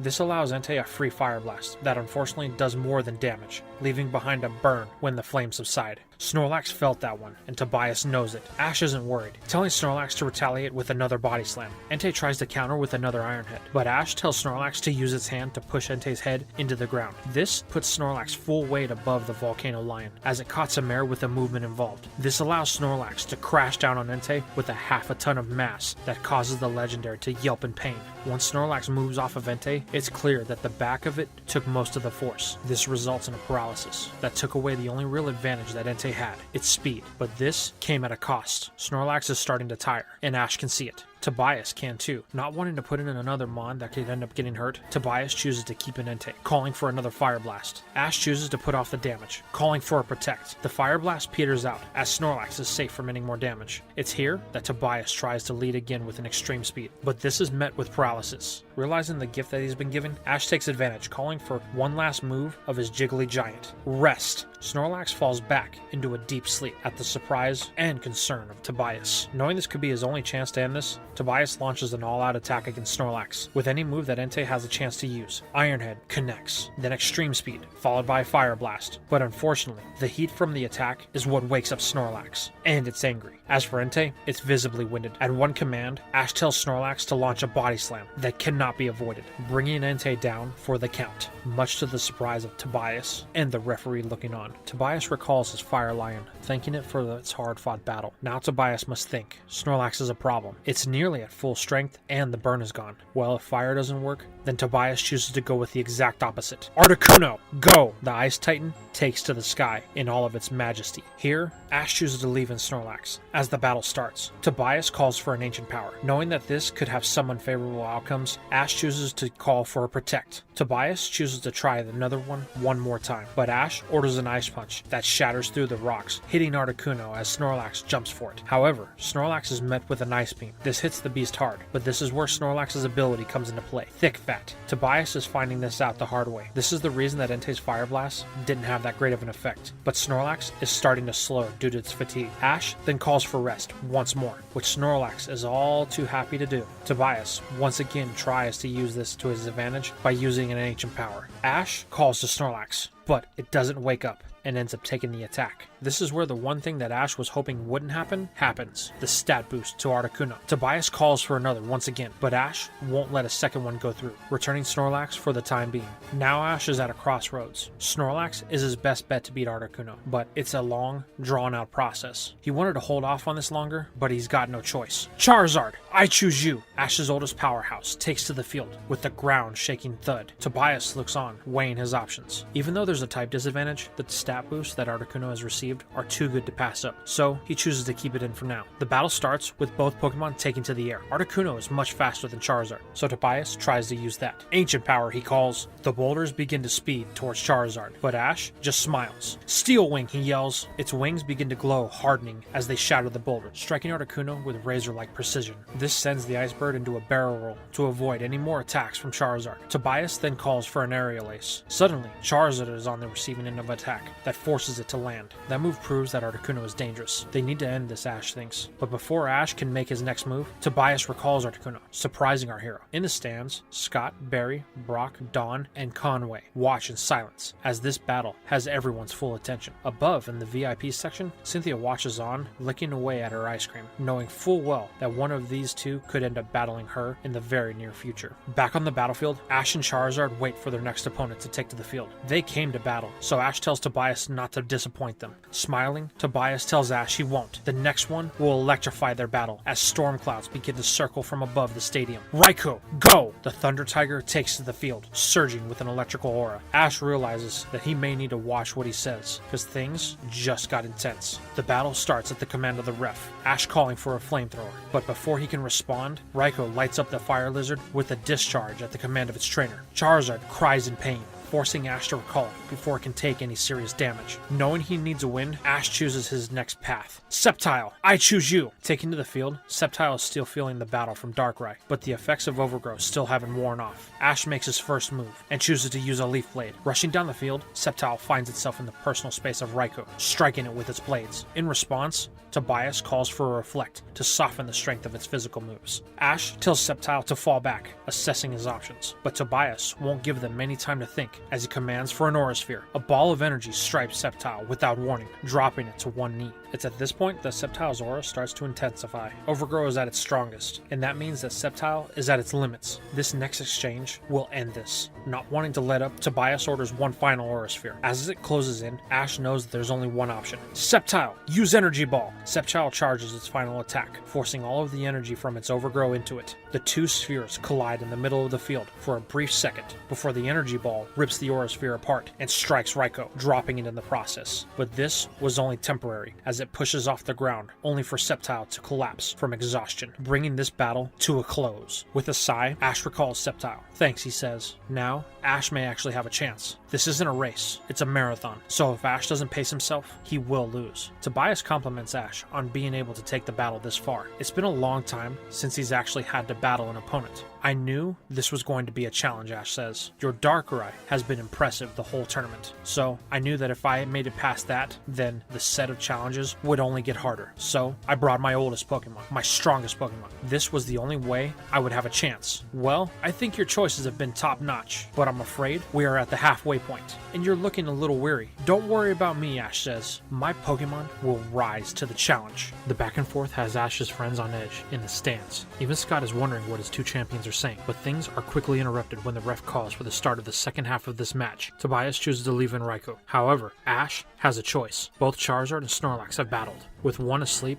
and the other having taken a massive discharge from before. Ash knows that there's no other option. Holding the ball of his final Pokemon in his hands, Donphan, I choose you! The Tire Elephant takes to the field, stamping its hoofs, ready for battle. Tobias actually thought this might be a possibility, but isn't fazed as the battle starts. Ash calls for a rollout, but Tobias has a counter calling for Reflect. This halves the damage that Raikou takes. It's at this point, Tobias tells his legend to bolt around the field, forcing Donphan to chase it down. His hope is that it won't be able to keep up with the sharp turns, eventually losing momentum. But Ash is onto this, ordering his Pokemon to zigzag across the field, forcing Raikou into awkward positions, eventually finding itself on the receiving end of a rollout. Though the Reflect is still up, that one was felt. Raikou took it on its back right leg, giving it a limp that could come into effect. This causes Tobias to recall it, sending back in Articuno. This causes the rollout to break, as Ash knows he can't let Articuno get any damage in on Donphan, so he recalls it as well, sending back in Snorlax, who is still snoozing away peacefully. Knowing this is his chance, Tobias calls for an Ancient Power that hits and allows another stat increase. Ash can't do anything but call to Snorlax, but it still just snores away with no care in the world.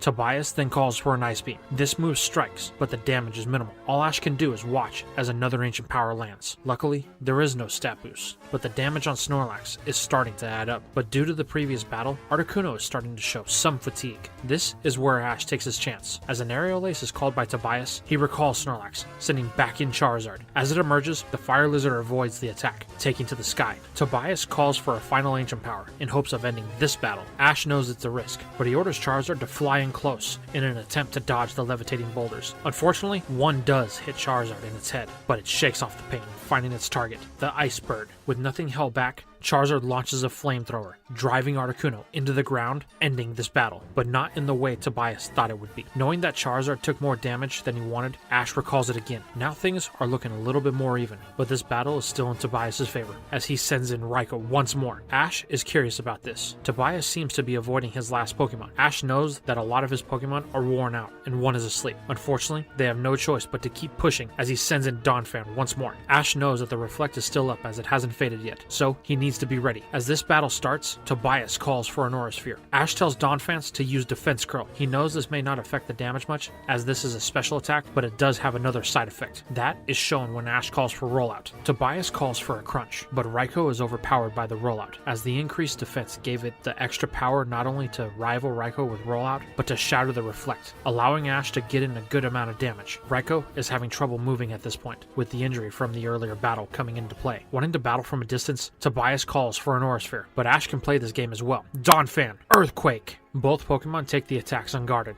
dropping them in the process. As the count starts from the ref, Donphan manages to get back to its feet, but it's wobbly at best. Raikou, however, is down, declared unfit to battle. Tobias recalls it, thanking it for its efforts, but this isn't a problem, as he sends back in Shaman, who is still in Sky form. Ash knows it's a bad idea to leave in Donphan. Every advantage is in Tobias' corner, but if he can't win, then he can at least buy time. As the battle starts, Ash orders another Defense Curl, but this does little to help it evade the energy ball that it is hit by, knocking it out in one shot. Well, I guess that was a waste, Ash thinks. But thanks, Donphan. Because of you, we're still in the fight. You know, Tobias, all I've heard is how strong you are, and I have to say, to this point, you've lived up to the rumors. Well, Ash, I've been training Pokemon for a long time. The bonds I've built are ones that not many can say they have. Very rarely have I met someone who shares the same bond with their Pokemon, but I can say you do. This has been most enjoyable, but that doesn't mean we will lose this battle. We'll see about that, Ash thinks. He knows it's a long shot, but it's the best one he has right now. Snorlax, I choose you. Snorlax thuds onto the field, still asleep. Well, here's hoping, Ash mutters to himself. The battle begins with Ash calling to Snorlax, but nothing again. But Tobias sees this as an opportunity, calling for something that could make this worse for Ash. Leech Seed. Shaman fires a seed at the sleeping behemoth that immediately begins to sap its strength.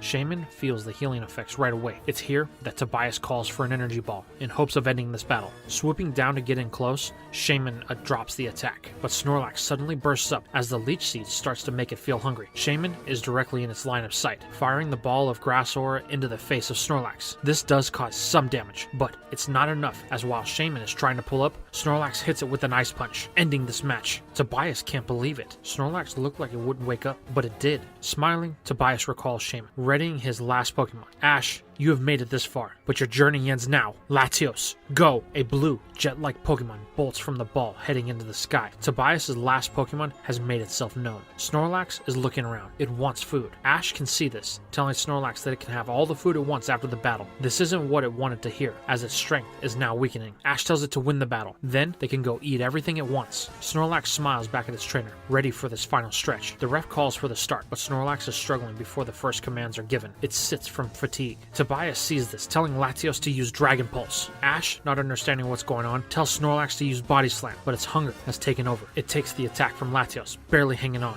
Ash knows he has one choice. Snorlax, use Rest. Snorlax lays back once more, trying to fall asleep. It slowly fades back into slumberland, much to Tobias' disdain. But it doesn't last for long, as Snorlax wakes back up, seemingly unable to stay asleep. The hunger has it. It's then Ash remembers. Snorlax won't go back to sleep if it needs to eat, which makes the move Rest useless. Then there's the Leech Seed. Snorlax is losing health fast. With no other options left, Ash goes on the attack, calling for a Body Slam. Unfortunately, Latios is much faster, being able to dodge the attack. Then Tobias calls for a Giga Impact. The Jet Pokemon charges in, aiming to end this. With one last attempt, Ash calls for an Ice Punch. Snorlax is able to hit Latios, but it is only at half power, as Latios is only grazed by it, landing its own attack. This drops Snorlax, ending the battle. No, Ash thinks. Snorlax, are you okay? But it won't stay down. The hunger still has it. Ash knows the best place for it is in its Pokeball, recalling Snorlax, saying that they will eat as soon as the battle is over. This is intense.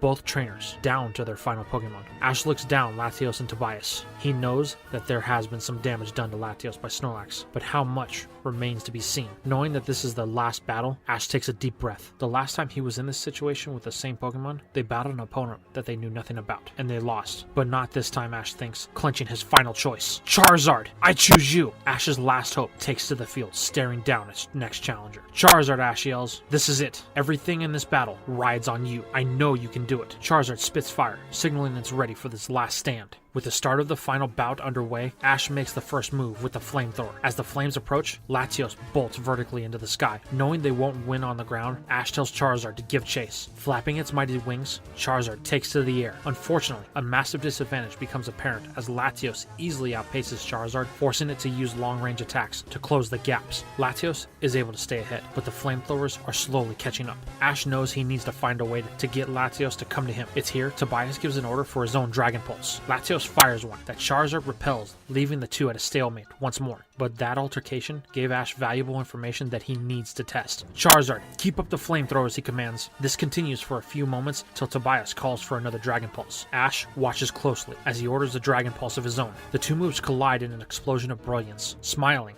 Ash sees his opportunity, telling Charizard to use Steel Wing. This forces Tobias to go on the defensive, ordering a Luster Purge. Charizard uses its wings to shield itself, exploiting the weakness that Ash found, allowing Charizard to get in close. At the command of its trainer, Charizard launches the most intense flamethrower it has ever mustered. Latios is enveloped completely in flames, as Tobias watches on, wondering how Charizard was able to get in that close. Charizard then takes to the ground, looking for some rest, as that flamethrower drained much of its energy. With everyone looking up at the fireball in the sky, it suddenly disperses, with Latios clearly having taken great damage from the attack. Latios flies down next to Tobias. Well, Ash, I have to say, you've surprised me getting that close. Yeah, it's subtle, but Latios moves so fast that it has to stop for short periods of time in order to aim for its attacks. That was our opening. Well, Ash, thanks for letting me know. Now, we can correct this flaw in our battle style. Latios then flinched slightly. Both Ash and Charizard notice. A burn, Ash thinks? That could be our next opening. Unfortunately, before they can complete that thought, Tobias calls for his next move. Light Screen.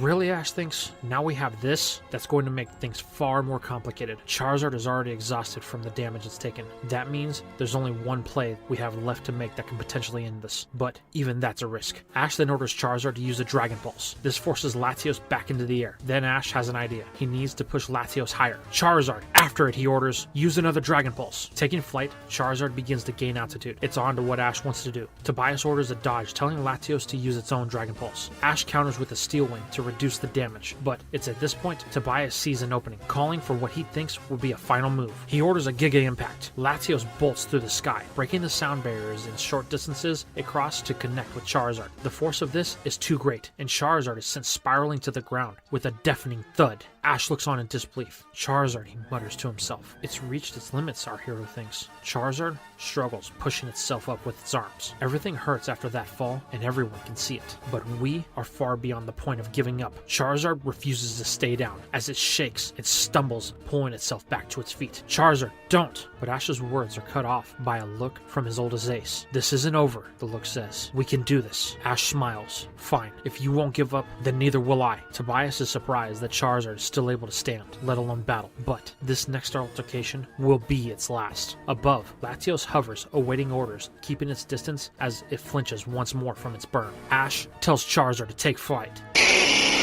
Once again taken to the sky, it's obvious that Ash's Pokemon is slower than before the fall. Ash tells Charizard to use Flamethrower. It fires one, but Latios has recovered from its recharge, so it's able to fly higher. This is it, Ash thinks, calling for a Dragon Pulse. Tobias orders Latios to dodge, wanting Charizard to get a little more elevation, so his next move will end it. It is at this point Ash thinks they are where they need to be, telling Charizard to hold itself there. This catches Tobias off guard, but this distance from the ground should be enough. He tells Latios to use one final Giga Impact. Latios rockets towards Charizard. Ash and Charizard make no move, just waiting and waiting. Their timing has to be perfect. Tobias thinks that this is it. Charizard, fire one last flamethrower. Thinking the light screen will minimize the damage, Latios continues with its attack, using its psychic typing to lock onto Charizard through the flames. But once it arrives at the location, it hits nothing. Instead, Charizard reaches from beneath, grabbing Latios around the neck, while Charizard's tail smacks it to change the angle of Latios' trajectory. Now both Pokemon are spiraling towards the ground at the speed that Latios was flying, with Ash giving the order. Charizard! Seismic Toss! Tobias tells Latios to counter with a Luster Purge, but Charizard is holding too tight, and it hits both Pokemon. The ground is within feet of the two powerhouses, so Ash tells Charizard to release Latios, but it refuses. This battle ends now as the two crash into the battlefield, with a rattling being felt by Ash's friends in the stand.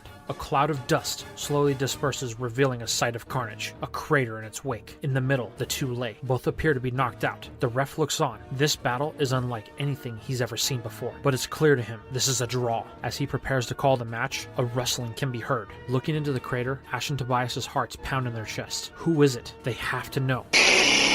The fire lizard slowly rises to its feet, with the ref declaring the match over. Charizard wins! The crowd erupts. This battle has been the best one they've seen all tournament. Ash is stunned as Charizard collapses from the intense match it just had. We did it.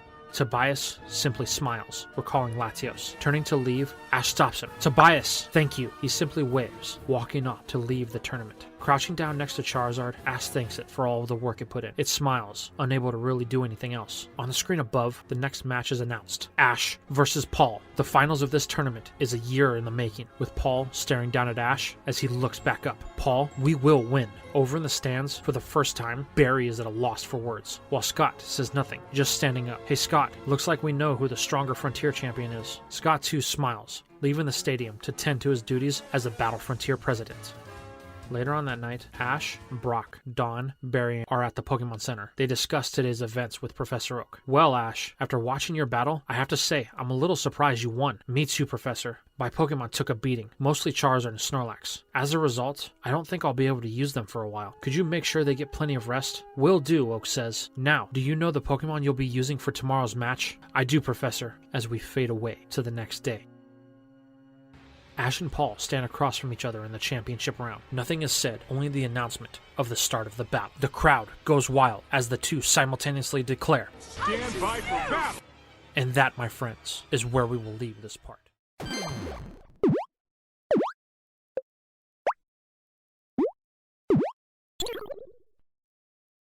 A battle a year in the making. The question to be answered is, whose training style is better? The direct, power-driven borderline abuse of Paul, or the slow and steady, more nurturing style of Ash? Today's battle has more than just a title on the line. The virtues of an entire generation are in question. Ash looks on to the Pokemon that he chose, and to the one that Paul sent out. They stare each other down, as Ash briefly flashes back to the previous night, and a conversation he had with Professor Oak. Thanks, Professor. I got my last one. But Ash, that's only 5 Pokemon. Are you sure they will be there in time? Professor, they won't miss this battle for anything. But Ash, it's awfully close. Your battle with Paul is tomorrow. Ash tries to answer, but he's interrupted by Dawn. Ash! He's here. Oh, sorry. I gotta go, Professor. With that, the screen cuts out as Ash and Pikachu head outside. Looking up, he yells to his friend. Back in the current time, Ash gives a command. Garchomp, use Stone Edge. Across from him, Paul looks on, unflinching, thinking about the conversation he had with a person both opponents know well, Reggie. Paul, are you sure this is the team you want? Ash hasn't battled any of these Pokemon before. That's exactly the reason I want them. Well, I have to say, these are some strong contenders. The last 2 months of training in Kanto wasn't a waste. I know, Paul says. After I'm done here, there's one more battle I have to take. So, you're going to challenge him? I have to. If Ash could beat him, then I must do the same. But first, flashing back to the present, Paul gives his first command. Metagross, Meteor Mash! The two moves collide, canceling each other out. The power was even. Ash and Paul say nothing, only giving their next commands. Ash tells Garchomp to fly up, and Paul counters with Pursuit. Unfortunately, this allows Metagross to gain a speed difference, allowing it to hit Garchomp as it gets airborne. Metagross grabs onto Garchomp at the command of Paul. Garchomp, trying to break the grasp, launches a Brick Break at Ash's command. Garchomp's claw cracks Metagross over the head, stunning it in the process, allowing Garchomp to gain some much-needed altitude. Ash then gives the order for a Giga Impact. Garchomp uses its superior speed to take the lead, crashing into Metagross. The resulting explosion creates a blast of air, allowing Garchomp to retreat safely into the air, where it can recharge. This, however, doesn't faze Paul, ordering a move to set up the rest of the pace of this battle. Stealth Rock. Suddenly, Ash flashes back to the Orburgh Gym. Rorik. This is a problem, he thinks. Then, Paul recalls Metagross in an attempt to tilt Ash. Paul then sends his next Pokemon, Gastrodon. Stand by for battle. the slimy slug goos its way onto the field, ready for its first showing. Unsure of what Paul's strategy is and the looming threat of stealth rocks, Ash chooses to leave in Garchomp for now, ordering a Stone Edge. Garchomp fires its mighty attack. It's true, there's no way Gastrodon can dodge this, but Paul has a very special counter for this. Muddy Water. Suddenly, a shield of water shoots into the sky, breaking the Stone Edge. Wait, what? That looks like... Yes, that is what you think, Ash. Your very special move that you used against me. It's actually ingenious, so I decided to make my own version of it. So let's see how you deal with your own technique being used against you. Realizing the only way to cause any damage is to get close, Ash chooses Power. Garchomp, use Giga Impact. The dragon launches itself toward the ground, pushing through Paul's counter shield. We've got this, he thinks, but Paul was ready for this. Ice Beam, he calls. Suddenly, the water that surrounds Garchomp begins to freeze as it crashes through the ice. Garchomp misses its target, crashing into the ground with the force of a jetliner. Paul smiles. You thought I wouldn't learn anything from our previous battles? Ash, since our last battle, I've been training harder than ever before. My Pokemon are in top form. Every battle we've had has been about this moment. You won't stop us. Garchomp!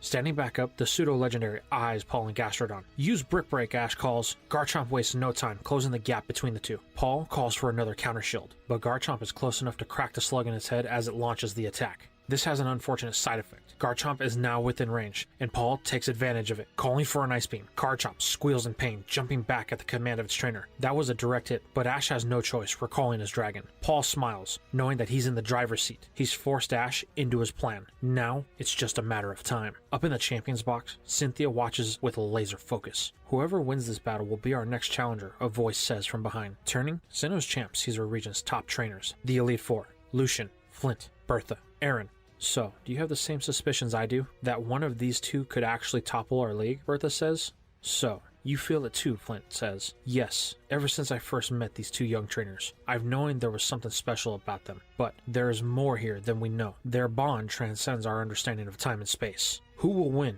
isn't clear, but the battle is far from over. Back on the field, Ash is juggling his next choice. Paul has set the pace of this battle. I need to be careful. Whatever he has planned, guaranteed it won't be good for me or my team. Hey Ash, are you giving up? Don't tell me you're already out of options. Pulling out a ball, not even close, Paul. Abomasnow, I choose you. Santa's little helper takes to the field, ready to battle. Unfortunately, it gets a nice surprise when the ground gives way and 4 stones twice its size clamp down shut on it. Ash can hear its cries of pain. Abomasnow, are you okay? The boulders crumble, revealing a very angry but very battle-ready Pokemon. It remembers Paul in the last battle. This time will be different as its snow warning takes effect, lowering the visuals of both trainers. Paul calls for a counter shield as Ash gives his first command, but Gastrodon is caught off guard when the move wasn't what Paul was expecting. Grass Knot. Suddenly, roots burst from the ground, holding the slug in place. Unexpected, but not battle-ending. Paul calls for an Ice Beam, aimed at its binds. As Gastrodon charges the attack, Abomasnow quickly closes the gap between the two combatants, with an order that literally brings down the hammer, the Wood Hammer. Realizing this at the last minute, Paul counters this by telling Gastrodon to aim the Ice Beam at Abomasnow's feet, but it's too close, as the Wood Hammer ends Gastrodon in one swing. Saying nothing, Paul recalls Gastrodon. On the other hand, Ash and Abomasnow celebrate. They got the first win. Now, they have to keep the momentum going. Looking on from the stands, all of Ash and Paul's friends and rivals look on. Spread out around the world, we see multiple people watching as Ash and Paul battle. Past rivals, friends, family. This is a big event, and no one is going to miss it. Back in the battle, Paul takes little time deciding his next Pokemon. Drapion, stand by for battle. Abomasnow's snow warning is still in play, so visibility is minimal. As well, Abomasnow is still stuck in place from the Ice Beam it took. The problem is, does Ash recall it or not?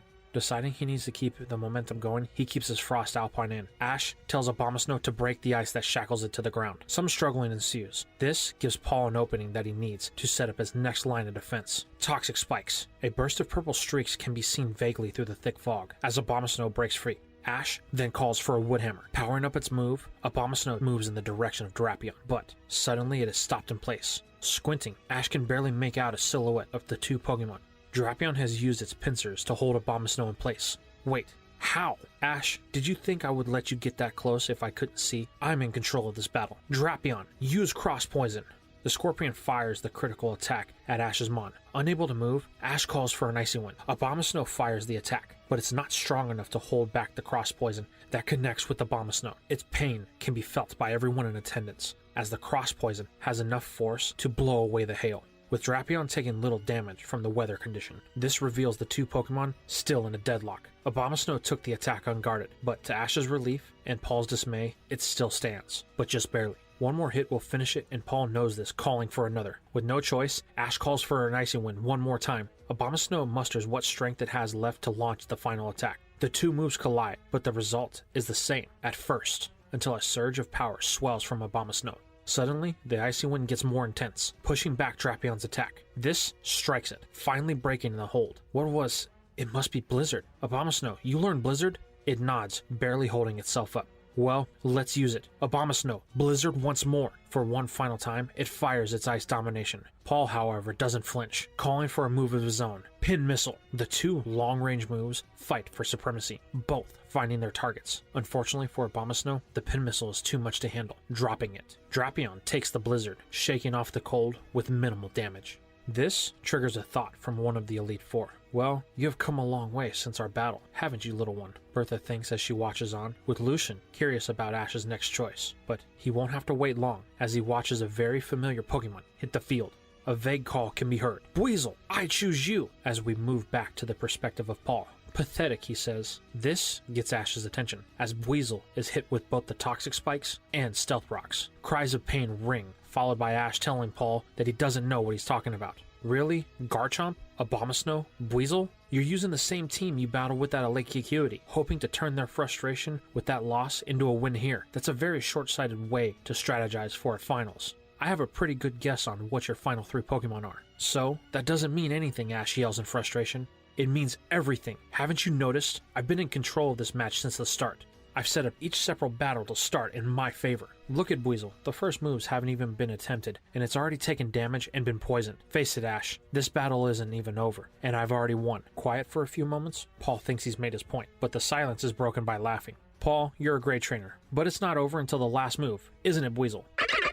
Have it your way, Ash. It's not my Pokemon that will suffer. Drapion, use Pin Missile. Buizel, use Counter Shield. Ash's counter blocks the Pin Missiles. Then he commands Buizel to use a Sonic Boom on the ground at the front of Drapion. It connects, kicking up dust. This gives Buizel the opening to speed behind Drapion, putting Ash in a great position, calling for an Ice Punch. But this is quickly suppressed by the tail of Drapion, as it clasps around the neck of Buizel. With Drapion's prey completely immobile, Paul calls for a Cross Poison. Ash commands an Aqua Jet. Buizel puts up the Water Shield, cutting the damage in half. But it's clear Buizel is on borrowed time. If Ash doesn't do something, it will fall to either Drapion or the poison. Then it hits Ash. Buizel, inflates your air sac. Suddenly, the hold on it softens, allowing Buizel to launch a Water Pulse. This connects with Drapion's head. Then, Drapion begins to flail about violently, eventually flinging Buizel across the battlefield, stopping just short of the wall. Paul watches as Drapion bucks wildly, firing a Pin Missile. Buizel dodge, Ash calls. Use Ice Punch. Using its small size, Buizel gets in close, narrowly avoiding the Pin Missiles and landing the Ice Punch. Not wanting to lose one of his best team members, Paul recalls Drapion to stave off any more damage.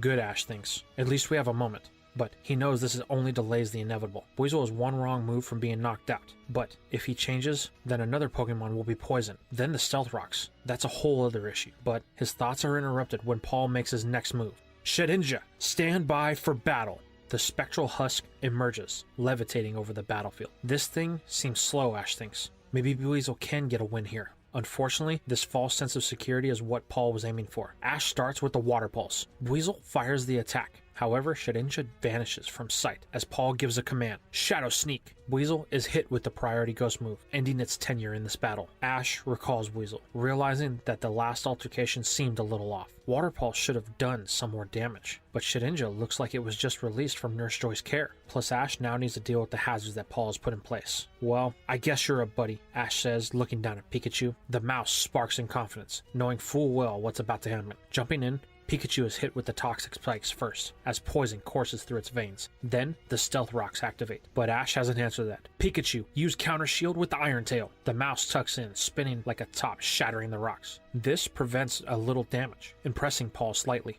Paul then gives his first command, Double Team. Ash counters with a Thunderbolt. This hits, but again, it looks like there's no damage. Shedinja then uses another Double Team at the command of Paul. Not liking the direction this is headed, Ash calls for a Volt Tackle. Pikachu bolts down the terrain, landing the devastating move, taking both recoil and poison in the process. But again, nothing. Pikachu is starting to look a little worse for the wear. It's at this point Ash decides to consult his trusty Pokédex. This is where he realizes his big mistake. Then Paul chimes in. So you figured it out, Wonder Guard. That's right. If the move isn't super effective, then you won't be able to beat my Shedinja. You've wasted all this time, and now Pikachu is starting to tire. Like I said, controlling the battle from the beginning. Realizing Paul's right, Ash tells Pikachu to come back for now. He has a plan. Readying his next choice, Infernape! I choose you! The Sinnoh Simian hits the field, only to be met with poison and the Stealth Rocks. Fortunately, it shakes off the pain, staring down its former trainer. It's here to send a message, one that Paul won't forget. Ash calls for a flamethrower, but Shedinja's heightened evasiveness allows it to dodge it at the command of Paul, landing a Giga Drain, sapping Infernape's health. Wanting to break this, Ash calls for a dig. Infernape tunnels under the battlefield, avoiding any more health loss. Or so Ash thought, as Paul commands Shedinja to use dig, going in after it. That's not good, Ash thinks. If that lands, we could be in serious trouble. Then, it hits him. Shedinja can't dodge underground. Infernape, use Flare Blitz! Suddenly, a column of heat and fire erupt from the battle area, and with it, Paul's toxic spikes, and a faint cry. Moments later, Infernape emerges, carrying a very unconscious Shedinja in his hands, throwing it back to Paul's side of the field, almost to say that's only the first one, while walking back to Ash's side. Recalling Shedinja, Paul seems unfazed about his loss. He got what he wanted. Infernape exposed to the poison. Now it's time to turn on the pressure. Metagross, stand by for battle. The Iron Tank hits its position, ready for the next battle. Knowing he needs to be careful, Ash chooses to recall Infernape. He knows who he must choose next. Pikachu! I choose you! The Electric Mouse jumps in, being met with another set of Stealth Rocks. Ash knows he needs to make this quick. With the poison, Pikachu won't last that long. Ordering a Thunderbolt, Pikachu ignites a fury of electricity across the terrain. Metagross, use Psychic, Paul calls. This diverts the attack into the sky, canceling the move. Well, I guess we need to get in close, Ash says. Pikachu, use Iron Tail. Moving in for close range, Pikachu hardens its tail, ready to strike. Unfortunately, it's met with the Meteor Mash from Metagross. Then, something else becomes a problem. Metagross isn't letting up. If Pikachu pulls back the attack, then it will be overwhelmed. Thinking quick, Ash tells Pikachu to use Thunderbolt, but Metagross just tanks the attack. Then Paul commands a Psychic. The mental metal begins pushing Pikachu back with its mind. Slowly, Ash watches as his starter is forced into the ground. It's at this point, Ash tells Pikachu to drop the Iron Tail, then roll. This knocks it just enough out of the way so it won't be flattened by the massive club of Metagross's leg. It's here that Ash calls for an Agile-style quick attack to outpace a barrage of Meteor Mashes that come stomping down. This gives Pikachu the opening needed, as it's now right under the tank. Pikachu, use Strong-style Thunderbolt. Once again, it lights up Metagross, finally getting a cry of pain from the mechanical monster. However, this is short-lived, as Ash can see Pikachu starting to waver. Telling it to call off the attack, Ash orders it to return. Little does he know, this is what Paul was waiting for. The reason he hadn't recalled Metagross. With the final command, Paul orders pursuit. Suddenly, Pikachu's retreat is turned into a knockout as Ash watched, unable to do anything but call its name. Pikachu is unable to battle as declared by the ref. No, Pikachu, Ash mutters. Hoping it's alright, Ash runs out to retrieve it. As Metagross steps aside, picking up the Electric Mouse, Ash sees it's out, but with a little rest, it'll be okay.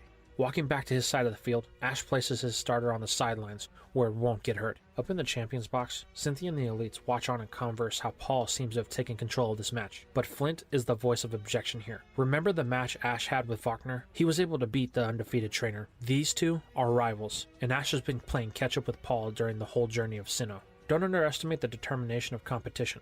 An interesting way to look at that, Aaron says. And just how do you know? Because it's something I've experienced before. Back in the crowd, Ash's friends watch on, unsure of what Ash can do. Dawn asks Brock if it's as bad as it looks. Brock tells her that it is. But this is Ash. If there's anything he's good at, it's finding a path to victory. Well, he had better soon, Barry yells. The stress of this back and forth is killing me. Calm down, Conway says. I've been running some calculations. From the numbers, Ash isn't in that bad of shape. Paul has been targeting specific members of Ash's team, but it seems that they are not coming out in the way he wants. So he hasn't fully locked in a win here. Why do you think that, Dawn asks. It's simple. Ash's unpredictability. Ash has already started slowly picking apart the strategy of Paul. Look at how he cleared the toxic spikes. True, Brock says. Let's just watch and give Ash the support we can. Panning over to Ash, he thinks about his next choice, when Paul recalls Metagross. Ash knew that it was weak, so this isn't a surprise, but that's what he needs right now. With grit in his stance, Ash readies the ball of his final member, as Paul sends in his next. Drapion,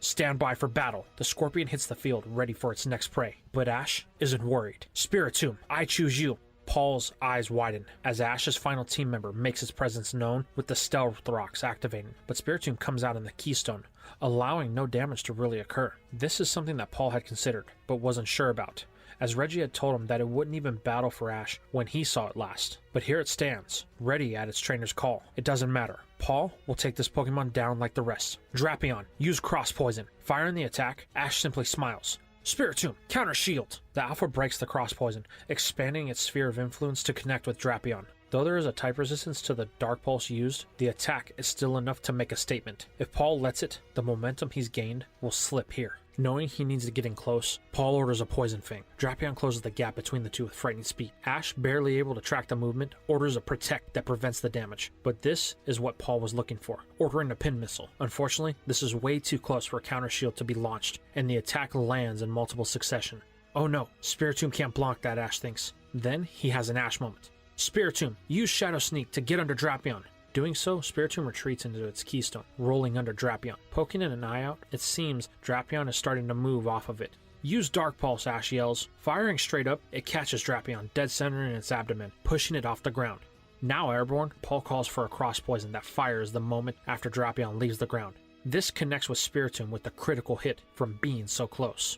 Ash then calls for a Shadow Sneak. Spiritomb launches itself into the air with priority. Realizing this could be the end, Paul calls for one last move, Pin Missile. Spiritomb pushes through the massive needles, connecting with Drapion's abdomen in the same spot that Dark Pulse landed. The two crash back to the battlefield, with Drapion unable to battle. Spiritomb took some damage from the fall, but it was minimal. Recalling Drapion, Paul watches as Spiritomb stares back. This thing is dangerous, he says. Well, I have just what I need right here. Blissey, stand by for battle. The nurturing egg-like Pokemon takes to the field, shocking everyone. This gets even Brock's attention. Hey Brock, don't you have to have a high friendship with Chansey for it to evolve, Don asks. Yeah, you do. That must mean that Blissey and Paul have a really close relationship. But how, Don says? The way Paul treats his Pokemon. Why would anything want to be his companion? Well, just because Paul's training methods are extreme doesn't mean they are wrong. Everyone gets different results. Look at Ash and Infernape. They achieved what Paul couldn't. This must be Paul's answer to the question, is he wrong? Well, I guess we'll have to wait and see. Back with Ash, he's trying to see Paul's angle here, but he's drawing a blank. He decides to leave in Spiritomb for now, as is the best thing he has for the element of surprise. The battle starts with Paul calling for a Shadow Ball. Blissey fires away with a speed that it shouldn't be capable of. Ash counters with the Protect. Wow, that was close. This could be bad. Spiritomb only has one move that can hit this thing. Well, let's do it, Ash says, calling for a Dark Pulse. Paul counters this by telling Blissey to roll back, allowing the Dark Pulse to barely graze it. This allows Blissey to follow up with a second Shadow Ball as it turns from the roll. This one actually hits Spiritomb, forcing it back. This appears to have an added side effect on the Alpha as it winces in pain. Realizing he needs to be conservative, Ash recalls Spiritomb. What's the matter, Ash? Are you scared you were going to lose? No, but even a Zubat could see that that battle was one-sided. I figured, let's spice it up some. Garchomp, I choose you! Hitting the field, Garchomp is met with a Stealth Rock, but this is unfortunate because the damage it's taken so far has been great. Luckily for its trainer, it growls ready for a command from Ash. Garchomp, use Brick Break, Ash yells. Wasting no time, the dragon speeds in. Ash expects some retaliation on Paul's end, but nothing, as Blissey just takes the attack with a devastating thud. This leaves both Pokemon and trainers stumped, as Ash ponders why Paul would just let him land something like that. But the silence is quickly broken when Paul gives his orders. Ice Beam! Suddenly, Garchomp finds itself on the receiving end of a 4 times weak attack that blasts the Landshark into the wall. A first for this battle. Ash looks on shocked. Garchomp, he yells. Luckily, that move wasn't enough to end it, but the Landshark is struggling to stand up. Then, they hear something that's going to allow Paul to set the pace for the second half of this match. Blissey, use Soft Boil. Blissey reaches into his pouch, pulling out an egg it normally holds there. Then, in one giant gulp, it devours the high-protein snack. Now, Ash realizes why Paul gave him the opening, so he could get a clean hit with Ice Beam. Darn, I was so careful this whole battle. Then, one overconfident move and everything unravels. But Ash's moment of self-doubt is interrupted as Garchomp cries, taken to the air. It looks at Ash. I see. If you won't give in, then I won't either. Garchomp, use Draco Meteor. Spitting a hail of fire and brimstone into the sky, Garchomp fires its most powerful move. Paul is unmoved, telling Blissey to dodge. Unfortunately, its plumpness makes it an easy target, unable to avoid the whole attack. It's here that Ash sees his opening. He tells Garchomp to put up a Stone Edge defense. Now protected, he orders Garchomp to use a Giga Impact. The force of sound breaks as Garchomp rushes in. Telling Blissey to stand up, Paul orders an Ice Beam. Fortunately for Garchomp, the Stone Edge manages to hold off most of the beam, allowing it to land a supercharged move. It appears Garchomp has won this bout. but Blissey is holding on. Then, with one command, Paul gives the final order of this altercation. Return! Suddenly, Blissey swells with power, allowing it to slam Garchomp into the ground using the force of its own attack to amplify the return, bringing that battle to a close. Darn, Ash thinks. Looking on as the dust settles, Garchomp is down, but Blissey took some noticeable damage. It's definitely moving a little slower than before. Ash recalls Garchomp, thanking it for the effort that it put in. It massively weakened two of Paul's Pokemon, so they still have a chance. It's here, Paul decides to recall Blissey. He seems to want it to rest. Then, he declares, Metagross, stand by for battle. Ash knows he's got one choice here. Spiritomb, I choose you. The two take to the field, knowing that one of them won't be leaving this battle conscious. Starting off strong, Paul calls for a Meteor Mash. Ash counters with the Protect, canceling the battle. Then he orders a Shadow Sneak. It's here Paul calls for a Pursuit, hoping to use the size of Metagross to his advantage. But this is where Ash reveals he's been holding back. Spiritomb, Agile Style Shadow Sneak. This allows the Alpha to strike hard 2 times before Metagross can even land one. This catches Paul off guard. The only Pokemon that he knew that could use that was Pikachu. Now this thing knows it? Well, then he will have to end this now. Metagross, use Meteor Mash. The Titan of Metal puts the last of its strength in the attack, but Ash won't let this hit, calling for a strong style Dark Pulse counter shield. What we see is a struggle between the physical and special strength of these two Pokemon. Unfortunately for Metagross, the strong style was made for overpowering opponents, as the Dark Pulse breaks the Meteor Mash and strikes with repeated hits like a whip to end this battle. Things are looking a little bit more even now, but Ash can't rest. Both of his remaining Pokemon are battle-worn, while Paul still has one left that is fresh, and he knows exactly who it is. But that battle isn't going to happen just yet, as Paul sends back in Blissey. Knowing Spiritomb isn't the best choice here, Ash thinks about his options. Ultimately, he decides to leave it in and let Infernape rest, due to the battle that Blissey had with Garchomp. Ash is banking on the fact that it's tired. Ash takes the first move, calling for a Dark Pulse. Blissey counters with an Ice Beam, canceling out the move. It's here that Paul calls for another Soft Boil. Ash takes a chance, calling for a strong style Dark Pulse. The move connects with a lot of damage, but this is where Paul takes advantage. He saw the weakness in the strong style, so he calls for another Soft Boil. Now Blissey is almost at full health, and Ash is losing ground. Realizing his mistake, Ash recalls the Keystone Pokemon. I have no choice, he thinks to himself. Infernape, I choose you. The Fire Chimp hits the field, with Poison and Stealth Rocks activating. Paul was hoping to put Ash in this position. If he can take out Infernape here, then Ash's league run ends. So he gives a command, Shadow Ball. Ash, knowing that this is his chance, tells Infernape to use Dig. Tunneling under the ground, Infernape dodges. Once it surfaces, it connects, but Paul calls for another return. Blissey swells once more, delivering a thunderous slam to Ash's fire starter. Infernape slides back, the poisoning taking effect once again. It flinches at the pain. Ash knows they need to end this. Thinking quick, he orders a flamethrower. Paul counters this with an Ice Beam. The moves collide, casting a veil of steam over the battlefield. Paul sees this as an opportunity, calling for another soft-boiled, but he hears, oh, there won't be anything soft-boiled about this. Infernape, use Flare Blitz! A surge of fire barrels through the cloud, as Blissey prepares to crack its egg. Connecting, Infernape returns the damage it just received tenfold, as Blissey barely hangs on with the recovered health. The recoil hits Infernape as Paul calls for a return, in hopes of ending it here, but Ash won't let it, calling for a final strike. Infernape, use Close Combat! Blissey charges down the field, but Infernape meets it with the fury of jabs, kicks, elbows, and knees, dropping Blissey and bringing the battle to a close. It's here that the poison takes hold again, sapping a little bit more of Infernape's health. Paul recalls Blissey, staring at the ball for a brief moment. It's here that Ash then recalls Infernape to give it a little bit more rest. He wants to end this here. Spiritomb, I choose you. Hitting the field, it bursts with spectral energy, once again being met with Stealth Rocks. Ash knows it has taken some damage, but he hopes it's got enough left in the tank for this win. Staring down Ash and his Pokemon, Paul knows the numbers are against him, but the endurance is in his favor. Electivire, stand by for battle. The Thunder Golem hits the field, ready for its chance at victory. This battle will not be easy for either side, but only one will stand victorious at the end.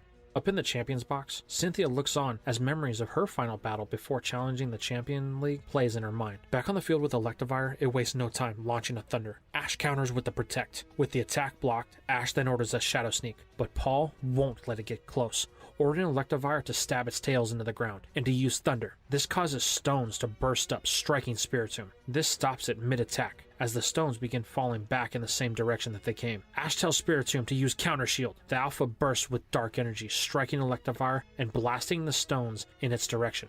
Paul orders a Protect to stave off the damage from the stones. This brings things to a stalemate, but Spiritomb is slowing in its movements. Those stones hit harder than Ash originally thought. It's here that Paul orders a Thunder Punch. Ash counters with another Protect from his Mon. This is going nowhere, he thinks. If we keep this up, Spiritomb will tire. Then Infernape will be at a huge disadvantage. This leaves only one choice. Spiritomb, ready yourself, Ash calls. It grounds its stone. This next move needs to be a clean hit. Thinking Ash will use a counter shield again, Paul orders a Thunder Punch, so Electivire can get in close. But that will only leave Protect, which could fail if used in succession. But Ash just lets the Thunder Punch come to the shock of Paul and Electivire. This is where Ash makes his final call. Spiritomb, use Curse! Suddenly, an eerie aura bays Electivire, sapping its strength, but at the cost of a Spiritomb, as it faints from the exchange. Recalling Spiritomb, Ash thanks it for the battles it's fought. With the curse it put on Electivire, things are now on an even playing field. Paul, on the other hand, has finally been tilted. Spiritomb was the one thing he had not accounted for fully, and now it's costing him. But after some realization on his part, Paul came to the conclusion that things are still vastly in his favor. Up in the Champions Box, things are in a heated debate. It's gotten to the point that certain members of the Elite Four have started betting on the winner. Odds-on favorite for Paul to win. Flint, being the forerunner of this, asks Cynthia if she wants in on this, but she just sits quiet, with her only focus being on the battle. In the stands, all of Ash's friends sit, watching, waiting. Now we come to Ash. Inhaling deeply, Ash readies his final ball. Infernape, I choose you!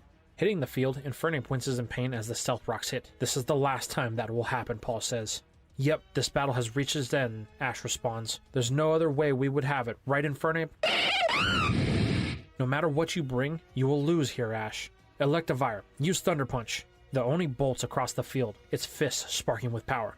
Ash calls for a dig. Infernape burrows down, avoiding the punch. Moments later, Infernape surfaces, connecting with Electivire. Grab it with your tails, Paul yells. Suddenly, Ash and Infernape find themselves in a really bad way. It tries to break the hold with a flamethrower, but this is stopped when Electivire lights up Infernape with a thunder at point-blank range. Electricity surges through Infernape to the point that it begins to smolder as its fur singes. The only thing that stops this assault is Electivire being hit with the curse. It breaks its focus, forcing it to drop Infernape, but there's no worry on Paul's part. Infernape is unresponsive to Ash's calls, barely having the strength to even open its eyes. With its ears ringing, the only thing Infernape can make out is Electivire taunting it, waving its hand, almost saying, "I'm ready for more." At this point, the ringing in its ears begin to fade, allowing it to finally hear what Paul has to say. "Look at you, you're pathetic. I was right to abandon you when I did. To even think you would be able to face me or my Pokemon in battle is a joke." Meanwhile, the ref is counting down, hitting the 5 mark. Infernape begins struggling, pushing itself up with all of it has left, just barely getting to its feet. But it's hunched over, like it passed out the moment it stood up. Like I said, pathetic, Paul voices sternly, but Ash has a smile. "You're wrong, Paul. You should know better than anyone. When we are pushed into a corner, that's when our true power is awakened. Isn't that right, Infernape?" Suddenly, a burst of heat and pressure erupts with Infernape in the epicenter. This is the greatest blaze Infernape has ever activated, a combination of its will and raw elemental power. The power is so great that the windows in the Champions Box are shattered. This power, Cynthia thinks, it's dangerous. Back in the field, Paul watches on. Can Infernape control this, he thinks? Smiling, Ash asks if Infernape is ready. It nods, ready for the next engagement. "Infernape, don't hold back. Prove your choice was the right one here and now," Paul yells. The flames surge as Ash calls for a close combat. Paul counters with the Protect. Unfortunately for him and Electivire, they are very outdated on their knowledge of Infernape and Blaze. Its speed has doubled with the activation. This allows Infernape to get through and land its onslaught, dropping Electivire. Now the roles are reversed, with Infernape antagonizing Paul and Electivire, but it's at this point that Infernape flinches in pain. The poison has ran its course, and will take Infernape after the next exchange. "Electivire, stand," Paul commands. "We end this now." The Oni pushes itself to its feet, as Paul tells it to charge a Thunder Punch in one hand and a Brick Break in the other. Ash knows this will be it. They have to contest both strikes if they want to win. With one final call, Paul gives the order to attack. Ash follows this. "Infernape, use Flare Blitz!" Surging with flames, the heat begins to melt the battlefield under its feet as it skates down the field. A massive explosion rocks the stadium as the two Goliaths collide, with both coming out on opposite ends. The clash lasted less than a second. Infernape flinches from the recoil and the poison as it turns to face its rival. Electivire and it stare at each other, but Infernape begins to stumble, and a loud thud can be heard. The crowd, elites, Cynthia, and Ash's friends looked on in stunned silence. Panning to the field, Infernape is still standing as Electivire lay in defeat. The ref calls the match, with Ash as the winner. and the crowd cheering their newest Victory Road champion. However, Ash is immobile, processing the fact that they actually won. This shock is broken when Paul walks out to Electivire. "You did great," he says, recalling it. He then looks at Infernape. "You've proven that the path that you took was the best one for you." Paul then turns to walk away as Infernape falls from the intensity of the battle it was just in. Ash runs to his Pokemon. Infernape, are you okay?" It gives Ash a thumbs up, unable to do anything else. Relieved, Ash recalls it. The announcer begins telling everyone that the closing ceremony will begin in 1 hour, but Ash doesn't care, bolting from the battlefield. At the doors of the stadium, Paul, wait up. "What is it, Ash? You're not going to stay? You came in second." "Ash, I didn't win. That means there's no reason for me to be here." "Well then, what will you do?" "I'm heading to Snowpoint City, so a rematch with Brandon." "Yes, he's my final challenge for the Kanto Battle Frontier." "What?" Ash questions. "That's what I did the last 2 months. I beat all of the other brains, with only Brandon left." Then Scott appears. "Paul, are you ready?" "Scott? Oh hey Ash, great job on winning the league. Your last 2 battles have really been intense." Ash tries to say something, but is interrupted by Scott. "I'm sorry Ash, we have to go. Brandon is waiting." Paul then does something that Ash would never expect. He thanks him before turning to leave. Ash looks on as his friend departs to walk his own path, their destinies no longer entwined, for now. An hour later, we see Ash in the main stadium present with Cynthia as the elites watch on. "It looks like we're going to have a new challenger," Flint says. "That's okay. Some of us have been getting lazy," Bertha says. Aaron chimes in. "This will be the first battle that I get to have with Ash," while Lucian says nothing, just wondering about the path ahead of them. Back in the ceremony, Ash's friends stand in attendance. This moment is really emotional for all, but none more so than Brock. He's watched Ash grow from a trainer who knew nothing to a champion-level competitor. It's going to make the next part that much harder. The ceremony continues on, with Cynthia presenting Ash with the Sinnoh League trophy. She then takes the microphone. "Ash, you are now the champion of the Victory Road tournament, but that doesn't mean your journey is over. It's only beginning as your Champion League run begins with the challenge of the Sinnoh Elite Four. Then, if you can beat the elites, you will earn the right to challenge me for the title of champion. Do you accept these new challenges?" With only one word, Ash mutters "yes" as it echoes through a cheering crowd. Later that night at the Pokemon Center, Ash and his Pokemon are eating like they haven't been starved for weeks. Brock and Dawn are with them, just watching on. They are talking about Ash's victories in the tournament. He's glad that both Brock and Dawn are here to cheer him on. He really needed their support. This is when Brock says he has to make an announcement, capturing the attention of everyone. "Ash, now that you've won the league, I have made a choice that I will be leaving Sinnoh at the end of this week." And this is where we're going to leave our story for now.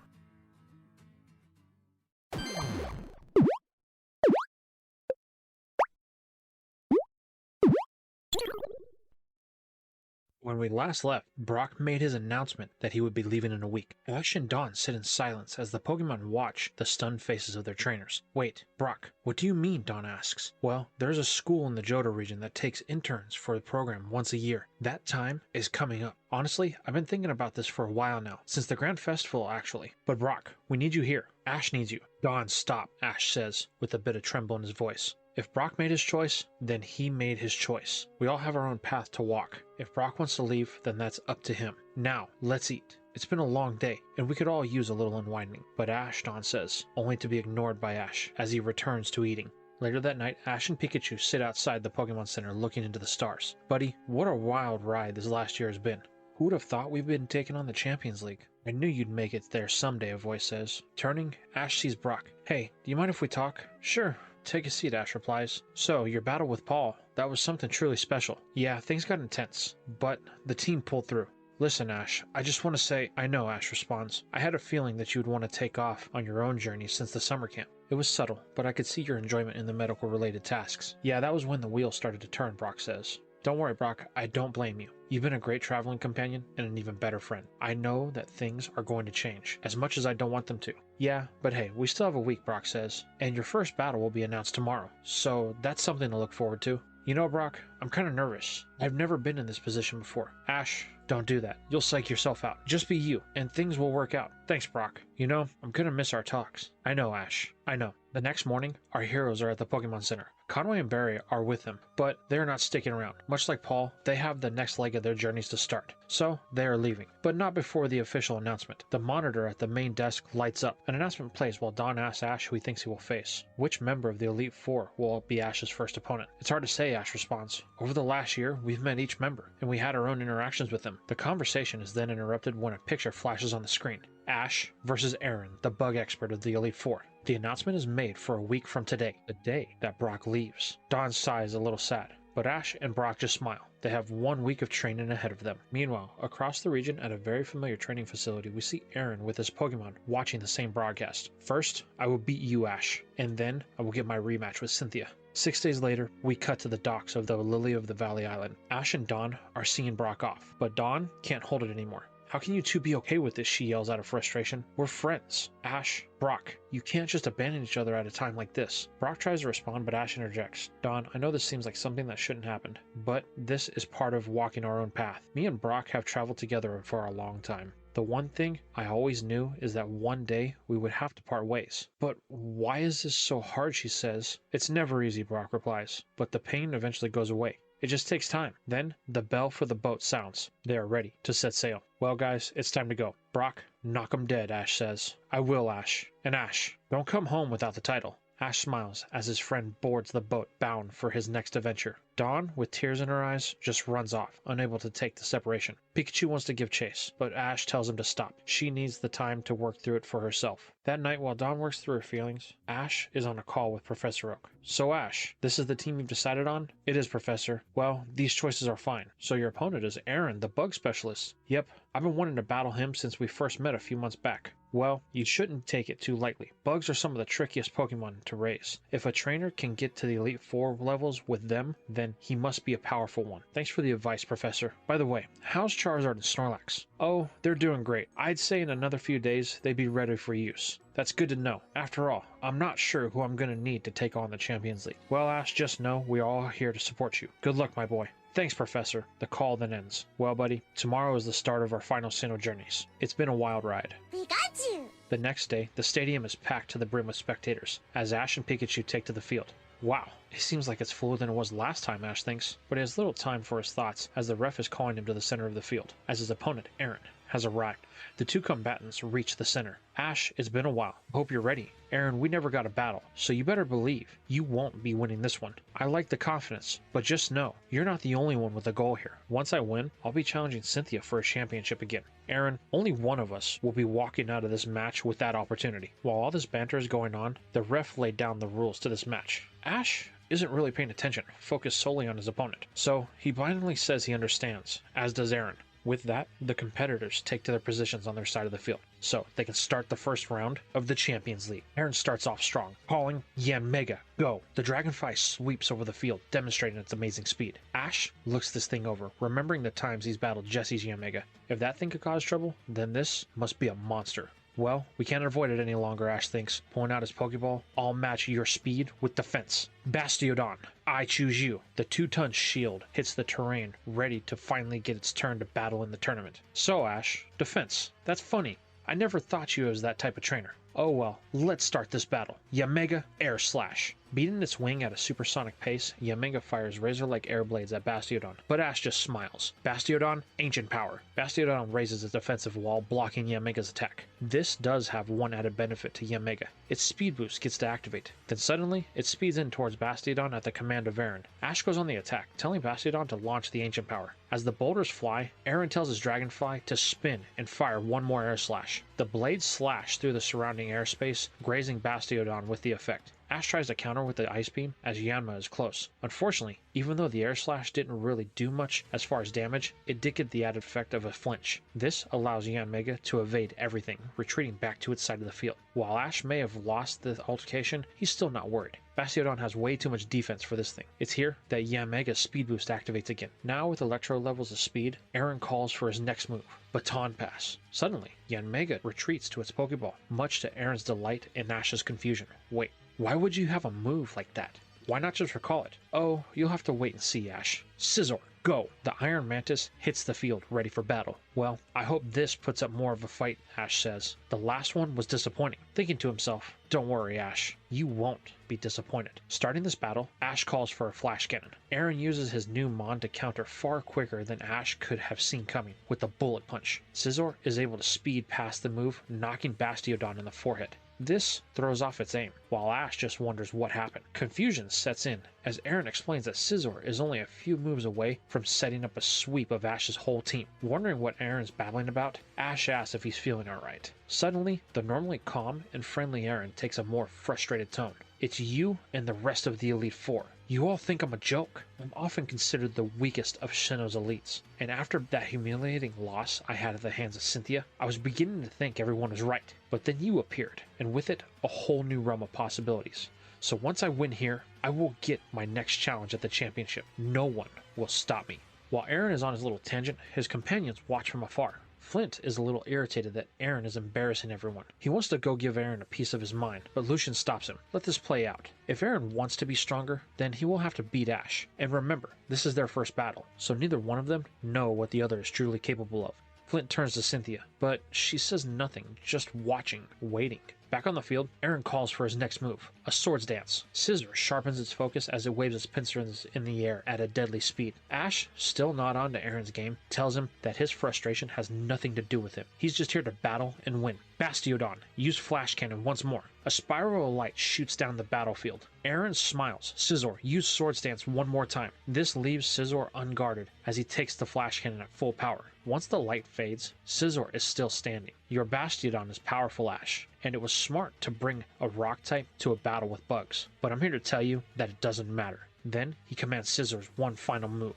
Baton Pass. Again, Aaron's Pokemon retreats, leaving Ash with a feeling of deja vu. It's time, Aaron says. Drapion, go! Aaron's menacing Scorpion takes to the field with a thud that says I'm here and I won't be leaving anytime soon. Looking on, Ash thinks something's off. Why would Aaron use a move, this Baton Pass, to switch Pokemon instead of just recalling it? But still, as far as a type is concerned, Bastiodon still has the advantage, so Ash decides to leave it in. Aaron smiles as the match starts. Ash calls for a Flash Cannon, hoping to hit for massive damage, but his plan is flipped when Aaron calls for his attack. Drapion, use Earthquake. With the pace of lightning, Drapion strikes the battlefield with the force of a meteor before Bastiodon could even charge its attack. Suddenly, the ground begins to crack under Ash's ancient behemoth as it rocks and shakes, taking critical damage, with Bastiodon collapsing under its own weight. Darn, Aaron says with disappointment, while Ash breaks down what just happened, calling to his tank. Bastiodon, get up, get up! The Iron Titan begins to stir,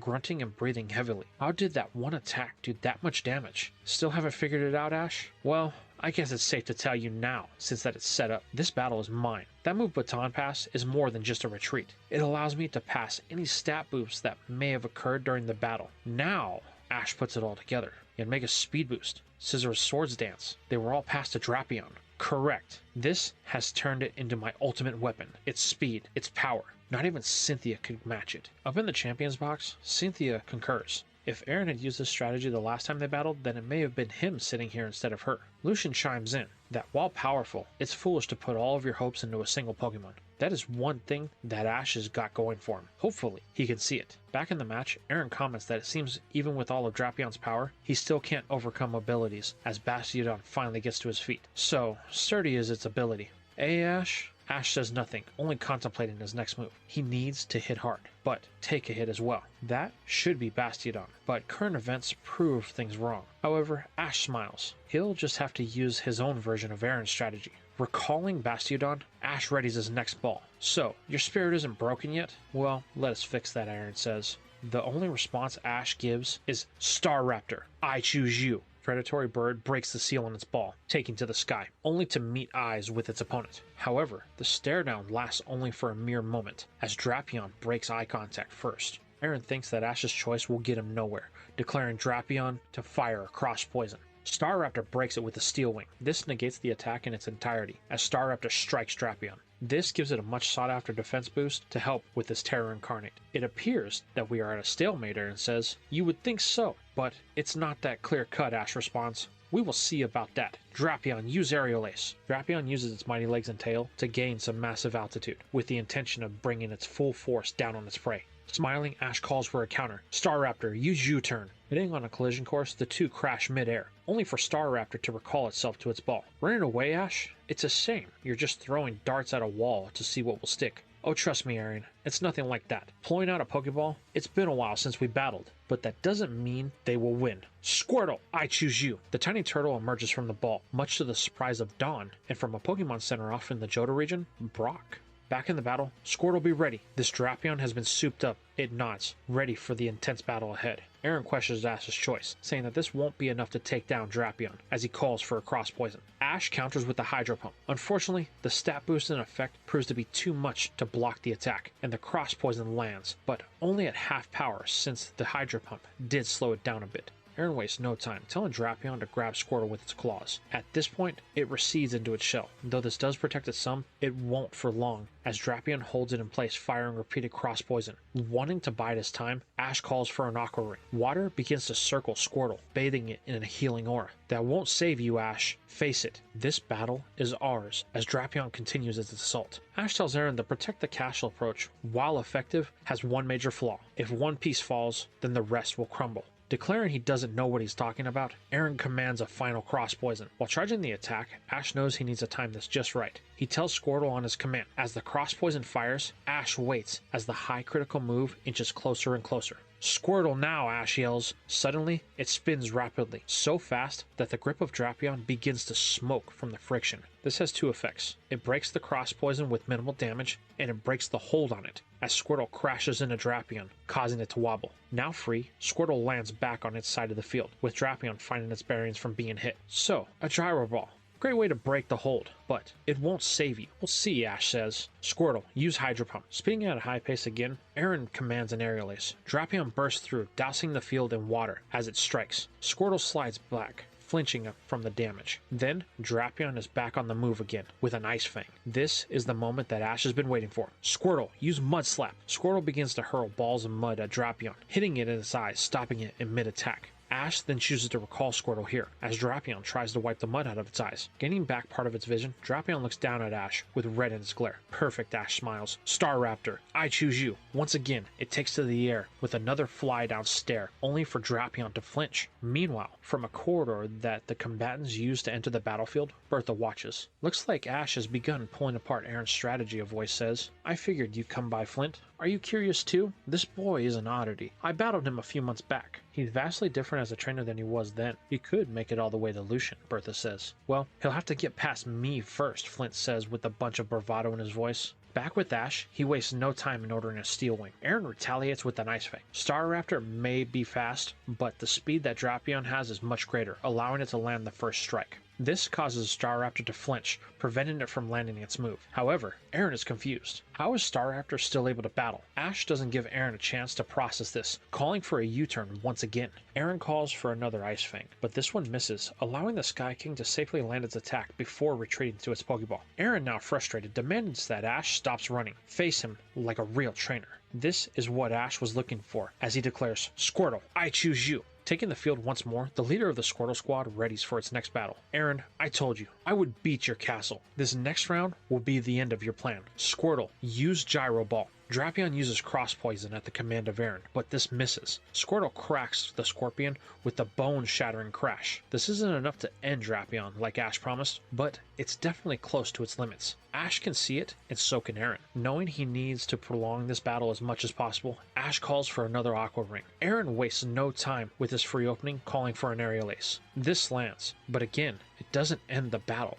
It's here that Aaron clues into what's going on. Ash has been picking apart all of the stat boosts one by one. So, you figured it out, Aaron. I told you, your castle would crumble. Realizing he's on the losing end at this point, Aaron calls for one last cross poison. Ash tells Squirtle to counter with the Mud Slap. The two cancel each other out. In an attempt to end this, Aaron orders one final Aerial Ace. Ash, knowing this is it, tells Squirtle to ready itself. Use Hydro Pump. As the water bursts from Squirtle's shell, it begins to spin faster and faster. The water acts as a shield that Drapion has to push through, causing the attack to lose power. Eventually, the two collide, expending what remains of their strength, ending in a double knockout. Aaron is in awe. His plan has been torn apart by this boy. Slowly, he sees his vision of a victory slipping away. But Ash asks Aaron, what's the matter? Don't tell me you actually pinned all of your hopes and dreams on Drapion. Ash, you don't understand. I worked so hard to get the timing of that strategy down. It was supposed to win my rematch with Cynthia. So, you still have more Pokemon. That was only the first one down. You have a whole team ready to battle. Then, looking at Pikachu, if you put all of your hopes in one Pokemon, then how could you expect the others to want to battle for you? It's here that Aaron has a moment of clarity. His obsession has blinded him. He became single-minded like when he and Wurmple had separated. It wasn't until it was too late that he realized the mistake, the time they lost. It won't happen again. Smiling, Aaron thanks Ash for reminding him what being a trainer is really about. Yanmega, go! Pulling out a Pokeball, no worries. Staraptor, I choose you. Both battlers emerge from their ball. Immediately, Staraptor's ability activates, putting pressure on Yanmega. Knowing that Aaron is aware of this, he must be careful. Yes, Drapion is down, but he could still use a modified version of his strategy. It's at this point Aaron begins moving pieces like a chessboard, calling for an ancient power. Ash wastes no time calling for a Steel Wing. This shadows the boulders with little effort. This is where the first speed boost activates, as Staraptor connects with the Steel Wing. This nets a defense boost for the bird. Aaron knows he's pushing it, but he needs Yanmega to hold on just a little while longer. Calling for an Air Slash, Yanmega fires the air blades at Staraptor. It is here that Ash pulls out all the stops. Staraptor, use Brave Bird. Ash's Sky Warrior bursts into flames as it streaks across the battlefield, connecting with Yanmega and knocking it out. This causes a flinch of pain as it recoil hits. It's at this point Aaron realizes that even though he said it, he still didn't believe it. He's so focused on setting up that he's not worried about what happens now. That cost him one of his team. Ash can see that something is still bothering Aaron, but he's said his piece. Aaron needs to figure this out for himself if he hopes to win here. Recalling Yanmega, Aaron thinks about his options. Staraptor is going to be a problem for anything he sends out, but he has one that could stave off the battle long enough to take control. Scizor, go! As the Metal Mantis hits the field once more, Ash asks Staraptor if it can still battle. Without hesitation, it cries, signaling it's going nowhere. Wanting to turn the tables as fast as possible, Aaron calls for a Swords Dance. This raises Scizor's attack greatly. Ash is already aware of what's going to happen, so he wastes no time calling for another Brave Bird. Again, it collides with the force of a cannon as Scizor is pushed back. Luckily, the steel typing provides some resistance. Staraptor is then hit with a recoil, giving Aaron hope as it begins to breathe heavily. But that hope is quickly shattered as Ash's next command, Roost, bathes it in a healing aura. Staraptor once again readies for an attack. But the regaining of a health did come at a cost, as Aaron used this time to stack another Swords Dance. Feeling Scizor is finally ready, Aaron sends it in for an attack. Ash follows suit with Staraptor. The next few turns are exchanges of bullet punches and Steel Wings followed by X-Scizor and Brave Birds. The result is two very tired and worn out Pokemon in the end. Ash knows he needs to heal again, so he calls for a Roost. Aaron on the other hand calls for one final Swords Dance. Now, Scizor is stronger than anything in the field, but endurance-wise, it's going to be a problem. Ash sees this, and Aaron sees this. So, Aaron does the only thing he can do when Ash commands a Steel Wing. He orders a Baton Pass. Then, a Pokemon that Ash is all too familiar with hits the field. A Heracross. The beetle is much different than his own. As it emerges, it grabs the Steel Wing, minimizing the damage that it would take. Aaron tells Ash he had better be ready. If there's one Pokemon in his team that has a natural raw battle ability, it's this Pokemon.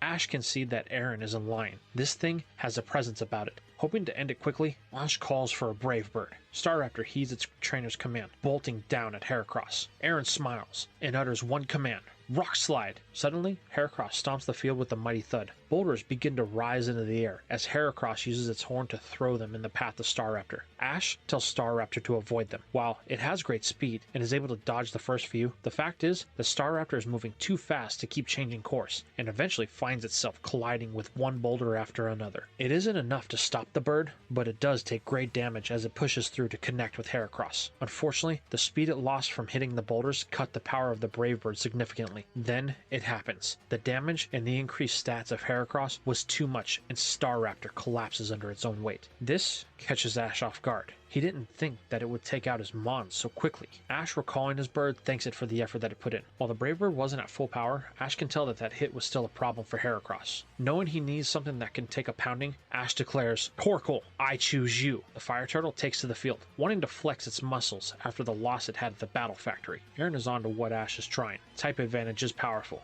if you know how to battle with it. Ash starts big. Torkoal, use Heat Wave. A gust of heat whips up, but Aaron counters it with another Rock Slide. This takes the brunt of the heat wave, and the two moves connect with their targets. Heracross shakes this off, while Torkoal is knocked on its side as it spins at a high pace. Seeing this, Aaron capitalizes, ordering a Mega Horn. Ash, seeing an opportunity here, tells Torkoal to use the momentum of the spin and to use another Heat Wave. This causes a fiery wind to develop into a twist, turning into a flaming tornado that catches Heracross. This causes it to flinch from the sheer pain of the attack. Once it dies, Heracross looks like it's down, smoldering from its horn. Unfortunately, this is just a momentary lapse as Heracross bursts to life, striking Torkoal. The power of this strike is too much, sending it toward the stadium wall. At this point, Ash recalls it before it can hit, saving it from a sure knockout. It's at this point that Ash can see Heracross flinch as it becomes apparent that a burn has been inflicted. Wanting to conserve the last members of his team, Ash decides it's time for Bastiodon to hit the field again. Landing with a mild tremor, Bastiodon is visibly winded from the battle with Drapion,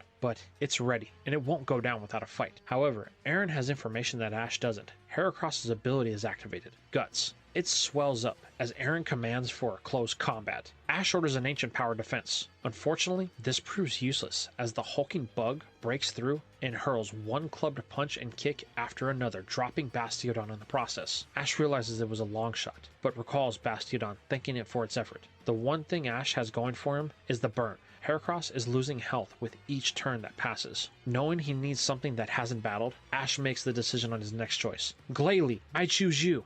Aaron is liking his chances here. He has the type advantage, and with Heracross beefed up stats, he knows that he's going to end this. Deciding he wants to first strike, Aaron calls for a close comment. Ash knows he needs to time this quickly. If Glalie is off by a millisecond, then it will lose. As the ice head levitates, Heracross closes in, launching a chop to crack Glalie on the head. Ash sees his opening, ordering Glalie to tilt forward. This causes the chop to force Glalie into a spin at a high speed, allowing Ash to give his command. Iron Head. Throwing the weight of its body into the attack, Glalie catches the horn of Heracross, driving its head into the ground of the battlefield. Once Glalie stops spinning, it pulls itself off of Heracross, revealing that it has been knocked out. Recalling Heracross, Aaron thanks it. Things are looking pretty good so far, but they can quickly turn as the young Elite Four member sends back in Heracross. Hitting the field, it's obvious that the time is a factor here. Aaron and Ash can see this, but they both know that this battle will have to happen. Wanting to hold Torkoal and Pikachu as long as possible, Ash keeps in Glalie. This battle starts with the orders of a Bullet Punch and an Iron Head, allowing the two take damage. Unfortunately, even though Scizor has the type advantage, it's slowing down due to how many battles it's had. Glalie isn't in the best shape either. The close combat it took is starting to show as it is moving a little sluggish. With one push, Aaron orders a Bullet Punch. Knowing Ash needs to hold off the damage here, he calls for an Ice Beam. While the move isn't effective, that's not the goal.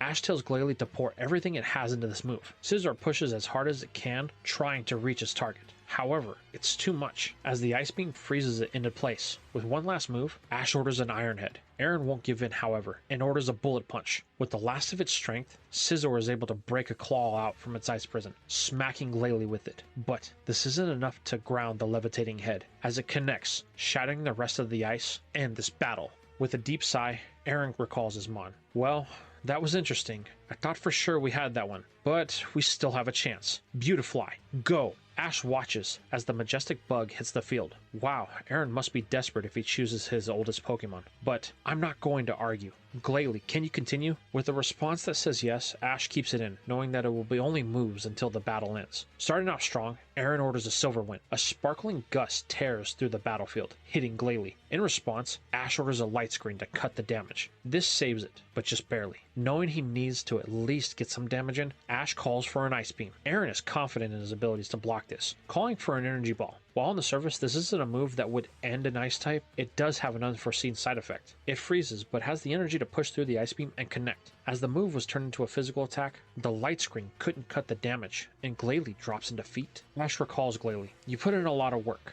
We won't waste it.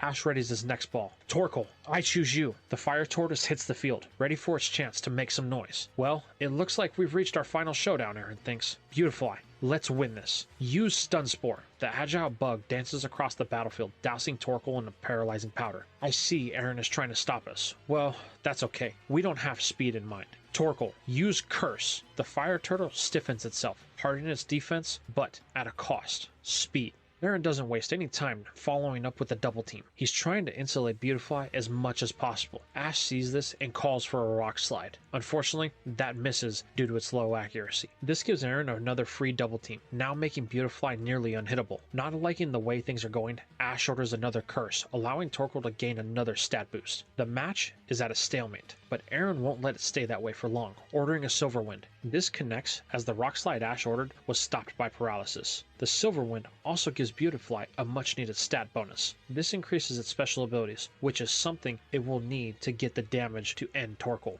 Knowing this, Aaron calls for an energy ball. Striking Torkoal, it pushes his back, but the turtle stands tough, with Ash calling for another curse. Aaron is feeling confident at this. He knows things are in his favor, calling for another Silver Wind. While this does connect, there is no stat boost. Ash tries a Heat Wave, but paralysis takes hold once more. He's beginning to see that there's only one path to victory. Aaron takes this as his chance to unleash an onslaught of energy balls and Silver Winds, but Ash just keeps calling for curse. It eventually gets to the point that Torkoal is unable to use this move anymore. It's moving at the speed of smell. Aaron knows he's got this one. With one final attack, he calls for an energy ball. Ash tells Torkoal to stand strong. They need to take this attack, throwing Aaron off. As the ball hits, Torkoal flinches. However, this is where Ash makes his move. Torkoal, use Giga Impact. Torkoal begins to move in the direction of Beautifly. Unfortunately, it's moving slowly, fighting the onset of paralysis. Aaron sees this and orders another double team. Unfortunately, Beautifly is near a point of exhaustion from all the attacks it launched. Not wanting to fail Ash, Torkoal bursts with the cloud of soot as a devastating energy surrounds it. Now en route with the collision with Beautifly, Aaron tells it to dodge, but it's unable to get out of the way in time. Torkoal connects mid-air, putting everything it has into its attack. The two barrel into the wall with the weight of Torkoal smearing Beautifly across it. Aaron looks on shocked. While Torkoal was damaged, it is still able to move, although it landed on its back and is now crying as it shakes, trying to get back to its feet. Aaron recalls his Pokemon, accepting his fate. The crowd erupts in cheers, but that's not the focus of Ash. It's Aaron. Without saying a word, he turns to leave. Ash yells, "Hey, where are you going? We still have one more battle." Turning, Aaron looks puzzled at Ash. "But you won. Beautifly was my last Pokemon." "Well, I count 5. You still have one more Pokemon to choose. Torkoal can still battle, and I still have Pikachu." Aaron begins to laugh. "Ash, you didn't pay attention to what the ref said, did you? The Elite Four battles are 5-on-5. The only full battle is with Cynthia, if you can get to her." Confused, Ash watches as Aaron walks away. "I'll be rooting for you," he says as Ash is left alone. It's here that Ash realizes Torkoal needs help, so he runs over to tip it back to its feet. Torkoal doesn't understand what's going on, but Ash thanks it. "Thanks to you, we won." Realizing it was the reason for victory, Torkoal begins to cry as the announcement for the end of the battle rings through the stadium. Up in the champions box, "Well, it looks like I'm up next," Bertha says. "I can't wait to see what he can do against my team." Later on that night at the Pokemon Center, Ash is on the phone with Brock, while Dawn is kind of hanging out, still a little upset that Brock left. "Ash, you did great. Yeah, Torkoal really put in work." "Hey Ash, did you really not know that was your last match?" "Yeah, I was caught up in the moment, and I wasn't really paying attention to what the ref said." "Well, you had better start. You're in the big leagues now. A mess up like that could cost you the match. Only 5 Pokemon means that your team has less room for error." A serious look dawns Ash's face. "I know, we've worked too hard to let that happen again." "Glad to hear it, Ash. Well, I gotta go. They keep me pretty busy here." "Okay, Brock, I'll talk to you after my next match." With the screen powering down, a voice greets Ash.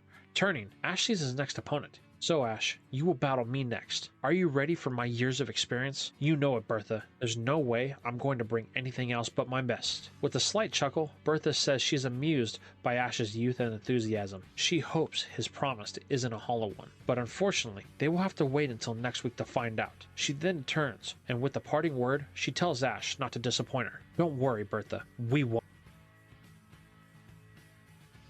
Over the next week, Ash spends time just kind of hanging out, having Professor Oak send over his Pokemon so he can spend some time with them. Dawn watches Ash during this time, still upset that he's moved on from Brock leaving. However, without knowing it, she's slowly moving on, as her Pokemon require her attention. This is mostly pushed by Piplup, and it insists that Dawn and it practice some contest moves. Dawn can never say no to her starter, so they get to work. While this is happening, over the next week, two things happen. Dawn reignites her passion for contests, going full into training, while Ash, after spending time with his Pokemon, has decided on his team. This wasn't some deep-rooted strategy he came up with, just the Pokemon that he felt most connected with over this mini vacation. Finally, the big day arrives. Ash finds himself in the stadium he's found so many victories in as of late. Across from him stands the oldest and most experienced member of the Elite Four, Bertha. She is stoic in her demeanor, not really saying much. Ash, on the other hand, the excitement he has flowing through him is uncontrollable. He's practically shaking in anticipation. Fortunately for him, the wait is over as the ref calls for the two to the middle of the battlefield.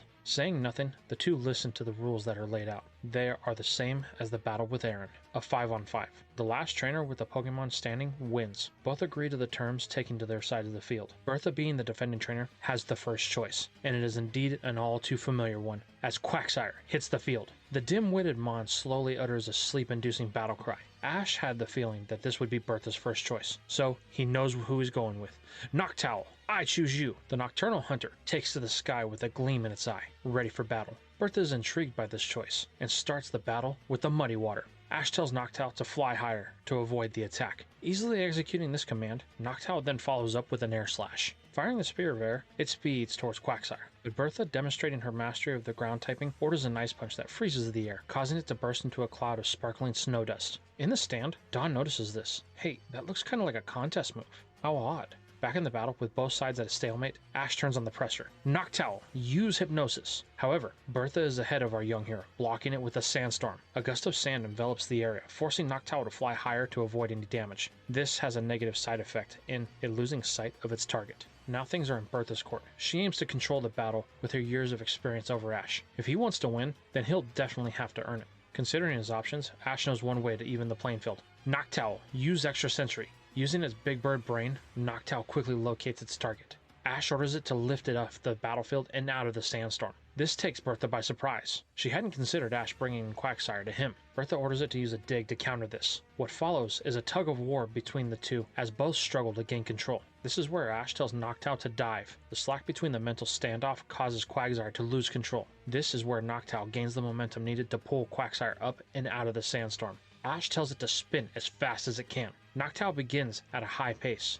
Bertha sees Ash's game, so she counters with the Muddy Water, but to aim it at the ground. This acts like a thruster, pushing Quagsire above Noctowl, breaking the hole between the two. Bertha aims to use this position to amplify her next attack. Ice Punch. Noctowl has little time to react, so Ash does the best thing he can. Noctowl, Reflect. A barrier of psychic energy catches Quagsire, minimizing the damage. This causes the opponents to spiral to the ground. Noctowl is stunned by the Ice Punch, while Quagsire uses a Muddy Water to break its fall. Calling to his bird, Ash is able to finally get through, telling it to use Air Slash. Noctowl charges the move, firing it moments before it hits the ground. The Air Slash strikes its target completely unguarded. This breaks the Muddy Water, forcing Quagsire to hit the ground as well. It's at this point the sandstorm subsides, revealing a very interesting sight. Noctowl stands up, a little wobbly, but very much able to battle, while Quagsire collided headfirst into the ground, knocking itself out in the process. Surprised by this outcome, Bertha chuckles to herself. This boy is truly remarkable. The grit of his Pokemon and his on-the-fly battle style truly makes for an entertaining spectacle.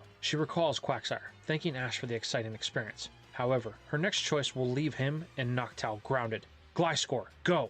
The flying scorpion takes to the field using its tail as a mount. Ash remembers battling Paul's Gliscor. That thing was tough, but this thing, just the size of it, far outclasses Paul's. Comparing Noctowl, it too is far smaller than the Scorpion Bat. However, Ash knows the best way to battle a flyer is with the flyer. At his command, Noctowl takes to the sky, ready for its next chance at victory. But this confidence is quickly overturned when Gliscor springs into the air above Noctowl. Quickly responding, Ash orders an Air Slash. However, this is quickly met with a guillotine, driving Noctowl into the battlefield, ending its poor attempt at another win. Recalling Noctowl, Ash thanks it for the battle, even though he wished he had a chance to do more. But he doesn't have time to worry about what's happened, as the next battle has his full attention. His next choice needs to be one of bulk. Smiling, he has the perfect plan. Kingler, I choose you. The king crab hits the terrain, swinging its mighty pincers. Bertha is a bit thrown off by this, not because of the odd choice, but because it's the obvious one. But she gives Ash the benefit of the doubt, wanting to see where he goes with this. Ash has the choice of the first move. Kingler, use X-Scissor. This gives the crustacean the ability to hit Gliscor while airborne. Bertha, wanting to see where this leads, orders a sky attack. Gliscor charges its energy, avoiding the X-Scissor and striking Kingler with everything it has. Unbeknownst to Bertha, this is what Ash wanted. Kingler, use Vice Grip. Using its mighty pincers, Kingler clamps down on Gliscor's tail as the sky attack connects. With the force of this clamp on its tail, Gliscor cries in pain. Bertha becomes concerned, telling Gliscor to use Guillotine to free itself, but this is met with a Crab Hammer cancelling them out. Gliscor can't break free. Ash uses this to his advantage, ordering Kingler to slam it into the ground. With a thud and another, Gliscor is thrown around like a rag doll. However, Bertha seems to like she has a plan. This comes to fruition when she tells Gliscor to use Guillotine on the ground as it comes down. This causes the ground to crack under Kingler, offsetting its stance. To catch itself, Kingler has to release its grip, freeing Gliscor. Kingler struggles to get its footing. This is where Bertha brings out the big move, ordering Earthquake. The shaking ground amplifies the struggle that Kingler was already going through, causing it to tip into a fissure and get its big claws stuck. Seeing this as her opportunity, Bertha orders a Guillotine that Gliscor cracks Kingler with, ending the battle in the process. Ash knew that it was a long shot, but he's proud of Kingler for the work he put in. Gliscor can't use its tail to gain altitude now, so it's going to be somewhat grounded. This prompts Ash's next choice. Donphan, I choose you. Bertha realizes Gliscor isn't able to battle at full capacity, so she recalls it and hopes that some rest will help, but that doesn't mean she's out, declaring Mammothswine, go! Now we have a clash of the titans, the frozen bacon versus the rubber bacon. Ash realizes he's at a disadvantage here, but Donphan and him don't care. Size and type don't mean anything if you're stubborn enough, he says. Bertha appreciates this approach. Caution to the wind makes things more interesting. This prompts the start of the battle with a mud bomb from Mammothswine.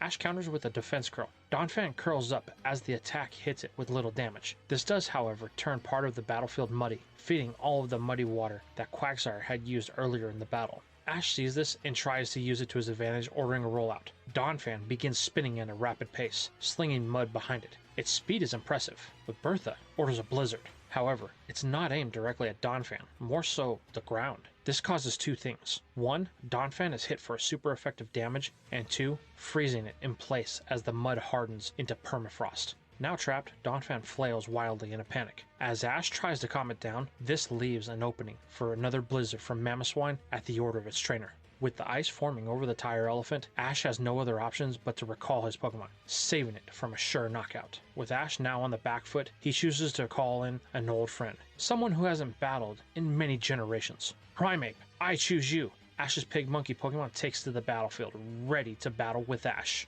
This catches Bertha and the rest of the audience off guard. This is a Pokemon that Ash has never used in any competition. This is unforeseen, Bertha thinks, but it could prove to be fruitful. Let's see what they can bring to the table. Mammothswine, use Mud Bomb. Smiling, Primeape, are you ready? A vein pops from its head as it lets out a ferocious battle cry. Primeape, use Cross Chop. Dodging the Mud Bomb, Primeape is within the personal space of Mammothswine faster than even Ash thought possible, landing a Cross Chop, dropping Mammothswine in one hit. Wow, a critical, Bertha says. This thing is powerful. It must have been through some intense training. Then, Bertha notices a belt that Primeape wears. A black belt? Something that heightens the power of fighting type moves? We will have to be careful. Meanwhile, Ash is complimenting Primeape. I didn't know that you had gotten that strong. Great job. But we have to stay tough. Bertha won't go down that easily. Primeape nods, turning its gaze to Bertha and her next choice. The duo won't have to wait long, as Bertha sends in her next choice. Golem. The half-ton Goliath hits the field with a mild tremor. If that was meant to intimidate, it won't work, Bertha. Oh, Ash, I wouldn't expect it to. The battle starts with Golem using a double edge. To counter, Ash calls for another Cross Chop. Colliding, the two cancel each other out, but Ash notices that there is no recoil on Golem, so Rockhead is your ability.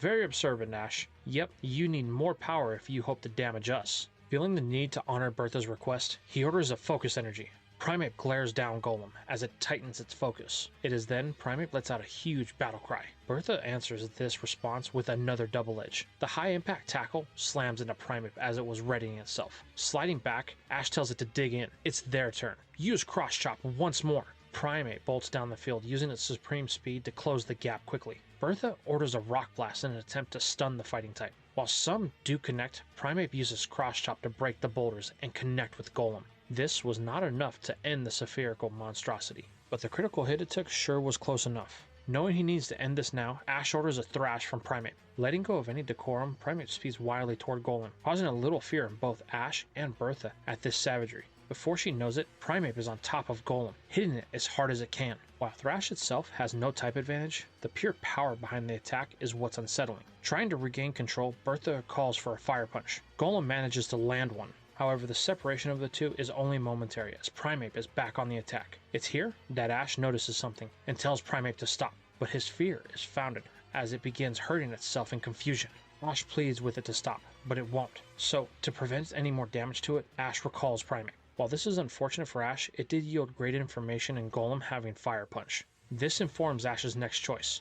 Donphan, I choose you. Hitting the field, Donphan is a little shaken. That last battle with Mamoswine took a lot out of it. Ash starts out strong with the rollout. This immediately is countered with a Rock Blast from Golem. Unfortunately, it's not strong enough to hold back Donphan once its rollout is at full power. By the third strike, the fact that they are both ground types is no matter as Donphan collides with Golem as it executes a double edge. At first, it appears that Golem has the greater power, but this time the ground is harder than it was previously and Ash tied this to his strategy, allowing it to get the traction needed to bust through Golem. Unfortunately, Donphan loses control, crashing into a wall in the process. This brings things to a close as both are unable to battle. Both trainers recall their Pokemon. Ash breathes a sigh of relief, while Bertha smiles. This boy has surprises at every turn, but the battle must go on, and she plans on walking away with this win. Wasting no time, Bertha sends back in her Gliscor. While it can't use its tail due to the battle it had with Kingler, the Mon is still very much able to battle. For how long remains to be seen. Ash on the other hand has a different problem. Primeape is just as wild as he remembers. While it does listen, its lust for battle could be a problem. But Anthony sure did a great job in training it. Putting his worries aside, Ash knows that it's his best choice for now. Primeape, I choose you.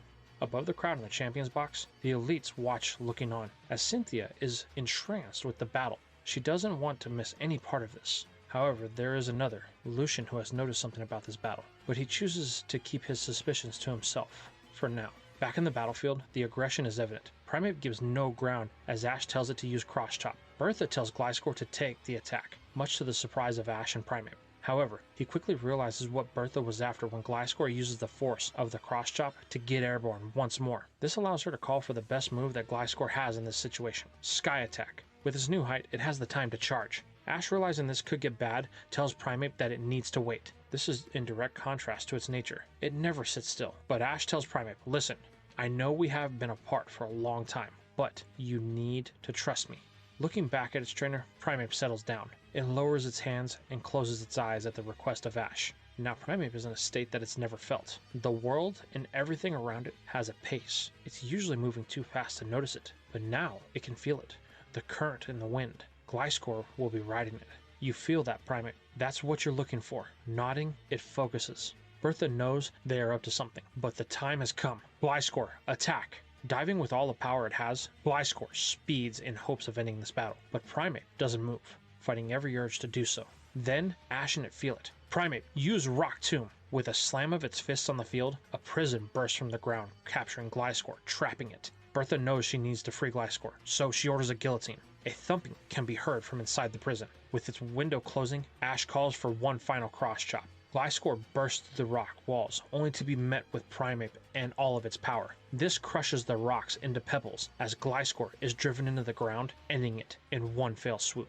Bertha recalls it, hoping that Primeape's aggression wasn't too much, but that thought can wait, cause now we've reached the moment that the audience has been waiting for. Bertha's final Pokemon. It's won many battles here in the past, and most of them are expecting the same. With no hesitation, Bertha sends in her final Pokemon, the one that Ash knew was coming from the beginning of the battle.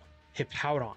As it hits the field, a mighty sandstorm whips up, blanketing the battlefield and the vision of both Ash and Primeape. Knowing he needs to hold this off for as long as he can, Ash keeps Primeape in, but it's starting to tire from the battles it's had. Bertha tells Ash this is it. At the end, only one will stand in victory. Smiling, that won't be me, Bertha. Primeape, use Focus Energy. This on the surface is a good idea, but this gives a free turn to Hippowdon when Bertha calls for a yawn. Bertha is trying to slow Primeape down by any means necessary. Knowing he's only got a few moves before the yawn takes effect, Ash orders a Rock Tomb in an attempt to trap the powerful Hippo. But its feeble stones are smashed when a Stone Edge crashes through and connects with Primeape. Because its guard was down, the Stone Edge hit with a critical. Not enough to end the Pig Monkey, but definitely enough to make a statement, and wound Primeape's health as well as its pride. With one turn left, Ash tells Primeape all bets are off. Use Thrash! Fighting its way through the sandstorm, Primeape finds itself staring down Hippowdon eye to eye as it unleashes a full fury. The tank of a hippo uses mighty jaws, chomping down on the hits coming its way, but to move its massive head is a struggle, so it's only able to stop some of Primeape's attack. However, this is no problem, as Bertha smiles, expecting Primeape to tire any second now. Unfortunately for the seasoned veteran, this assault does not subside. Realizing something's wrong, Bertha pivots, calling for a crunch. Hippowdon clamps down on one of Primeape's arms. Flaring in pain, it struggles to break free, but it can't. So Ash, Vital Spirit is it? Yep, my Primeape is too high strung to be put to sleep.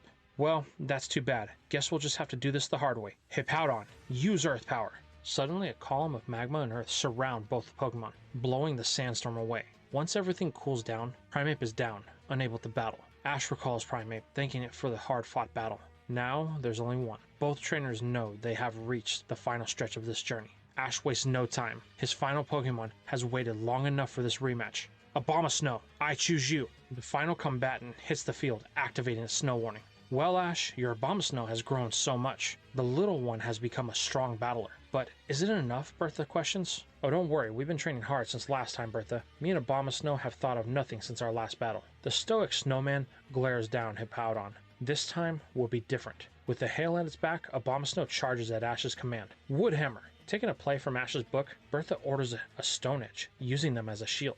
Hippowdon blocks the Woodhammer while striking Abomasnow, all in one move. This drops Abomasnow to a knee. Hey, we have to be careful. We can't win this with power alone.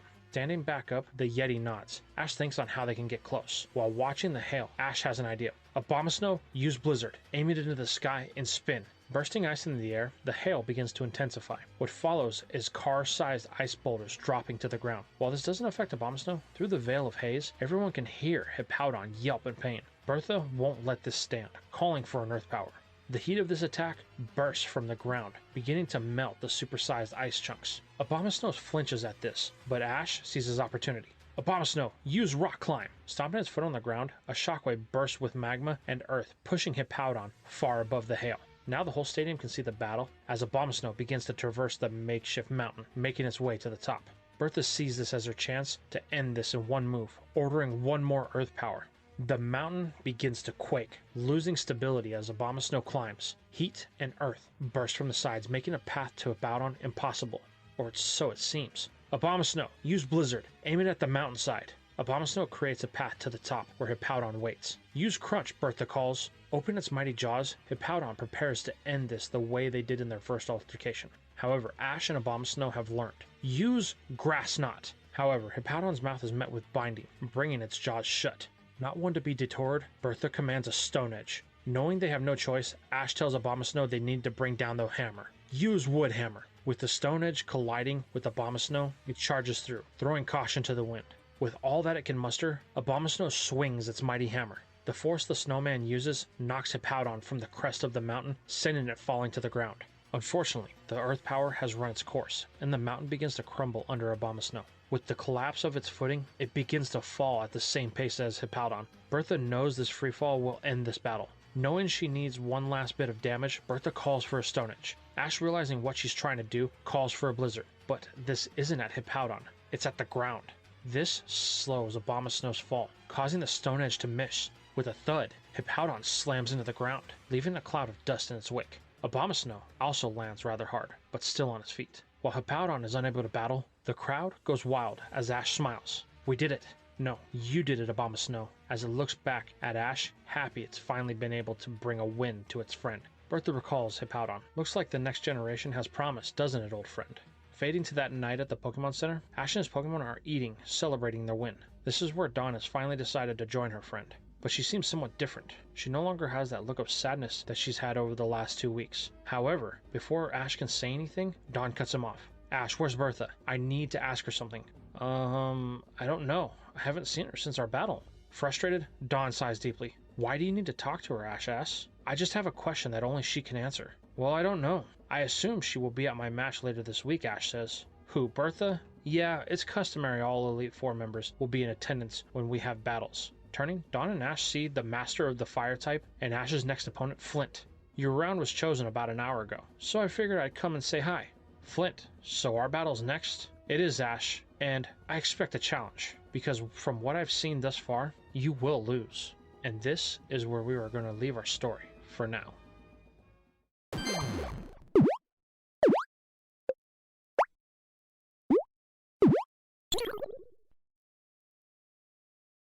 In the second half of the Sinnoh Elite Four Challenge, it's here we find Ash, around 4 days out from the conversation he had with Flint. The words that he said keep playing in our young hero's mind. He wasn't good enough. The last 2 battles Ash had were subpar. If Ash hopes to win, then he will need to up his game. This has replayed in his head for days. Normally, Ash would rely on his friends for support here. Unfortunately, the only one here with him is Dawn, who has been preoccupied with her own endeavors. This isn't the normal Ash we're expecting. Self-doubt has been something that our hero has long since conquered, or so we thought. We see this in play when Ash is doing a simple training session with Pikachu, 3 days before the battle with Flint. Their timing is off. Ash can't seem to get it down, with his thoughts clouded by the words of Flint. Things are amped up when a Thunderbolt is off on its timing and Ash ends up in its crosshairs. Fortunately for him, there is a guardian angel that has been looking out from afar. Ash freezes in a panic from the Thunderbolt, but is surprised when a Thunderbolt intercepts it. Turning, Ash is greeted with a very recent rival in Wagner. Ash, you okay? You kind of froze up there. Shaking off the haziness, Ash greets Wagner, thanking him for the save. No problem, the gym leader says. But what was that all about? Why didn't you just dodge the Thunderbolt? Well, you see, it's a long story. You may not have time to hear it. On the contrary, actually, I'm gonna be here for the rest of the Champions League. I have some business afterwards, so you can say I'm on vacation until then. Okay.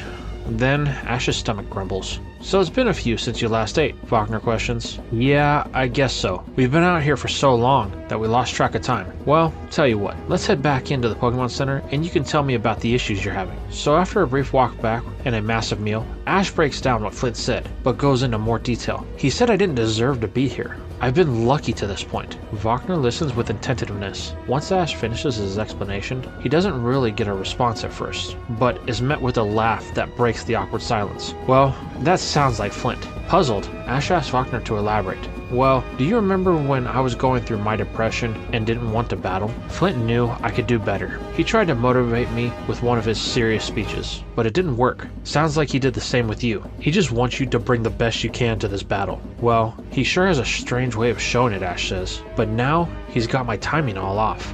That's a simple fix, Wagner says. How about you and me spend the next few days getting it back? We will train together until your match. Really? Ash says excitedly. What do you think, Pikachu? The Thunder Rodent sparks in approval. Anything to get them out of this funk. Now, we flash the 3 days into the future, as Ash stands across from Flint. The two have been read the rules of their match. Same as the last two, but the only difference is Flint. Ash says nothing, while Flint is full of words. I hope you brought a better fight here than the one you've had over the last 2 weeks. But nothing from Ash. Just a look. One Flint is determined to get an answer from. But the time for talk is over. They have been given their signs to choose their first Pokemon. Being the defending trainer here, Flint has to make the first choice. And it's one that Ash knows all too well. Burnape, go! Flint yells, sending in the one Pokemon that Ash has ever seen him use. Remembering the last time they battled, this thing Ash knows full well and what it's capable of. Without missing a beat, Ash chooses to lead with speed. Swallow, I choose you! Bursting into the skies, Swallow streaks past his opponent. Well, Ash, that Swallow of yours seems pretty fast, but it won't be enough. Flint was hoping for a reaction, but Ash has taken on a Bertha-like stoic demeanor in an attempt of blocking out Flint's patronizing. That was the biggest tip Wagner gave to him over their training. Flint will try to throw Ash off, make him second-guess himself. Ash's way of dealing with this is just to ignore Flint, but that could come back to bite him too. Not engaging with his opponent is something Ash really doesn't do. This could throw him out of sync with his Pokemon again. We see this in the first exchange of the battle, when Ash calls for an aerial ace. Normally, Swallow will execute this flawlessly, but it's a little opening, giving Flint the chance to mount a defense when he orders a close combat on the ground. This causes rocks to fly up in Swallow's line of flight. Ash frantically tries to recover, ordering Swallow to pull up. Unfortunately though, it's hit with the barrier, causing harm to itself. This wasn't enough to end the battle, but enough to show that what Ash was trying to prevent was already happening. Flint has claimed real estate in Ash's head, so the question is, will he actually be charged rent? Anyway, Ash shakes off this exchange, following up with Swallow to make sure it's okay. Squawking, Ash knows that they're all good to go. Wanting to keep his distance, Ash orders an air slash. Shooting a sphere of air at Infernape, Ash is feeling confident about this one. Unfortunately, Infernape quickly dispatches of it with a thunder punch that bursts the air balloon in one hit. Infernape's hand is a little sore, but the damage is minimal. My turn, Flint says. Infernape, use Bulk Up. Now swelling with power, the Fire Chimp hardens its body, increasing both its attack and defense. Not liking where this is going, Ash orders a double team from Swellow. Focusing its mind, the bird multiplies as a barrage speeds towards Infernape with a charged aerial ace. In order to counter this, Flint commands one big attack, Flare Blitz. Infernape charges in, taking all these copies head on.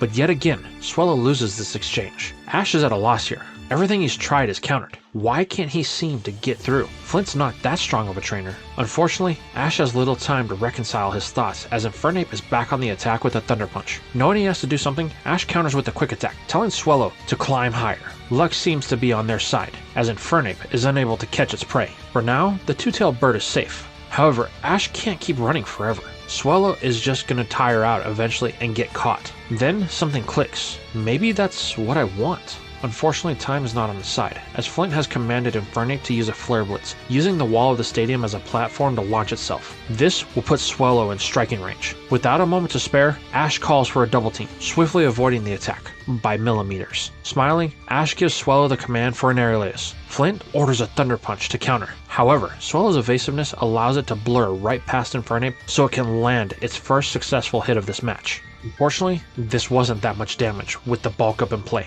It's here Flint decides to stack on the difficulty with another Bulk Up. Tighten his body once more, Infernape yells a battle cry of confidence ready for their next exchange. Looking over his Pokemon, Ash can see that Swellow is at the point to where a solid hit could end this, so he decides to keep up the pressure, calling for another double team. Swellow multiplies itself once more. However, this time it's different. Instead of aerial ace, it's backed with a quick attack. This allows Ash's Bird of Hone to get in and land without any danger, successfully landing hit after hit. Unfortunately for Ash, Flint is no fool. Biding his time, the Master of Fire builds his presence with a combination of Bulk Ups and Thunder Punches. Things eventually come to a head when Swellow is tired enough, giving Infernape the opening needed to crack it with a Thunder Punch when it comes down for an attack. This allows the supercharged baboon to end Swellow with one very destructive hit, driving the bird into the ground and ending this battle. Ash recalls Swellow, thanking it for the effort that it put in. Looking down at his opponent, Ash feels something isn't right. That battle seemed like it was going well, but for some reason, it just seems off to him. But he's not going to let Flint get in his head. Knowing he needs something to hit hard, Ash looks to Pikachu. You ready, buddy? Electricity jolts from the mouse's cheeks as it's ready to take on the starter of Flint. So Ash, are we feeling a little bit desperate already? Flint asks. No, Ash remarks, finally breaking the silence between the two. Flint laughs. I knew I would get you to talk eventually. Did Wagner tell you not to let me get in your head? Ash chooses to remain quiet after this, wondering how Flint knew what he was thinking. Well, Ash, if you're not going to answer me, then let the battle do the talking. Infernape, use Flare Blitz. Melting the field with the intensity of the flames, Infernape charges Pikachu. Knowing he needs to respond, Ash orders a Volt Tackle. Colliding with the force of fire and thunder, the two appear to be even at first. Then, the truth of the matter is revealed. Infernape far outclasses Pikachu with all of the Bulk Ups in play. The Thunder Mouse is quickly overpowered, sending it into the stadium barrier with a deafening thud. Pikachu, Ash screams, but his worries are put to rest when it stands back up a little wobbly from that exchange. Looking at the mouse, Ash can see the indent in the wall from where it hit. That was a powerful Flare Blitz, Ash thinks. Maybe I should recall Pikachu for now. That is, until a cry from Infernape breaks Ash's thoughts. His flinch from the recoil has a little extra to it. A paralysis courses through the baboon. Suddenly, Ash can see a path to victory. Pikachu, can you keep going? Shaking off the cobwebs, Pikachu jumps back in. Calling for a Thunderbolt, Ash hopes to catch the stun here, but Flint is quickly able to neutralize it with a Thunder Punch. Keeping on the pressure, Ash tells Pikachu it's time. Agile style, Iron Tail. Zipping in, the mouse cracks Infernape with its tail. While these are not very strong on the surface, they do what Ash wants, tiring out Infernape. Flint knows his Mon is about to hit its limit, so he wants to take something with it. So, he orders one last Flare Blitz. Knowing his options are limited, Ash calls for a strong-style Volt Tackle. Putting everything they have into this attack, Pikachu charges down the battlefield, with one target in mind. Both trainers watch as this clash is far more even than the last one. Then, it happens, what Ash was hoping for. Paralysis has hit Infernape, causing it to lose its footing. This allows Pikachu to slowly inch through the defense of Infernape until the mouse has gained the momentum needed to hit the Kong with its most powerful attack. This knocks Infernape to the ground, while Pikachu tumbles from the force of the attack, rolling to a stop. Yes, Ash thinks, we did it, but Infernape is able to stand back up. Not understanding what happened, Flint elaborates on this altercation, saying that was close, but a Thunder Punch prevented that from being a loss for him. Then Ash flashes back. At the last second, Infernape put up a fist. It sparked, which Ash thought was the paralysis, but in reality, it was the Thunder Punch. Ash then looks at Pikachu. It's struggling to stand. Any movement on its part, and it will fall in defeat. Ash decides to recall it, knowing that any further battle right now will put it in danger. Once Pikachu is safely at his side, Ash assesses the situation. One Pokemon down and another one not far behind, making this a tough spot to be in. But Flint's Infernape has been heavily damaged. Taking a moment to admire the endurance of Flint's Infernape, he decides that it's time for his own. Infernape, I choose you! The Sinnoh starter hits the field fresh from its recovery, ready and able to battle. Ash knows he has to be careful here. Even though on paper it looks like they may have the advantage, Flint's Fire Monkey has proven to be just as capable as his. With the start of the battle announced, the two waste no time getting down to business. The one thing Ash has going for him is speed. Infernape far outclasses its counterpart. Starting big, the two exchange Flare Blitz, with Flint's Infernape taking the lead due to its stat buff. Unfortunately, it takes a knee from recoil. This is it, Ash thinks. Infernape, use Dig. Burrowing down, Infernape gains the advantage of surprise. Knowing that this is the last stretch for his starter, Flint orders it to be ready. Then the People's Champ surfaces, throwing everything it has into the dig. This is what Flint was waiting for. Having battled many times using this strategy, his Infernape knew what the setup was, letting his opponent hit so that they can counter it with one final move that won't miss. Thunder Punch! Though Flint loses this clash as his Mon falls in defeat, the strike of the Thunder Punch was a clean hit, leaving behind a gift that Ash had given it. Paralysis. With Ash finally able to drop Flint's first Pokemon, he breathes a sigh of relief. But not for long, as the status condition of Infernape becomes known when it flinches and sparks. Great.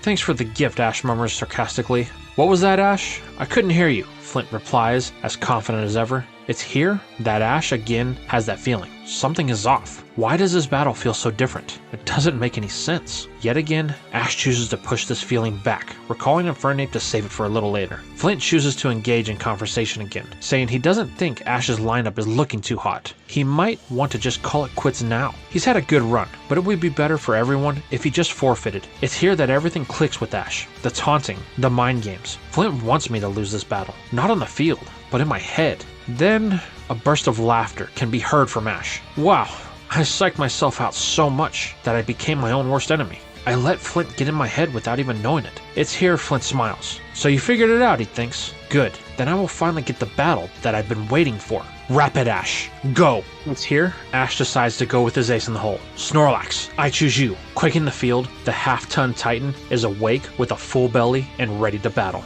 Hey Flint, let's make this a good one. I expect it to be Ash. Rapidash, use Sunny Day. Flaring its flames, the heat of the sun reacts, making this battle that much more intense. However, that's the reason Ash chose Snorlax. Its ability, Thick Fat, will help with the battle for those fire types. Not wanting to lose this chance, Ash orders a Body Slam. Throwing all of its weight in the direction of the horse, Snorlax strikes it with an immense girth as Rapidash charges the sun. Sliding back and digging in its hoofs, the Fire Stallion counters with a Heat Wave at the command of its trainer. Blasting Snorlax with an extreme gust of heat, the big belly behemoth yawns, while Ash and even Flint have to shield themselves from the conditions that have been created. Even though Snorlax is taking minimal damage, Ash needs to end this. Snorlax, use Ice Punch into the attack. Charging his knuckles, Ash's Mon fires Ice Thrust into the flaming storm. Slowly, a veil of steam takes shape, dampening the attack of Rapidash and blocking some of the sun. This hides Snorlax as it moves its tubby frame through the surrounding area. Not wanting to wait, Flint orders a bounce from Rapidash. Suddenly, a burst pushes itself above the cloud, with Ash and the Hidden Terror watching and waiting for their chance. Then Ash sees it. Snorlax, be ready. Rapidash has locked onto its target, bringing its full weight down, but Ash has been waiting for this. Snorlax, jump! Putting all of its power into this, Snorlax emerges from the haze, much to the surprise of Flint and Rapidash. Charging an Ice Punch at the command of Ash, Snorlax takes the brunt of its enemy attack before landing the Ice move, sending Rapidash into the floor below. Now things are in Ash's favor. The leg that Snorlax hit is frozen, and now that it's falling, Ash calls for a Body Slam. This brings the full weight of Snorlax down at a frightening pace. Unable to dodge the attack, Flint orders Rapidash to steady itself. When Snorlax brings its tons of fun in for a landing, Flint orders one last move. Poison Jab. Now glowing in a purple aura, Rapidash thrusts its horn into its opponent as it lands with the ground shaking in tremor. Ash orders Snorlax to stand up, revealing a very flattened and unresponsive mare. Flint recalls Rapidash, thanking it for the battle. It didn't win, but it set them up. Ash notices that Snorlax is looking a little off, tired from that last battle. So, he recalls it for now. Very clever, Ash. Your Snorlax is pretty fast for its size. Smiling, if you thought that was fast, you haven't seen anything yet, Flint. With it now Flint's turn to choose the next Pokemon, he leads with his ever-faithful demon dog, Houndoom. Landing gingerly on the field, Ash has a brief flashback to his battle with Derek. I hope he's not as aggressive as that one. Well, how about it, buddy? You ready for another battle? Pikachu nods, leaping into position. Ash has to be careful here. Pikachu has already taken damage, so every hit needs to count. Starting the battle, Flint commands a nasty plot. Houndoom begins grinning with a sinister look in its eyes. However, Ash isn't one to stand by and let this go unpunished. Pikachu, use Agile Style Quick Attack. Zipping around the battlefield, the Thunder Rodent strikes in succession repeatedly before Houndoom could even get off its first Dark Pulse or Sludge Bomb that Flint had ordered. That's it, Ash tells Pikachu. We have to use speed. A little peeved from the miss of its attacks, Houndoom charges in with its mouth ablaze. That's Fire Fang. Pikachu, use Agile Style Iron Tail. Evading the chomp attempt on it, Pikachu knocks Houndoom in the head, just above the snout with the attack. And before it can break contact, Ash calls for it. Now use Strong Style Thunderbolt. Dumping all the electricity it has into the attack, Houndoom is lit up like a Christmas tree. Knowing things are not in their favor, and out of pure desperation, Flint calls for a Sludge Bomb. Fighting the stun factor of the electricity in the system, Houndoom slowly turns its head and launches the attack. It lands, separating the two. Pikachu is feeling that hit, struggling back to its feet, while Houndoom still stands. That's not good. Pikachu won't be able to take another attack. Fortunately for the mouse, as it gets to the feet, Houndoom collapses. The damage that it took from the strong style was too much. Now we flash over to the Champions box where we see a semi-familiar sight. Cynthia's watching on. This battle drew a line in the sand early on in the match, with the way Flint was antagonizing Ash. Her possibly soon-to-be opponent has gained her cheers, in hopes that he will win, while only two members of the Elite Four, Aaron and Lucian, look on. So Lucian, if Ash can win, that means you're up next. Are you ready to end this run if he does? Well, Aaron, that's a little short-sighted way to look at things. I prefer to think what would happen when we battle. If he is the better trainer, then he will be, but that doesn't mean I will just roll over. Speaking of rolling over, where's Bertha, Aaron asks. Don't worry about it. She has been part of the Elite Four far longer than you or I. She used to be the highest-ranking member, so she has earned her right to do as she pleases. Whatever you say, boss. Back with Flint, he's surprised Pikachu is still standing. That thing is really stubborn, much like its trainer. Smiling as he recalls a Houndoom, Flint breaks the silence with his opponent. You know, Ash, even though things started off a little rocky in our battle, I'm really enjoying myself. I'd have to agree, Flint. Things have been fun, which it'll mean that much more when we win. Well, Ash, we'll have to see about that. Flareon, go! The Fire Evolution glides on fire to the field. Assessing his options, Ash knows that Pikachu may not have long, so he decides to keep it in, to give his team a fighting chance. Ash calls for an Agile-style Thunderbolt. Though this move should be faster, Pikachu suffers from fatigue, allowing Flareon the time to respond with a dig, dodging the electrical attack. This leaves Pikachu open. Ash orders a quick attack to dodge, but it's too late. The response time of Pikachu is too slow, and it takes the dig, ending the battle. Retrieving his starter, Ash thanks it for the effort that it put in, and not to worry, they will win this. Wanting to turn on the pressure, Ash sends back in Infernape. Hitting the field, Infernape flinches slightly from the paralysis. The match starts, and Ash calls for a dig, to which Flint counters with one of his own. Tunneling down, both fire types clash beneath the battlefield, causing what damage they can to each other. As they surface, it appears the two are evenly matched, but then Flint recalls Flareon, throwing Ash off a little. This he doesn't understand, as Flareon is still pretty healthy. It's here that Flint reveals his final Pokemon.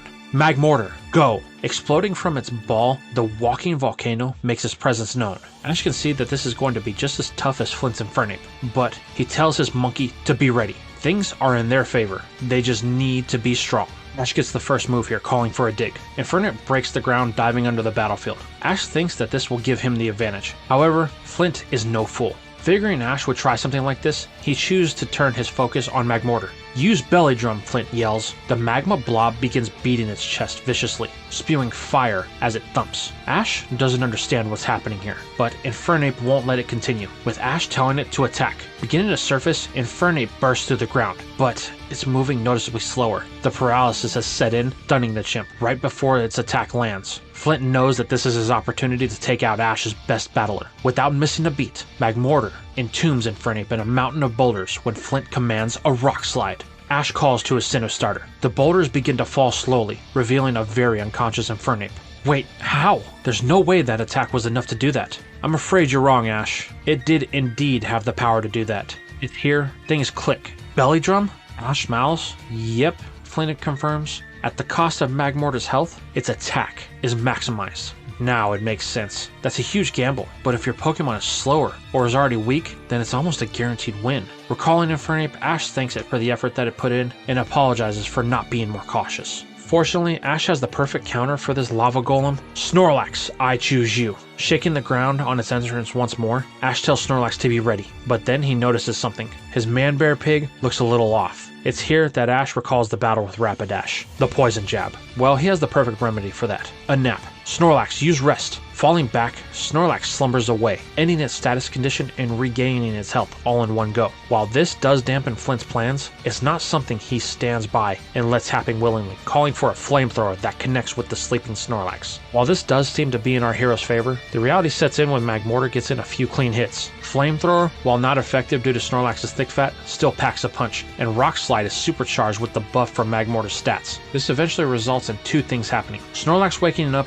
but with its health much lower than when it went to sleep. Ash, regretting his decision, tells Snorlax to go on the attack with the body slam. Barreling down the field, Snorlax attempts to end this in one shot. On the other hand, Flint is well aware of this thing's power, ordering a Rock Slide to counter. With its superior speed, Magmortar is able to execute the attack first, resulting in a flinch when a boulder knocks Snorlax in the head, nearly knocking it out. Ash knows he needs Snorlax, and though he doesn't want to, he calls for another rest. However, this is what Flint was waiting for. Magmortar is close enough now, so he calls for it. Use Low Kick. As Snorlax falls back, Ash watches as Magmortar uses its weight to increase the power of the Low Kick, causing his super heavyweight to knock itself out all in one motion. With the ref calling the match, Ash is left in shock. Flint outthought him at every turn. Recalling Snorlax, Ash thinks about his options. He brought two Pokemon with him just in case something like this happened. Weighing his options, there really is only one. He needs a Slugger, something that has proven its ability to hit and get hit. Pulling out his last ball,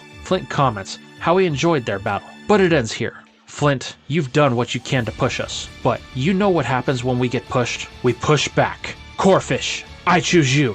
Emerging from its ball, Ash pins all of his hopes on his pincers of power. Interesting choice, Ash, but like I said, you're still going to lose. Flint, we'll see about that. The battle starts with the two Pokemon stalemating a Flamethrower and a Bubble Beam. The Ruffian Pokemon hasn't battled in a while, and it has a lot of things to get out. This is shown when Flint orders a Rock Slide, but Corphish easily smacks the boulders away with a Crab Hammer. While even exchanges are great, Ash knows he needs more to win this battle, so he decides speed is their best option. Flint orders another Flamethrower. This is where Corphish's small size comes into play, easily evading the attack, as it skirts around the battlefield, inching ever closer to its target. Using this to his advantage, Ash keeps up the dodging strategy, even using the tunnels Infernape dug to evade the attacks. Eventually, the cost that Flint paid for his Arceus-like attack comes due. Magmortar is tired from the repeated failed attempts. Flint sees this and knows it's all or nothing, ordering one final Rock Slide. Magmortar rapid-fires boulders at Corphish. While dodging most of them, one ends up in the direct line of his lobster. Ash tells Corphish to charge a Crab Hammer on one claw and use the other to execute a Night Slash. This allows Corphish to cut through the rock and blindside Magmortar with the Crab Hammer, finally dropping it permanently. Flint claps. Ash, I'm impressed. That was well executed. Even I can admit when I was wrong. I didn't think you would get through Magmortar. Things are now truly anyone's game, but that doesn't mean I'm going to give up without a fight. Recalling his golem, Flint sends in his last Pokemon. Flareon, go! The evolution hits the field with a tail of majestic flames. Finally, we are here, the final battle. Flint wastes no time calling for his own dig. Flareon tunnels down, giving Ash a surprise opening. Aiming to use Flint's tactics against him, Ash uses this opening to up Corphish's power. Use Sword Stance. Swinging its pincers wildly, Corphish strikes the ground, increasing its focus. Unfortunately, this doesn't go the same way as last time, as Flareon emerges, hitting its target with no hesitation. Corphish is knocked back, but still able to battle. Ash then orders it on the attack with a barrage of Crab Hammers. Now it's Flint's turn. He uses Flareon's speed to his advantage, dodging every slam of Corphish's mighty Vice Grips. Flint is feeling very confident watching Ash's Mon slow, ordering a Fire Blast that Corphish can't evade. Unable to dodge, it takes the powerful Fire Kanji. sending it back into the stadium barrier. Well, that's it, Flint says. No way you're coming back from that. But Ash just smiles, looking at Corphish. At the last second, using its giant pincers, it blocked most of the fire, minimizing the damage. But Corphish is at its limits, and one final push is all it will take. Realizing this, Flint calls for a battle-ending attack. Giga Impact. Flareon charges with full intentions on ending this battle. Aware of what is about to happen, Ash tells Corphish to charge in, with both Crabhammers ready. Now within a foot of each other, Ash calls for his play. Corphish, use Crabhammer on the ground with all you have. The one pincer hits, raising a wall in its wake. This creates a barrier that Flareon must break through. Unable to change its trajectory, Flareon puts all it has into this attack, only to be met with the Crabhammer on the other side, ending this battle in less than a second. The crowd watches in dead silence. That battle was awesome, the ref yells on the mic. Ash, on the other hand, is kind of impressed. Truth be told, he didn't think that would work. Flint recalls his mom, then walks out to Ash as he celebrates with Corphish. Ash, you proved you could handle the rigors of a high-level battle. That was the lesson you needed to learn here. Don't let the pressure of the situation overwhelm you. You will have many different opponents, and if you hope to be the champion of Sinnoh, you need to know how to address each one of them individually, or you will fail. That was the lesson you needed to learn in order to win here. You've done that. If you can make it past Lucian, I think you have a chance to beat Cynthia. Flint then takes his leave. Flint, don't worry, Ash thinks to himself. I will face Cynthia. Up in the champions box, Lucian looks down to Ash. Prove your worthiness, Ash. Show the world it's your time. Later that night, Ash is on a call with his mom. She says that she's so proud of him, but if he loses the next battle, she won't think any less of him. Thanks for the vote of confidence, Mom, he thinks to himself. Oh, by the way, Mom, I do have a favor to ask. The conversation then fades as we do to the next day. Ash is thinking about his next lineup when he gets a call from Brock. He follows up with him after each battle to make sure Ash's head is still in the right place. He tells his old friend not to worry. Smiling, Brock then asks about Dawn. It's here that Ash reveals he really hasn't seen much of her. She didn't even come to watch his battle with Flint. It's even at the point that they don't even share a room anymore. Brock is concerned about this. Did him leaving affect her that much? He asks Ash to have Dawn call him when he sees her next. Ash agrees, hanging up the phone as he plans out his next battle. Now we transition to the next morning. Wagner is up bright and early to enjoy his days of relaxation. While walking around the center, he finds himself outside. It's here that Bertha and Dawn are present. The two seem to be having a practice battle, but it's not just any battle. This is a contest battle. Bertha and Dawn seem to be doing their best to out-display each other. Things seem heated. Dawn has a loom of determination in her eye that Wagner knows all too well. The determination to win. The Sunyshore leader watches as the battle comes to an end with Dawn in celebration. It seems this is the first time she is able to best Bertha. It's here Bertha notices their one-person audience. Oh, Wagner. So, you finally arrived, Bertha questions. Well, I've actually been here a little over a week. How come you haven't come to see me, the Elite Four member inquires. Well, I figured I wouldn't need to until after the Champions League ends, so I've just been kinda hanging out. I suppose so. I won't make the announcement until after the conclusion, so it should be fine. But don't go anywhere until I do, Bertha scolds. Don't worry, I won't, Wagner tells his senior. All the while, Dawn watches in silence, wondering what they are talking about. Now, we are 2 days before Ash's final Elite Four battle, but it's not our hero we find. It's actually the other side of Sinnoh we find ourselves, with the regional professor, Rowan. He's developed the urge to do some field research, looking to make contact with the Lady of the Lake, Mesprit. The old tree finds himself wandering through the wilderness, making his way to the lake he knows the legendary resides in. However, the stoic researcher is finding it harder to make this trek, much more so than in the past. Sinnoh is a beautiful place, but even in this modern time, the environment and terrain is still very harsh compared to those of other regions. The Pokemon have been uneasy as of late, and Rowan hopes to find out the answer on the shores of the lake. Upon arrival, Rowan finds an unexpected sight, but not too surprising. The remnants of Team Galactic, or to be specific, Sharon. He and the muscle of his group, Commander Saturn, are engaging in a battle with the Lake Guardian. It appears the attempt is to capture it once again.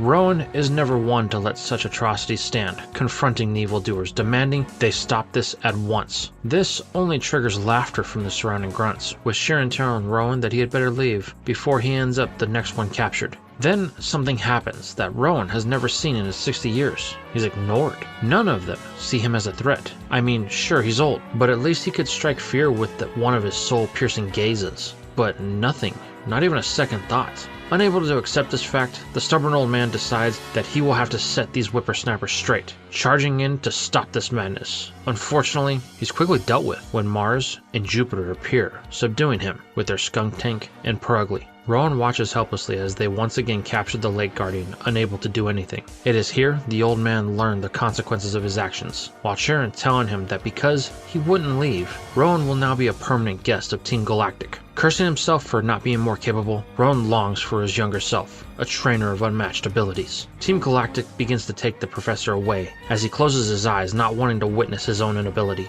Luckily, Rowan's future as the professor of Team Galactic will not come to pass, as he hears 3 commands: Hydro Pump, Thunder, Dark Pulse. Open his eyes, Rowan sees 3 Pokemon he knows far too well: Blastoise, Electivire, and Umbreon, and with them is their trainer, the young but capable Gary Oak. From here, things move fast. Gary is able to quickly deal with Team Galactic, driving them off and freeing Mesprit. Gary helps the professor to his feet, telling him that he shouldn't go off on research trips alone. It's a good thing Gary was able to catch up, or things could have turned out much different. But Rowan says nothing, frustration plastered all across his face. Now we move forward one day. Ash is on the phone with his mom and Professor Oak. Oak confirms that the Pokemon Ash has with him are the ones he will be using. Delia cuts in, telling Ash that he had better not let them get hurt. This battle will be the toughest one yet. Smiling, Ash says don't worry, he will make sure that they are all taken care of. Ash then tells them goodbye, hanging up to mentally prepare himself for the match that has to take place in the morning. On the other side of the campus that sits at the foot of the stadium, we can find Lucian out for a nightly stroll, just enjoying the cool breeze. It's here that he happens across Cynthia,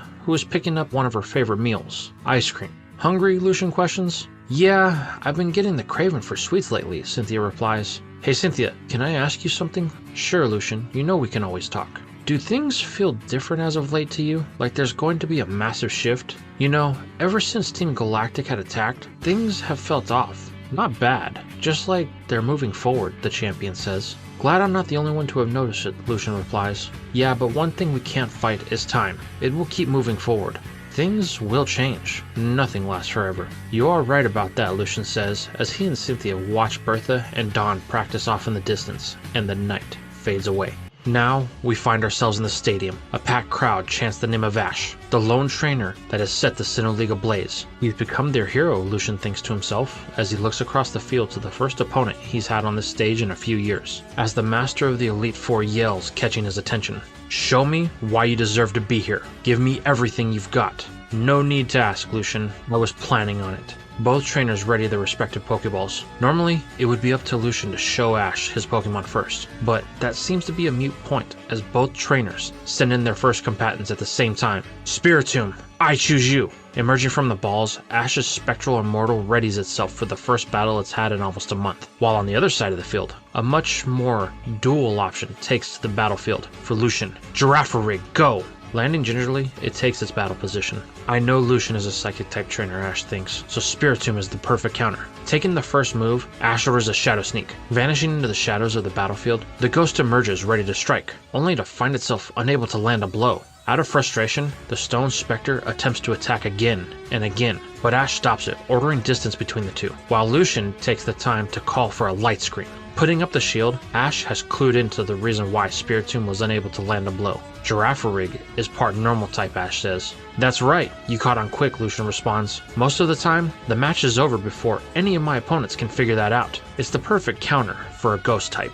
Ash has to admit he was caught off guard, but it won't happen again, as he orders a Dark Pulse. Charging the attack, Lucian counters with a Shadow Ball, canceling the two moves. Both Pokemon seem to be even, but things quickly shift when Lucian orders Giratina to rush in. Surprisingly, it's really fast. Both Ash and Spiritomb had difficulty tracking its movements, only able to catch traces of its shadow. Ash orders his Mon to wait, let their opponent come to them. Doing so, the ghastly stone calms its senses, letting things focus. It's here that Lucian orders a Shadow Ball. Wanting to finally put some damage in, Ash calls for a counter shield. Spinning its souls rapidly, Spiritomb uses Dark Pulse to block the Shadow Ball. Upon Ash's command, it expands the sphere of influence, striking Giratina with a stab advantage move, brushing it aside like a common housefly. While this was a big hit, Giratina is still able to move. Assessing his options, Lucian decides to recall it, now that he has information on the one Pokemon that could be a problem. Wondering what his opponent is up to, Ash tells Spiritomb to be ready. Things are about to get interesting. Right you are, Ash.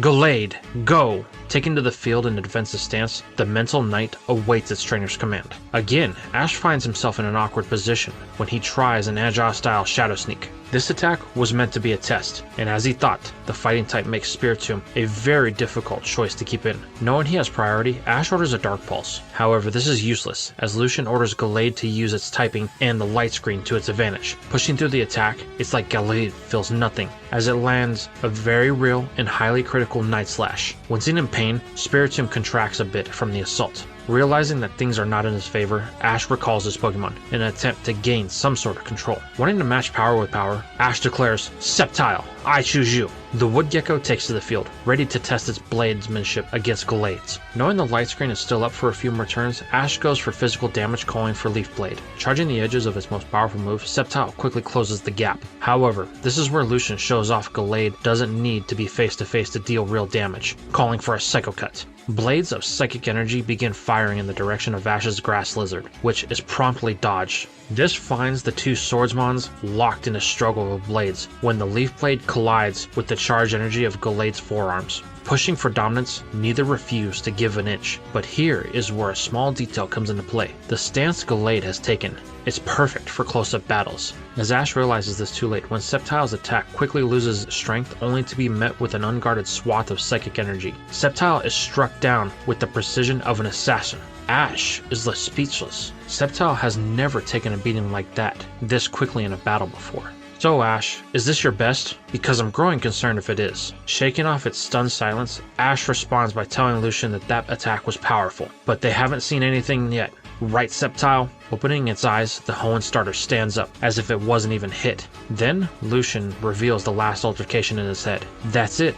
So a Leaf Blade absorbed the front of the attack. It was only a millisecond, but it made all the difference between victory and defeat. It's here that we see the light screen fade, evening out the battle for both sides. "Well, Ash, your tenacity is admirable. I knew when I met you, if we ever battled, things would be on the edge." Smirking, Ash tells Lucian he hasn't seen anything yet. "Sceptile, use an energy ball." Gathering the energy needed, the Wood Lizard prepares to fire. However, Lucian has a defense ready, as Gallade strikes the ground with the force of the cosmos that sends stones with the razor's edge in the direction of its opponent. Ash knows this is Stone Edge, so he orders something that tips the scales in his favor. "Sceptile, use the stones as a platform to gain some height." Knowing what its trainer has in mind, Sceptile skips across the sky, past the barrier. Using its superior speed, the gecko closes the distance, firing the energy ball and connecting with its target, causing it to flinch from the attack. Lucian is impressed, using the attack to create some cover needed. Now, smirking to himself, Lucian aims to use this to his advantage, telling Gallade to use the closeness and fire a Drain Punch.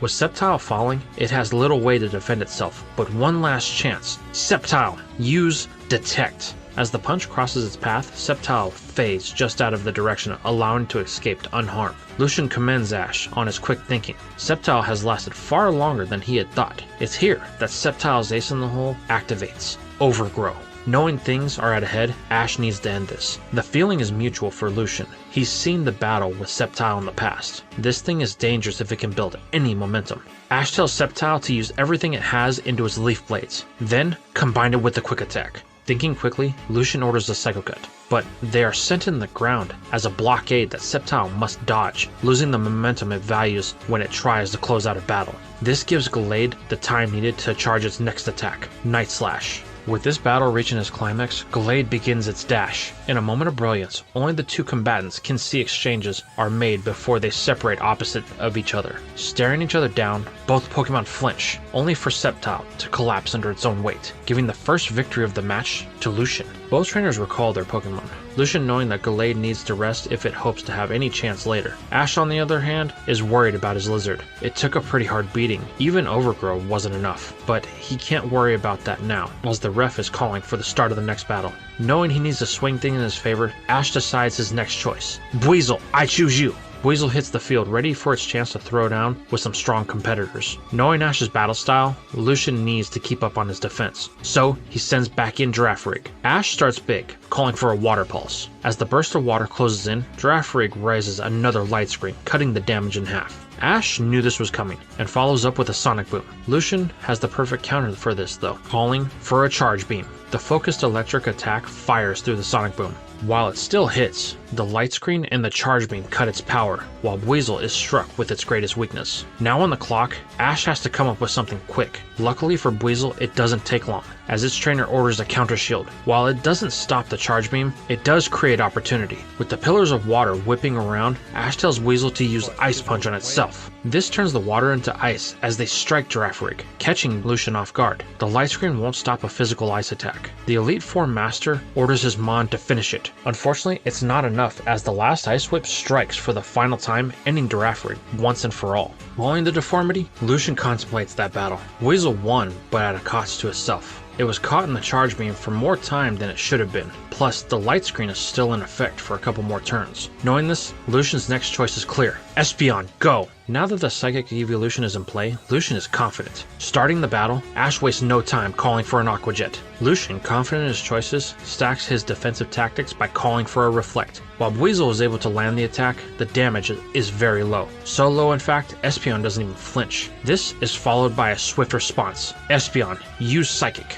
Stunning Weasel in midair, Espeon prevents its retreat. Ash tells Weasel to fire a Water Pulse, but it's unable to move. Lucian responds in kind with a slam on the battlefield. This thud leaves Weasel shaken from the encounter. Here, Ash recalls it, knowing he has little choice if he wants it to battle the real opponent he had planned for it. Ash readies his next ball, with little other option if he hopes to cause any damage. Heracross, I choose you. The Battle Beetle hits the field ready for its chance. Lucian starts things off with a Haymaker, ordering another Psychic. Ash responds by telling Heracross to use Rock Tomb, but the target isn't Espeon. It's Heracross to block it from the attempt to capture it. This creates a shell of boulders around Heracross, keeping it close to the ground. Ash's game plan here is to be defensive. This forces Lucian to focus his effort on the rocks, while Ash has time to craft a comeback. Espeon slowly cracks away at the rocks with the combination of Swift and Psychic. Ash watches this, waiting for his chance to move, already having formulated a plan. Heracross, be patient, he yells. The insect watches as a fissure forms, slowly widening. Lucian, seeing an opening, orders a Swift, hoping it's small enough to squeeze through the gap, but he won't have to wait to find out, as this is the moment that Ash and his partner have been waiting for. Heracross, use Mega Horn! Bursting through the stones, Heracross tanks the Swift as it powers through to land the ultimate bug attack for great damage. Unfortunately, this wasn't enough to compensate for the Reflect in play, leaving Espeon with just enough health to survive. Lucian counters this with a Psychic in hopes of returning the favor, but Ash uses this to his advantage, recalling Heracross, then declaring, Spiritomb, I choose you! Here, two things happen. The light screen fades as Spiritomb negates the Psychic using its dark typing for a positive gain, a free switch. With the defensive oppression ending, Ash calls for a Dark Pulse. This is met with a Signal Beam from Espeon, cancelling the two out. The evolution really only has one move that can affect Spiritomb here, so Lucian leads with it. Ash wants to end this, so he pulls out all the stops. Spiritomb, Strong Style Dark Pulse. This makes the victor clear, as even with the type advantage in moves, the Signal Beam cannot stand up to a Strong Style as the Dark Pulse pushes through and ends the battle with a decisive finish. Lucian recalls his Pokemon, thanking Espeon for the effort it put in. Knowing he has a Pokemon that is meant to face Spiritomb, Lucian sends back in Gallade. However, Ash isn't making the same mistake, recalling it for later. He has to be smart about his choices. So, Heracross, I choose you, Ash declares, in hopes his fighting type will be the better of the two. However, that's not the only reason. As demonstrated by Ash's first move, Brick Break, Lucian counters with a Draid Punch that leads the two to meet in the middle with opposing strikes. Two things happen here. The Brick Break shatters what's left of the Reflect, but at a cost, as Gallade starts to leech the health from its opponent. While this is happening, from the Champions box above, the only inhabitant is Cynthia. The other two members of the Elite Four are off doing their own thing. Flint is with Volkner, watching from the crowd, while Bertha is training with Dawn. And Aaron, well, Aaron's training, because no matter the outcome of this, he will be the first to challenge the next champion. Back on the field, Ash realizes the contact has been too long, as Heracross is starting to waver. Happy with the damage they caused, Lucian tells Gallade to pull back. However, Ash isn't done. Now that the Reflect is down, Heracross, use Mega Horn. The big bad beetle charges at the retreating Gallade, much to the chagrin of Lucian. "You got this," Ash yells. However, Lucian counters this with a Stone Edge, as Gallade hits the terrain with its fist, causing a wall to burst up. Undeterred, Ash orders Heracross to charge a Brick Break. "Smash through," he commands, but doing so only gets met with a Psycho Cut, as the Mega Horn lands. Both landed, resulting in a double knockout, much to the surprise of each trainer. While this does seem unfortunate, Ash sees the silver lining. The numbers game is now in his favor, though 2 of his remaining 3 Pokemon have battled. Recalling both their Pokemon, Lucian tells Ash he's thoroughly enjoyed this battle to this point. However, don't enjoy that momentum you have, as it ends here. Alakazam, go! The kinetic fox levitates above the field, channeling its energy for the battle ahead. Realizing he can't hold off any longer, Ash pulls out his final Pokeball. "Thanks, Mom," he whispers to the ball. "Mimey, I choose you." Hitting the battlefield, the one Pokemon Ash has always had, but never battled with, prepares for its pro battle debut. Fun versus focus, the theme of this battle. With Flint and Wagner spectating from the sidelines, they can only think that if Lucian had made it to Alakazam, this match may be over, unless Ash can find a creative way to deal with it. They focus on the battle as the first commands are given. "Alakazam, use Nasty Plot. Mimey, use Light Screen." It's here the reason why Ash chose Mimey becomes known. The Light Screen will help deal with the psychic typing. "Well, Ash, should we see who has the better grasp on our typing?" Lucian suggests. Smiling, Ash doesn't hesitate. "Mimey, use Psychic." Lucian gives the same order, but it's clear who has the better ability, as Papa Ketchum is forced back, much to his dismay. Smiling, Lucian knows that he has this in the bag, calling for a Focus Blast. Seeing an opportunity here, Ash orders a Shadow Ball. The 2 moves clash, but the Ghost typing is far superior, allowing him to even out the damage between the 2. Not wanting to let up, Ash tells Mimey to use Shadow Ball once more. However, this is cut down with a Shockwave that powers through, lighting up the Mime. Now smoldering, Ash is beginning to realize just how outmatched Mimey is. It is powerful, but it doesn't have the training to compete at this level. Even with the Light Screen, those attacks are very dangerous. Alakazam is one of my oldest Pokemon, Ash. If you wish to beat it, then thinking outside of the box is the only way. Well, if that's all it is, then we got this, right, Mimey? The silent Padre stands back up with a very strange smile on its face. It's kind of unsettling when Lucian thinks about it, but this Pokemon has not demonstrated anything special as far as battle talent. However, if there's one thing that the Master Elite has learned from watching this boy, is don't underestimate him or his Pokemon. With that in mind, Lucian orders another Shockwave. This is where Ash sees his opening, calling for a Psychic to redirect the attack. Feeling confident in another mental struggle, Lucian orders the same. Now at a tug of war over control of the electricity, the 2 push as hard as they can. This causes the Shockwave to become unstable, exploding and hitting both Pokemon. It's here that Ash notices Mimey's Light Screen, giving him an idea. "Mimey, use Shadow Ball," he calls. Following the command, it does so, only for Lucian to counter with another Shockwave. Now it's time. Ash tells Mimey to use Light Screen again, which strikes Lucian as odd. Why use it when another one is already in effect? There'll be no difference in the defense. But then he sees what Ash is up to, as he uses a Gallade strategy from earlier in the battle. The Light Screens are being set up as walls, but Ash takes it one step further, ordering Mimey to close in while erecting the screens. Alakazam's space to move quickly tightens. Lucian orders a Focus Blast, trying to use its increased power to break the barriers. But Ash is one step ahead as Mimey fires a Shadow Ball into the screens, using them to ricochet the attack in different directions. Alakazam cannot keep track while charging its own attack. It's here that Lucian notices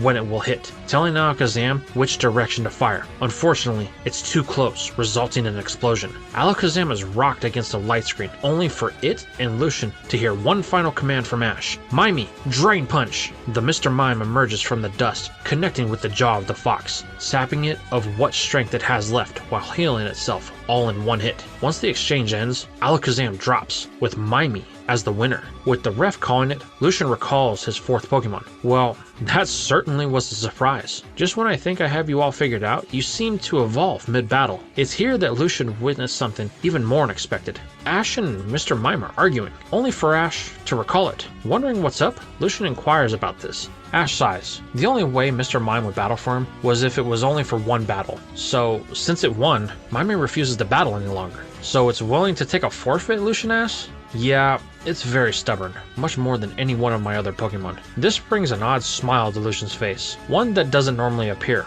All the while, Flint and Wagner are in shock that this boy could very well be the next champion of Sinnoh. This gets a giggle from Cynthia, as this oddity could soon be her opponent. Well, I suppose it can't be helped. Your Mr. Mime is a very strong Pokemon, so it's earned input on how it battles. Yeah, I guess you're right, Lucian. So, should we finish this battle then? I wouldn't have it any other way, Ash. Bronzong, go! This is it, the final match. While Ash is happy to be here, he is slightly worse than he was hoping to be. Mimi's refusal to battle really set him back, but he won't admit that to Lucian. Digging in, Ash makes his best choice. Spiritomb, I choose you. With both Pokemon emerging for this battle, it's clear that Ash is at a disadvantage. With the start of the battle called, Ash orders a Dark Pulse. Knowing that the light screen is still up for Ash, Lucian calls for a Gyro Ball. Even though Dark Pulse is super effective, the spin of the Gyro Ball and Bronzong's steel typing mitigates the damage as it cuts through Spiritomb's attack, striking with the weight of a mountain. This shakes Ash. That thing is even faster than the last time he saw it battle.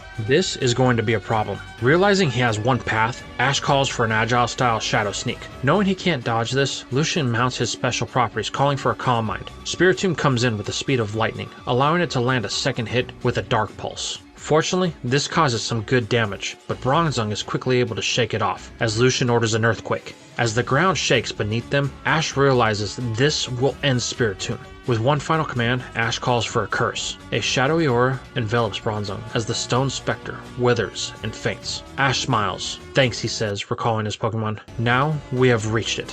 The final battle. The one Ash knew would happen. He flashes back to the day before, when he told his Pokemon who they were battling.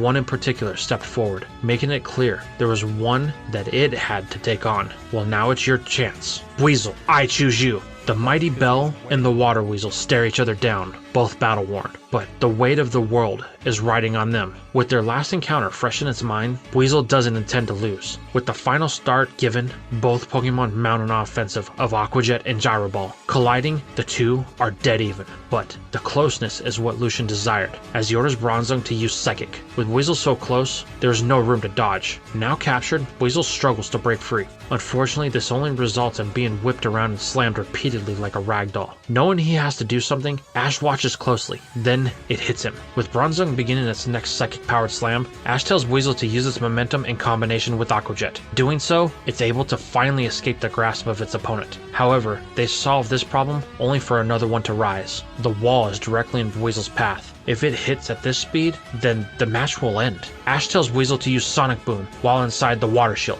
Knowing what its trainer's up to, Weasel does so with an interesting result. The Water type is rocketed into the air skyward, having used the boom to change its trajectory. Now with massive height to its back, Ash and Weasel plan to use this by implementing one last move, a longtime favorite. Lucian, finally aware that Bronzong is starting to feel the effects of that curse, knows that this will be the final exchange. So, he orders a Gyro Ball aimed skybound. The two charge in one final moment of glory as Ash orders an Aqua Jet. With the speed of Weasel's fall, its attack becomes supercharged. However, this still looks in Lucian's favor. That is, until Ash adds one final thing, a Water Pulse. Now spinning with the ball of Water Aura at the forefront, the two smash into each other with a blood-curdling thud. Both combatants hit the ground, completely drained from their battle today. What follows next is a race against time, as Weasel and Bronzong struggle to get up. But in the end, the Iron Bell is unable to fight, as the curse takes the last of its strength, and Ash is declared the winner of this battle.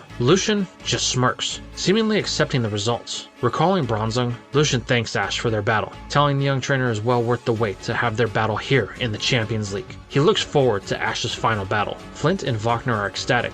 This kid has beaten both of them and made his way to Cynthia. This battle will be one that is talked about in legend, while Aaron has only one thing in his mind, the next challenge he gets. Outside the stadium, Don and Bertha stop in the middle of their training. It looks like your friend won his match. Yeah, Don says. Ash, you're not going to be the only one who's getting stronger here, as Don tells Bertha. The Hoenn Grand Festival starts in 3 weeks, so they better get back to work. And that, my friends, is where we're going to be leaving this part.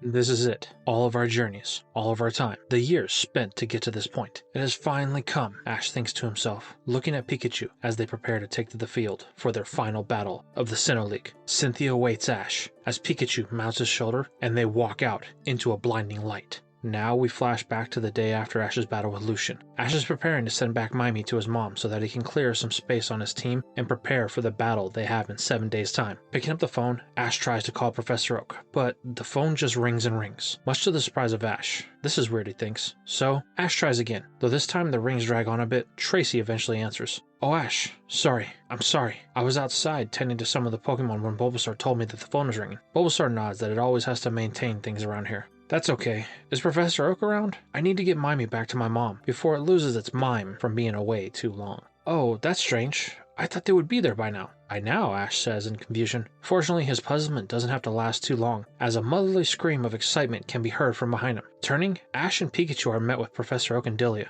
"Mom," Ash says, "what are you doing here?" "You didn't think I would miss the biggest match of your career," Delia says. Oak seconds this by saying the moment Ash won, he knew that they would have to be here to support him in person. "You've done good, my boy. So, we want to be here for you in any way that we can." "Oh, wow. Thanks, guys. I'm glad you're here. It means the world," Ash says, choking back tears. But Delia quickly interrupts, telling Ash that she needs Mimey. Okay, the young trainer says, releasing it from its ball, only for it to happily agree Delia. She asks it if Ash treated it right. Mimey says yes, but Ash did try to make it battle a second Pokemon. Delia scolds her son for trying to use force with Mimey to battle so intensely, only for Ash to stare in amazement that this is even a conversation. But it doesn't last long, as Delia then tells Mimey that they have work to do, and they walk off in the direction of the Pokemon Center cafeteria. "Mom, where are you going?" her son calls. "You can't become champion on an empty stomach," she replies, disappearing from behind a door. Ash immediately has flashbacks to his days in the Indigo League when she had done the same thing. Then he realizes he left Tracy on hold. But Oak's assistant isn't discouraged, only happy that the professor had made the safe trip. Tracy then says goodbye, as he and Bulbasaur still have their rounds to make. Things then turn to Professor Oak as he tells Ash he's very proud of him. He knew that one day Ash would make it to this level of competition. It kinda reminds him of his youth, but this memory is cut short as Ash tells Professor Oak that he's glad that he came. He needed the support, especially with Brock gone and Dawn off doing her own thing.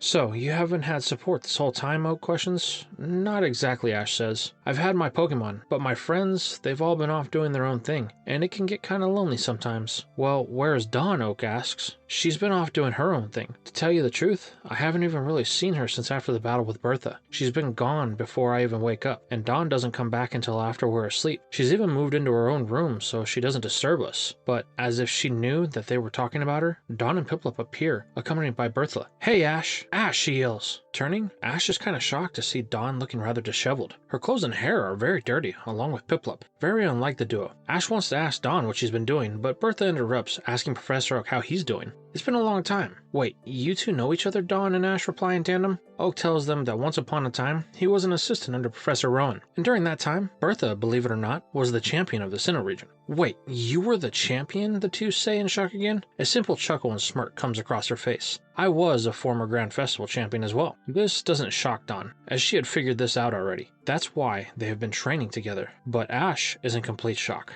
"How did I beat you?" he says. "You won fair and square, Ash. My goal in our battle was to see if the next generation was able to carry the legacy of what the Sinnoh Champions League is all about. You have done that, so I'm confident in your ability." Ash then clues into why Dawn looks the way she has been. She's been training. Ash simply smiles. She found her path, the young trainer thinks. That night, after a good home-cooked meal from his mom, Ash and Dawn have a chance to sit down and relax. "I'm taking the next week off," she tells her friend. Ash says that that's probably a good idea. But hey Dawn, listen, I want you to know I understand that why you've been absent this whole time. But this is met with deaf ears, as Ash looks over to see both her and Piplup snoozing away. Ash simply smiles as he covers her and leaves the room for the night. Back in the current day, the announcer introduces this monumental occasion. In the stands, both Delia and Oak watch as the pride of Palatown takes the field. "What team did Ash choose?" Dawn asks Professor Oak. "I'm not entirely sure," he says. "Tracy handled all of his transfers, so whatever Ash chooses was his decision." On the field, Cynthia and Ash meet face to face. "This has been a long time coming," she says. "It has. Ever since I first saw you battle with Paul. I've wanted to have my chance to battle with you in a 6-on-6, but I had to wait till here." Cynthia chuckles.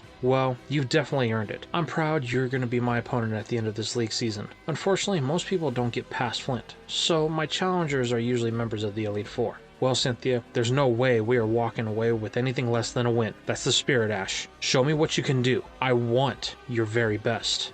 Ash nods as the ref tells the two to take their positions. It's time to start the grand finals. With the crowd split evenly cheering for both combatants, everything has come down to this. Are you ready, buddy? Pikachu sparks, jumping from Ash's shoulder, taking to the field as the first choice of this battle. Can't say I'm surprised, Ash. So, I will meet your power with my own. Spiritomb, go! Cynthia's own Stone Spectre emerges to the field, with a knot forming in Ash's stomach. He knows what his is capable of, so this thing must be on Arceus-like levels. With the start of the battle announced, Ash wastes no time, ordering a Thunderbolt. Cynthia replies in kind with a stab move of her own, Shadow Ball. Colliding, both moves cancel each other out. Ash doesn't let up, ordering an Iron Tail. Looking to close the gap, Pikachu bolts down the field. However, Cynthia doesn't really respond, allowing the move to land. You can tell this move hit as it was unguarded. Spiritomb quivers in pain a bit, but this opening was to set the stage for Ash's downfall, as Cynthia orders a Will-O-Wisp. A magical flame envelops Pikachu, as it too winces from the exchange. With Pikachu jumping back, Ash realizes this isn't good. A burden is going to complicate things. Ash knows he needs to end things quickly. Realizing there's really only one chance, Ash orders an old favorite. Pikachu, use Quick Attack. Knowing what its trainer's after, it volts down the field with its super speed. Cynthia sees this and knows that Ash is to have another angle. He has a Spiritomb and knows that normal attacks won't affect ghost types. So, to counter this, she calls for a Silver Wind. Drumming up a Sparkling Typhoon, Spiritomb envelops the battlefield, slowing Pikachu down with the force of its assault. But this doesn't stop the little mouse, as it pushes through the burn and the Silver Wind, continuing to run about. Eventually, Cynthia calls off the attack, as Pikachu has sustained heavy damage. It won't last much longer after that burn, but Ash tells it to stop running as well. Doing so, Pikachu glows an electrified aura that seems to be negating the burn for the moment. This is when Cynthia clues into what Ash has planned, and so she goes on the offensive, calling for another Silver Wind in an attempt to create a barrier. However, this won't stop our dynamic duo, as Ash calls for the best they got,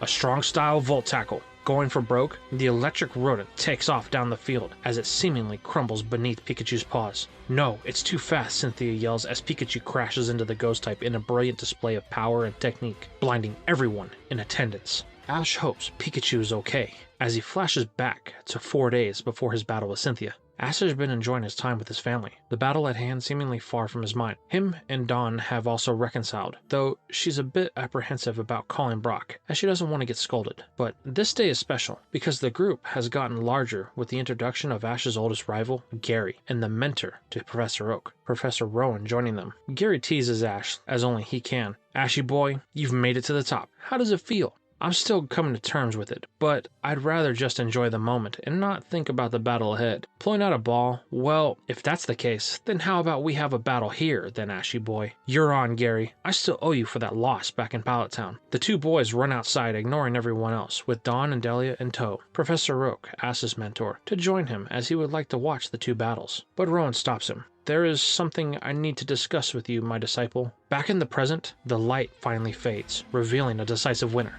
Spiritomb is down, with Pikachu barely standing. Crowd erupts as Rowan and Gary watch from different seats in the stadium. I say, the friend of yours is one fine trainer. He's definitely shown his gusto even in the first battle here today. Yeah, Gary replies. That's Ash for you. Just when you think he's down, he finds a way to win. Cynthia recalls her fallen partner, thanking it for the effort. Looking at Pikachu, she knows that Spiritomb's gotten a win, even if it's not right now. The electric mouse then staggers back, collapsing at Ash's feet. Pikachu, Ash yells, but it's okay, giving a small thumbs up. Wow, you must have taken more damage than I thought. Well, don't worry, the rest of the team will handle it from here.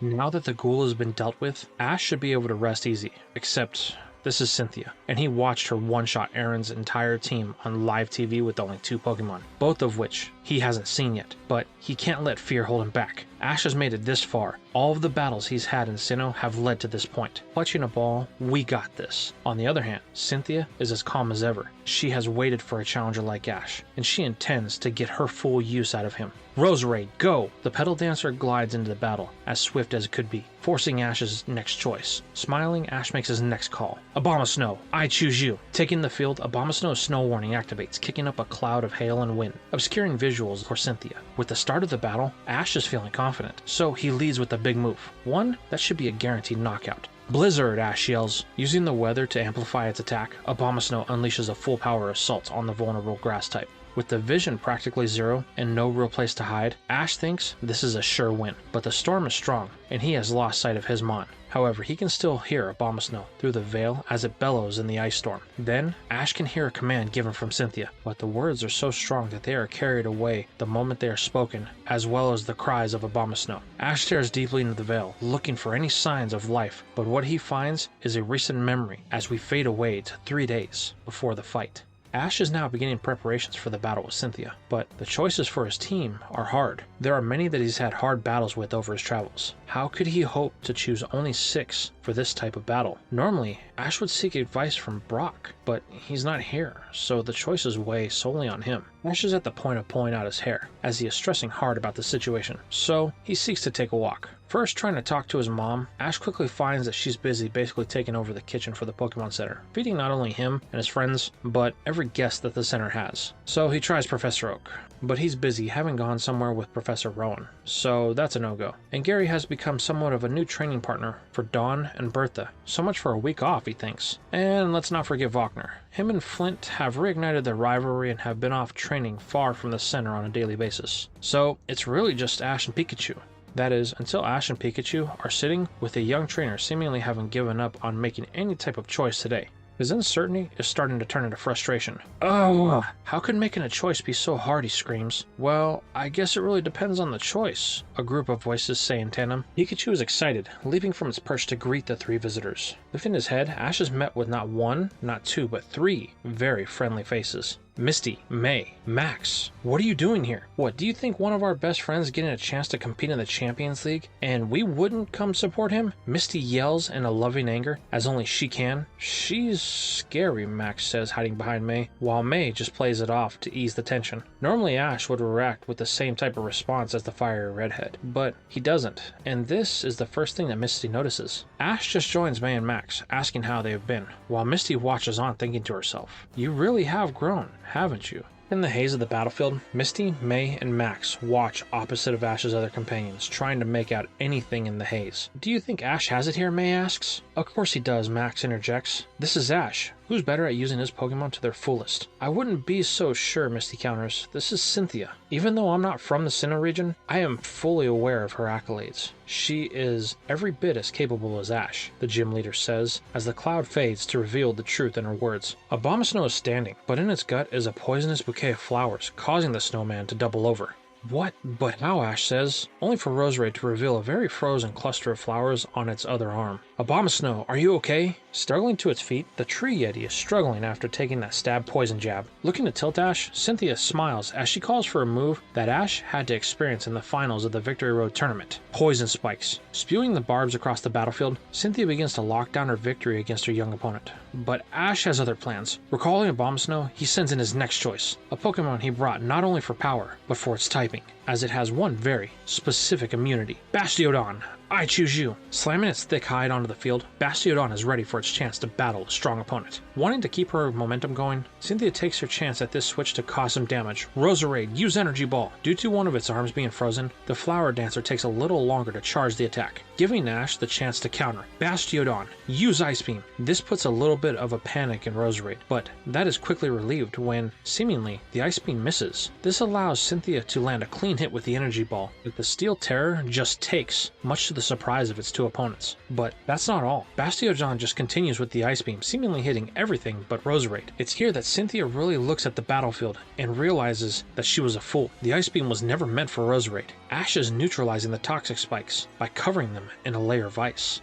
Wanting to correct things before they get too out of hand, Cynthia recalls Roserade for the next Pokemon. Milotic, go! Taking to the field, the Surfing Serpent coils ready to deliver a blow of beauty. Wow, I didn't know she had one of those, Ash thinks. Well, we can pack it in. We've come too far, right, Bastiodon? With a mighty cry, the defensive fossil stamps its feet, ready to take the challenge of Torrent. Well, Ash, shall we begin? With a smile, we shall. Bastiodon, use Ancient Power. But strangely, Milotic puts up little resistance, taking the blow much to Ash's surprise, only for that to quickly be nerfed as Cynthia commands a move that's going to make this match much harder. Mirror Coat. Suddenly, a burst of energy rockets toward the slow-moving Goliath. Ash yells for it to use its stun defense, but the command it takes is too long, as Milotic hits with double the force that it took. Luckily for Ash, Bastiodon has a saving grace, its sturdy ability, preventing it from fainting on the spot. With his options limited, Ash chooses to keep in the brute, telling Bastiodon it can't quit now. Shaking off the haze, it readies itself for another altercation, in which Cynthia calls for a surf. Suddenly, the duo are met with a towering wall of water. This is sure to end the battle. Bastiodon quickly uses an ice beam. Charging what strength it has left, the ancient defender blasts with sub-zero temperatures. This freezes the water and Milotic in place, much to the relief of the young trainer. Now that Milotic is frozen, Ash knows that any move he makes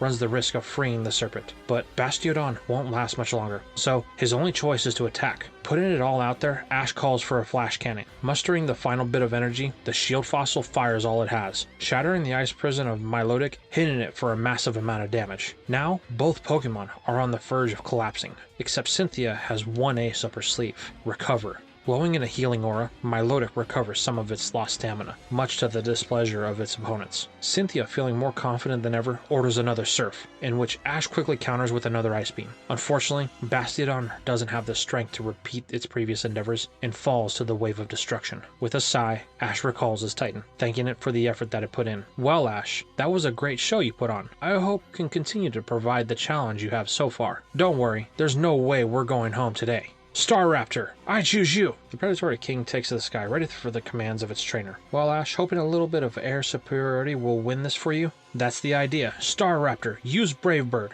Streaking in a ball of flames, the king of the skies hurls itself towards Milotic with a devastating force that wobbles the serpent. Then, the recoil sets in for the bird. Seemingly unfazed, Cynthia merely responds by once again calling for a recovery, bringing Milotic back near full health. But Ash was expecting this, calling for another Brave Bird. But this time, things are a little bit different, as Cynthia uses the size of her Mon, telling it to coil up like a spring. This absorbs the blow from Staraptor, allowing the serpent to wrap itself around Ash's bird, immobilizing it in the process. With the bird now locked down, this is an easy win, as Cynthia calls for an ice beam. Unable to move, there's little Ash can do, as he watches Staraptor take a hit, ending the battle quicker than any before it. Not good, our young hero thinks to himself. Staraptor didn't even get a chance to really do anything. Recalling it, Ash considers his options. This Milotic is unlike anything he's ever faced before. Cynthia knows her Pokemon's strength and weaknesses very well. This is a problem, as it has leveled 2 of Ash's best Mons. Knowing there's really only one Pokemon he has that can contest this thing, Ash makes his choice.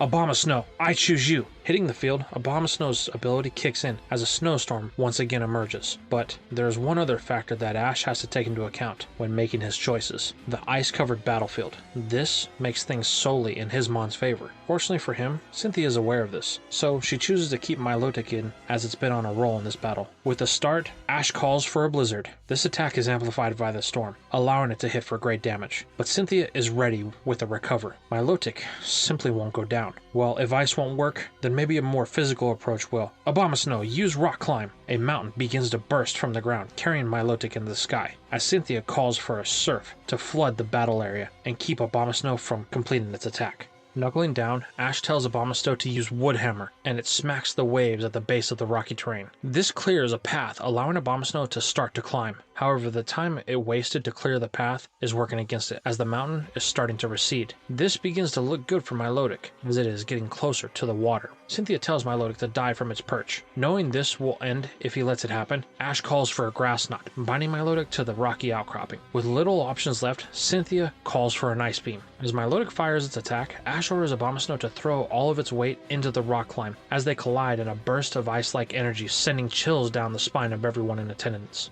Once things settle down, the results are evident. Both Pokemon are unable to battle. This brings the first half of the battle to an end, prompting a 10-minute break, as Ash has lost 3 of his 6 Pokemon. To say Ash is starting to lose that confidence that he had at the beginning would be a correct statement.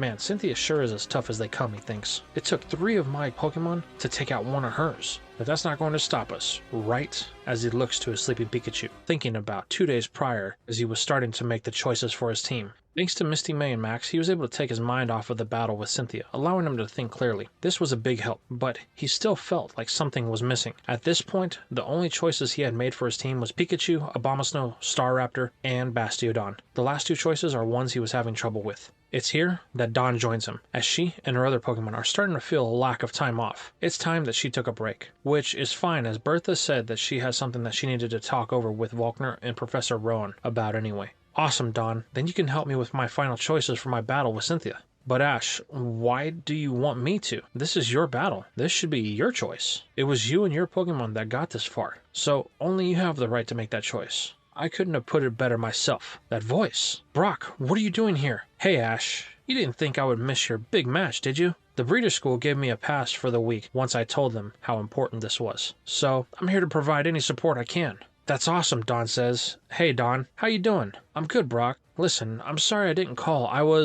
Don't worry about it. I'm glad you worked it out. I knew you would. Thanks, Brock. Well, shall we get to planning? The trio then gets to work, with Ash as the rest of their friends join in, and we fade back to Ash looking at Brock in his stance. Brock nods to Ash, almost saying, "You still got this." With a nod back, Ash smiles. They both know what the other said. The battle is far from over. The time is called, and it's back to action. Ash is ready for the second half. He's got a lot of ground to make up, but he knows his remaining team members can do this. Cynthia tells Ash he needs to bring his A game. The first half really dwindled his team as she chooses her next Pokemon. Togekiss, go! Taken to the field in a majestic aerial demonstration, Cynthia's flyer is ready for its chance to battle. Gripping his ball hard, Ash knows it's time for some real speed and power. Garchomp, I choose you! The Landshark takes its position with a gleam of determination in its eye. This doesn't go unnoticed as Cynthia is very familiar with this dragon line and its determination to win. Well, Ash, let's get this second half underway. Togekiss, use Aura Sphere. While it charges the fighting type move, Ash orders Garchomp to take to the air. Use Brick Break. The two moves collide, canceling each other out. Undeterred, Cynthia calls for an Air Slash. The blades of air cut in the direction of the dragon, but Ash is able to quickly counter this with the Stone Edge defense. Garchomp pushes the stones out to catch the Air Slash, but they cut right through the stones, connecting with Garchomp. This is reciprocal as the Stone Edge being split into shards hits its target, once again making things even, or so it looks, as Garchomp flinches from the attack, allowing Togekiss to land a Zen Headbutt with a surprising force, sending Garchomp spiraling towards the ground. Luckily, Ash is able to get through to it, so the shark can brace itself, landing, preventing even more damage.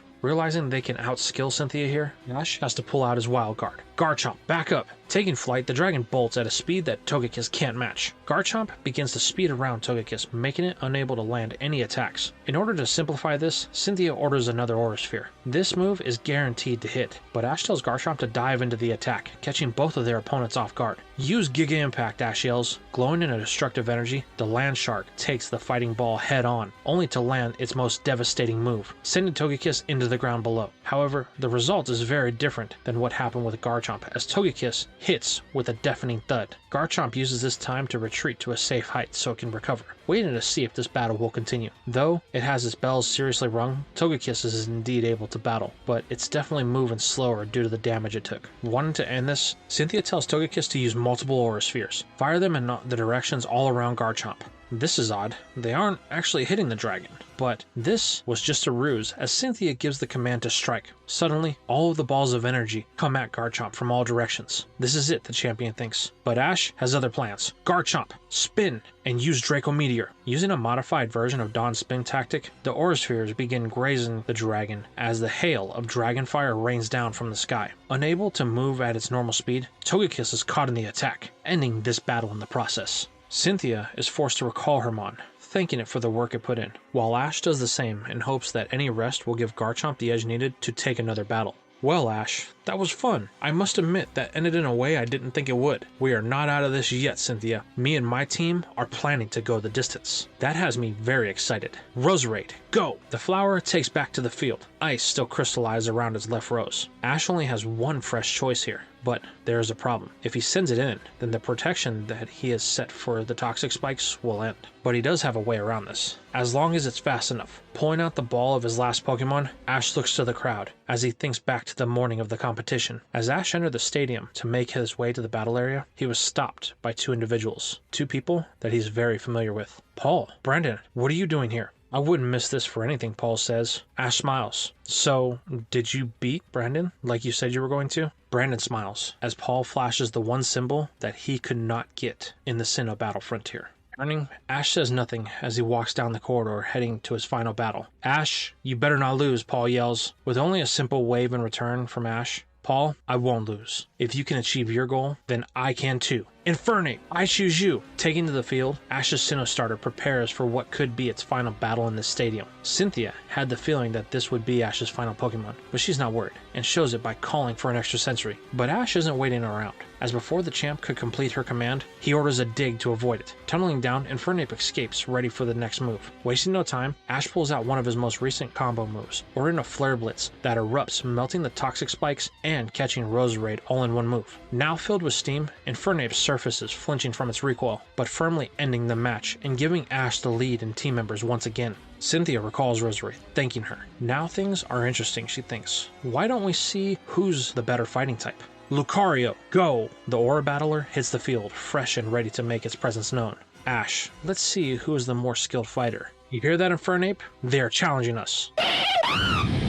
Looks like Infernape is ready. Very well. Lucario, use extreme speed. Ash orders a flamethrower to counter, but it's not fast enough, as it is met with a gut check before it can even bellow the flames. Then, Lucario quickly retreats, leaving Infernape and Ash questioning how they will compete with that. But they don't have to wait long, as Ash orders a close combat, which is met with an Aura Sphere from Lucario. Infernape is able to push through this, but Lucario uses its Aura Sensing abilities to counter most of the hits, minimizing the damage it takes. Ash and Infernape are getting a little frustrated, but Ash tells it they need to stay calm. We can't win with just brute force. We need something more, Ash thinks. Normally, his big play would be Blaze, but in this case, he needs to preserve Infernape as much as possible. He can't be reckless. So, Ash chooses to call for a dig, to put at least some distance between the two. However, Cynthia is wise to the game, as Lucario easily senses where Infernape is going to emerge. What follows is a game of Whack-A-Monkey, as each time Infernape surfaces, it is met with an Aura Sphere, forcing it back under. This continues until the battlefield is littered with gopher holes. It's here Ash begins to formulate a plan,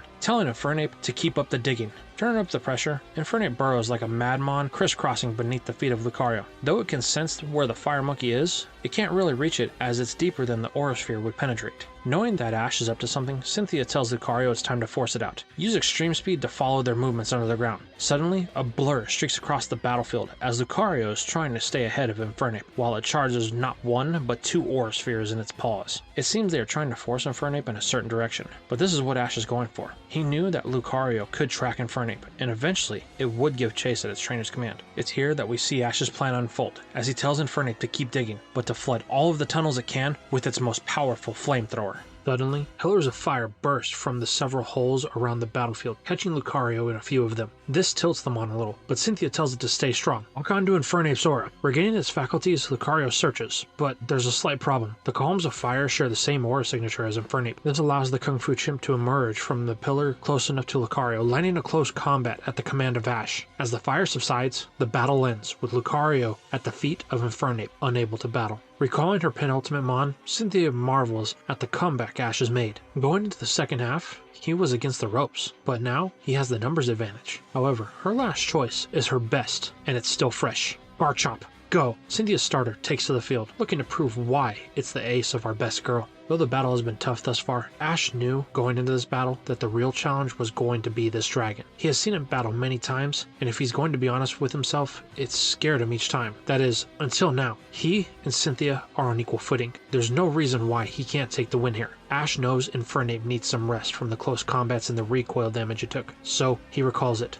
Ash looks to his starter. It's asleep. That battle it had with Spiritomb took a lot out of it, but the numbers are still in his advantage, so he should be able to pull a victory if they are careful. With a deep breath to wipe away any lingering doubt, Ash readies his next ball. Garchomp, I choose you! Taken to the field, Garchomp readies itself. This battle is a personal one. It's looked up to Cynthia's ace ever since they first met. All the training and battling it's done since then has been for this exact moment. Both dragons let out a mighty roar, signaling they are ready to start this battle. Almost of one mind, both trainers tell their land sharks to take to the sky. Without hesitation, they both bolt up. With commands from their trainers, Ash yelling for a brick break, and Cynthia calling for a dragon rush. The two collide, but it's clear that her Mon is the stronger of the two, pushing through the brick break to land a stab super effective move on Ash's dragon. This force sends it into a spiral, that Ash quickly yells for it to recover from. Luckily, the training from the Air Battle Master comes into play here, and Garchomp is able to use the currents to his advantage and regain altitude. However, Cynthia won't let up, calling for a flamethrower to turn on the pressure. This is where Ash sees his opening, telling his dragon to use a Stone Edge defense. Wrapping itself in the stones, Garchomp is able to shield itself from the flames as they expand outward, eventually hitting Cynthia's Mon and making a statement. It won't be a pushover. Smiling, the champion knew that this would be a good one, as she orders her dragon on the attack with the Draco Meteor. This is going to be close. Garchomp dodge, Ash yells. Use Brick Break to counter the meteors. Charging both claws, Ash's dragon does so, but the rain of dragon fire is coming down too fast for it to knock away all of the attacks, taking some of the damage in the process. Not liking where this is going, Ash knows he has to do something. This is where his erratic brain starts to formulate a plan. Ash tells Garchomp to land. Nodding its head, the dragon does so, hoping that its trainer has something up his sleeve. Cynthia wonders about this, but she won't wait to find out, ordering another Draco Meteor. Stone Edge defense, Ash calls. Putting up its shield, Garchomp waits for its next orders, which is soon as Ash sees his window. As the second Draco Meteor rains down, Ash tells Garchomp to sit in place. Let them fall. The stones provide the cover that they need, as with no movement, the defense they need is very little. Good, just a little more, he thinks. It's at this point Ash can see the attack starting to fade, so he orders Garchomp to send its Stone Edges airborne. Doing so forces Cynthia's dragon to start to move, which is exactly what Ash wanted, as it dodges the stones, but it's met with another problem, as now its own Draco Meteor pelts it from behind, sending it to the stadium floor. This caught Cynthia off guard. Good move, Ash, but only one problem, she says as her Garchomp stands back up. That was a weakened Draco Meteor, so the damage my dragon took was severely minimal, but good effort. Right, Garchomp? The dragon smiles its opponent's way, demonstrating that they will have to do better if they hope to win. Unfortunately for Ash, his pseudo-legendary is starting to reach its limits. Breathing heavily, Ash tells Garchomp this is it. Use Giga Impact. Cladding itself in whatever destructive energy it has left, Garchomp shoots forward, preparing to launch its attack. But both it and Ash are met with a surprise when Cynthia's dragon is hot on their tail with the Dragon Rush. Ash has no choice. Garchomp, now! You can't charge any longer. The dragon makes a sharp turn, trying to evade some of the damage it's about to take, but this only causes the two to meet head to head. As they slam into each other with the forces that can be felt on the ground, for a moment they look even, but that is quickly put to bed as Ash Dragons begins to fall, as Cynthia watches clearly victorious in this battle. Garchomp hits the ground with the force that shakes the surrounding area. The vibration finally waking Pikachu up. Still a bit dazed, it looks around, then flinches as the burn slightly hurts it. Now the mouse remembers the battle with Spiritomb. It got burned, literally, but that was the beginning of the match. Now it sees that there are two Garchomp out, but one of them has clearly been defeated. Pikachu wanders over to Ash. Buddy, you're awake. How you feeling? It nods that it feels a little bit better, but Ash can see the burn is still affecting it. Ash gets his starter caught up on everything as he recalls Garchomp. Well, it's just you and Infernape, but I think we can still win. With a slight spark, Pikachu agrees, followed by a wince as the burn still hurts. Ash knows that Pikachu has taken some serious damage in this battle, so he hopes Infernape will be enough to topple this champion dragon. Infernape, I choose you, Ash declares. Taken to the field, Infernape realizes that Garchomp couldn't win. Looking to Ash, it gives him a thumbs up, almost saying, don't worry, we can still do this. Well, Ash, this is the Pokemon that I've wanted Garchomp to battle the most, Cynthia says. Really? Why, Ash questions. I'm still convinced that Infernape has a special destiny, even if we don't know what it is yet. Well, there's only one way to find out. Right, Infernape? The monkey howls, ready to test this theory of Cynthia's. Well, let us begin. Garchomp, use Flamethrower. Ash counters with one of his own. This is where we can see that Garchomp is starting to tire, as its flame isn't as strong and is quickly overtaken by Infernape's. Garchomp uses its winged forearms to take most of the attack to shield from any major damage. In order to avoid any more damage, Cynthia tells her dragon to take to the sky. Not wanting it to get away, Ash orders Infernape to grab on as quickly as possible. Jumping, Infernape is barely able to grab the foot of its opponent as the dragon takes to the air. Infernape struggles to hold on as Garchomp tries to shake it off. But the monkey's grip is gorilla style, as not only will it not let go, but it begins to climb onto the back of Cynthia's starter. From this point, Garchomp is unable to make any real attacks or defend itself, which is what Ash wants. At the top of their lungs, both trainers give a command. Ash is simple, close combat, while Cynthia's is her only real option, Draco Meteor. Garchomp fires the attack at first, but only milliseconds before Infernape begins pummeling its back with any blows that it can without losing its grip. Hold strong, Garchomp, and keep flying. This is where Cynthia turns things on Ash, using his earlier attack against him. Garchomp flies right into its own Draco Meteor, only for Infernape to take the hit. The force of this blow sends both Pokemon directly groundward, but Garchomp is able to steady itself, landing rather mildly compared to Infernape. Ash orders it to use Dig as it hits the ground, which does provide some ease on its landing, but it enters the hole with so much speed that it can't tunnel fast enough and gets stuck with the skull-cracking thud that shakes the battlefield a bit. Ash calls to it, but with no answer. He then tries again, but still nothing. It's at this point that the ref begins to make the call, as Infernape hasn't responded to any of its trainer's calls. Cynthia tells Ash that it's a shame that it has to end here, but it looks like this is over. Smiling, Ash asks if she's sure about that. Look again. The hole is glowing an intense red. No, it's melting and bubbling as a flame emerges and a cry is heard.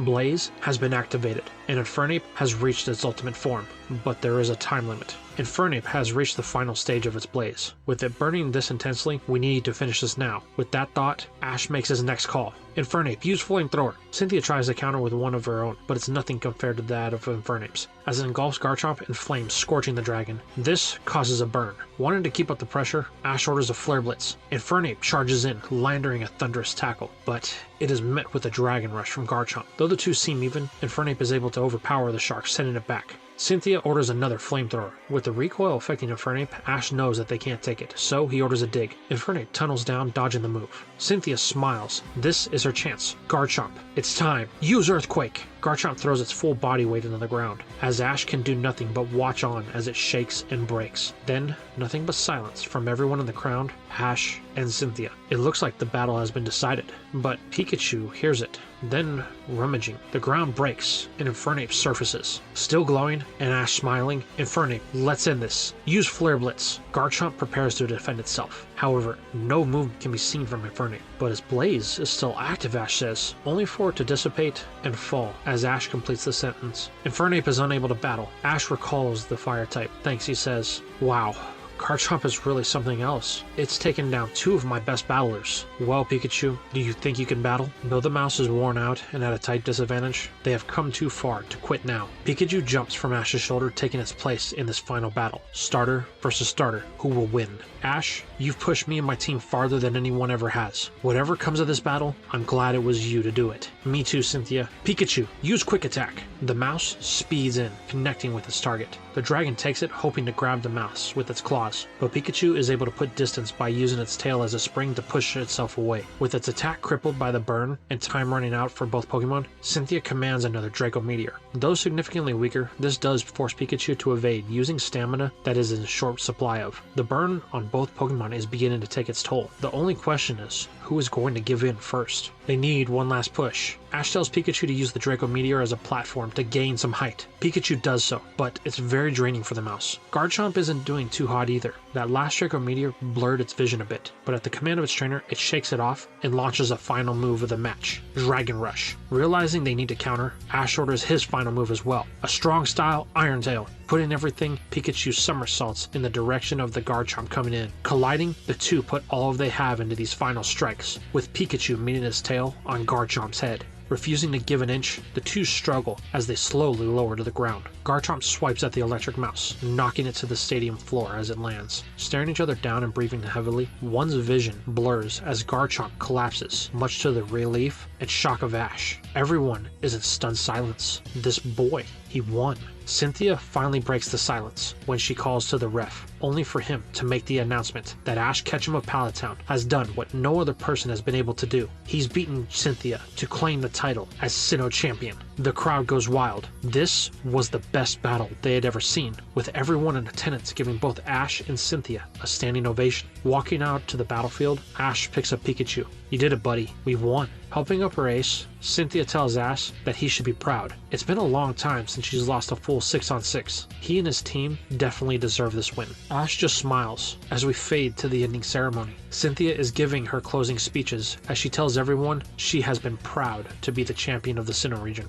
But her time has come to an end. Ash Ketchum will now take on the role that he has fought so hard for. Cynthia then presents Ash with the title of Sinnoh League Champion. Now, Cynthia says, I am told that there are some others who would like to have a few words. Mainly Professor Rowan and Bertha of the Elite Four. She then hands off the mic to Bertha to start things. The matriarch of the Elite Four says that she has been here for many years. In her time, she has watched 4 different champions take the reins as Sinnoh's strongest trainer. But this tournament has taught her one final lesson. Things must come to an end, such as her time as a member of the Sinnoh Elite Four. This causes a buzz among the crowd. Bertha leaving? Who will replace her? Are some of the questions that we hear. But she quickly shuts this down. I have already chosen my replacement. Will you step forward? Faulkner of the Sunyshore Gym. The master of electricity thanks Bertha and is humbled to be a member of the Elite Four. He hopes that he can fill the shoes that are being left behind by her departure. But Bertha smiles. You will do fine. Well then, that certainly was exciting. Not only a new champion, but a new Elite Four member as well. Now Professor Rowan, everyone. Taking the mic, the old tree begins to speak. There comes a time in everyone's life when they must leave behind the path that they have traveled and start anew. I see this every day in young trainers looking to mark their place in the world. Today was another one of those days with the crowning of a new champion. I am afraid I am at one of those crossroads I speak of. So, I will be announcing my retirement effective the first of next season in the Sinnoh region. This will give me ample time to find a suitable replacement for my role as the regional professor. I thank you all for the years of enjoyment that the role has given me. Then, the professor hands off the mic to Cynthia as he steps down from the stage. With that, the ceremony ends, and all of Ash's friends, rivals, and mentors meet that night to celebrate the changing of the guard. It is at this time we find out that there is going to be a mini-tournament happening with the Elite Four. Now that Bertha has left, they need to see who is the strongest of the bunch. It's going to be held over the next week, and Ash will have to oversee it. But that's not all. Now that Cynthia is no longer the champion, she has a lot more time on her hands. So, she has decided to take over the duties of Professor Rowan with Gary as her assistant. This just leaves Ash. Well, over the next few weeks, he moves his Pokemon and mother to the Sinnoh region, as he has fully embraced the role of its champion. And where is the place, you ask? Well, Sand Gem Town, as Ash loves to see the day a trainer meets their Pokemon for the first time. It is during this time that Dawn gets a chance to say her goodbyes, and heads to the Hoenn region to compete in their Grand Festival. Bertha has chosen to tag along, as she wants to visit a place a bit warmer. The rest of Ash's friends all head off in their own direction to carve out their paths, leaving our hero with just one final thing he must do to complete his Sinnoh adventures as he enters the Snowpoint Temple. Brandon, I am here for our battle.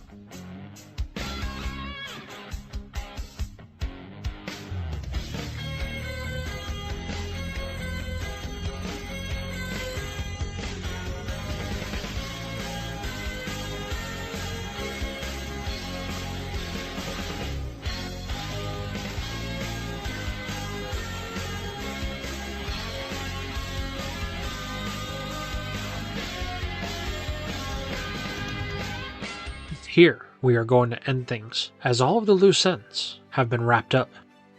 Oh wait, there is one more thing we have to do. What's this? A time-space distortion has opened up, and we see a very familiar character that needs his closure with one final mission.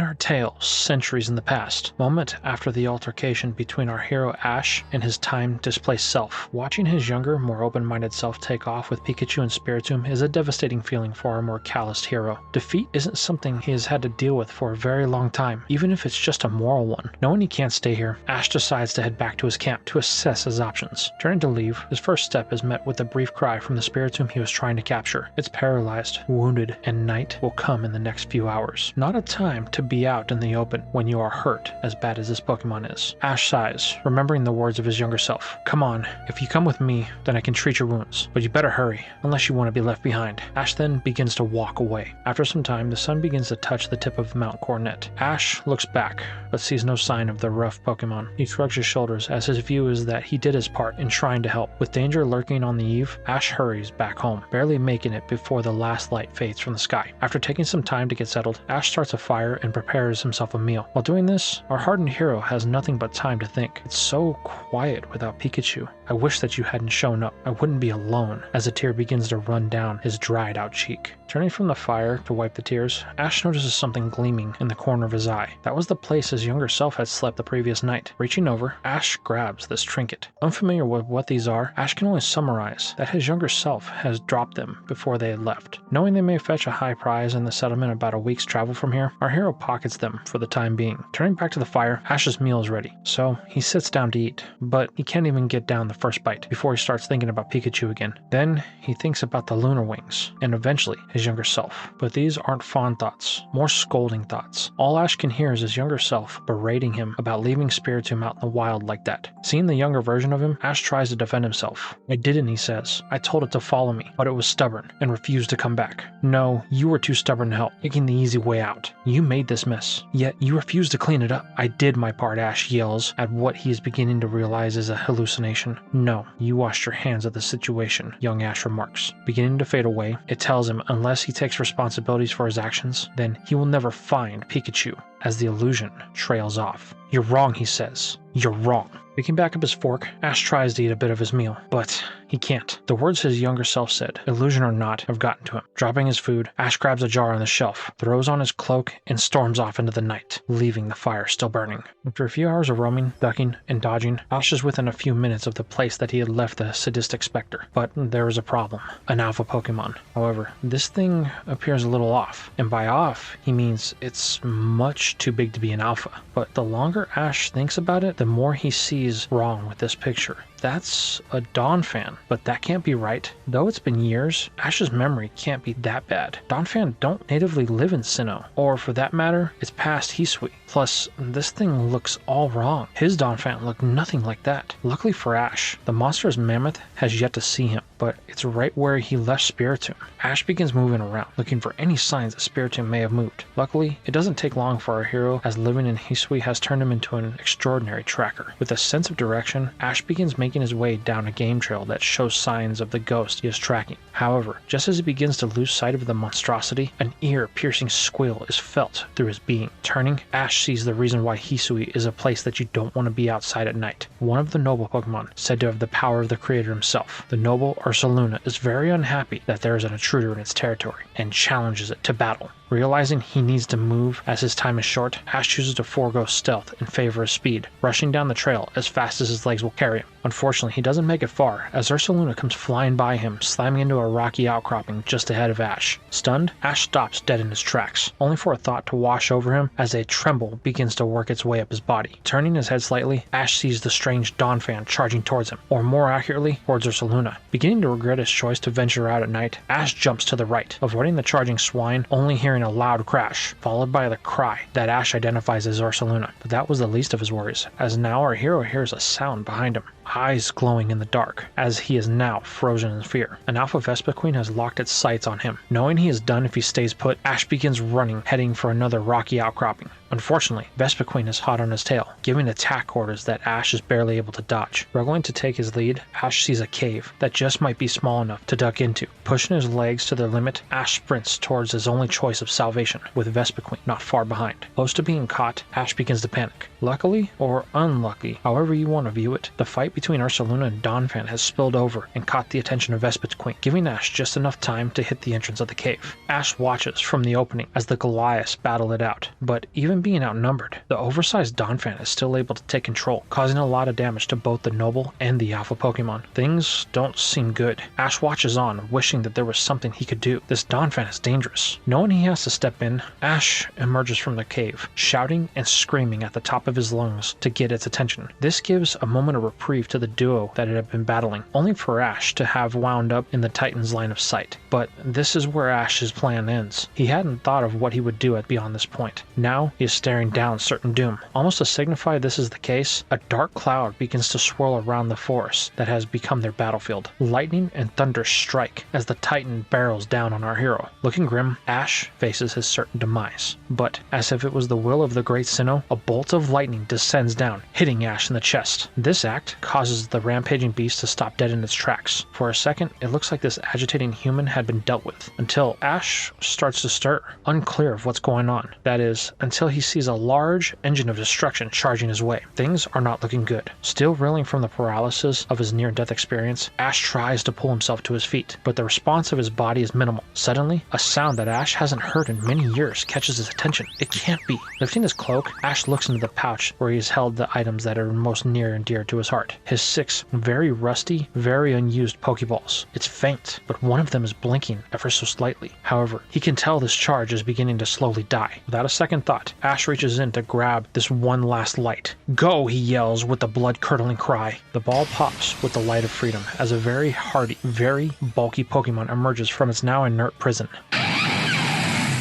Ash can't believe it, the sight before him. "Torterra!" he screams with tears in his eyes. A little confused, the continent Pokemon looks at this human. Remember, it's been years for Ash, while it's only been moments for Torterra since the last time they saw each other. But this confusion is quickly subdued by the charge of this colossal Pokemon. Not willing to turn a blind eye to this threat, Torterra slams its mighty trunk-sized hooves on the ground as an earthquake fractures the ground beneath the mighty beast. Then, Ash commands a leaf storm. The titanic turtle is thrown off by this human. Who is he to command it? Where is Ash? But there is little time for these thoughts as Donphan is up and moving. Realizing that it's the best course of action, Torterra bursts with its most powerful leaf storm it can possibly muster. This hits the Donphan, which should have super effective tendencies. While it does appear to slow the behemoth, it does not stop it. At this point, things are looking grimmer than before. Both the noble Pokemon and Alpha are down, and Torterra, though big in its own right, pales in comparison to this dawn of mammoths. A clash is inevitable. However, luck seems to be on our hero's side, with the time distortion bursting open and swallowing this clearly out-of-place Pokemon. Both Ash and Torterra are left dumbfounded.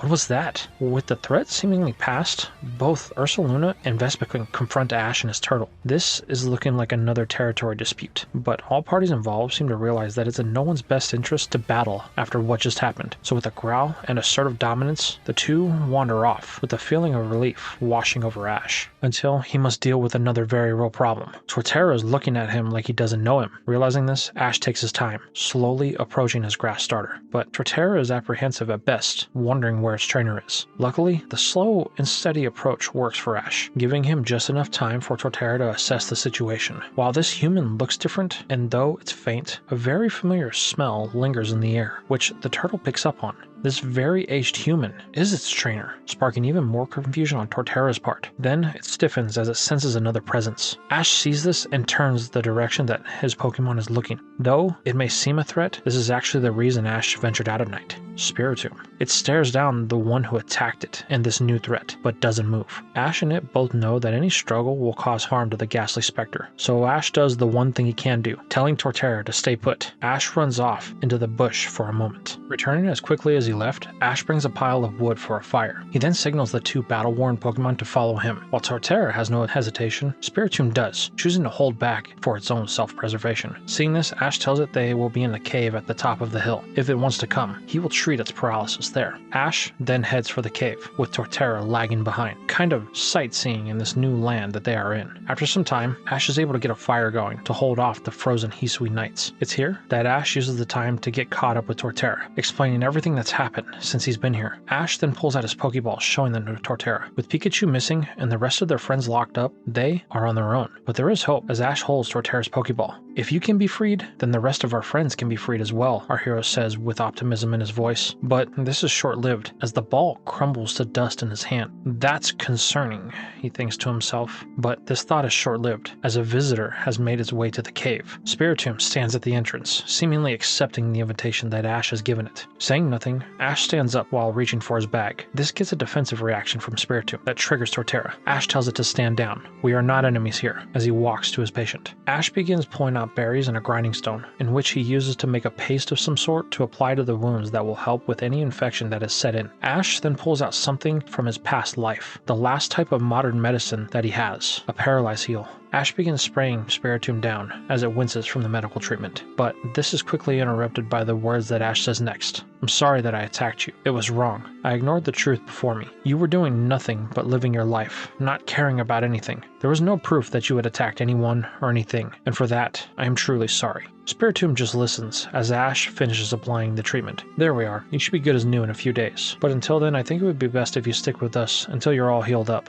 Spiritomb detests this thought, this boy telling it what to do. It can barely stomach the thought of Ash treating it, though he must admit, the bond he appears to share with his other Pokemon seems to be legit. It's here that Ash tells Torterra they must sleep. They have a long day ahead of them, and they will need to get their rest. With that, the unsuspecting trio get what rest they can, keeping the fire burning as hot as possible to hold off any predators of the night. The next morning, Ash and Torterra set out. As they leave, Ash notices that Spiritomb is nowhere in sight. Well, I hope it finds a safe place at least, Ash thinks. Come on, Torterra, we have a long way ahead of us. With that, the two leave behind their temporary shelter. It takes about a half a day, but Ash and his turtle companion make their way to his camp. This shelter is far too small for Torterra to fit in, but luckily, they are not staying. Ash just needs to grab a few things before they set out for their true destination, a settlement on the other side of the region known as Jubilife Village. Ash has heard rumors of this place over the last couple of years, humans from other regions settling in the harsh Hisui region. It's here that Ash is hoping to sell these lunar wings that his younger self left behind, as this Ash is still unaware that they are lunar wings. He just hopes to trade them for some much needed supplies and maybe get some intel on this new town. With Ash now packed, he basically loads the whole of his camp onto Torterra's back, leaving behind only the framework of what used to be his house. You can't leave things unattended for too long out here, Ash tells his turtle. Thieves and wild Pokemon will claim it for themselves. It's here that Ash remembers that he still holds the item from the job that he was supposed to complete, the Keystone. Man,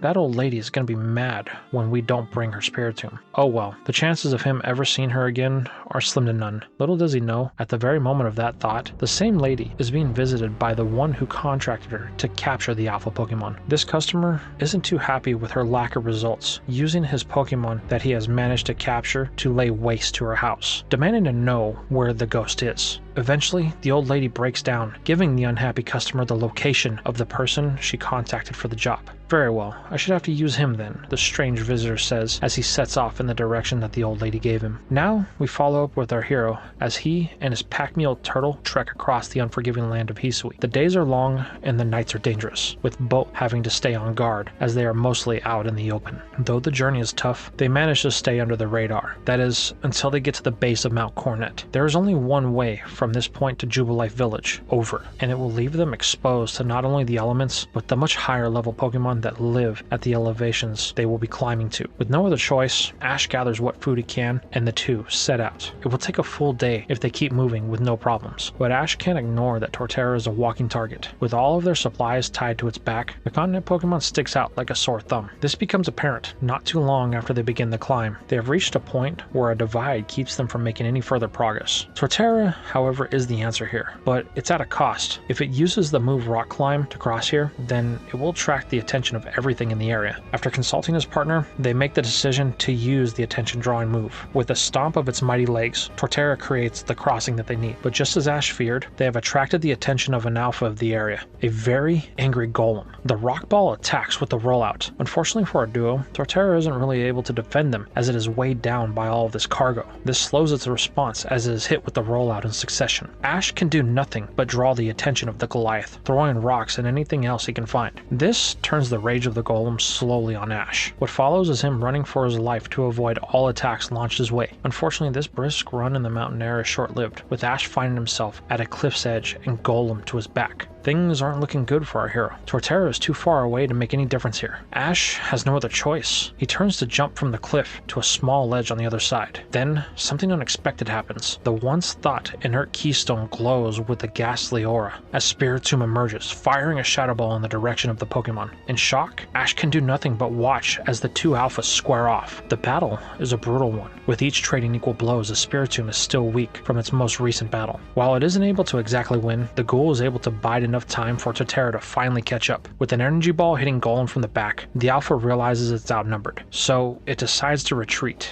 out of self-preservation. With the intense battle cry from Torterra, Ash is knocked out of its trance. Spiritomb, I thought you ran off. However, the Spectre doesn't stick around, merely receding back into its stone. Unsure of how to handle this, Ash tells Torterra that they have to move. Night is upon them, and they don't want to be caught outside at this elevation. With that, the two rush to find a cave, clad in ice, much to Torterra's disdain. The night is a cold one. No fire makes it one that many people couldn't survive, but Ash has become accustomed to nights like these, providing Torterra with the essentials to not freeze to death. Though the night is rough, our duo is able to make it through with only little frostbite. With a moving sun caressing the mountainside, Ash emerges from the hideaway. Unfortunately, the snowstorm from the night before has veiled the area in a very thick fog. While this is unfortunate, it does not impede our hero, as with a quick survey of the land, he is able to gain his bearings. With things looking up, Ash and Torterra set out. This Jubilife village should only be about a day's walk from their current position. But if Ash thinks that Mount Coronet is through with him, he has another thing coming. As just on the crest of their descent, Ash and Torterra find themselves in yet another favorable turn of events. Another time-space distortion has enveloped the two. Not good, our hero says. He knows these things usually invite someone want to guess. Unfortunately, he's proven right, as something emerges from the rift of the time-space continuum. Ash watches as yet another monstrosity struggles through the rift. Ash can't believe his eyes. Another mountain-sized behemoth that resembles a Dawn fan, but this thing looks more mechanical than flesh and blood. Locking eyes with Ash, the iron tire curls, spinning rapidly in the direction of our heroes. Ash tells Torterra to be ready. This thing doesn't appear to have any reason.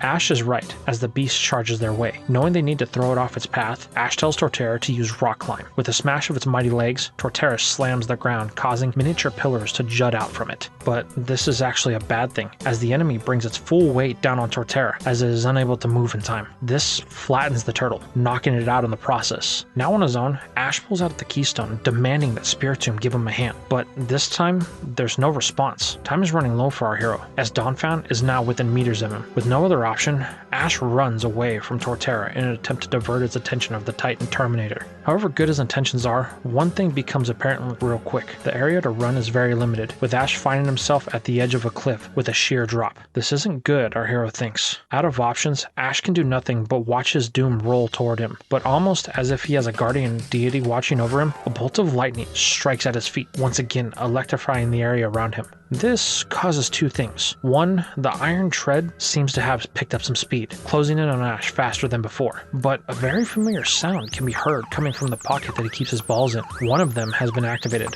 but just like before, it appears to be losing power. Quickly, Ash throws the ball, knowing he only has one chance for survival. As the ball pops, it disintegrates, and a cry can be heard from the light.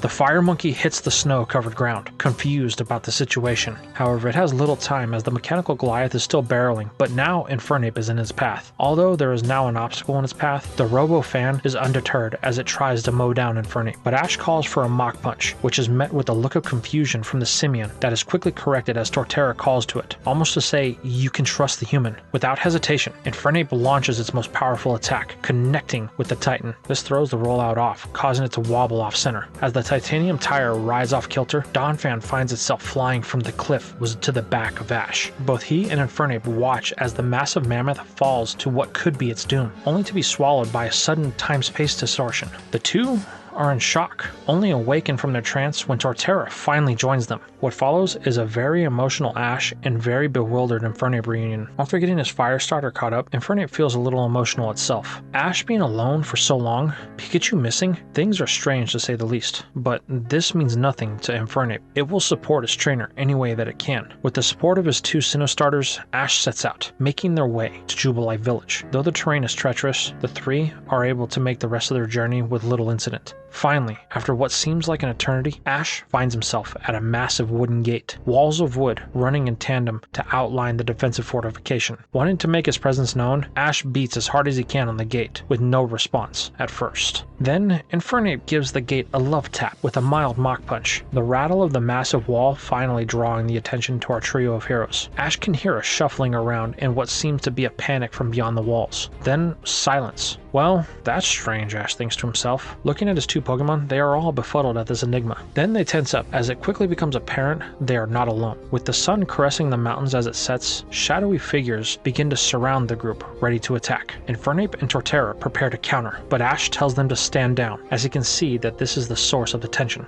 This action, these Pokemon listening to this human, how odd, a voice says. Then, one of the cloaked people steps forward to reveal themselves. So, you command these beasts? Beasts? Ash responds a little annoyed by the question. No, they are my friends, my Pokemon. We work together to solve problems. So then, which clan do you belong to? Diamond or Pearl? Neither, our hero responds. I have no association with them, yet you command the wilds as they do? How odd. Tell me, what is your name and business here? My name is Ash. I've come for trade and possible information. The two stare at each other rather intensely for a moment, only for Ash to break the silence. You know, it's rude not to introduce yourself, especially when one has already done done so. An unchanging expression, the lady tells Ash that her name is Captain Celine as she steps out from out of the shadows. This causes Ash to flinch, as this lady bears a striking resemblance to Cyrus, the leader of Team Galactic. Celine notices this, but says nothing, only telling Ash to follow her, as she commands them to open the gates. "Where are you taking me?" Ash questions, to which he receives a very simple answer: to see the commander. Once inside the actual gate, Ash is kind of amazed. This is the closest thing he's seen to a modern settlement since he's been trapped in this time. Though the village is still very much in its infancy, you can tell the framework has been laid for a far greater society in the future. However, the looks that Ash is given by the inhabitants isn't one-sided. For every one glance he gives, 5 people look in response. Then he notices the whispers, citizens talking about him and the beast that he commands. "You'll have to excuse the stares," Celine says. "People here aren't used to humans who command the creatures of Hisui."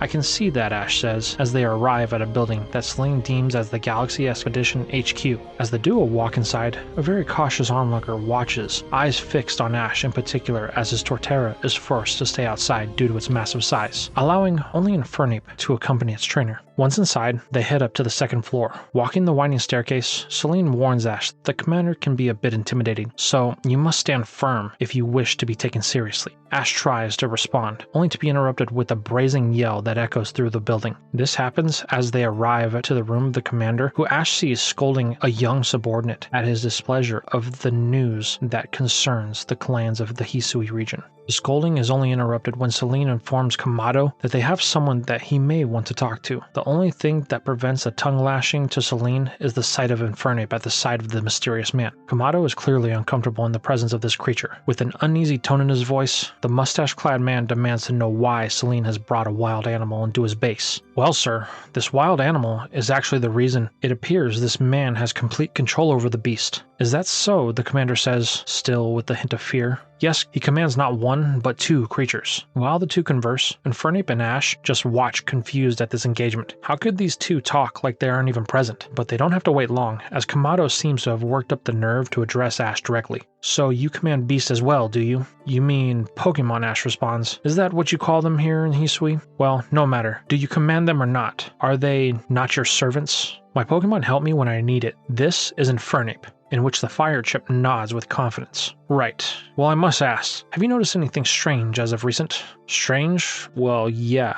I've noticed some strange Pokemon, far bigger than any of the alphas or nobles of the region, that have begun to appear. And come to think of it, they are not indigenous to the region of Hisui. How would you know whether or not they belong to this region?" "Let's just say I've traveled outside of Hisui, so I've seen my share of the world." Kamado stares intensely at Ash and his Pokemon, as he calls it. "So, do you have the guaranteed loyalty of this so-called Pokemon?" This is where Ash shows that he is not the same kid that we know, as he reveals his more callous side. "Listen, Kamado was it? I've been here in Hisui for the better part of 20 years. There isn't much I don't know about the terrain. There are few I trust, including you and this settlement that you have established here. If I wanted to force my way in here, I could have. My Infernape is more than capable of breaking through that pathetic excuse of a gate." This statement causes the fear in Kamado to return as the old tree stiffens at Ash's words. "But I'm not here for a fight. I've only come to trade, to see what supplies I could get here. Nothing more." With the tension now thick enough to cut, Kamado speaks in a tone to maintain his rank and position of power. "Well, I'm glad that I don't have to use force. That's the last thing we are trying to do here in Jubilife Village." "Well then, it seems we are done," Ash says. "So, I'm going to go make my trades so we can be on our way." Ash then turns, only for Kamado to ask him to wait. "You seem to be as capable as you claim. I would like to ask for your assistance in an important matter that needs someone familiar with the wilds of this land." "Sorry, but I don't do favors," Ash says, as he tells Infernape that they are leaving.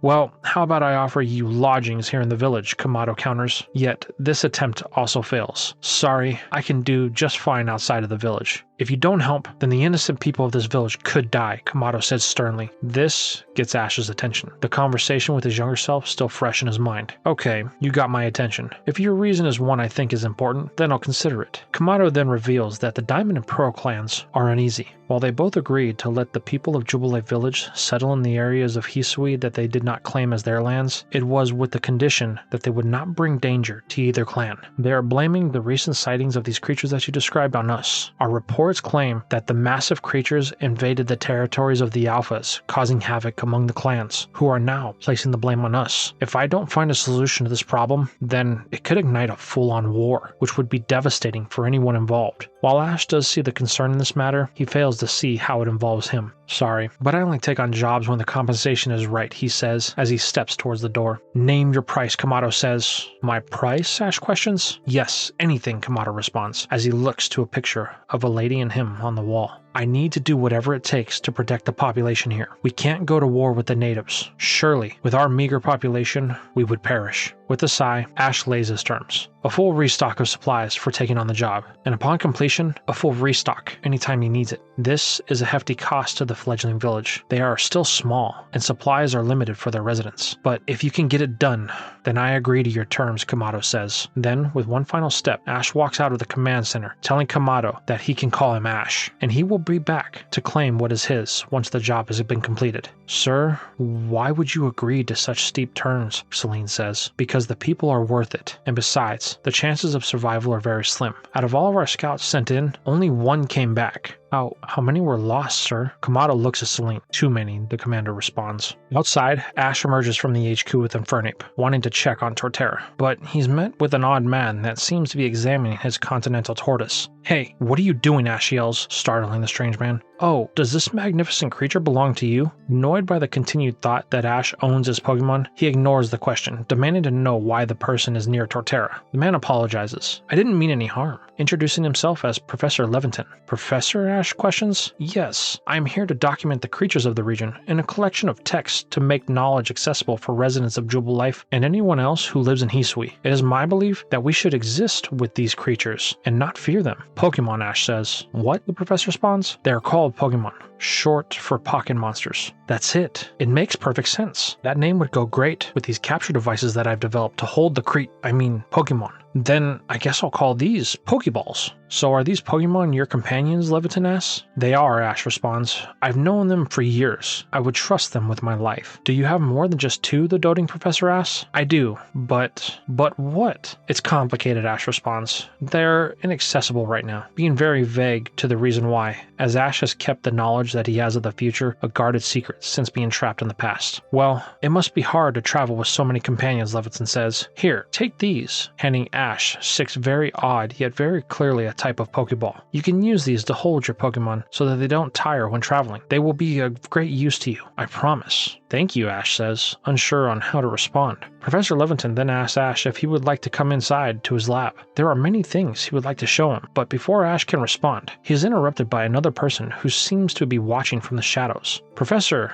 are you taking up the valuable time of this man? Both turn. Oh, Volo, how are you, my friend? The professor asks. Ash, seeing this man, can't help but notice a striking resemblance to a certain champion he knew in his past life. But he has little time to dwell on this, as the conversation shifts to him, with Volo asking what brings him to Jubilife Village. Ash tells Volo that he's here to restock on supplies, and now he's being commissioned by the one known as Kamado to look in and solve the issues of these attacks that have been levied against the noble Pokemon. Well, you will definitely need some supplies, and you've come to the right place. The Ginkgo Guild is the one-stop shop you will need for any supplies. Please, follow me. Professor Levinton looks a bit discouraged, not being able to spend more time with the one who wields the Pokemon, but he has other things that he must do, so he heads back into the Galaxy Team HQ as Ash and Volo head to the Ginkgo Guild shop. On the walk, Volo asks Ash about his story, to which our hero is a little apprehensive to give information on, only responding with the question of why Volo wants to know. Everyone here has a story, he says. Here in this young but very resilient settlement, everyone has a different story. Some of pain, some of hope, some of self-preservation. Many have different reasons, but all have brought them here to start anew. The promise of a different future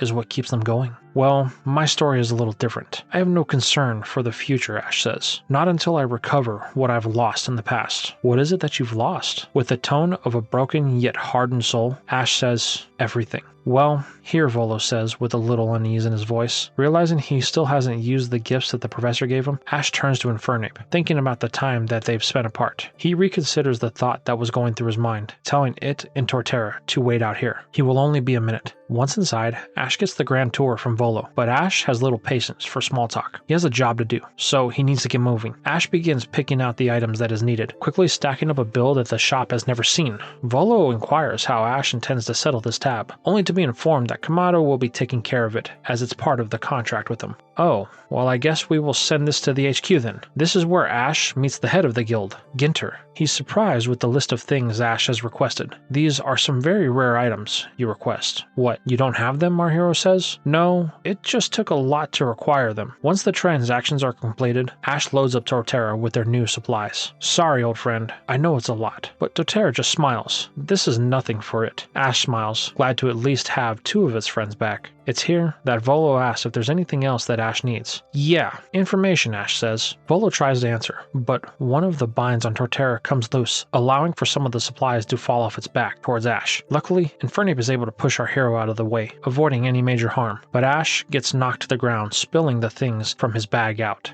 A few things catch Volo's eye here. Some very old and rusted orbs, 4 of them to be exact, and the keystone that conceals Spiritomb. Helping Ash up, Volo tries to gather the items that spilled out, but Ash is quick to stop him, grabbing at the case and balls with priority. But the keystone, he doesn't show the same urgency, which Volo notices. Ash looks at Volo as he holds the keystone. As I was saying, while these supplies may be free, information is another matter. That will cost you. Well, what's your price? Not wanting to be blatant, Volo starts small, asking for the case that fell out, or the orbs that Ash has. But Ash declines immediately, saying that they are not for trade. But he then offers up the lunar wings, in which Volo eyes down. Those are enticing. I haven't seen them in a long time, but I have no use for those lunar wings. Lunar wings, Ash thinks, but only for his thought to be interrupted when Volo suggests, how about this, holding up the keystone. Looking at the stone, Ash asks if he's sure that's what he wants. Well, yes, I am a collector of rare and unusual things. This stone fits that build. Well, I guess it would depend on if your information is of value, Ash says, failing to mention that there is a Pokemon inside of the stone. What do you want to know? Volo inquires. These Pokemon attacks that have been happening. Where are the areas that they have occurred? You are in luck, my friend. Volo then pulls out a map of Hisui. This map is one that I've made of all the recorded attacks that have happened in the last week. Ash knows this is something he needs, but will Volo part with it, he thinks. Well, you know that keystone is very special, Ash says. I've had it for a long time, and I don't know if I can part with it unless I can have the map. Volo, playing hard to get, tries to bargain, trying to conceal his desire for the stone. However, they eventually come to an agreement that Ash would give the stone up for the map and access to the Ginkgo Guild's remote outposts if he needs them. With the deal done and that Spiritomb no longer his problem, Ash prepares to head out, but is stopped when a thought crosses his mind. Ash turns to Volo. I know our deal is done, but I do have one more request since you know the region so well. Happy with your deal, Volo tells Ash that he may have more info. Ash then asks if Volo is familiar with the Pokemon known as Pikachu, showing a crudely drawn picture that Ash had made some years back. Yes, I've seen that species around the region before, but they are very rare. This is known, Ash says. I've seen them myself, but I'm looking for one in particular. I'm in search of one that knows the attack known as Volt Tackle. Ash then describes what it looks like, using Infernape as an example in its Flare Blitz, telling Volo that it would be just like that, only an electric version. Volo thinks long and hard, seemingly with no answer in sight. Ash eventually tells him to just forget it, but Volo answers that he had seen something like that recently. Then he tells Ash that it was near one of the attacks that he had recorded on the map, a place that is simply known as the Garden. Volo then points to the area of the map. Ash remembers that area from his past experiences. A vague memory of 2 musical towers echoes in his mind. With that new information, Ash thanks Volo, asking what he owes for it. The merchant simply smiles. This one is on the house, but don't expect any more freebies. Ash smiles, thinking he may have finally found a friend for once, as he sets off to the first encounter on the map. Little does he know, the information that he was given may not be as reliable as he hopes. At this point, we fast forward about a week, with Ash coming to the first area on the map. This area is one Ash knows far too well, the forest that is under the protection of Lord Cleavor. There is an unspoken law of the land of Hisui. Stay away from the territory of the nobles or face their wrath, so they must tread carefully. Luckily, they are able to make it into the area relatively unnoticed. Ash is beginning to notice signs of a Pokemon that isn't familiar with the area. Having been in Hisui for the better part of 20 years, Ash is a well-adept tracker, so he can spot the tracks of a Pokemon knowing instantly who it is. this, but this track belongs to something not native to this area. Unfortunately, it seems the game trail makes its way deep into the area, which leads to the tree that the noble calls home. With a sigh, Ash tells his two Pokemon to move. Light is fading, and they can't be exposed after dark. Our trio is able to make its way safely through the forest, but are forced to make camp due to the low level of light. Starting a fire, Ash begins to hunker down for a long and cold night. After a meal and some relaxation, the group begins to feel a bit at ease. Both Torterra and Infernape look at Ash, as they haven't fully come to terms with the events as they truly are. They were both locked up for 20 years, while Ash was forced to endure this by himself. They can see that time has not been kind to their trainer, and it shows. But this isn't something they can change. All they can do is be there for Ash, in any way that they can.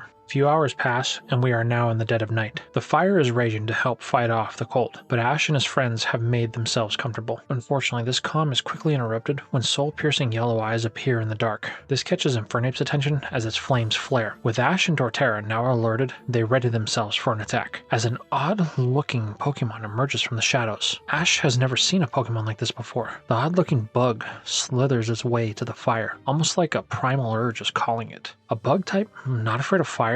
That's a new one, Ash thinks. Though this Pokemon appears to be docile, Ash can tell it's dangerous. This must be the thing that has been causing the tension in the area. Ash slowly approaches it, reaching out a hand not to cause any tension. But almost to say this wouldn't work, the moth-like bug suddenly stands on its hind legs, letting out an ear-piercing scream. This triggers Infernape and Torterra as they prepare a flamethrower and an energy ball, but Ash tells them to stand down. They have other concerns. You can feel it. They are being watched. No. Hunted. Without a warning, a figure bolts from the darkness, taking a strike at the mysterious bug. Ash knows this Pokemon as the noble of the area, Kleavor, the majestic guardian of the forest, slings its giant axe limb at the invader of its territory. Ash jumps out of the way, only to see that things are not as one-sided as he thought they would be. When the attack is stopped by the overdeveloped legs of the unnamed bug, it stops Kleavor cold, only to counter with a close combat. This sends Kleavor into the tree next to them. The Lord is knocked out cold. Ash looks on in shock, only to turn his gaze to this Slitherwing. It is now on the attack,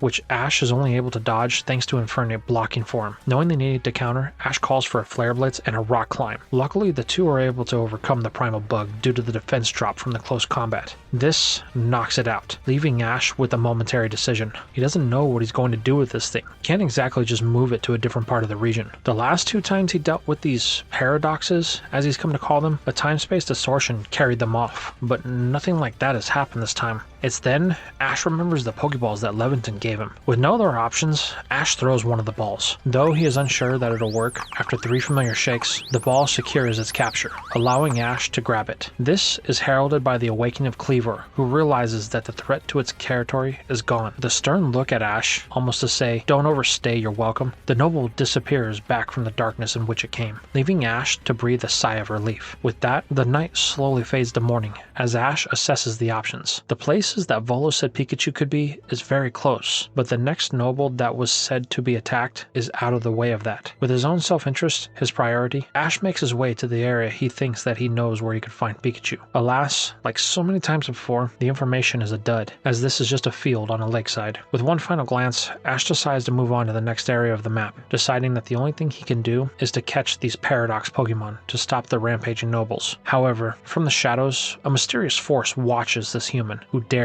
intrude in its territory. But as the human leaves, it chooses not to act, for now at least. The next few weeks are spent with Ash and his Pokemon confronting the invasive Pokemon that have upset the balance of Hisui. Against the noble Lilligant, Ash is forced to battle and catch an odd mushroom that he has come to call Brute Bonnet. Against the Fire-type noble Arcanine, Torterra is able to end the reign of a Pokemon that Ash has come to call Iron Moth. In the north, Ash must calm the noble Anvilug and its new mortal enemy, the Magneton-esque Pokemon Ash calls Sandy Shocks. This just leaves the last location on Mount Coronet itself, the location of the noble Electrode. While the last few weeks, the battles and captures of these Paradox Pokemon have been rather easy, Ash finds this one rather difficult, as deep in the territory of Electrode, a monstrosity has made its home in the lair of the noble that has caused the Diamond Clan to begin preparations for war against its sister clan of Pearl. Ash arrives arrives to a scene of carnage as the noble Electrode is in a battle with a ferocious mechanical beast. Try as it might, Electrode cannot defend its territory, losing every exchange. With exhaustion setting in and a final attack launched, Electrode is in a dire situation. Luckily, Ash is able to interject with Infernape and Torterra. Though the numbers are in their favor, Ash is finding it hard to get the upper hand in this battle. Infernape and Torterra both appear to have the type disadvantage here. This is further compounded by the fact that it appears to be gaining stimulation from the electric terrain that Electrode exudes naturally. Battle drags on.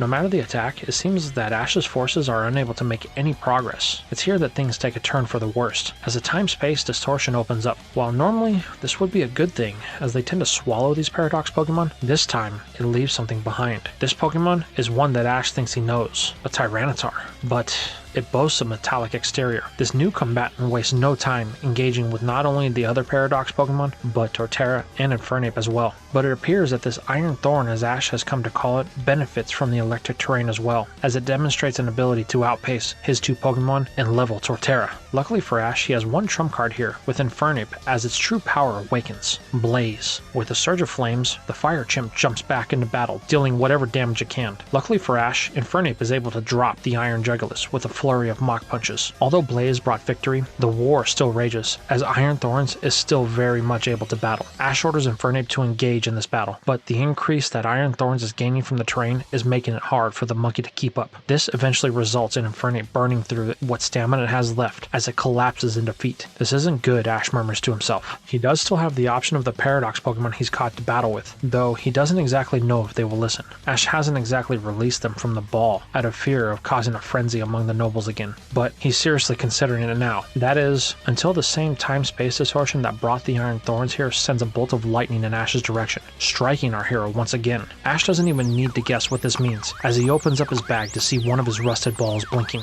Wasting no time, Ash throws it, hoping what's inside will be able to do the trick. Luckily for Ash, this one will be able to provide the best chance. Gliscor. The Flying Scorpion emerges with the same confusion of Ash's other Pokemon, but it's able to catch on to the basics when it sees Infernape and Torterra both down, and a strange opponent rushing it. Without a command from Ash, Gliscor takes to the sky, evading this new enemy. Then it connects with the next scissor, driving back the metal behemoth. This is where Ash cuts in, telling Gliscor that's not enough. They need to hit harder. Gliscor, a bit thrown back by this human it doesn't know, hesitates, allowing Iron Thorns to land a Stone Edge that drops the Scorpion. Gliscor shakes off the hit, trying to piece together the whole picture. Then, this is where Torterra and Infernape yell at it, basically telling it to trust the human as it's their trainer. Trusting its friends, Gliscor takes back to the air, as Ash calls for it to climb as high as it can. They need to put everything they have into one hit. Doing so, Gliscor eventually disappears from sight, as Ash calls for it to dive and put everything it has into a Steel Wing. With a blur, Gliscor executes the strike before Iron Thorns could even react, dropping it. Wasting no time, Ash deploys his last two Pokeballs, catching both of the Paradox Pokemon before they can have any time to recover. As they accept their new confinements, the time-space distortion dissipates, leaving Ash and Gliscor to catch up, but they can't do it here. The Diamond Clan isn't too fond of outsiders in the territory of nobles, and with Electro looking the way it does, he doesn't want to be present when they show up. With the urgency of their trainer, the now quartet leave the area to find an area to lodge in for the night. Finding a snug cave that everyone can squeeze into, Ash builds a fire, and then fills in Gliscor on everything that's been happening, which is backed up by both Torterra and Infernape. Now that they can actually rest,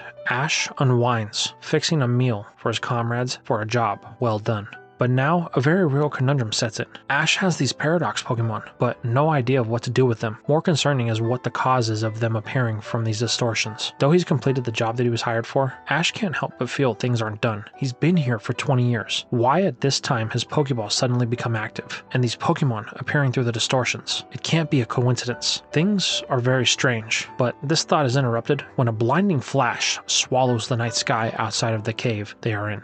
Being at such a high altitude, the force required to create that type of light is not a natural phenomenon. Ash doesn't know what it is, but that is where they need to go. The end of his mission will be wherever that light came from. Ash looks at his Pokemon, gets some rest. We move at dawn. The next morning, Ash and his Pokemon make their way down Mount Coronet as fast as possible. As they descend, the picture of where they are headed becomes more clear. The place they were headed is the first stop that Ash had made, the place on the edge of the lake that is wrapped in the field of flowers. Ash can't help but feel uneasy about this, but nonetheless, he needs to close this at any cost. It takes the whole day, leading into the night. But when the crescent moon is high in the sky, the group has finally made their way to the place where Ash thinks the flash came from. Upon Upon first glance, nothing appears out of place, just the natural beauty of the area. But the tracker in Ash says otherwise, as his eyes spot slight shifts in the surrounding flower beds, some of them flattened, others seemingly cut. The dirt on the ground suggests a struggle, but it's strange. It seems like whoever was brawling here appears to have vanished, as the marks show no signs of slowing down, just a sudden stop.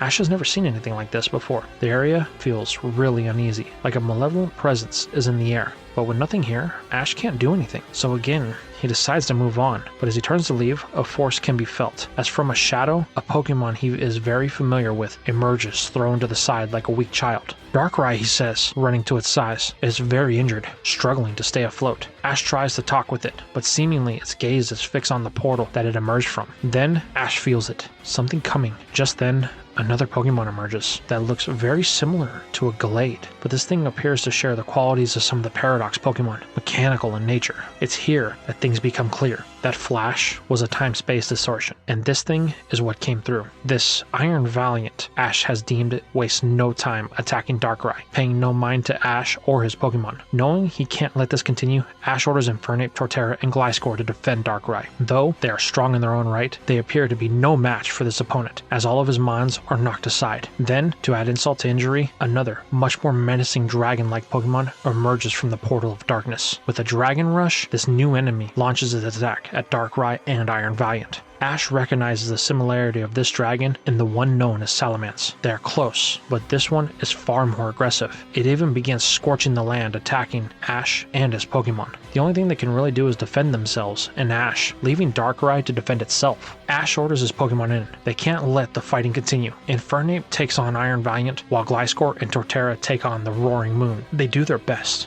but can only distract the two. It is here that Darkrai realizes there's only one way to stop this. It charges the biggest dark void it can, catching every Pokemon in the immediate area, even Ash. This causes them all to fall asleep, all except for one, the Iron Valiant. For some reason, it is unaffected by the Dark-type attack. This allows it to continue the assault on Darkrai unimpeded. While that's happening, Ash is in a deep slumber, having a nightmare about being separated from his Pokemon, separated by time and space. He watches as all of them fade away until only Pikachu remains, but it too fades, with Ash unable to do anything but chase through the time stream. Then, Ash finds himself in a black void, unable to see anything, not even the hand in front of his face. Then, a slight sound can be heard through the veil. It's faint at first, but Ash knows it. He begins calling, "Pikachu!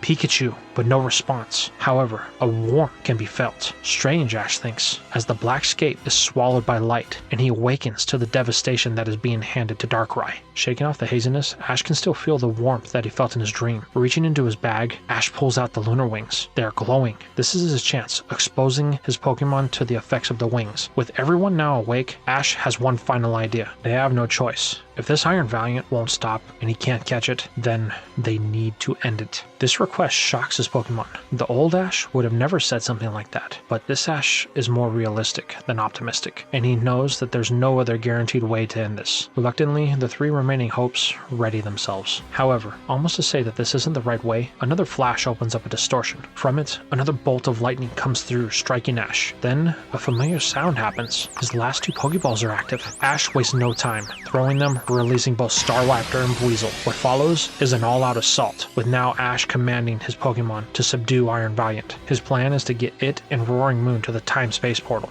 Thus, the struggle begins. Ash's team working together gives him a feeling of optimism that he hasn't had in a long time. Darkrai watches as this human works to protect it. Wanting to help, Darkrai musters what strength it has left and charges the Iron Valiant. However, the future knight refuses to go down, striking with a blow that seems to affect the distortion, making it unstable. Then, suddenly, the group finds themselves being pulled into the distortion, along with any trace that they were ever there, as it closes behind them. Now in the time stream, Ash begins to panic. He can't lose his Pokemon again, but one by one, Ash watches as everyone drops off into the timeline. First Iron Valiant, then Roaring Moon, followed by the very injured Darkrai. Then, one by one, his Pokemon, till it's just Ash, alone and afraid. Ash tumbles through the timescape, lost in his own thoughts. He can't believe it. Not again. Why does he keep losing everything he holds dear? Ash is wrapped in such a thick layer of self-pity that he almost misses something. A faint but very familiar call. Pikachu? Then a cry gets louder as Ash speeds to the vortex of energy, until it's like Pikachu is right next to him. Moving on faith, Ash uses all of his strength to force his exit right at this point. In a flash, Ash is veiled in a blinding light. Once he can finally see again, Ash is met with the sight of his Pokemon.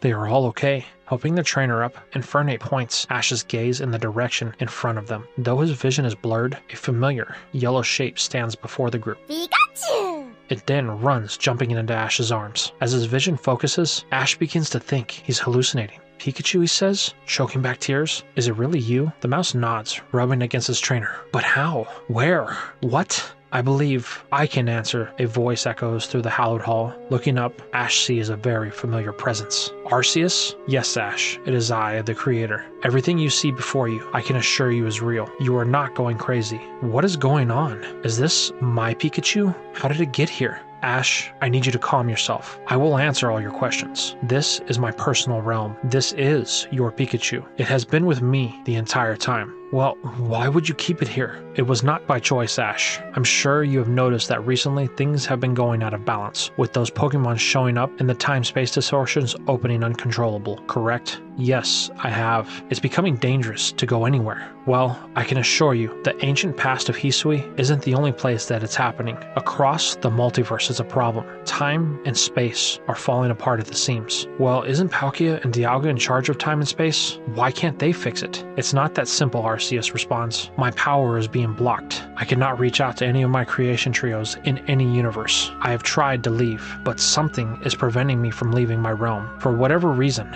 I am trapped here. Your Pikachu has been as well, only able to view you from afar. You've been here for 20 years, Ash questions. Pikachu confirms, nodding. Arceus goes on to explain that somewhere in the multiverse, something is preventing it from sending energy into the multiverse. If Arceus can't do this, then slowly, one by one, universes will start to collapse, until all life ends. Then, Arceus pulls the Hisuian Pokeballs from Ash. These are the source of the disturbance, the creator says. Their aura is altering the effects of time travel. Then, in a flash, the balls are gone. Where did they go? I return them to their rightful place in time. By doing so, it seems to stabilize the timelines, but it takes a lot out of me to do this, and I'm afraid that I will not be able to find all these Pokemon and return them before time runs out. Well, what's this have to do with me, Ash says. I need you to be my avatar. Go into the multiverse, find these Paradox Pokemon, and return them to their rightful place. Do this, and I will return you to your universe, your home, the exact time and place when you left as a 10-year-old boy.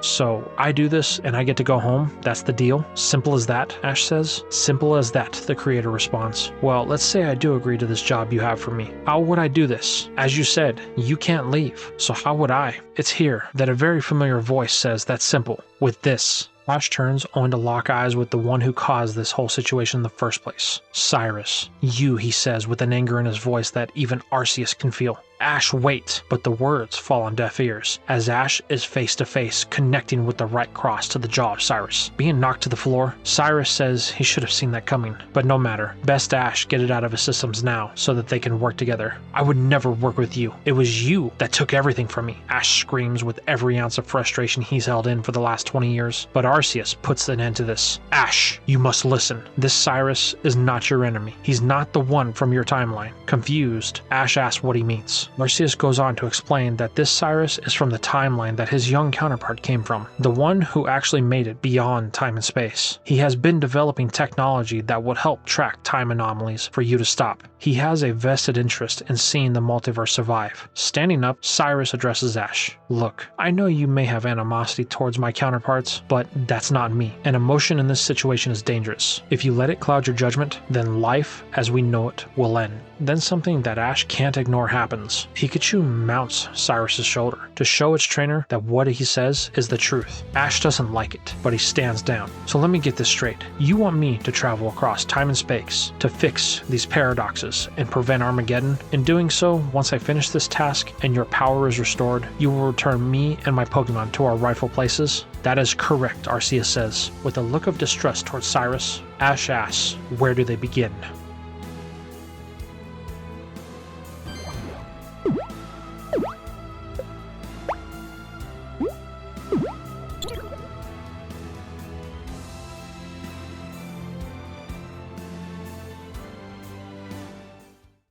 And that's all we have for What If Ash won the Sinnoh League, the full story. How'd you guys feel about this adventure, considering this video is over 10 hours long?